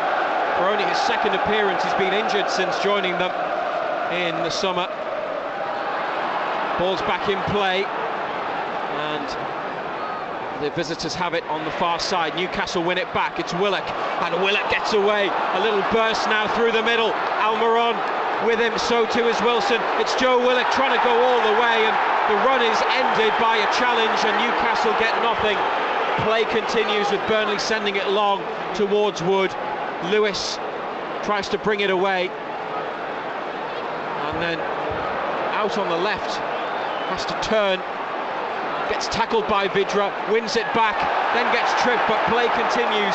Joelinton has it, trying to get one over the top for Almiron. Header from Burnley straight to Wilson, and now Willock, and Manquillo completely free. They played it to Almiron instead, in the penalty area, blocked, and then back against Almiron and behind for a goal kick. Is that awareness? Because Manquillo's made a great run. It is that awareness. He doesn't see it. He plays with his head down.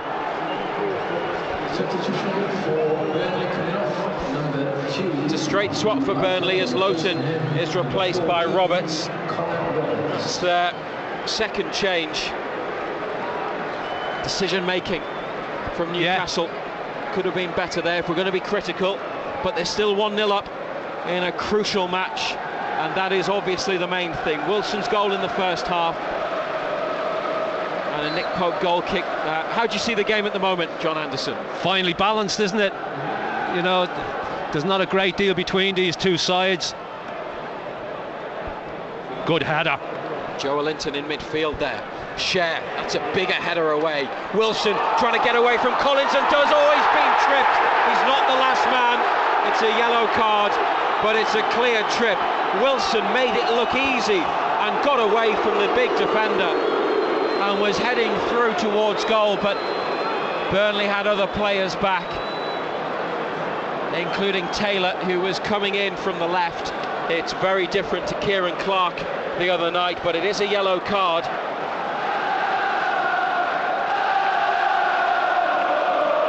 And 15 minutes of normal time to go. It's very, very central in the Burnley half of the field. Too far out. Yeah, it's a long way out.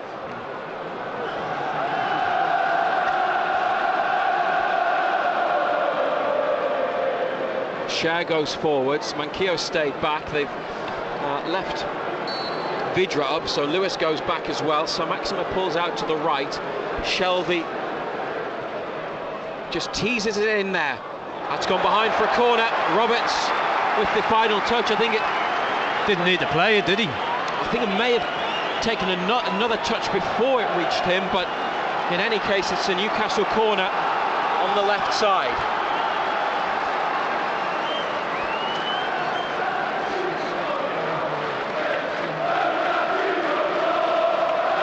Wilson again in the 6-yard box.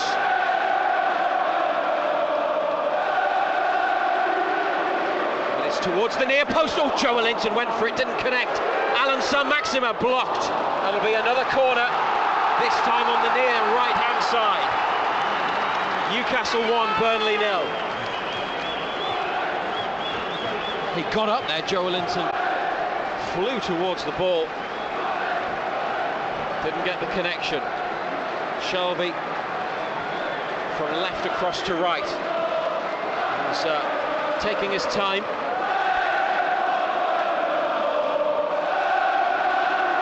Sean Dyche has brought everybody back to defend the corner. Manquillo in the middle of Burnley's half, the furthest Newcastle player back. Shelvey's ball in. Burnley header comes to Almiron and back out wide to Newcastle's John Joe Shelvey. On his left, sticks it in there. Headed away. Taylor heads on. Westwood, won back by Shelvey. Has a look. Digs out a great ball to Alan Saint-Maximin on the left. Taking on Roberts. It's come to Joelinton at the back of the area. Didn't really well played. Have the space for the shot, but he's found Miguel Almiron. Can he hit it? He does! Oh, corner kick. Headed over, I think, his own crossbar by one of Burnley's defenders. Might have just been about to creep inside Pope's right-hand post. Decent hit by Almiron and another corner. Yeah, cut inside, hit this one better. Looked like it was heading for that top right-hand corner. Burnley head got in the way, deflected it over. Collins, I think, was the player who pushed it behind Shelvey. Low towards the near post, cleared. Newcastle will get there.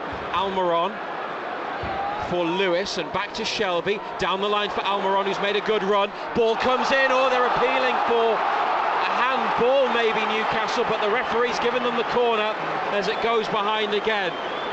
Good pressure. But with this pressure, this is the time to go and get a crucial second goal. With Burnley, yeah, you need to make this tell. Against the ropes.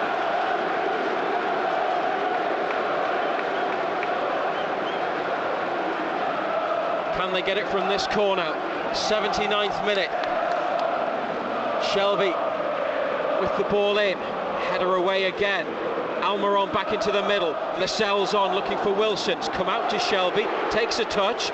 He's gone for the shot. Tipped over by Pope. Centre of the goal, but high. And Nick Pope has to palm it over the top. Good save. He's just whipped at Shelvey, got it over his feet nice and early, right foot. Fortunately for Pope, who was pretty straight at him, he's tipped it over the top. I've lost count of how many corners they've had in this short space of time. I think it might be 5 now, certainly 4, I think. I said I'd lost count, but they've had a few. Shelvey with the latest one.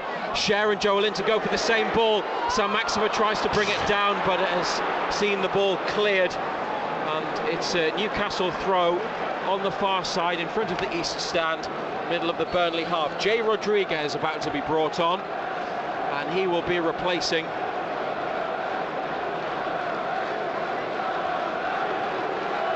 Gudmundsson.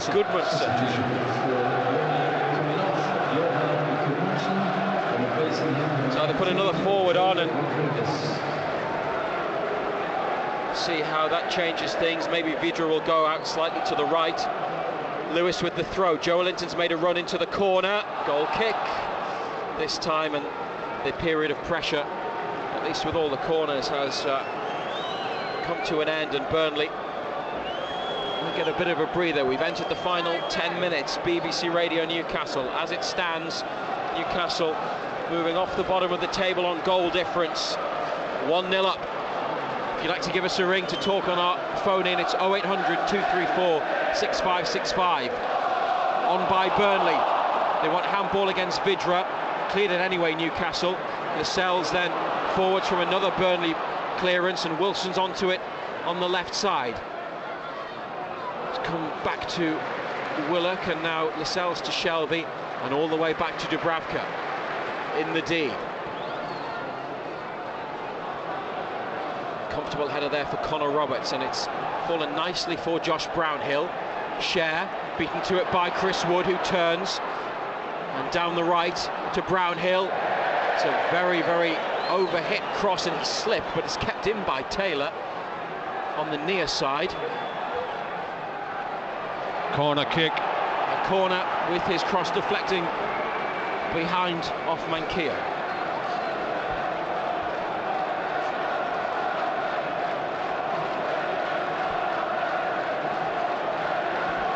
Westwood across to take it. Newcastle's turn to defend against a corner kick. Their 1-0 lead. Westwood, that's driven in. Ooh. And it's flicked off a head across goal.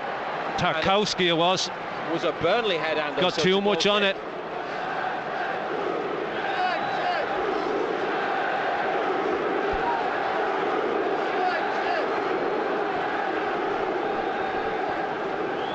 Tweet at BBC Newcastle or text us on 81333 to have a message read out from part of the post-match conversation.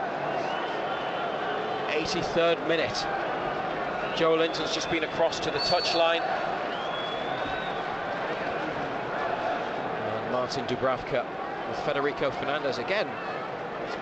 He's been running the length of that half of the field quite a lot today.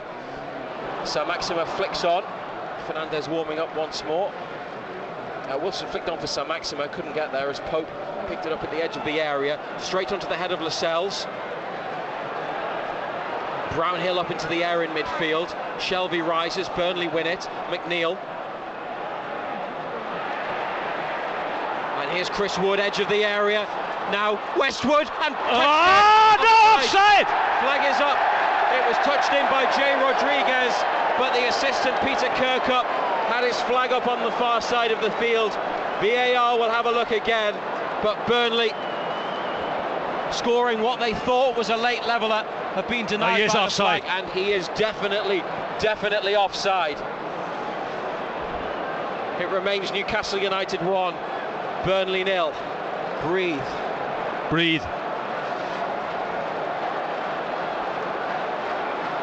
There'll just be a short wait for Lee Mason, the video assistant referee, to confirm. But yeah, he's offside. He's offside. Not much in it, but he's offside. He's in front of the defender. Yeah, he's offside. It's the near side of the defender as well, in terms of where the cross is, but he is offside. Federico Fernandez is going to come on. Newcastle, I think they want to make the change now.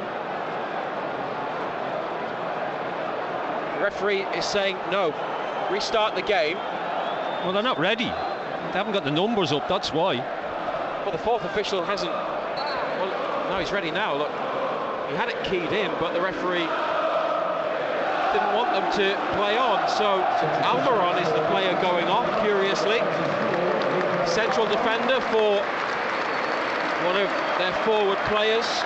What did you think of Almiron's contribution? He's worked the socks off defensively. He's been solid, got back, got tackles in. Just as awareness in forward positions yet again.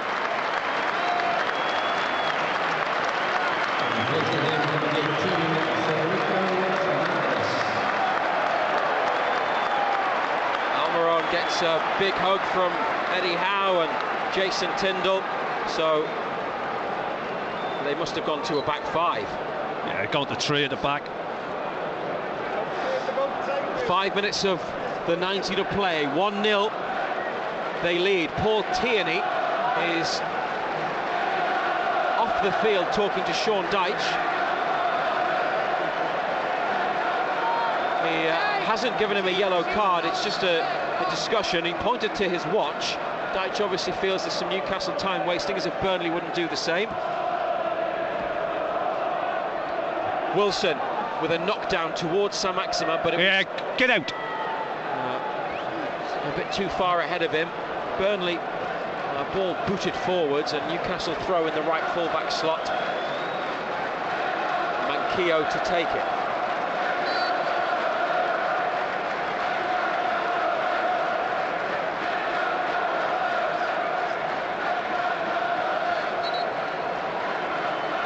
He's been got a yellow card for taking too long over the throw. He's kidding this referee. This referee's been awful. Manquillo looking for Wilson, headed inside by Burnley, straight to Saint-Maximin. Westwood's got the other side of him, won it back. Taylor off his right boot into the centre of the pitch. Shelvey and Brownhill go for the ball. Little touch off Shelvey. It's come back to Westwood. Lascelles and Vidra challenging for it. Rodriguez and Cher too, but Dubravka comes out and gathers.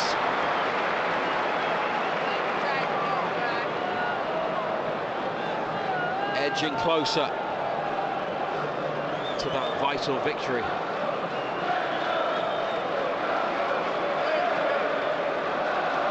Wood standing in front of Dubravka, who kicks out of his hands, and Wilson takes it down with Collins behind him, ends up on the floor and no free kick. Long Burnley ball forward, Wood on, Lascelles with a little flick out to the left, and Lewis is there, and Lewis clears, and it's gone out for a throw, and Wilson's furious with the referee. A reminder that Callum Wilson is need to get out on 4 yellow cards and needs to be careful he doesn't get another. Wood flicks well played, on. son. Manquillo away. He's just been booked. 1-0 Newcastle. 87.5 minutes. Saint-Maximin gets a touch on the ball. That's our ball. And then Manquillo made the challenge on Taylor, and it went out, but it could have been a Newcastle throw. Instead, it's Burnley's. McNeil to the back post. Beats everybody in claret and blue. Joelinton lets it run. Newcastle United throw.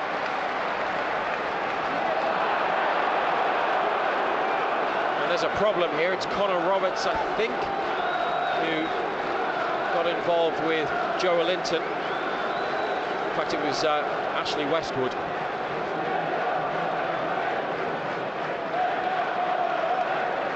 The referee's got to have a word with Joelinton after talking to Westwood. Yeah, he's better off not getting involved. Just let it go. Well, that just uses up a few more seconds.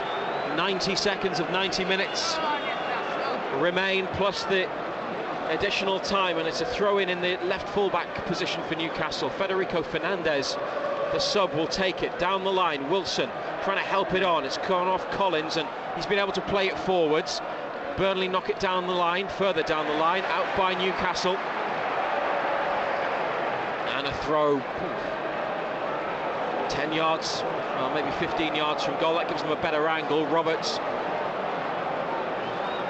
is the man with it, drying the ball. Everybody back defending their 1-0 lead, Newcastle. In it comes. Ball flicked on by Joelinton and off the thigh of Lascelles and away. And now they're chasing after the ball, and it's played back by Roberts to Pope. Well out of his goal. Closed down by Saint-Maximin. Lovely feet by Nick Pope. Just about got away with it there. Manquillo with a challenge on Wood. Ball goes over both of them, and McNeil with Cher in the corner, trying to find room for the cross, delivers the ball. Shelvey volleys it out.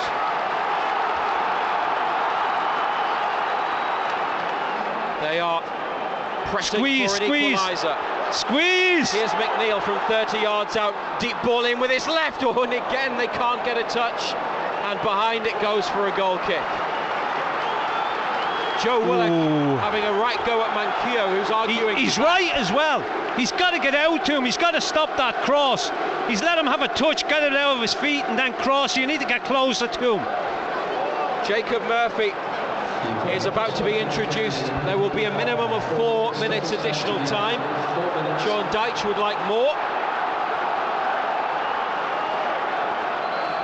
They're putting the numbers for the substitution into the board. And Murphy will now come on for Alan Saint-Maximin. Newcastle United 1, Burnley 0 in added on time.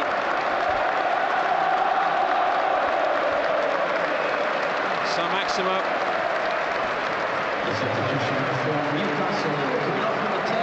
applauds the fans. They're on their feet, including Amanda Staveley in the director's box, and Murphy sprints on, and fresh legs. Murphy, who scored a very good goal against Burnley away last season.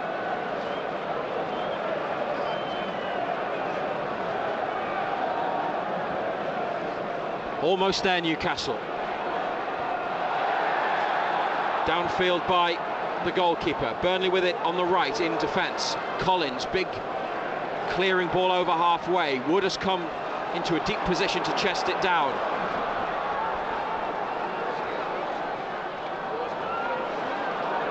It's with Vidra on the left, and Cher manages to clear. BBC Radio Newcastle. Collins to halfway, and Roberts. 3 black and white shirts there. He has to go back to Collins. Plays it forwards to Roberts again. A minute and a half of the minimum 4 have been played. Wood heads on, and behind it goes. He headed it out to the right. The runners came in from right to left, and that's a goal kick. Eddie Howe still instructing, still coaching from the technical area as Martin Dubravka takes the ball to the 6-yard line. Callum Wilson with their first half goal, separating the 2 teams.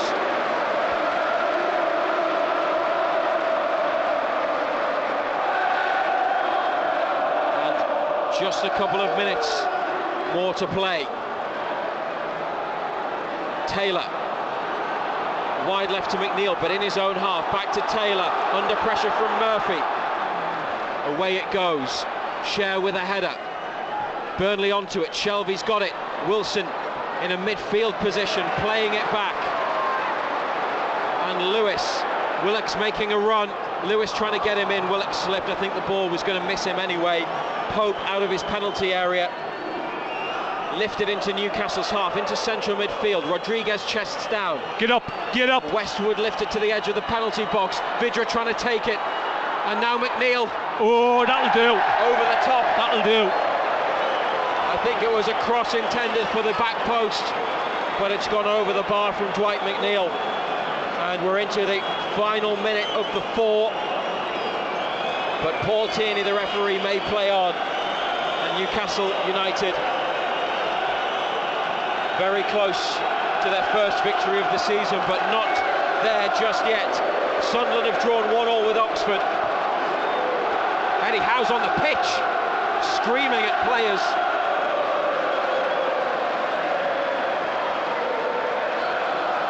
As Dubravka walks back from the ball and prepares to send it downfield. Wilson for Joelinton.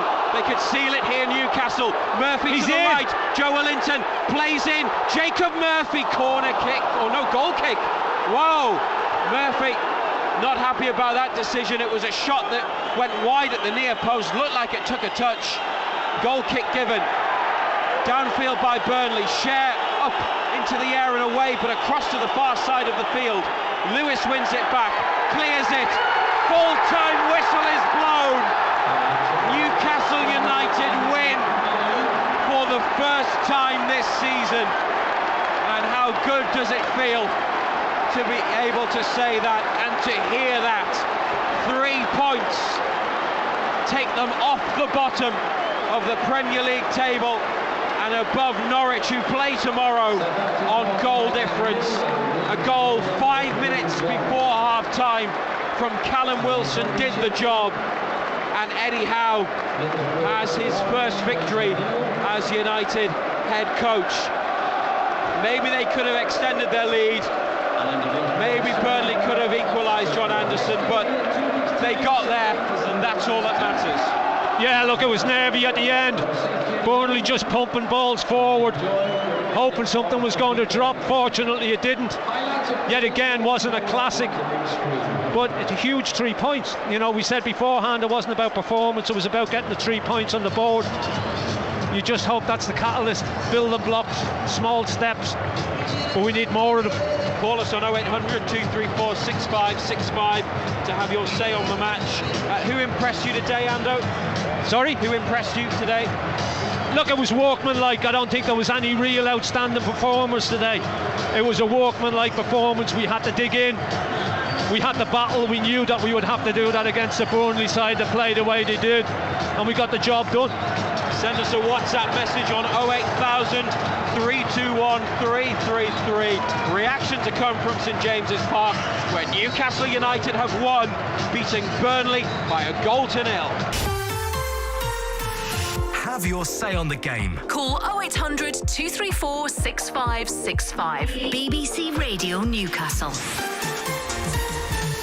This is Total Sport with me, Dominic James, John Anderson and Gary Bennett, turning our attention to rugby just for a couple of minutes, and we can go to the Brentford Community Stadium where the Newcastle Falcons have been in action against the London Irish, and it's full time. It's been a disappointing day, and our rugby union commentators Ian Smith and Dean Gray can tell us how it's finished. Hello Dom, yeah, very disappointing afternoon down here at the Brentford Stadium. 7th against 8th, 1 point between the two sides. Newcastle reeling the changes after the disappointment of coming away, even with 3 points in the bag against Worcester last weekend and the 24s each draw, looking to put a performance in today that just didn't materialise, unfortunately. Still just about in touch at 28-12 down at half-time. Very important that they scored next to ease themselves back into the game. Couldn't do so. In fact, Irish looked by far the better side for a lot of this afternoon today. The clear out speed at ruck time very good. Their incision was excellent as well, and defensively Newcastle didn't offer a great deal despite having made those changes. Adam Radwan putting a little bit of a gloss on the score at the very death of the game, but to make the final score 41-21, but Newcastle very much second best today. Irish, bit of a mystery. They've only won 2 games before today this season, but very, very good. Thank you very much, Dean. Safe travels back up to the northeast to you and Ian Smith. So just to recap, the Newcastle Falcons losing 43-21 to the London Irish. There'll be post-match reaction to that game in our breakfast sport bulletins tomorrow morning. Back to football there. It's time for you to have your say on Total Sport. Give us a call now, 0800 234 6565. Give us a text 81333. WhatsApp 08000 321 333. Start your messages with the letters BBC. You can tweet us at BBC Newcastle on Twitter. Use the Total Sport hashtag. Newcastle United 1, Burnley 0, Sunderland 1, Oxford United 1. Let's welcome back our match summarisers, the former Magpie and Republic of Ireland fullback John Anderson and the ex-Sunderland captain and centre-half Gary Bennett. Evening, gents. Hello, hey, Dom. John, I'll come to you first then. And is the Great Escape on?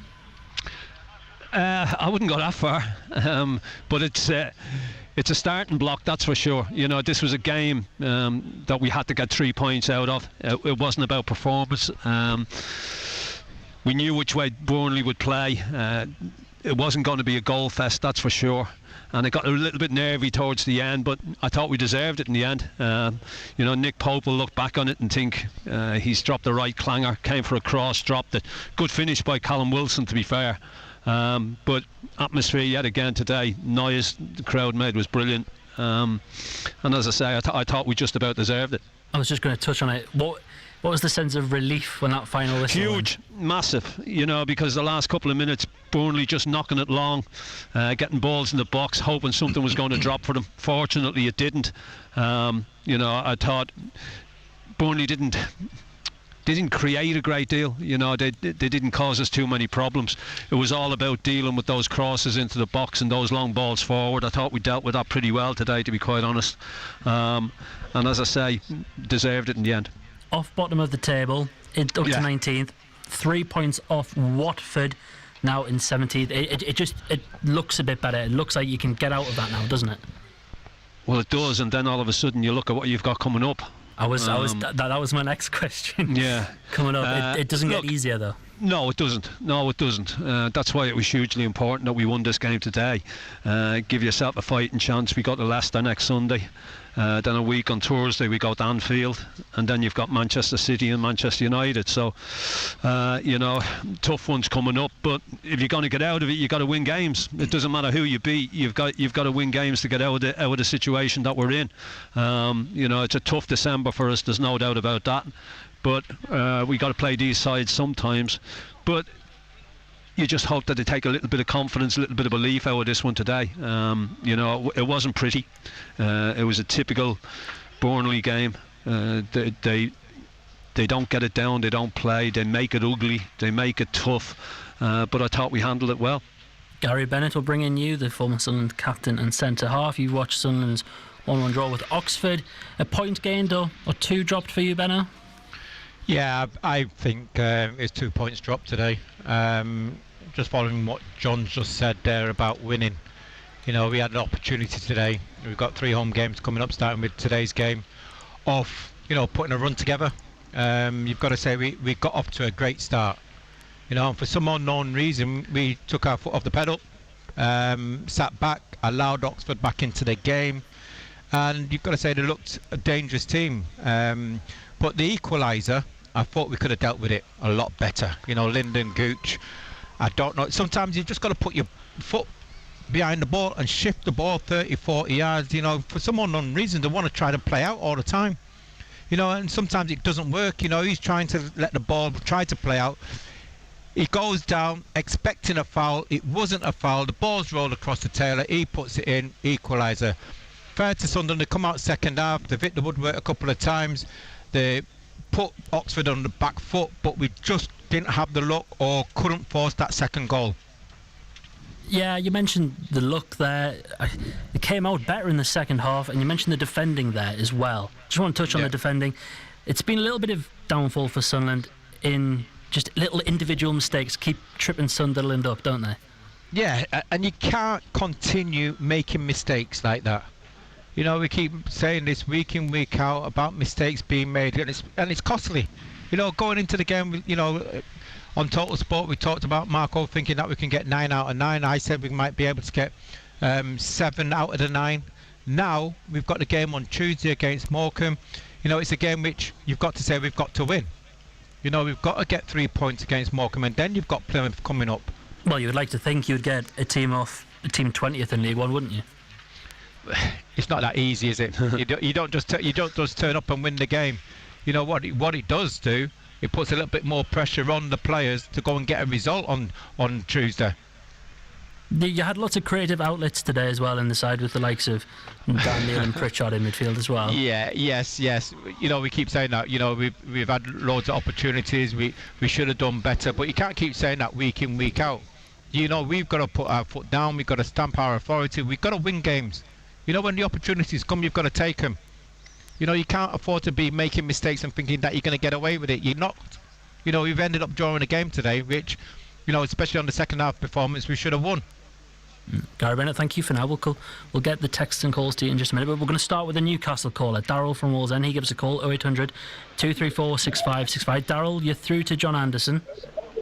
Hiya guys, how are you doing? Darryl, how are you doing? I can't remember what a win feels like, John, so I'm just trying to soak it all in a minute. It was a hard game, you know. They put up a real good fight, Burnley, but we expected that from them, really, didn't we? That's just them all over, but we did well to come through the tough battles that we got put into. The goal, I've got no complaints about it. It's not our fault that Nick Pope can't catch the ball and keep hold of it. The lads put in a hell of a shift to score 1-0. It's been a really big turn on the top and put the pressure on. We dealt with it really well. Darryl, I'm going to have to cut you off there because your line's too bad. I don't know if we can get Darryl to anywhere quieter. But Ando, just picking up some of the points there. I mean, a lot of Newcastle fans will go home today not remembering what a win feels like. Yeah, look, we spoke beforehand, Dom, about we know what games against Burnley are like. It's never going to be pretty. It's about digging in. It's about winning battles and getting through the other side. You know, it was never going to be a goal fest either. There's never a lot of goals in it. I thought we dug in. There wasn't too many chances and clear chances in the game. We had a couple of shots from distance. They've hit the post in the first half, you know, and Pope comes, catches it, and then all of a sudden drops the ball. But Wilson still had a lot to do. It was a real good finish. You know, he's had a touch. He could have lashed at it, but he's just got his foot through it and stuck it in the roof of the net. And that was the difference between the sides, you know, and that's what it came down to. It came down to a goalkeeping mistake, but you know, we've had them in the past. We spoke about Dubravka here on Tuesday night. Felt he should have held the cross. That would have got us 3 points. So look, it's a big win. It's not about performances now. It's about getting points on the board and trying to get away from the situation that we're in. We've got Darryl back. Darryl, is there any more points you want to put to just to agree with Ando there, you know, about getting on the board, it's an absolute necessity that if we're going to get out of this mess, by hook or by crook, we've just got to pick up points where we can. And I just, you know, I'm really pleased that we've got the win, obviously. It seems like a weight's been lifted off this team, and hopefully we can get a bit of momentum going forward and just crack on. Darryl, thank you very much for your call, Azim. Darryl, give us a call. You can as well. 0800 234 6565 to speak to the former Newcastle United fullback John Anderson and the former Sunderland captain and centre-back Gary Bennett. Benno, we've got a text here for you. It says happy birthday for a starter. It's from Ollie. He says, I thought Sunderland were pretty average today. Looks like we're going to have to hobble our way to January. Hope the teams aren't too far away and bring some bodies in to strengthen in January. Would you agree that it's going to be, you are going to have to, because I mean the squad has been quite light recently, and do you think they are going to have to get reinforcements in January? Oh yeah, they was always going to do that anyway. They were going to freshen things up in January. They're going to try to bring in at least 2 or 3 players where we're short. You know, at the present moment we're playing 1 or 2 players out of position. I think we might need another striker. We definitely need another left back in, and maybe another right back. Who knows? But yeah, they will bring 1 or 2 players in just to freshen things up. And what Sunderland have got to do, just got to hopefully hang in there. You know, as I said, we've got 2 huge games coming up, which, you know, hopefully confidence-wise, they can go and win. That text was from Gareth.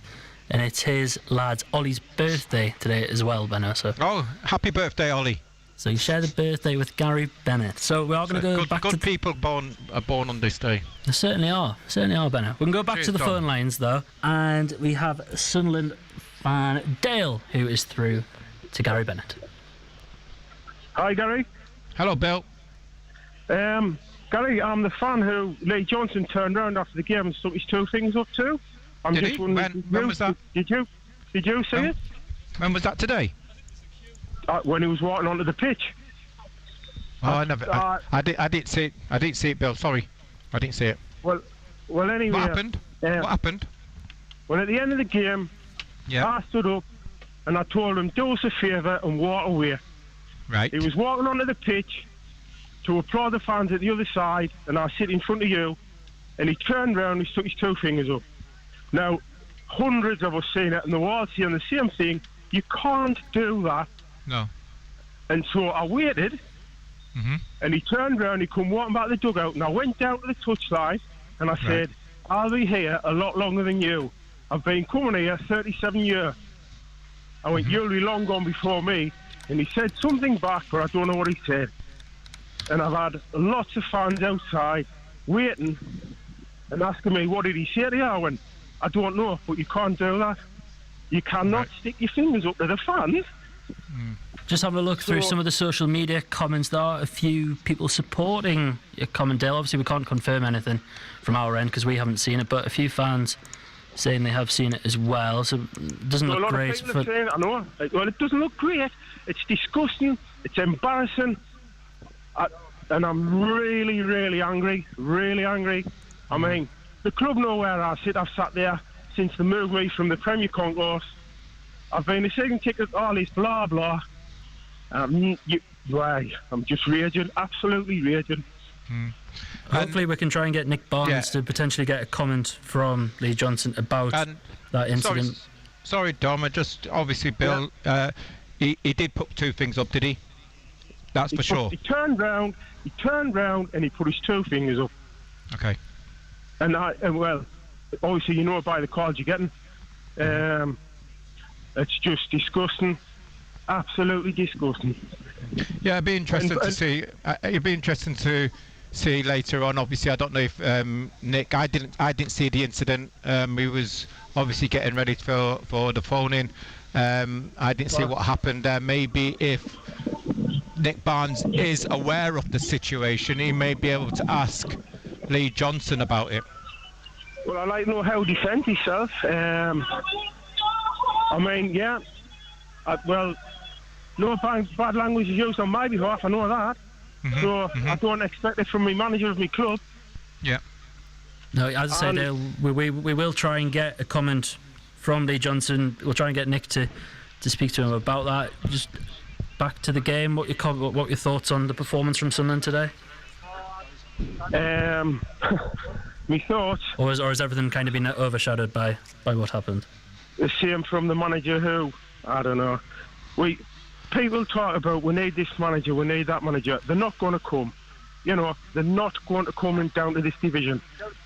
And in my eyes, the best we could do was try and attract someone like Neil Warnock, someone who would shout at the players, motivate the players. This fella stands on the touchline, you get nothing from him. Players out of position. I just don't know. I don't know. But it's not good. You know, I'm not backing up Lee Johnson. You know, I mean, at the end of the day, you know, the injury list is quite big at the present moment. You know, and he's had no option but to play one or two players out of position. You know, just going on off today's game. Yes, the first half wasn't the best, shall we say? We got off to a good start. Faded away near the end of the first half, but I think the second half that came out had a go, a little bit of luck. Maybe another day you go and win the game. You know, we've hit the woodwork a couple of times, and I know that the question is why couldn't we have done what we did in the second half and continued in the first half?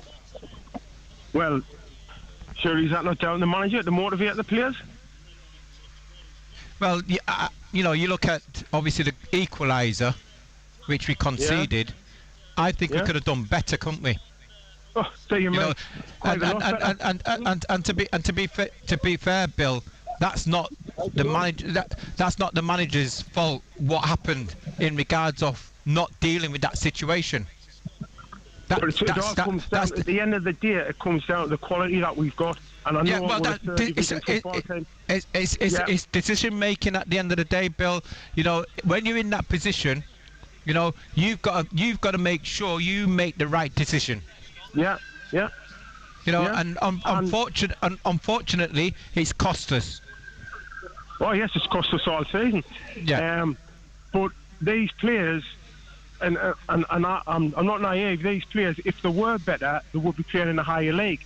The likes of Boy from Man City. Course. He would never get a game at Man City. When he first came, I said, this lad, look at him. Yes, he's 17. He's not a Man City footballer. That's why he's had to drop down to third division. You know, to try and improve himself, which he is doing. But just man management. You know, you're in the third division. I mean, playing against 10 men, you don't kick the ball up the field. You know what I mean? You play the ball along the deck, stretch the opposing team, pass it from side to side, pull them apart. Now, surely, as a manager, in training, he'll be saying to these, right, today, lads, we're going to play 11 against 10. So when they go down to 10 men in the future, this is how we play. Shouldn't be able to manage it, yeah. Exactly. And I'm talking, that's schoolboy football. That's what you learn at school. I just don't know where we're going with these managers. But I do know, as long as we employ managers who are Sunday League managers, we'll never get out this division, because they come from clubs where they're getting 2,000 and 3,000 fans in, and they're coming to a club with 30,000, a training academy, the facilities, and it's just too much for them. They don't know where to start. Dale, thank you very much for your phone call this evening. We have got Nick Barnes on the case to try and get a comment. I don't know if we're too late with that, but we'll try our very best. Turning our attentions back to Newcastle then, and we can now speak to Andrew, who is a Newcastle fan. Andrew, you're through to John Anderson. Hiya, Dom. Hi, Ando. Hi, Benno. Hello, Andrew. Hi, Ando. Feel better after that? Yeah, got nervy towards the end, that's for sure, when they were just humping balls in there, but I thought we deserved it in the end. I don't think there was a great deal in the game. There wasn't a great deal of quality in the game. It was everything that you expected from a Burnley side. You know, ugly, but I thought we dug in and probably deserved it in the end. Yeah, absolutely. I thought the first half was very nervy. I thought there was tension on the pitch. and in the stand, just because of the enormous things that riding on the game. But second half, I thought we came out. I thought we dominated the second half. I thought we were absolutely fantastic. I thought the back four were brilliant. I was very surprised to see Fernandez not playing. I thought he would have played Lascelles and Fernandez, but Lascelles had his best game of the season. Sean didn't put a foot wrong. I thought the full-backs were very good, and it was just a thoroughly deserved win. I thought all the pressure we had in the second half. You could just see Burnley getting a blinking equaliser at the end there, but I thought if we'd scored 2 or 3, nobody could have argued if we'd left that game winning 2 or 3-0. Look, I thought Lascelles did well today. I thought it was his type of game. The way that Burnley played, they knock it forward. He goes and battles. He goes and head stuff. He struggles for me when people play it quick in and around him. And we've got teams like that coming up, and it'll be interesting to see how he copes with that. I thought defensively, Lewis played well at left back. I thought he was excellent again today. Manquillo was his usual self. I thought Shelby in the middle of the park. I thought his work rate. He got round the pitch. He got in and around people, and he passed the ball well. Look, it wasn't pretty. It was going to be a game of attrition where you had to dig in, and we got the result that we, as I say, I thought we deserved it in the end. Yes, Pope's made a mess of the cross, but it was still a great finish by Wilson. He's still had a lot to do. Andrew, thank you very much for your phone call this evening. Just a lot of noise in the background. And over for the text from Morris, who says, great win for the Toon today. Important to get a clean sheet. Keep the faith. Yeah, you mentioned the clean sheet there. And give the defenders and Dubravka a lot of confidence. Yeah, I mean, first clean sheet of the season. I thought we defended well. As I say, I thought it was a type of game that suited Lascelles because of the way that they play. They hump it forward. They get it into advanced positions early up in the air. He likes to go and be able to attack it, to see the ball in front of him. I thought he did it well today. It's when you play against sides who play little balls in and down the sides and in and around him that I feel that they're the type of games that he struggles in. But I thought we deserved it today, Dom. As I said, it wasn't pretty, but it was all about getting the 3 points on the board. Keep your messages coming in. Text 81333. Start your messages. BBC WhatsApp 08000 321 333. But it's best to give us a ring 0800 234 6565. It's free to do so. We're going to be hearing from the Sunderland head coach Lee Johnson next. Probably a week to forget. It's not been easy. The effects of Storm Arwen are still being felt. Alfie Joey at breakfast. Yeah, a Northumberland reporter travelled hundreds of miles trying to reach and talk to as many of you as possible. Yeah, so we've had residents coming in all week who want a hot drink, a hot meal. The situation in County Durham was declared a major incident. We have been working, obviously, since the storm happened. Everyone is getting very tired of being cold. What I think is now a storm of positivity and a storm of brilliance by the communities. There was a couple walked in, handed over £50, just in case we needed to nip out and buy anything. I've been trying to keep warm without electricity, but I've got a coal fire and I've got gas hob, so at least I could heat a tin of soup. The sound of the North East at breakfast. BBC Radio Newcastle, making a difference in the North East. Have your say on the game. Call 0800 234 6565. BBC Radio Newcastle. Total Sport on BBC Radio Newcastle with me, Dominic James, the former Newcastle United fullback, John Anson, the ex-Sunderland captain, Gary Bennett. We are going to be hearing from the Sunderland head coach, Lee Johnson. Now, we had a call from Dale earlier accusing Lee Johnson of sticking 2 fingers up at him. As we've said on BBC Newcastle, we haven't seen it yet here on BBC Newcastle. Our Sunderland commentator Nick Barnes spoke to Lee Johnson before we had a chat to Dale, so unable to ask him about it. But Barnesy has been speaking to Lee Johnson after the game on about his thoughts after the 1-1 draw with Oxford. Well, Lee, not for lack of effort in the second half. I guess it was not really making the most of taking the lead early on. I thought there was effort in both halves, if I'm honest with you. I thought we played better in the second half, but the commitment and the effort was there. You look at our bench today, it's a nice narrative. I think Embo and Dan Neal obviously include those. I think it was 7 academy graduates in and around today, which is, I suppose, shows you in one sense the plight of the injury scenario, and that leads to obviously some players playing slightly out of position. So, you know what I mean, you've got to credit these boys for how hard they've worked today. On another day, we win that comfortably. A good Oxford side, a very good Oxford side, and they caused us problems in the first half. Flipped the shape in the second half, decided to have a different square peg in a round hole, and I thought it worked well. And unfortunately, we just couldn't get the ball over the line, whether that be good goalkeeping, some, I wouldn't say bad finishing, but we've hit the post, I think, hit the bar, numerous corners, and at times just failed to get that magic final delivery in to be able to convert. But listen, I was pleased with the performance and pleased with the second half performance. I really was. The Sunderland head coach Lee Johnson, speaking to BBC Radio Newcastle Sunderland commentator Nick Barnes. A few texts for you here. Gary Paula has a message to say, happy birthday, Benno. It's a pity we couldn't manage the win today. We showed some good tempo, but we need to attack more from minute 1. Tony's got in touch as well. This is on WhatsApp, 08000 321 333. Starting messages, BBC. Home draw is not good enough. We will not get automatic promotion with this current manager.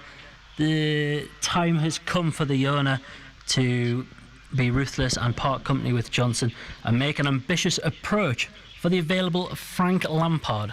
Surely that won't happen. That's a bit ambitious, isn't it? A bit too ambitious? Yeah, yeah, I think so. A little bit though. Just your reaction to some of the thoughts of Lee Johnson there as well? Yeah, you just mentioned there that it was a lot better in the second half. It was a lot better tempo in the second half, and again, we keep using that word quality, and that's what you need. You need that quality delivery into the box. You need that quality finish. Yeah, we created 1 or 2 opportunities, but you got to say the goalkeeper never really had much to do. How many saves did he have to make in that second half? We did hit the woodwork a couple of times. Do you put that down to bad finishing? Chris in South Shields' has text 81333, starters message BBC. Sorry, Benno, but these players don't want promotion. They are too comfortable in Division 1. Don't want... I can't believe that. They don't want... That doesn't go through a player's mind, does it? Every player wants to win. Every player wants to get promoted. Once you cross that white line, you want to win. There's nobody who goes out there and said they don't want promotion. They don't want to win the game. What benefits are they going to get out of that? Well, none really. Yeah, as a player, you want to play at the highest level. So these players who are playing in Division 1 will want to play in the Championship. And then from there, they'll hopefully go and play in the Premier League. They don't want to say, they're not going to say, oh, we don't want to go up, we want to stay at this level and play at this level all the time. No. Ian is a Sunderland fan. He gave us a call this evening. He rang us for free, 0800 234 6565. Ian, you're through to Gary Bennett. All right. Well done, Ando, on the win today, by the way. Thank you. Hello, Ian. Yeah, I totally agree with what you said. Basically, with me, it's quality. That's what we're lacking. Yeah. It's not look doesn't come in. I'm thinking like, hey, well, we've got bad luck. It's quality. Yeah. In and around that box, we've got no quality whatsoever. I mean, Ross Stewart hasn't scored for a while now. We just in that box. It's just we've got nobody that'll get stuck in there and just have a go. Yeah. But the main point today is my blood's boiling with Lyndon Gooch. I've been seeing the fridges. He goes down when he gets sneezed on. What why is he running along the byline towards his own goal with the ball when he can, like what you say, he can clear it? But this is Sunderland all over. We've got opportunities to clear the ball, and we keep playing it back into dangerous positions. That's got to be. I mean, they're getting told this up. It's got to again. The managers got to be saying, "Oh, keep possession of the ball." No, not at the back. You don't. When you're under pressure, you get rid of it. It's like you said, from 6 minutes we score, and then after that, I mean, Oxford was all over us like a rash. I don't know how we could dare see it was happening with that first half, because there was nothing apart from the goal. You just feared Oxford come out and carried on the way they left off. You know, it's just, I think it's quality we need. Yeah. It's not look anymore, it's quality. Yeah, and that's, you're right there, Ian, what you've just mentioned there about quality. You know, it's making them right decisions. You know, and again, you know, you look, you might, okay, second half, you know, we pressed higher up, we started to ask questions, and then what did Oxford look like? They looked like an ordinary first division team. They looked like us. They looked like us in the first half. You know, all of a sudden, what they wanted was a point. They was started to time waste. They started to they was happy to have a point. But in the first half, after we scored, they looked as though they were up to win the game. I mean, why did we sit back? We scored that goal, and then we didn't press them. We were sitting on the halfway line, and I'm thinking, why? That's got to be a managerial decision, that mine. I know, I was talking to you after the Portsmouth game, when I said, why were we playing football? And he came out after the Portsmouth game and said, the players should have done. No, they taking instruction off you. They're taking instruction off the management. I'm still between with him. I think he's wanting to play. He's going off statistics. He's going off all this rubbish. You're in the first division. Just play football. Just get that ball. Get stuck in. That's what gets you out of this league. Yeah. And again, it's not pretty football. Pretty football doesn't get you out of this league. You know, it's decision making at the end of the day, Ian. You know, and there's nothing wrong with putting your foot. There's nothing wrong with putting your foot through the ball and shifting it 30, 40 yards. But the first half, Gary, that's all we did. After we got it in the good areas where we could have passed it, we just humped it. That's what infuriates us. When you should be doing it, you don't. And when, like you say, you should be playing football, you just kick it up that top for Ross. Yeah. Mind blowing. Game of two halves. Well, we've got a game Tuesday, so fingers crossed that we can get. We need to win it. As simple as that. You get 3 points. Yeah. 100%, Benno. Ian, thank you very much for your call this evening. Ian, give us a call on 0800 234 6565. You can as well. You can text us 81333. Start your messages with the letters BBC. WhatsApp 08000 321 333. We're on Twitter as well at BBC Newcastle. Use the TalkSport hashtag so it reaches us. We're going to go back to the phone lines and we can speak to Martin, who is another Sunderland fan. Martin, you're through to Gary Bennett. Evening, Benno. Hello, Martin. Hiya, mate. Lyndon Gooch, I'd completely drop him. I don't... He effectively conceded the equaliser. He gives the ball away too much. Fair enough. In the final third, he's got a little bit of quality about him. Like in the last 15 minutes, he blazed over. Keep it low, drill it low. It could take a deflection, it could go in. Yeah. And I don't agree with all the fans saying Lee Johnson needs to go. We're in the top 5. Right. He's brought in some decent players, and I think we will get promoted under him, whether that be top 2 or playoffs. Yeah. See, the thing is, Martin, as well, is you get rid of Lee Johnson, who's going to come in? Well, exactly. That's what I've said all along. Who's available? Neil Warnock's left Middlesbrough. If we had the chance, I'd have gone for Chris Wilder before he got appointed at Middlesbrough. Right. But why? You know, well, we've gone for good managers, quality managers, and it hasn't worked out, has it? It hasn't worked out. You look at the managers who's managed Sunderland over the last few years. Big Sam, David Moyes. Well, forget about them. But Jack Ross. We should have got promoted under Jack. But why? Why has managers struggled here? Is it the pressure? That is a question. You know what I mean? We've had good managers at the football club with good CVs. They've come here, and for some unknown reason, they've struggled. Why? Well, it's pressure. pressure of a big club and the fan base. Right. The fans want big things, and unfortunately, over the last 4 or 5 years, we haven't got it. But steadily, things are coming back into shape. Right. And I can't. Martin, thank you very much for your call this evening. I just want to get to a couple of texts before we let you go, Benno. This is a text from Lee. He says, can't believe Sunderland fans calling for Johnson's head. They're 2 points off top. Is it maybe an overreaction, do you think, or are fans likes to be annoyed that Sunderland can't win at home? It's frustration. Do you know what I mean? Yeah, everybody wanted us to win today. I wanted to win today. You look at the second half and you're thinking, if, and we've used that word, that little bit of quality, you go and win the game. But we haven't won it. So it puts a little bit of pressure on Tuesday to go and get a result. You get a result on Tuesday, everybody's happy. Lee Johnson, everybody else is the best thing since sliced bread. That's football. It's a long week in football. You get a result, you get a bad result today, you go and win on Tuesday. Last week's result against Oxford is forgotten about. Yeah, just quickly before I do let you go, Morecambe on Tuesday, just how big is that game now to get a win?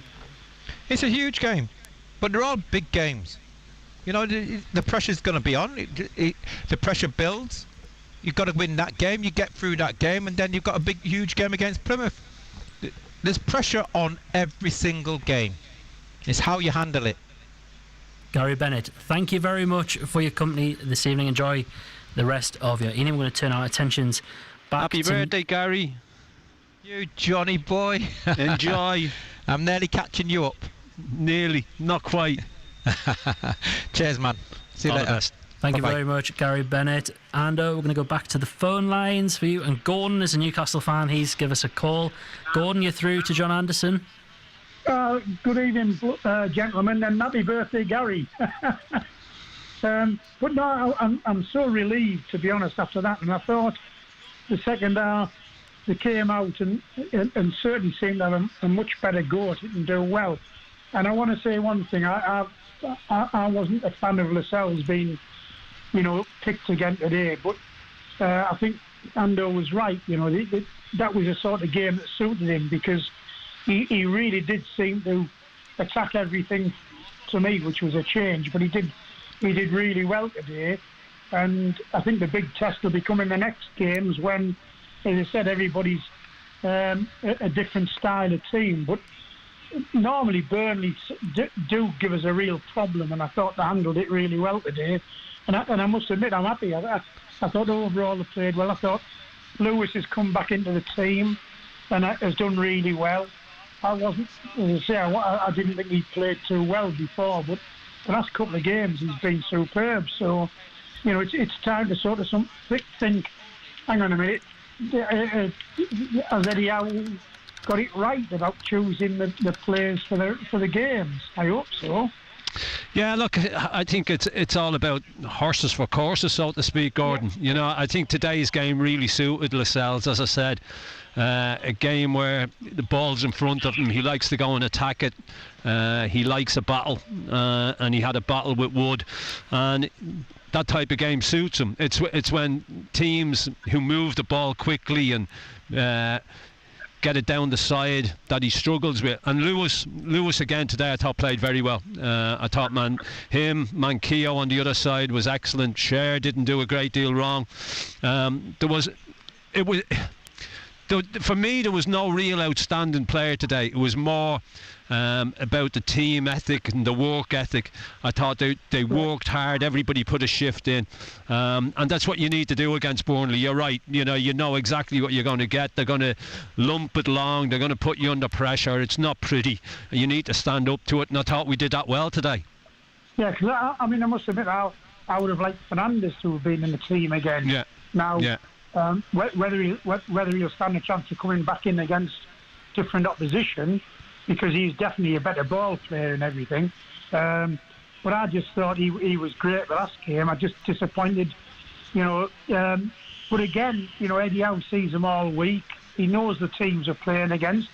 He's played against Burnley a lot of times, and I really do hope that this is the start of of a good management team, because he's the sort of manager I think we need at the moment while we're in this battle. Yeah. Look, I mean, it doesn't get any easier for him, to be quite honest, though, Gordon. You go to Leicester next Sunday, then you've got a visit Anfield the following Thursday, then we've got Manchester City here and then Manchester United here, so it doesn't get any easier, but you've got to play all these sides, and you just hope today that it was a little bit of a building block. You hope that we can build on this. It's a tough December for us, there's no doubt about that, but you needed to start somewhere, and hopefully today was the start of it for us. Gordon, thank you very much for your call this evening. A text here, and where is it? Ian in Long Benton, he's sent us text saying, I've never heard Ando so animated. It must have been a real nail biter. We've got Jay and Ollie in the car. Great win today for Eddie Howe, for the Toonami. I mean, a lot of fans will just be going home relieved tonight, Ando. It's a strange feeling that they haven't had in a long time. Yeah, look, it was 14 games without a win. It was hugely important that we got a win under our belt. And we knew that Burnley coming here was never going to be pretty. It was going to be dogged. We were going to have to dig in and roll our sleeves up. It was going to be a tight game, and so it proved. But fortunately, we've come out the right side of it. David in Shield says, we're staying up. I think that's a very bold statement at this moment in time after one win. One text There's a lot of work to be done.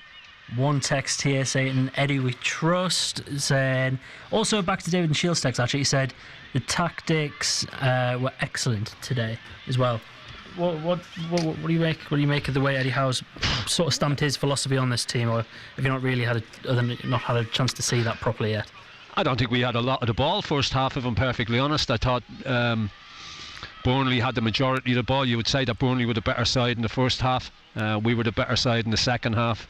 There wasn't too many clear-cut chances, but it was always going to be that type of game. As far as tactics go, look, against Burnley, you've just got to stand up and be brave. You've got to go and you've got to battle defensively, and that's exactly what we've done. David in Whitehaven sent us a WhatsApp 08000 321 333. Start this message. BBC Toon dressing room will be buzzing. A long way to go though. Andy, you've been in the sort of dressing room when after players have gone a few games without a win, the players will undoubtedly take a huge confidence from that. Well, the training ground will be different next week now. You've gone 14 games without a win. You win a game, of course you're going to get a little bit of belief out of it. But there's a long way to go. You need to start winning more football matches. We need to win another 8-9 football matches, though. We've won 1 in 15. So you'll get a little bit of a buzz from it, but they will know and they will realise there's still an awful lot of hard work to be done. John Anderson, thank you very much for your company this evening, and we'll be back on Total Sport on Monday with Simon Pride and Marco Gabbiadini. But on BBC Radio Newcastle, we'll be turning our attentions to non-league football next. Christmas together. Find out how you can make a difference with Katie Melua. When I learned that a close friend had been left homeless, it forced me to understand that misfortune is all that separates us and the thousands of homeless people who share our communities. People just not having enough money and having to come here. It really can happen to anyone. Not even look at me in the face because they're so embarrassed, and it really makes you cry, I've been finding out what I can do to help where I live. For me, I always say homelessness for me was a springboard. I wasn't going to make it one of my excuses because everyone's got a story to tell. Find out how you can make a difference where you live. Next week at breakfast on BBC Radio Newcastle. Total Sport. Local football in the North East. BBC Radio Newcastle. You're listening to the local football roundup here on BBC Radio Newcastle, the only place in the North East to get reaction to your side's matches on a Saturday afternoon. Get in touch and let us know how your team got on today. 81333 is the number to text. We're also on WhatsApp 8000 321 333. Start your messages with the letters BBC, but a reminder, please don't text us if you're listening on demand, because you may still be charged, and well, we won't be here to read them. We'll hear from some of those involved in today's matches in just a second, but with a roundup of all today's scores, here's BBC Radio Newcastle's Liam Milburn. Thanks, Dom. We'll start with the Vanarama National League North. AFC Fylde 4, Blyth Spartans 1. In the Pitching In Northern Premier League Premier Division, Ashton United against South Shields was postponed. And Morpeth Town 2, Gainsborough Trinity 0. Down to the Pitching In Northern Premier League East Division, Cleethorpes Town 0, Hebburn Town 2. Dunstan 1, Bridlington Town 2. The EBAC Northern League Division 1, Billingham Town 0, Newcastle Benfield 1. Crook Town 1, Ryab Colliery Welfare 2. Gisborough Town 2, Northallerton Town 2. Newton Aycliffe 3, Seaham Red Star 2. Penrith 0, Redcar Athletic 2. Sunderland RCA 0, North Shields 0. Thornaby 3, Bishop Auckland 2. And Whitley Bay 1, Ashington 6. And down to the EBAC Northern League Division 2, Bedlington Terriers 0, Brandon United 3. Blyth Town against Easington Colliery was abandoned at half-time because of a serious injury, and the score at half-time was Blyth Town 1, Easington Colliery 0. Bolton Community Association 1, Sunderland West End 1. Chesley Street against Redcar Town was postponed. Eschwinning 2, Billingham Synthonia 4. Horden Community Welfare against Heaton Stanton was also postponed.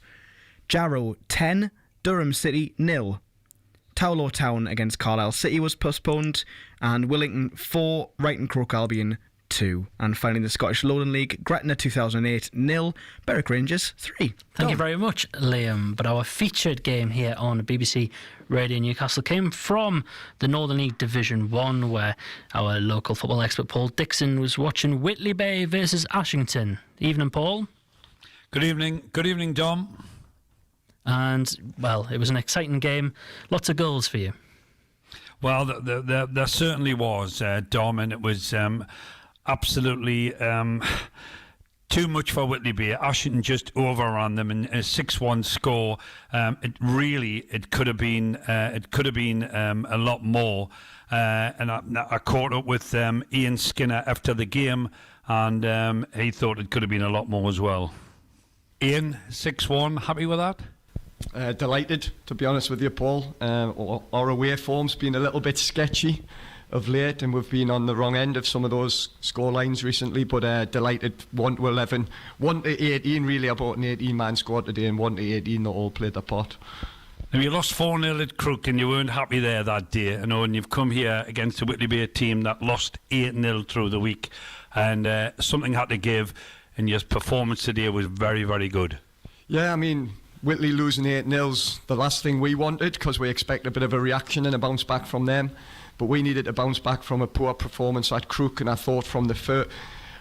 I've got loads of time for Whitley Bay, a great club, lots of friends here, but I thought today, without being disrespectful, from the first minute to the 90 whatever minutes, I thought we dominated the ball, we created numerous chances, and we could have probably scored a few more, if I'm honest, but I'm not being greedy. I'm delighted with 6-1. And your front lads, your 3 lads up front, and your lad you've signed from Bedlington, Lashley, played unbelievable this afternoon. Yeah, obviously we watched the opposition, and we know Whitley Bay like to play with a back 3, so I thought I'm going to match them up and play 3 really quick, tricky forwards to play up against their 3, and we're going to try and double up in wide areas, and I thought we did that really, really well. The story of the day really probably is I left Jordan Lashley out the squad on Friday night, and I had a change of heart this afternoon, and I told him to bring his stuff, and he went from not being in the 16 to being in the first 11, and he's came on in his debut, scored a couple of goals, so I'm delighted for him really.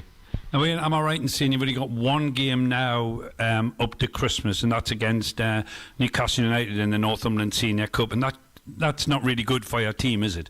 It's not, no. I mean, I'll probably have to be careful here because it's frustrated us all day. It's ludicrous that we now don't play another league game for a month. I've got to keep these players fit and energised and hungry for 4 weeks, knowing they're not going to play any competitive football. and then over a festive period as well.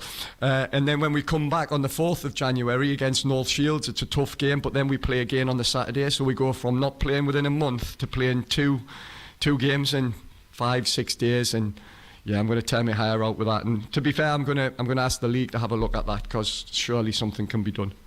That's the Ashington manager Ian Skinner there, speaking to our local football expert Paul Dixon after Ashington's 6-1 away win at Whitley Bay.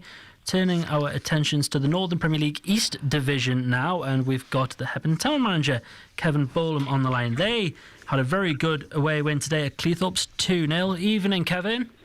Hiya, how are you? You must be coming home pretty happy. Yeah, really good performance and a good solid win. Nice clean sheet away from home against a side that's been doing really well in the league. So we're over the moon to get 3 points on the board at a tough place. You found it tough since coming into the league, but you've got a good win now. Is it something you would hope to build on going forward? It is, yeah, but obviously it's no secret of the fact that we've struggled with. We've had horrendous injuries over the past 6 to 8 weeks, and we've still got lads out long term now that'll not play this season. But we are getting a lot of lads back, and we're now in a position where we're leaving lads out of squads and stuff, which is what made me want to be at. So I just had a feeling about us the day. The surface was a good surface. It was nice and slick. We picked the technical side and played really well throughout, and were deserved winners. I mean, Cleethorpes 4th in the table. It's no easy task going away there. So, and you were 15th, 14th now on the table. 14th, yeah. So, I mean, it's not the right end of the table you want to be, but now I guess you can start looking more towards mid-table and climbing that league going forward.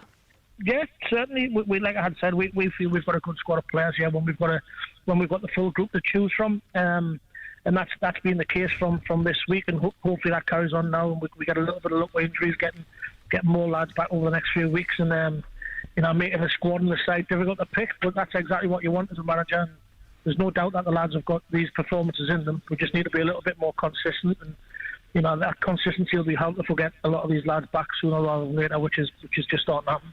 What are Heburn's realistic targets for the season? Is it just making sure that you can solidify your position in this league and then maybe look to next season to maybe push higher up?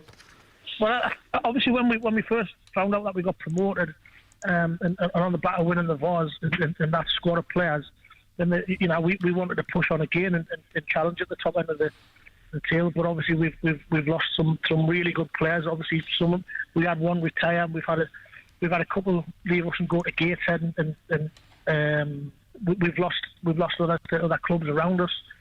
So we've had to rejig and basically get some of the lads in and around us. And the fact that we're now in a position where we can hopefully climb the table because we're getting players back.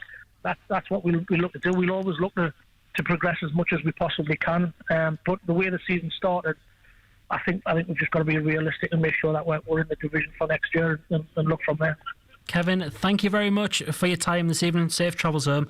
The Hebburn Town manager, Kevin Bolam, there speaking after their 2-0 win away at Cleethorpes Town. A big win for them, but we are going to just turn our attention to one of the biggest games of the week. And last night, Gated's FA Cup dream came to an end last night despite a valiant effort against League One Charlton Athletic. The Heed Army captain Greg Ollie spoke to BBC Radio Newcastle's Colin White after the game. Mike said proud and disappointed. Would you go along with that?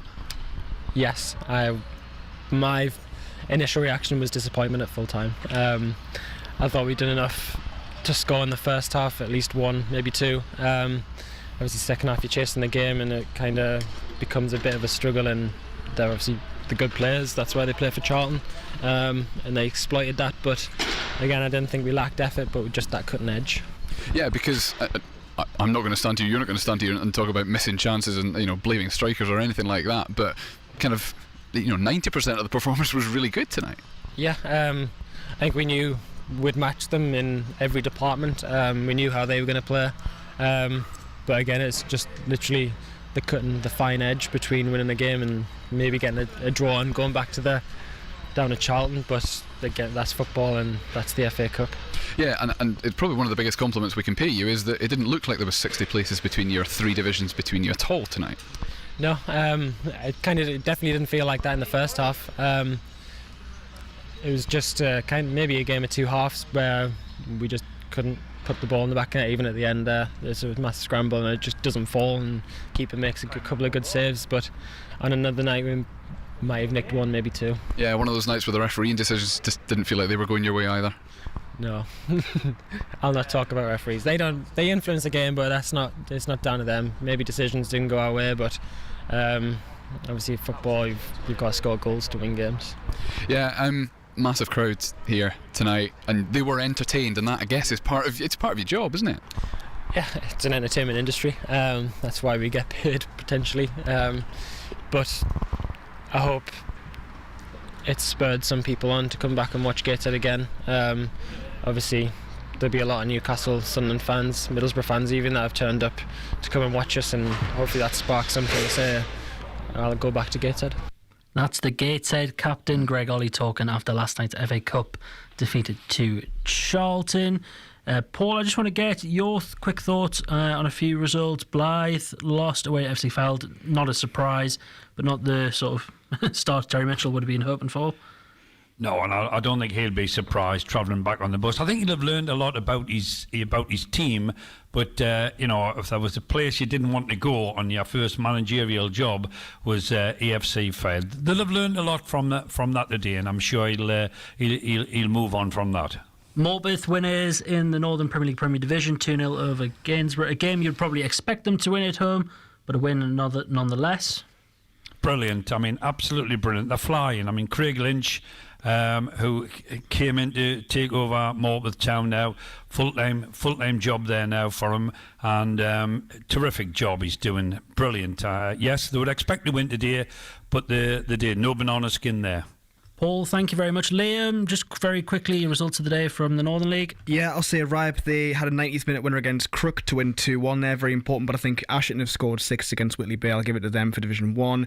And for Division 2, I would have said Blythe Town. They were 1-0 up against Easington Colliery after the first half. The game was abandoned because of a serious injury. Hope everything's okay there. They would have got it if the game had stayed that way. It didn't. I guess we gave to Jarrow. They scored 10. I know it's Durham City who are going through some stuff, clearly, from the scores they've been getting, but we'll go with Jarrow, 10. Jarrow it is. Liam, Paul, thank you very much. That was your local football roundup here on BBC Radio Newcastle. Nick Roberts is up with Beats Around the Next. Total Sport will be back on Monday from 6 o'clock. Total Sport. On the station with Newcastle and Sunderland commentary exclusively live. BBC Radio Newcastle.